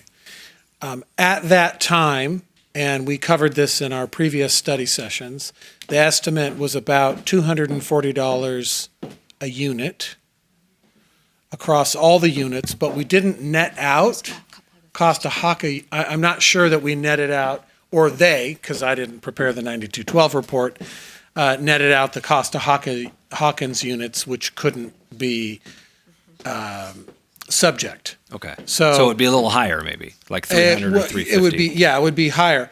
But that's per year. Per year, per unit. Okay. And what staff learned this week from Pasadena is, and they had to do a similar study for theirs. I haven't reviewed it, but I believe they had an excess of almost $3 million loan from the city to front load to advance pay for the setting up of it. It took them about 2 years to get set up, but now they're having to start adding staff already beyond that original estimate. I think 17 plus 3 or 20 or whatever it is. So we need to, our report was 5 years ago, so costs have changed, and we probably want to look at what experiences have been, like with Pasadena and other cities. Okay. Okay. Councilor Mullins, but first I'm going to say, just for clarity's sake, that's about a hard cap. I don't think we've seen any kind of like cost passed on to anybody for the soft cap, right? No, council, no. Do we? Go ahead. So a rental registry fee is typically associated with a hard cap, or a rental registry in absence of a hard cap can also include a registration fee. And But for also a fee for the rent board or whatever the body is for doing the right of return work would also need to be covered with a fee too? Or someone would have to pay for that? The With city? that, we wouldn't need that for the soft cap. No. but Because for we're only for hard not, cap. we're not prohibiting them from going all the way to the 1482 limit. So we're not having to provide the fair return. Instead, we're providing the procedural. So ours, from what I understand, would be a little richer if we include your suggestion for mediation. But I believe the solution we've come up with right now is a very affordable, it's basically we're contracted for $1,000 for a half-day mediation. If that was included, that's relatively low cost. Councilor Mullins. Thank you. I want to go back and address something that the vice mayor mentioned, and that is we really haven't dived and talked a lot about it tonight because we have a lot of other questions, which is the housing unit that we just implemented with $600,000 in cost. We haven't given it a chance. We have not seen fully what that unit can do and how it's going to protect the tenants and how it's going to work, mediate with the housing providers and the tenants. I mean, that is the perfect solution. And despite how many tenants got up and said, well, you haven't done anything to protect us, we've done a lot. We put together this unit, and we continue to spend money on protecting the tenants. Now, I know you want everything that possibly can be out there in every city that they offer, but having that unit and in looking at the numbers, what staff provided us today, I'm even going with the numbers that exist as of today, which is 234. I'm adding the additional numbers. The fact that the tenants and the housing providers are getting to know about the program. The fact that we're been talking about this since 6 o'clock this evening, and it's going to be out there, and people are going to say, oh, I didn't know they have this. The fact that staff had put together these cards to pass them around and understand, what we're providing here, the services that we provide here in the city without having to have a board, without having to hire other people from the outside, is something very unique to Burbank. And we haven't given it a chance. I agree with you. We need to take a look and see how this can flourish and be better and help more tenants. And this is why I think going straight to hard cap and saying, because I keep on hearing the word displacement, where I see also they keep on saying there's so many apartments for rent out there. Everybody knows I walk like 4 or 5 miles a day. I see so many for rent signs. There is about 2,200 units are out there that at any given time somebody can look through the website and see how many apartments we have for units.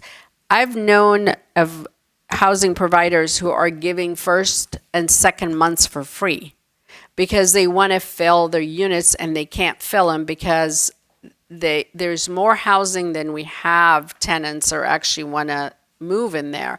So I don't know about displacement because now if you move, and this is, again, this is what I see and what people tell me.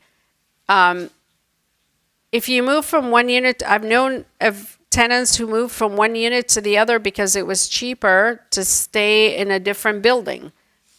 Should that happen? No, because it does cost a lot of money to move.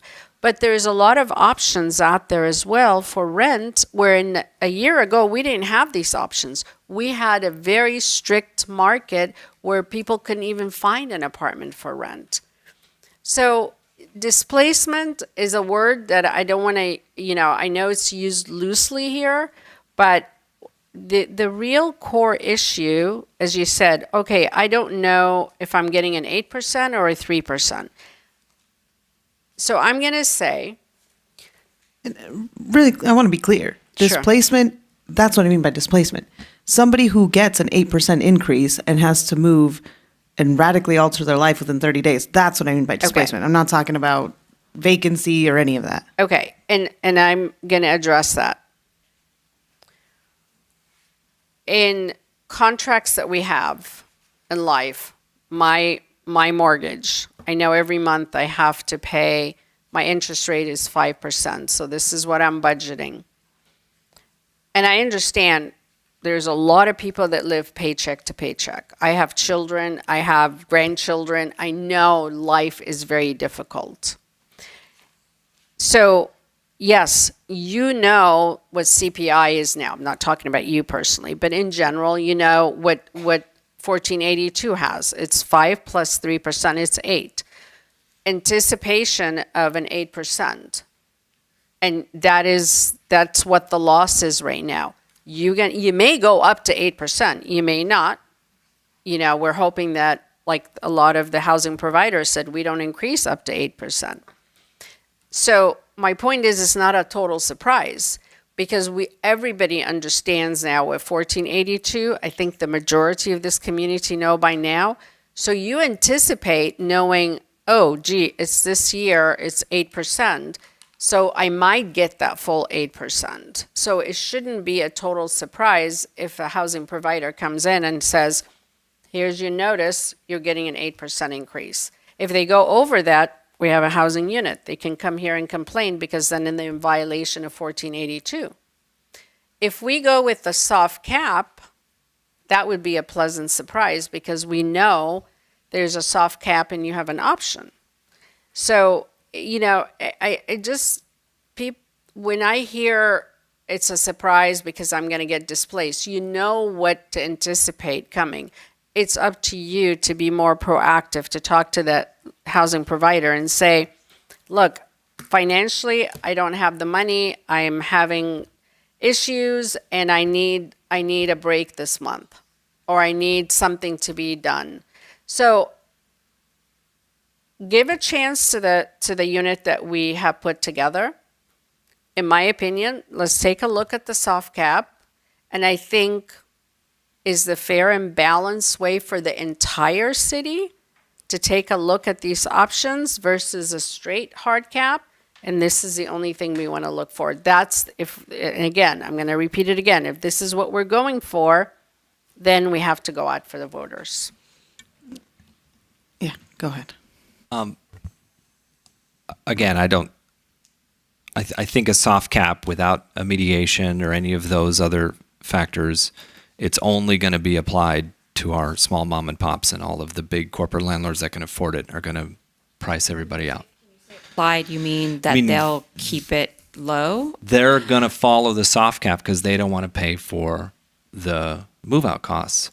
But folks who have thousands of units in the city, who have huge capital expenditures, a handful of tenants moving out, it's worth it for them to risk that number. They're going to go to the maximum every time.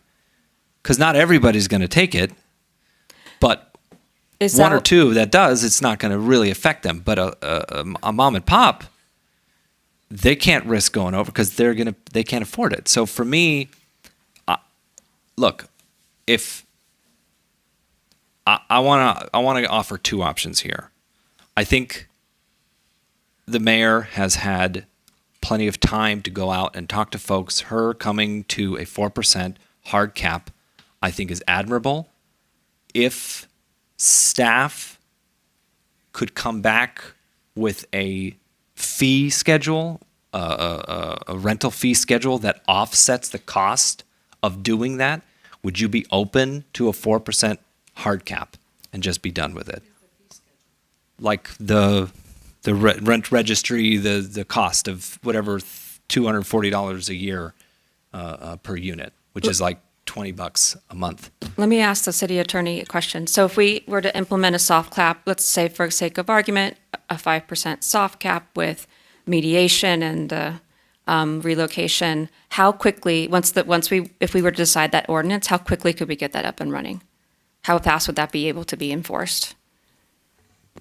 Well, with the staff that we have, we can start it and then come back if we have staffing issues. We'd have to decide what the start date is, but there's not, I mean, we haven't, on my side, we have people that can do the enforcement. It's no different than the enforcement actions we're doing now on price gouging. It all has to do with the rent amount and the allowable increase. So the mediation, presumably it's going to put more demand on the resources, but the resources are there to start it. Yeah.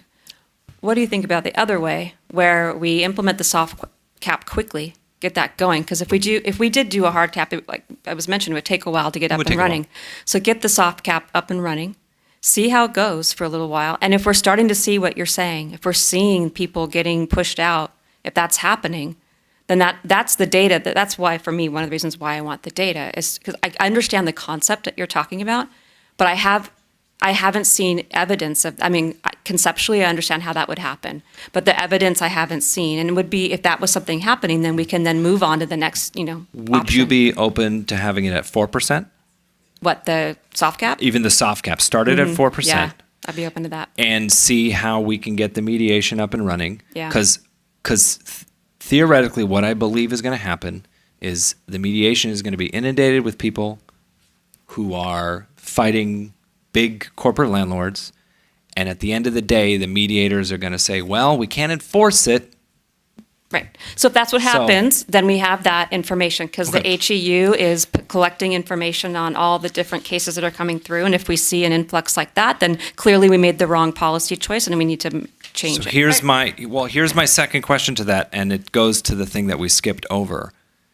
In addition to implementing that, would you be comfortable putting in a rent registry? Because for me, if we don't have the numbers of where people are at now, we're not going to be able to apply it to the mediation as it's coming in.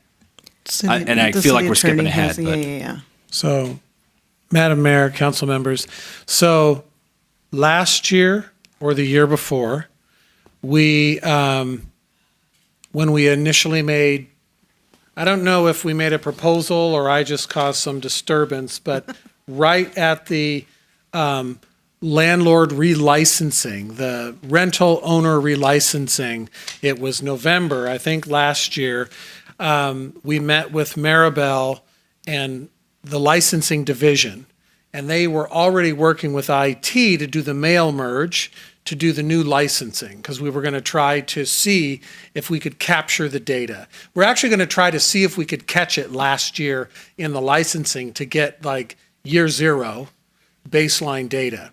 And what we found is right now they capture the information on the landlord, the property, and the number of units because our current registration is 3 or more units. There aren't additional data attributes. So long story short, we have to find software to accomplish a registry because as soon as you start trying to capture rent per unit, it's already like an exponential increase in the data elements. Rather than just a single number for 3 units, 20 units, 240 units, it's now rent by unit type. So even if it was standardized, we're looking at studio, 1 bedroom, 2 bedroom, and what's the rent per, that's already too much data. So I'm just gonna say probably minimum 6 months to get the software in place, and then we have to figure out how to do the licensing cycle, but still way shorter and way less expensive than setting up a hard cap with due process. I'm just saying the soft cap with our existing resources is quicker because it doesn't require additional IT infrastructure necessarily. It requires noticing and first we have to tell the tenant, we have to tell the landlords there's a cap. We have to tell the tenants there's a cap, best we can, and then we have to be prepared for complaints, and that's the process we have set And up. so, to my point about the complaints, that would be the method for mediation. Because I think one of the things that we talked about was being able to have people talk about it and say, hey, well, actually, I can't afford this. Can you come back down or whatnot? So we're still able to do that portion of it. And would that presumably go to our landlord-tenant commission, or is that going to our housing enforcement? We could, we wouldn't want to send it to landlord tenant commission in its current configuration because those are open public meetings. Yeah. Oh, right. And they're not, and the documents submitted to them are public records. Right. Different than 2 parties meeting with a mediator with, in a private setting. Okay. So we want to be able to protect the privacy. We already have funds, and I don't think we've spent them, for some amount of training, mediation training for landlord-tenant commission in anticipation that we can repurpose them. Maybe as a mediation panel, where 2 of them, right? But we have to change it so it's not a regular meeting the first Monday of every month where all this stuff is public.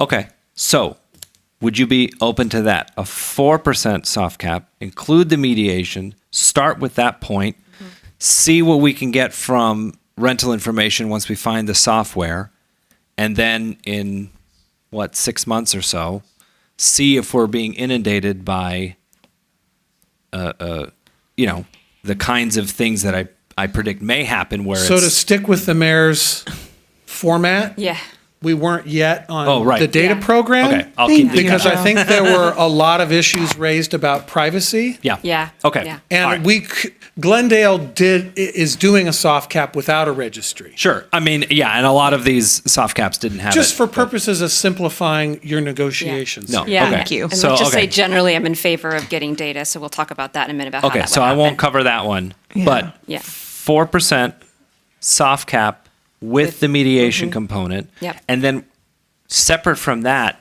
when this does come back, I would like to see Gardenia's, how they do theirs, because I think part of the discussion we talked- Gardenias. Gardenias.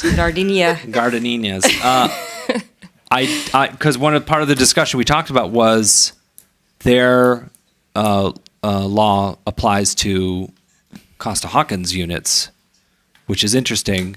And I don't want to know if we want to go there yet. But I didn't conclude that. No? Yeah. Oh, okay. No, I didn't. And I so in addition to the 4%, with the mediation for the AB 1482, I'm also interested in, say, like a 10% or some other percentage for the non-AB 1482 soft cap, because other cities have done it. So I want to see if we can do that too for the non-AB 1482. Something higher, because 4 is too low for the non-AB Costa-Hawkins. So what percentage we can do for the non-Costa-Hawkins too, I'm also interested as well. And I think it was 10%. The reason why I say 10% is because there was a city that did that. It was Alameda. Okay. Alameda has 10% for the non-Costa-Hawkins, and so I'm interested in looking at that as well. Can I ask why you think 4% is too low for them? For the Costa-Hawkins? Legal challenges? Yes. Yeah, that's why. I mean, if we can go lower than 10, I think that would be fine, but my guess is that's probably a safe number. So my only ask as we're negotiating this piece is I would ask that we keep that 4% possible for them, because legal challenges are happening in other cities. And to the city attorney's point, which was mentioned earlier, we may know by the time this comes back, we're going to know if that point is moot or if it's not. Okay. So this direction, provided there's a motion, a second, and a vote. I don't want to I want to read eyebrows on this one. This won't come back before we get the decision Pasadena gets the decision in their Court of Appeals case, and we will structure it so that we can give advice on the implication for Costa-Hawkins. Okay. As well, yeah, okay. Yes. As well as also the AB 1482, because that's part of it as well in Pasadena, right? It's both, right? Yes, but the 1482, I'm not worried about at all. Okay. It's the Costa-Hawkins piece, and because the relocation assistance could be interpreted as a cap on rent, the percentage plus that, we just need to make sure that's clean and see what guidance the Court of Appeals has for us on that. Okay. Yeah. And then for mediation for both, too. And then clarifying question for both of you. When you say mediation, then I'll go to you. When you say mediation, do you mean mandatorily they have to go to mediation and then that triggers like Gardena, or what are you saying? Like either or? My preference is it's an optional choice to go to mediation. Either the landlord or the tenant would initiate, saying rather than going straight to the relocation option or duking it out together, we're going to go to mediation first before that kicks in. That would be my preference, but they're presented as options, or is it like, because what Gardena has is you got to go to mediation, then you get to trigger the second. The way I see it is like, okay, so the rent goes higher than 4%, and then there's a requirement that there has to be an option given for 3 months relocation, and then there's just like kind of like gray middle mediation option that you can go through first if you want to try to like negotiate that. So when they hand you a rent increase, if it's above 4%, you're saying the landlord has to put in two separate options. One, you can move out right now and take the money, or two, you can try mediation first and see if you want me to come down. Yeah, and the tenant can also ask for mediation too if they want to do that. But both options are on the table. It isn't like. Well, to the attorney, I think that in order for this soft cap to work, the relocation fee has to ultimately be at the end of the path, whatever it is, it has to be an option offered, regardless of whether there's my mediation understanding or not. is that the obligation to pay at least 3 months under the Glendale of relocation at the proposed new rent, I believe is how Glendale says it. So it's not at the tenant's current rent. It's 3 months relocation at the proposed new rent, is the incentive. I like that. Interesting. Is the incentive to keep below the threshold. But the offer of mediation is, well, I need to go to 5%, and I have to give you an offer to relocate.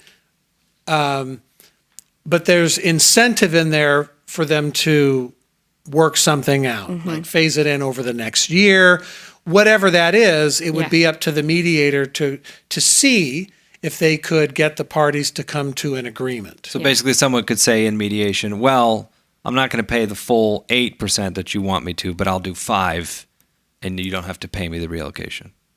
Right. That kind of negotiate. I'll stay for 5.5%, or I'll stay for, because both 1482 and Glendale, they're phrased in terms of no more than 2 increases per year and not exceeding the threshold. So it could be, how about 2 smaller increases? And if the parties agree, in Gardena, it says the mediator will present them with a proposal, and if the parties decline to execute the agreement, then either one of them can ask for the hearing officer process, which I interpret to be actually a mandatory cap because it looks like a fair rate of return hearing. Right. And so in this case, they could mediate. Initially at our cost, we have funding for between 21 and 25 mediations right now. Okay. And we have maybe 4, maybe 2 will go, but we have room. We have funding now to implement. That's per year, you're saying? No, 21 to right now 25. we have funding from council in the Housing Enforcement Unit. We've set $25,000 aside for low-income legal assistance grants of up to $5,000 each, administered by HALA. And we have earmarked internally, because it's all in the same pot, $25,000, which is 25 half-day mediations, according to the agreements we have with 5 mediators, 6 mediators, who are standing by. And then we have another pot of about 40,000 that we earmarked for landlord-tenant commissioner mediation training. But those funds could be used anywhere in there, and we would just come back and request funds for if we want to find another path to the mediation. Okay. So would your preference be that it isn't required, or that it Yes. is? Yeah, that's fine. To be honest, my preference would be that it's not required. And that's what I would prefer too. But it's an option. It's an option. I do like the relocation set at the proposed new rent. I do like Yeah, that. I like that too. I like that too. So if you're over the like that soft too. cap, it triggers the proposed new rent as relocation. Yeah. Yep. That works for me. Why not ask for the moon? Because you get it. I have a question to the city attorney. With the 4% that obviously seem like we have 3 votes here I can count, is there the right of return for the homeowners, the housing providers? Do we have to look at their financial and see the impact of what 4% would actually do to some of these mom and pop? Because they still have the option of going all the way to whatever the current limit is for Which is- 1482. which We're is- not preventing them from going to 1482. Okay, so we're just starting at 4% that kicks in the mediation, internal mediation, and/or to pay out the 3 Above months. 4%, you have to also offer the tenant relocation. Yes. And the tenant chooses. Which is the Glendale model, except 4%. Thank you for putting your fingers down. I appreciate you. I do have the floor. I am a council member, so thank you. It's late, and we really I don't have a lot of tolerance right now to have your fingers down. So this is similar to the Glendale model, except it's 4% instead of 7%. That's my understanding. And the mediation. And Well, the notice would be, so the notice could be something like this.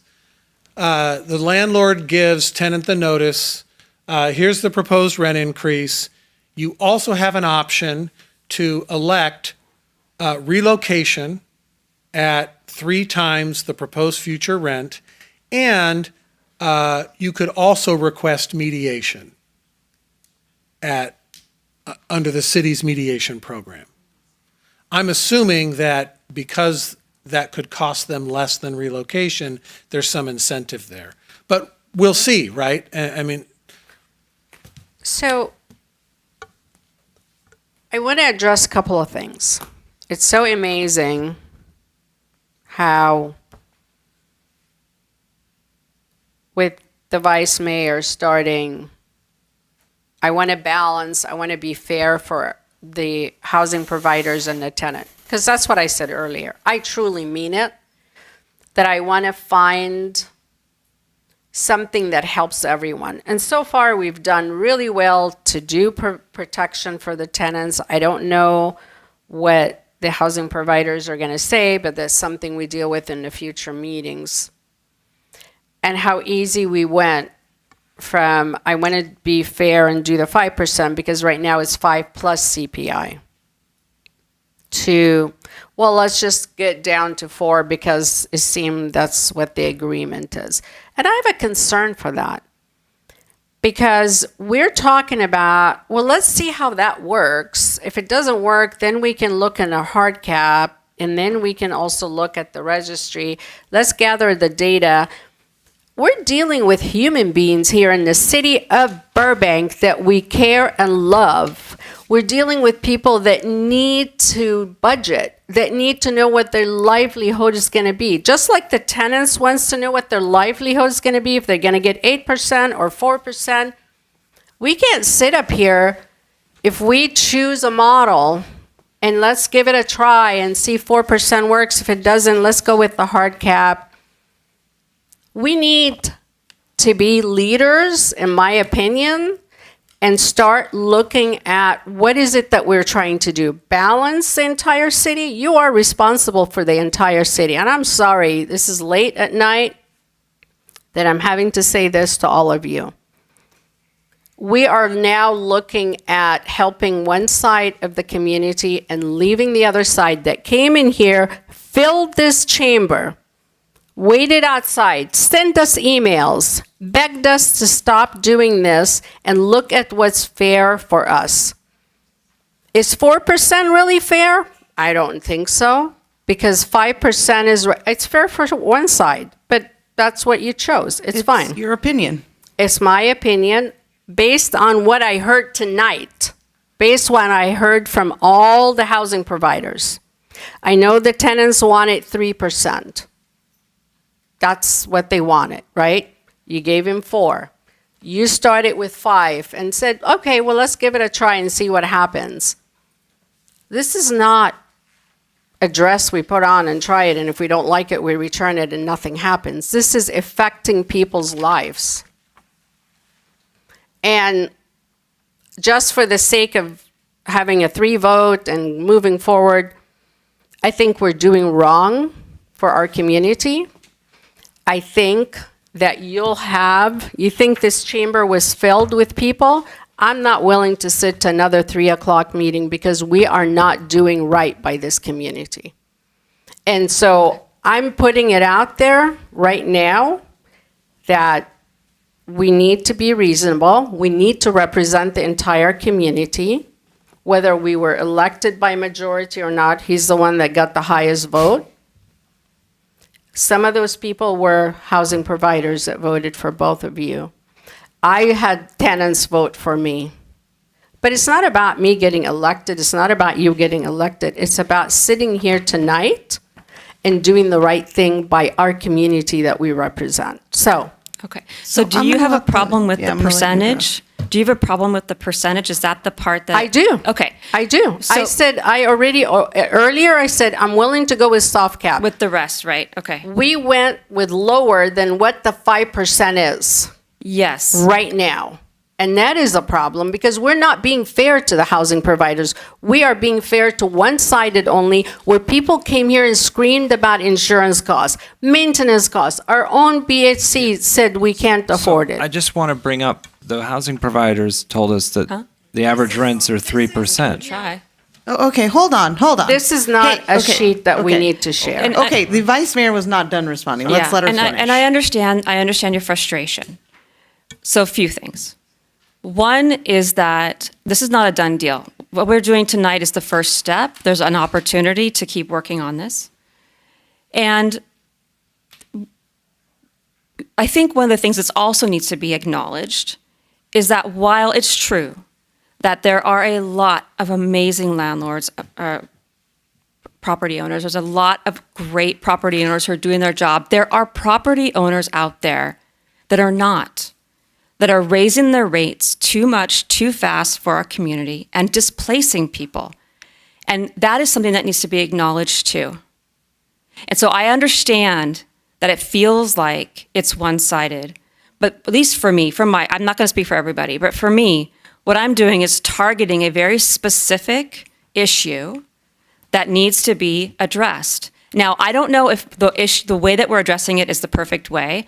I mean, we could go around and around and around to find the perfect way. And I do feel like 5% is probably the sweet spot. But I'm not going to sit here and fight for 5% till 4 in the morning so that to get the 5%. Let's do a little bit of wiggle and get forward and start making this work so we can have a policy that keeps people from being displaced, at least trying. And we have to try something. If we don't try something, then we're saying it's okay if they're displaced. And I don't want to say that. And so I do understand, and I do understand you're frustrated, but I hope that you see that, at least from me, that I'm not just up here going, oh, whatever, okay, you do what you want to do. This is important to me because the people that live in this community, everybody, needs a place to friggin' live. They need a place to live that they know they're not going to lose tomorrow. And it's important. And so it's not every single landlord or every single property owner that is causing this. I understand that. The majority of the property owners are amazing. I've met so many great ones, and I do not want to. In fact, I want to keep the really good property owners who all, by the way, say that 3 and 4% is a comfortable number. Every single good property owner I've talked to has said 3 and 4% is a comfortable number. Now, maybe you've talked to some that say 5 is better, and that's fine. We can debate that again when it comes around the second time, and they can tell us that too. 5 is better, it's more comfortable. And this soft cap, and why I like it, is because if 4% is not enough, there is a way out. There's a way for them to say, it's not enough. This is not going to work for me. There's a mediation. There's the buyout, the relocation fees. It is not a hard cap. And that's why I want a soft cap, is to give a release valve. And so for me, we could debate the perfect percentage, but my goal is not to sit here and go, okay, the only people that matter in the room are these people. So I understand your frustration, but I just want to make it clear that I'm really trying to keep everything in mind at the same time. And that my ease into 4% is not because, I don't care what percentage. It's because I know that this is going to be a debate about which percentage, and that's part of the process. And I'm okay with the process to get where we need to go to protect people from being displaced while also keeping our fabulous, good rental property owners in our city doing what's right for our tenants. So that's just where my position is. Thank you, Vice Mayor. And I just want to caution all of us here. I know the tensions are high, but I think it behooves us not to look at the rest of us and say, oh, you don't care or you don't have the best interest of Burbank at heart. I have said this publicly to many people, and I'll say it right here. I absolutely, gun to my head, I think every single council member on this dais cares about this community deeply.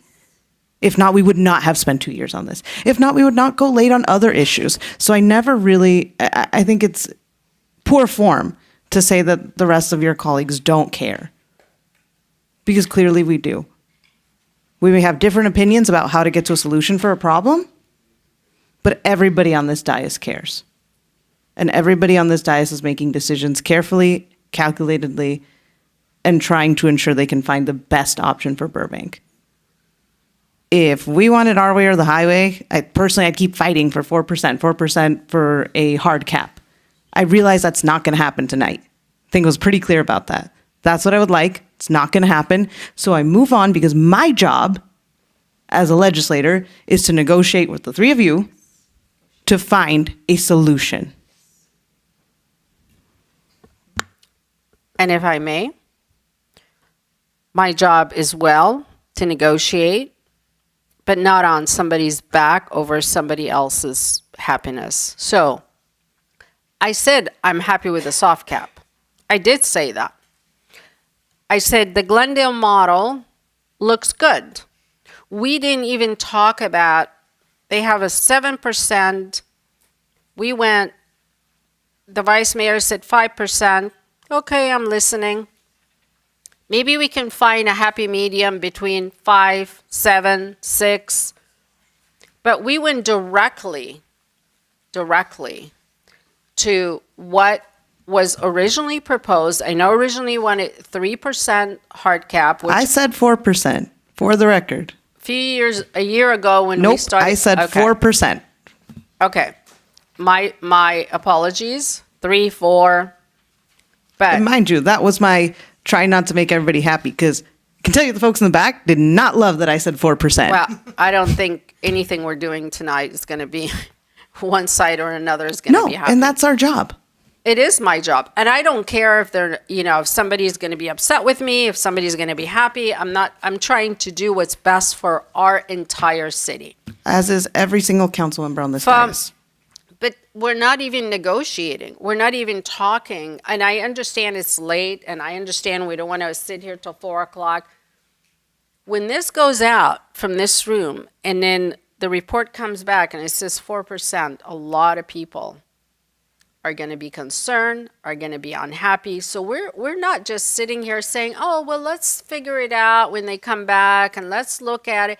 We need to be serious about this topic. We need to be serious about, are we doing this and moving forward, or are we just exploring some options? What are we doing? So it sounds like, so we can try to get to yes here. It sounds like you'd prefer the 5%. Would you be comfortable with the 5% and a soft cap? No, not you, Constantine, but does that? Yeah, she was asking. But, I started at 3.8%, which was CPI. So I had to come up to 4. Right. Well, what I'm going to propose, and Madam Mayor, maybe this can be an option, is that 4 or 5%, we can maybe even have both come back, like a 4 and 5% option, and not have land on the Honestly, exact we're percent. reaching a point where we're going to take a vote. And like I said, we're all entitled to our opinion, what we think is the best way to move forward as a city. I think we were going in a good direction, 4% soft cap. If that, I already negotiated down, to be honest. And I had to, I was not at 4. I had to give to get to 4. Yeah, and I can go either way. And it sounds like, Councilmember Mullins, that's not okay for you, and you can vote no on that, and then have that as your position, and that's okay too. I mean, we don't have to get 100% consensus, at least for this step. I mean, we don't ever really have to, because we have to get 3. But if that's for you, that is a deal breaker, then you have every right to vote no on that, and that's okay.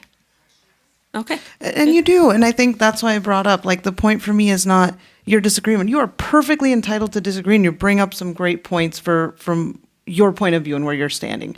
I do think it is not good form, though, to disparage the rest of your colleagues and say that means we don't care, we're doing something flippant. I think everyone, including you, is doing this in a thoughtful manner and is thinking about the best interest of Burbank. So that's all I will say on that. But I think it's late. I think it's time we come for a vote. Well, I've done the flippant thing. I went out and wrote 35 pages and tried to get it passed, and that was the wrong way to do it. What we're doing today, trying this, coming back, seeing if it works, tweaking it if it needs to, that's how these ordinances are supposed to be done. I learned the hard way not to do it this way. And so I'm working with my colleagues now, and I'm one of your colleagues. I know. And you're only working with the colleagues that are agreeing with you because... I didn't agree with them. Okay. So I'm just saying, Madam Mayor, I didn't say that you're just discarding everything we're talking about. I understand that we're all trying to make hard decisions, but I want in that hard decision to keep in mind those people have been coming and calling and talking to us for 2 years about the hardship and everything they're going through. And I take that very seriously, whether it's the tenants, whether it's the landlords, that we take this very seriously. I don't want to flip-flop. Let's see how it's going to work. If it doesn't work, then we go back and let's give it a try. No, this is not giving something a try and going back, because whatever decision we make when this comes back to us, that decision needs to be in an ordinance that has to last for a long time, because guess what? There's going to be something else that's going to come back and say, we're not really happy with this. Can you decrease it? Can you increase it? At what point do we say enough is enough and put it to rest and allow people in this city to rest? At what point do we do that? That much we can agree on. I do believe in whatever we implement tonight, we got to see how it goes. We need to give it more time. And I didn't say this earlier because I think the city attorney took us in a different direction, a good direction, but when you mentioned, oh, give it 60 days and try, it's going to take them 60 days to even like start looking at this. You can't collect data on something that doesn't take, that takes more than a year, more than 2 years, quite frankly, to collect data on something. End of story. So I do agree with you on this. This should be our decision, and we should stick to our guns at the end of the day. I do agree with you. I think I said this earlier to, I think I said it to you earlier.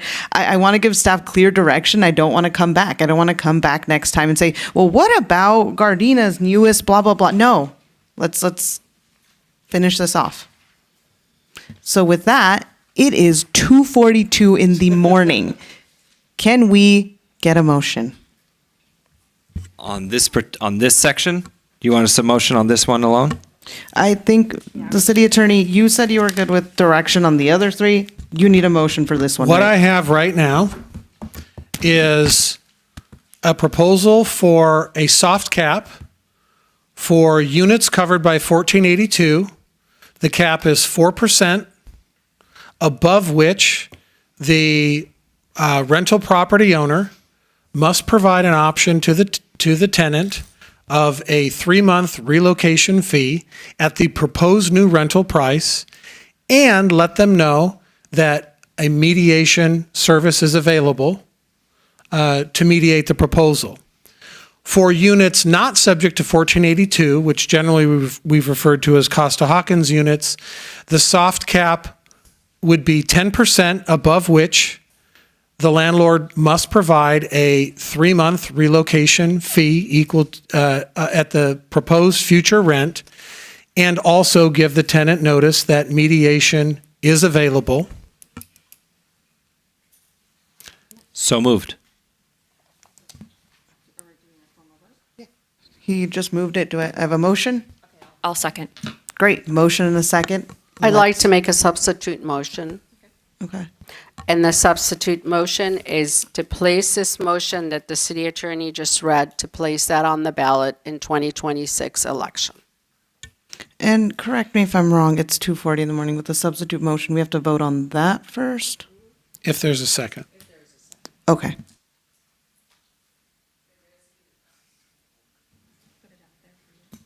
Seeing no second, dies on the floor. But to your point, you're doing your thing. You would know better than all of us.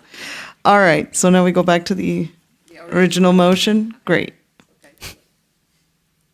Okay, motion second. Let's call the roll. Councilmember Anthony? Yes. Councilmember Mullins? No.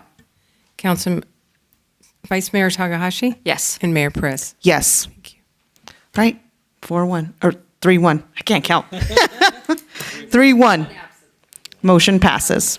We do have one last item. Do we Onto want to the simply data give program. direction to staff to work on finding the correct software to be able to do a rent registry quick through our natural licensing process? Yeah, I think just data collection in general, kind of just, I think, what we already have for data collection processes and what's possible. Well, they would, if they want to do the expanded more than just the 3 units and stuff, they have to find new software. So do we want to give them direction? So let me for that? differentiate. Thank you. So the original proposal would have involved, originally it had staff, but we removed that portion. So the proposal that went in, and Maribel Leyland can correct me if I'm wrong here, was basically software implementation costs. There are vendors that staff's aware of that provide this type of software to housing authorities. And we could investigate that. And that is for a software solution to collect a myriad of potential data elements on property owner, tenant information. Okay.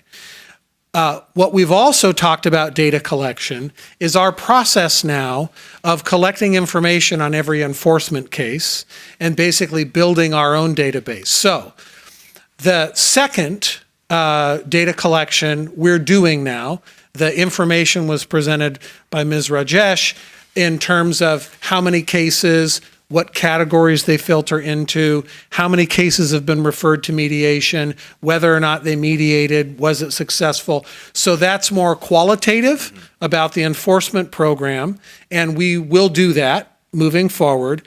But we would have to bring you a proposal, and it sounds like there were a lot of privacy concerns raised that you may want to talk about that could take some time. We could start to talk about them now, or we could bring that back. Well, my first question is, one of the things you brought up was we could potentially do the data collection through our natural licensing process, but we only do the licensing for people who have more than 2 units. 3+. Yes. So we don't collect any data currently on people with one in single units or duplexes at all.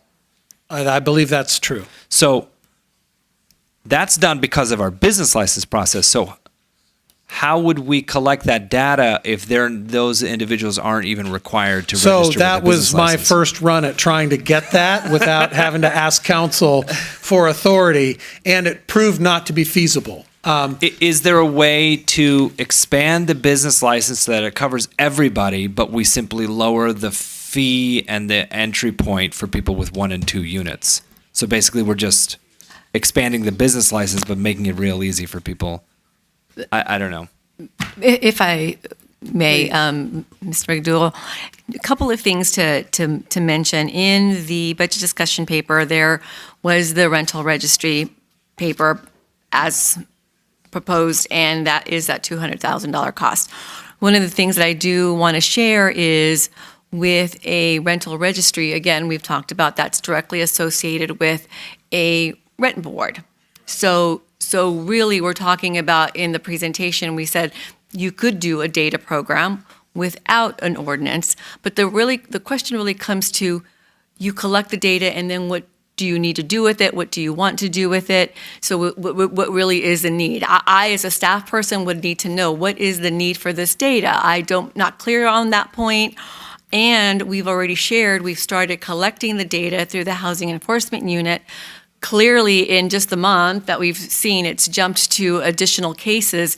So we've already started that process of collecting information. We've only been in full operation for a few months now. I shared the example of AB 1482 being in effect at the height of the pandemic, really taking years to really get the word out and implement. So I don't know, I'm just saying, I don't know what the value of a separate data collection would do with the Housing Enforcement Unit already in place. So with the motion that passed on the 4% soft cap with mediation and so forth, then we'll continue to see more information coming in. We'll know through the Housing Enforcement Unit and the cases then that come in, we'll continue to see what we're seeing. Are we actually seeing cases that go above the 4% or not? So that in and of itself, I'll just add, is part of the data collection that we've just recently started. I'm going to go to Councilmember Mullins for questions. Thank you, because she must have been sitting here going through my brain, reading exactly the questions I have.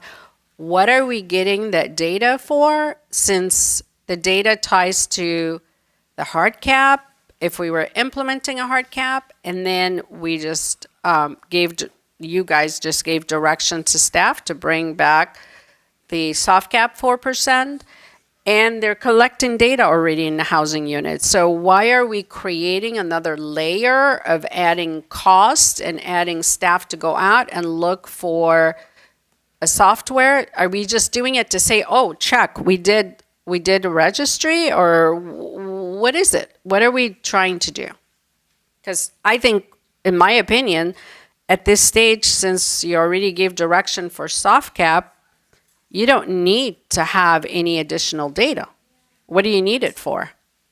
I was just going to say, the original proposal that we had to do all of that outreach and staff time does seem moot if we're not doing a hard cap. But if there's an alternate proposal where we can find a piece of software at a nominal cost that... I don't think you're going to find it at a nominal cost, but we could come back. But it's cheaper than hiring staff to find that information. It'll be, it's a cost benefit analysis here. Right. So like, again, And to what that are we going point, to use it for? what we're hoping to do is in the next 6 months to a year or whatever, that this 4% is going through and the mediation is going through and people are either taking it or mediating it or whatever. What's happening in all the other units in the city? Is everyone else following the full 4%? Or are they below that? Are people only doing 1s and 2s and 3s? For us to know that what we're doing is working, not just on the folks who end up at mediation, because that's the data we're collecting, but what's happening with the rest of the city and the rents? We can't just go on Zillow every time and trust their algorithms. Madam Mayor, if I could, and I appreciate Ms. Leyland tempering my enthusiasm to go buy software with money that I don't have. The city doesn't have. So just to kind of characterize how the implementation would work, because I want to give you a realistic expectation of the timeline. The first year we implement the software, because we have no data within the city on what rents are, will be base year data. We won't know percentages. The next year, we would theoretically get compliance and be able to calculate 1 year increase. So it would, first we have to identify and implement software, implement a program, collect base year data. That's probably close to a year. And then it'll be another year. So just in terms of expectation and how quickly you need to make this decision. So we're collecting information now on enforcement cases.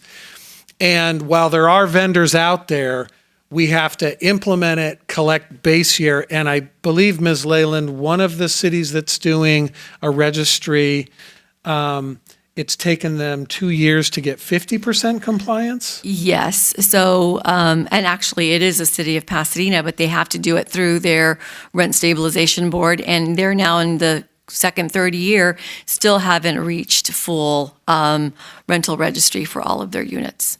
And it's taken, if I may add, 5 to 6 people to collect this rental registry information. I'm going to go to the Vice Mayor. Okay. Yeah, and I think there's still for me a question. I know we've talked about how the HEU is collecting data, and there's data that's coming through because of the calls that you're getting, and potentially other sources of data. So I guess I'm still a little bit not knowing what data we actually have access to already that we could use, because if our questions that we have could be mostly answered already with what we have, that's important to know, and what we're missing. I like we're talking, like we had talked about vacancies earlier, and I did have a question on my list of like, okay, so what are these vacancies? Are they market value vacancies? Are they studio vacancies? Are they AB 1482 vacancies? Are they new build vacancies? So I think that's important to know, because when we say, oh, it's 10% vacancy, well, if it's all luxury vacancy, that's a different story than if it's affordable units.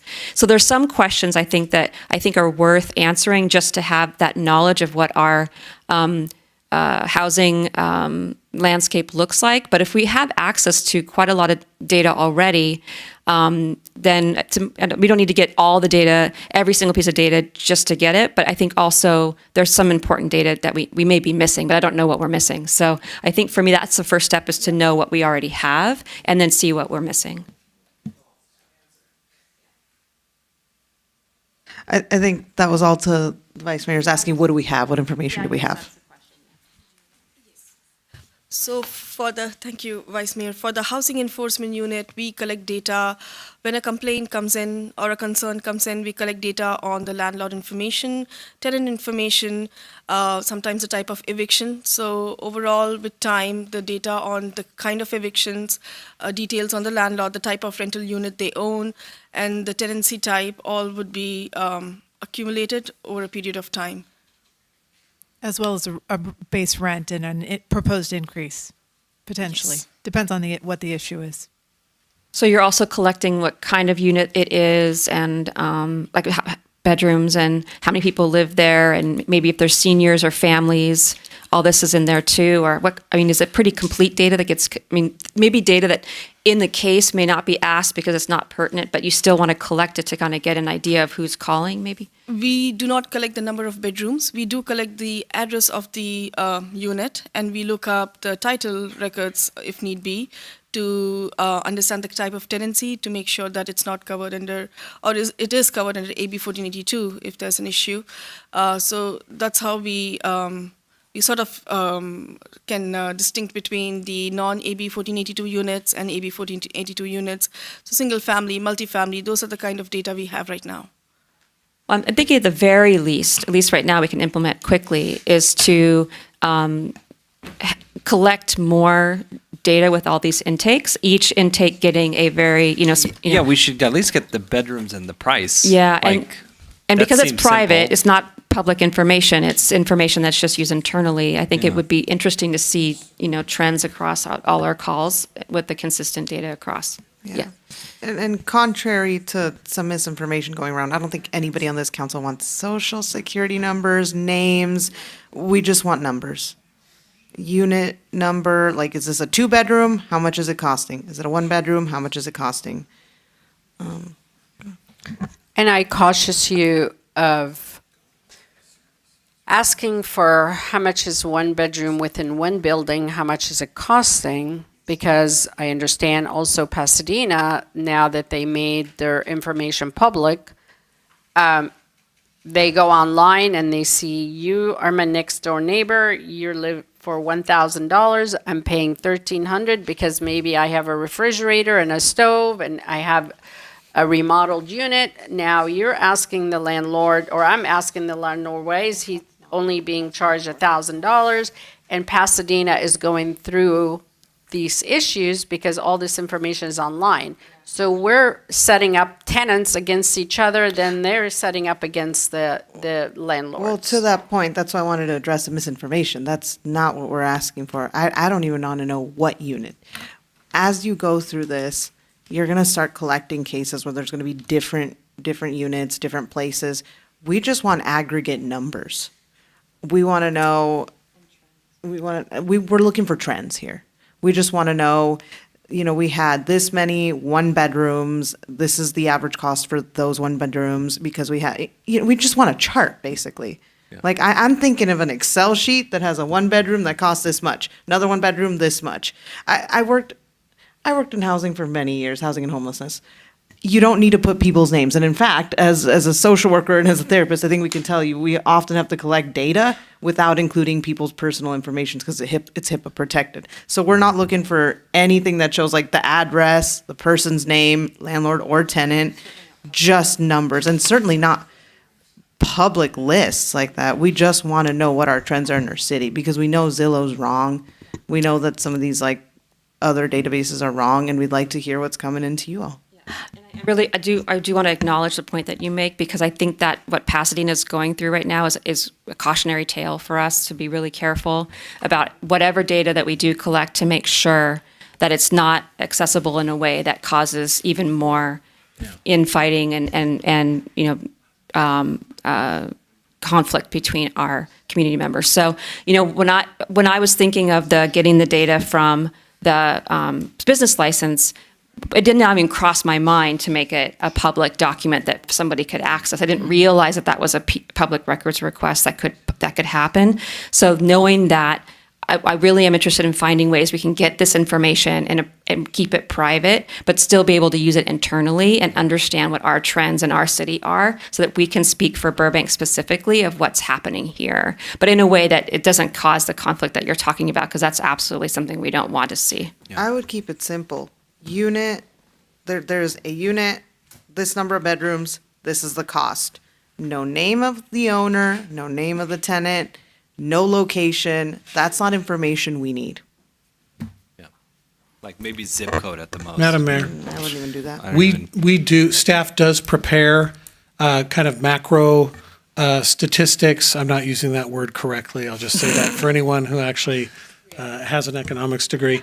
But they prepare studies on at-risk units, rent burden. So perhaps Ms. Leyland can describe that process, and we could come back with a description of maybe what our sources are and what might be available. Yeah. Thank you, Mr. McDougall. I do, Madam Mayor, if I may just add some more information and context to the data. So Ms. Rajesh mentioned what we've been collecting to date. I'm hearing we want a little bit more information. And there is information, as I think a couple of council members have mentioned. There are sources like CoStar. We have information that we can utilize side by side with the information coming in through the Housing Enforcement Unit. So I'm going to dare to say we've got the information, and it's just balancing what we're getting through data specific for the Burbank cases along with what's already published, because we do have reports on vacancy rates for 1 bedrooms, 2 bedrooms, 3 bedrooms. We can collate it in whatever manner, because if I'm hearing aggregate, there is aggregate data that we can do through market studies that we could pull all that information. So again, I come to the question of the reason for the data, the purpose of the data, so that we as staff could understand what really that need is, because it's still not clear. We're getting this information, and I completely understand getting aggregate data from the cases, 1 bedrooms, 2 bedrooms, 3 bedrooms, because if they're coming in and they need assistance, we will be working with them to provide the assistance they need. Yeah, and I totally understand that. The thing is about data that's sometimes frustrating is that you don't know sometimes what you need until you need it. And so if we say, okay, so now we need the data on XYZ, but we haven't been collecting it, then we can't access it.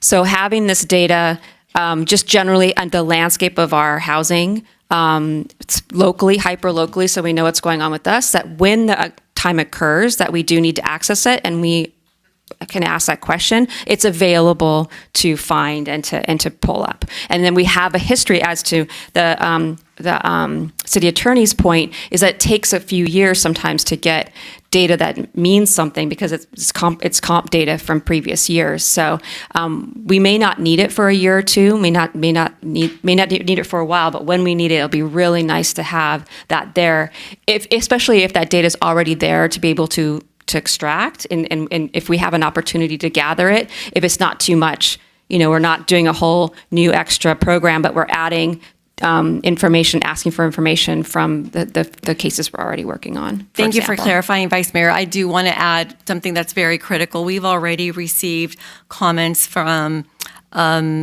both residents, landlords, renters, indicating that the information that we're collecting, they are aware, they're filling out a form, and that form is subject to a public records request. And so we're already finding it a bit challenging already for what we're collecting now. So I just want to mention that, because the more that we can get the trends, we can get the information, the basics of what we need to assist. If I'm understanding correctly, the goal of the Housing Enforcement Unit is to assist anybody who has a concern, has a claim. We can give them to the right resource. So again, I just go back to we can continue to collect information, and Ms. Rajesh shared that. It's really leading to, when we have this, what are we going to do with it? Because we're already hearing concerns about that. Can I ask a question?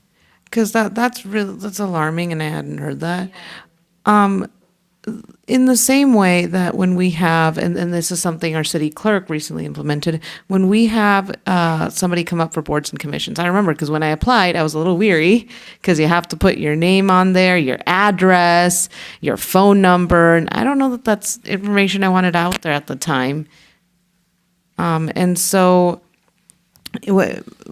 our city clerk has started to redact that information. So there's a couple things.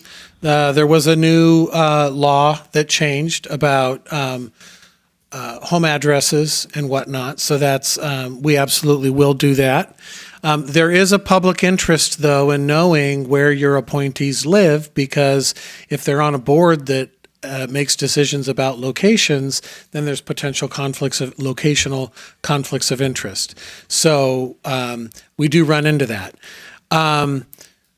The specific issue with Landlord-Tenant Commission is council created a Brown Act body. And the Brown Act is very specific that when a majority of the body receives a document, it shall be made immediately available to the public. So that clashes with the whole personal identifiable information.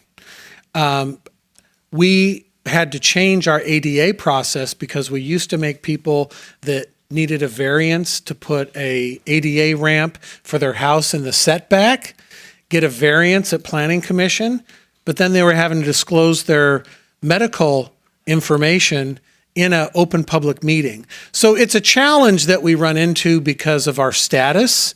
And so to Ms. Leyland's point, once she's told to collect it, now, okay, so we have to identify the PII. If we're going to be paying people city money under an enhanced relocation because of their disability, well, now we're collecting information about their disability, or maybe our vendor is, which is helpful. So it's an issue we have to navigate. And this is real time, like, Right, you know. right. And again, at the 3:07 a.m. real-time dumb question. Is there any universe where we can make folks fill out, like, here's an anonymous form you fill out if you want to give us your information, like, give us the unit, is that even possible for folks to just fill it out? So, like, it's random, so we don't even know who the name is. Then you have to question the Validity, credibility, validity of the information itself. That shouldn't even be public information. That's ridiculous. I mean, it's all on the cloud. I mean, I can go down to the assessor's office and look up who lives where and how much their mortgage is. And anyway, I wanted to ask, is there a reason why when we started the licensing for rental units, we started at 3 and above? Is it burdensome for us to do the 1s and the 2s? I think that's an ancient process. All right, fair enough. Okay. No one was here and working here when it was done. Well, I believe our multifamily starts at 3. Right. R1, R2 is low density. Right. So that's probably... The reason I bring it up is if we could create a system where that licensing for the 1s and the 2s is very easy and simple, we could expand our licensing process to all the rental units, and that way we're capturing everybody. And so at a certain point, if we do find some piece of software that works, we do have a means. It's annual, right? The licensing? Yes. So if we did create a system where we were capturing all of the rental units, if we were to find some software that works. I feel like we have really awesome direction from council on 4 very important items. And I'm wondering if we have to nail this one down completely or if we can keep it on the list and bring it back for further direction. Yes, and could we get that more, like, information about what data we have access to now, so we have a kind of a landscape of what we've already got? Not specifically, but the type of information we have access to would be great. Can we get a lovely take-home memo with that information so we're prepared for the next time we talk about this? Yeah, I mean, we would include it in whatever the next staff report would be for Thank you. prior to the meeting. Would you all be interested in finding out how difficult it would be to include single and duplex rental units in our licensing? That requires an ordinance amendment? Right. Because I'm saying I would like to find out how difficult in a change in the ordinance it would be in implementation. Like, is it a lot? Is it... So personally, I would prioritize that below the 4 items you gave us. Of course. That's way down the line. I'm just saying, would you be interested in getting... I would honestly just like a take-home memo of here's what you would have to change and here's how advanced it would be. And to me, that would just... It would be one piece of, now we have a process to actually get the information if we were to implement it. That's why I'm not asking for an ordinance. I'm just asking for a memo. You're just asking for a memo. I'm not opposed to you asking for a memo for some information. They can write a memo. It doesn't have to be much, and it doesn't have to be no rush. No rush. Councilor Mullins. Again, I think staff, myself, and maybe some members of the public are still wondering, what are we trying to accomplish? Let's just get data to get data so we know we have it in the future. Allow what we have right now to take place, and the numbers they keep track of and they have already in the system, allow them to come back and ask the questions. When we need information, how many came in before you today? How many had issues with rent? How many had issues with evictions? I think what we're asking right now in the take-home memo is tell us what you have, because we don't know that. And keep that's it it. simple. So let's not keep on digging just to get, what you're asking for is a full-blown registry to come back. And right once at step, this time, we're asking for Yes, a take-home but we- memo to bring it back. we need to stop continuing pushing and pushing for that registry, because at this time, we're looking at soft cap. We're not looking at hard cap. You know, I know we're government and we want to get nosy in everything people do. So I think we need to end this conversation. It's 3:00 in the morning, and I suggest we move on and call it the night. Okay, so we Madam have- Mayor? Oh, pardon Yes. me. I Thank do, you. so I did hear the request for a memo on the information on what we have from the Housing Enforcement Unit. Yes. That's what I'm hearing. So that is information that we have that we can present in tabular form somehow, just for that, that's the request right now? Send it in the whammer. Send it in the whammer. Okay, thank you. So the housing enforcement unit, but also like with CoStar and just kind of what kinds of information do we already have access to, kind of collectively? Understood. In Yeah. addition, because that's the reason I was mentioning, there are all kinds, we can do market studies, we have market studies, we could collect, so that could be a memo on information already available to us. Okay. Okay. Do you have suffice direction? Thank you so much for your clarity. Yes. Wonderful. Yes. Ding, ding, ding. We're done. Okay. Okay. We have to. Well, we have to. I can't skip it. We have two other things. Okay. All right. Moving on. Moving on, now we will hear council comments, including reporting on council committee assignments, attendance at conference, regional meetings, and community events. For the love of God, please list the things out and don't go into details. Also, thank you to everybody who stayed throughout the whole discussion. We appreciate you all. I'll go first. Thank you. I didn't do any of this stuff. I was busy. I had a kid who wanted a Halloween costume, and we went Okay, everywhere. going on about things. Who wants to go we next? got a good costume. Who would like to go next? I attended the 36th Annual Women Achiever Awards. That was October 17th. I also attended, along with all of you, I believe, that were there, boards, commissions, and committees thank you event. On October 22nd, I had Senior Citizen Board meeting, and in the evening, I had Transportation Commission meeting. On October 23rd, I met with Daniel regarding housing policies, and on the same evening, we had Boys and Girls Club, the 20th Annual Casino Night. On October 26th, I attended the Providencia Guilt Musical Showing Gala. And on October 27th, I met with Mr. Eddie Alvarez, talk about contracts and the union contracts. That was it. It's got a paper I'll go cut. quick. Go for it. I'll go Vice quick. Mayor. Okay. On Saturday, October 18th, I went to Homigan-LA's Empty Bowl luncheon. It was awesome. Got a cool bowl with a handle. October 20th, Monday, went to Sustainable Burbank Commission. Tuesday, October 21st, I went to the National League of Cities Human Development Federal Advocacy Committee, where we discussed immigration on the federal level. and policy around that. Also in the evening, I went to the boards and commissions thank you event, as we all did. And then on the 23rd, went to the Valley Economic Alliance Board of Directors meeting. Thank you, Vice Mayor. All right. On Thursday, October 16th, I attended the Chamber monthly board meeting, gave updates from council. I also attended St. Francis Xavier School installation of officers. On Friday, October 17th, along with Councilor Mullins, 36th Annual Woman Achiever Awards Luncheon, Awesome. and welcomed them to the city. On Tuesday, October 21st, I attended, along with all of you, the Boards and Commissions Thank You event. On Wednesday, October 22nd, I was on a Valley Small Business Roundtable for the LA Business Journal, and I visited AOA, one of our city businesses, which I'm happy to tell you more about at another time.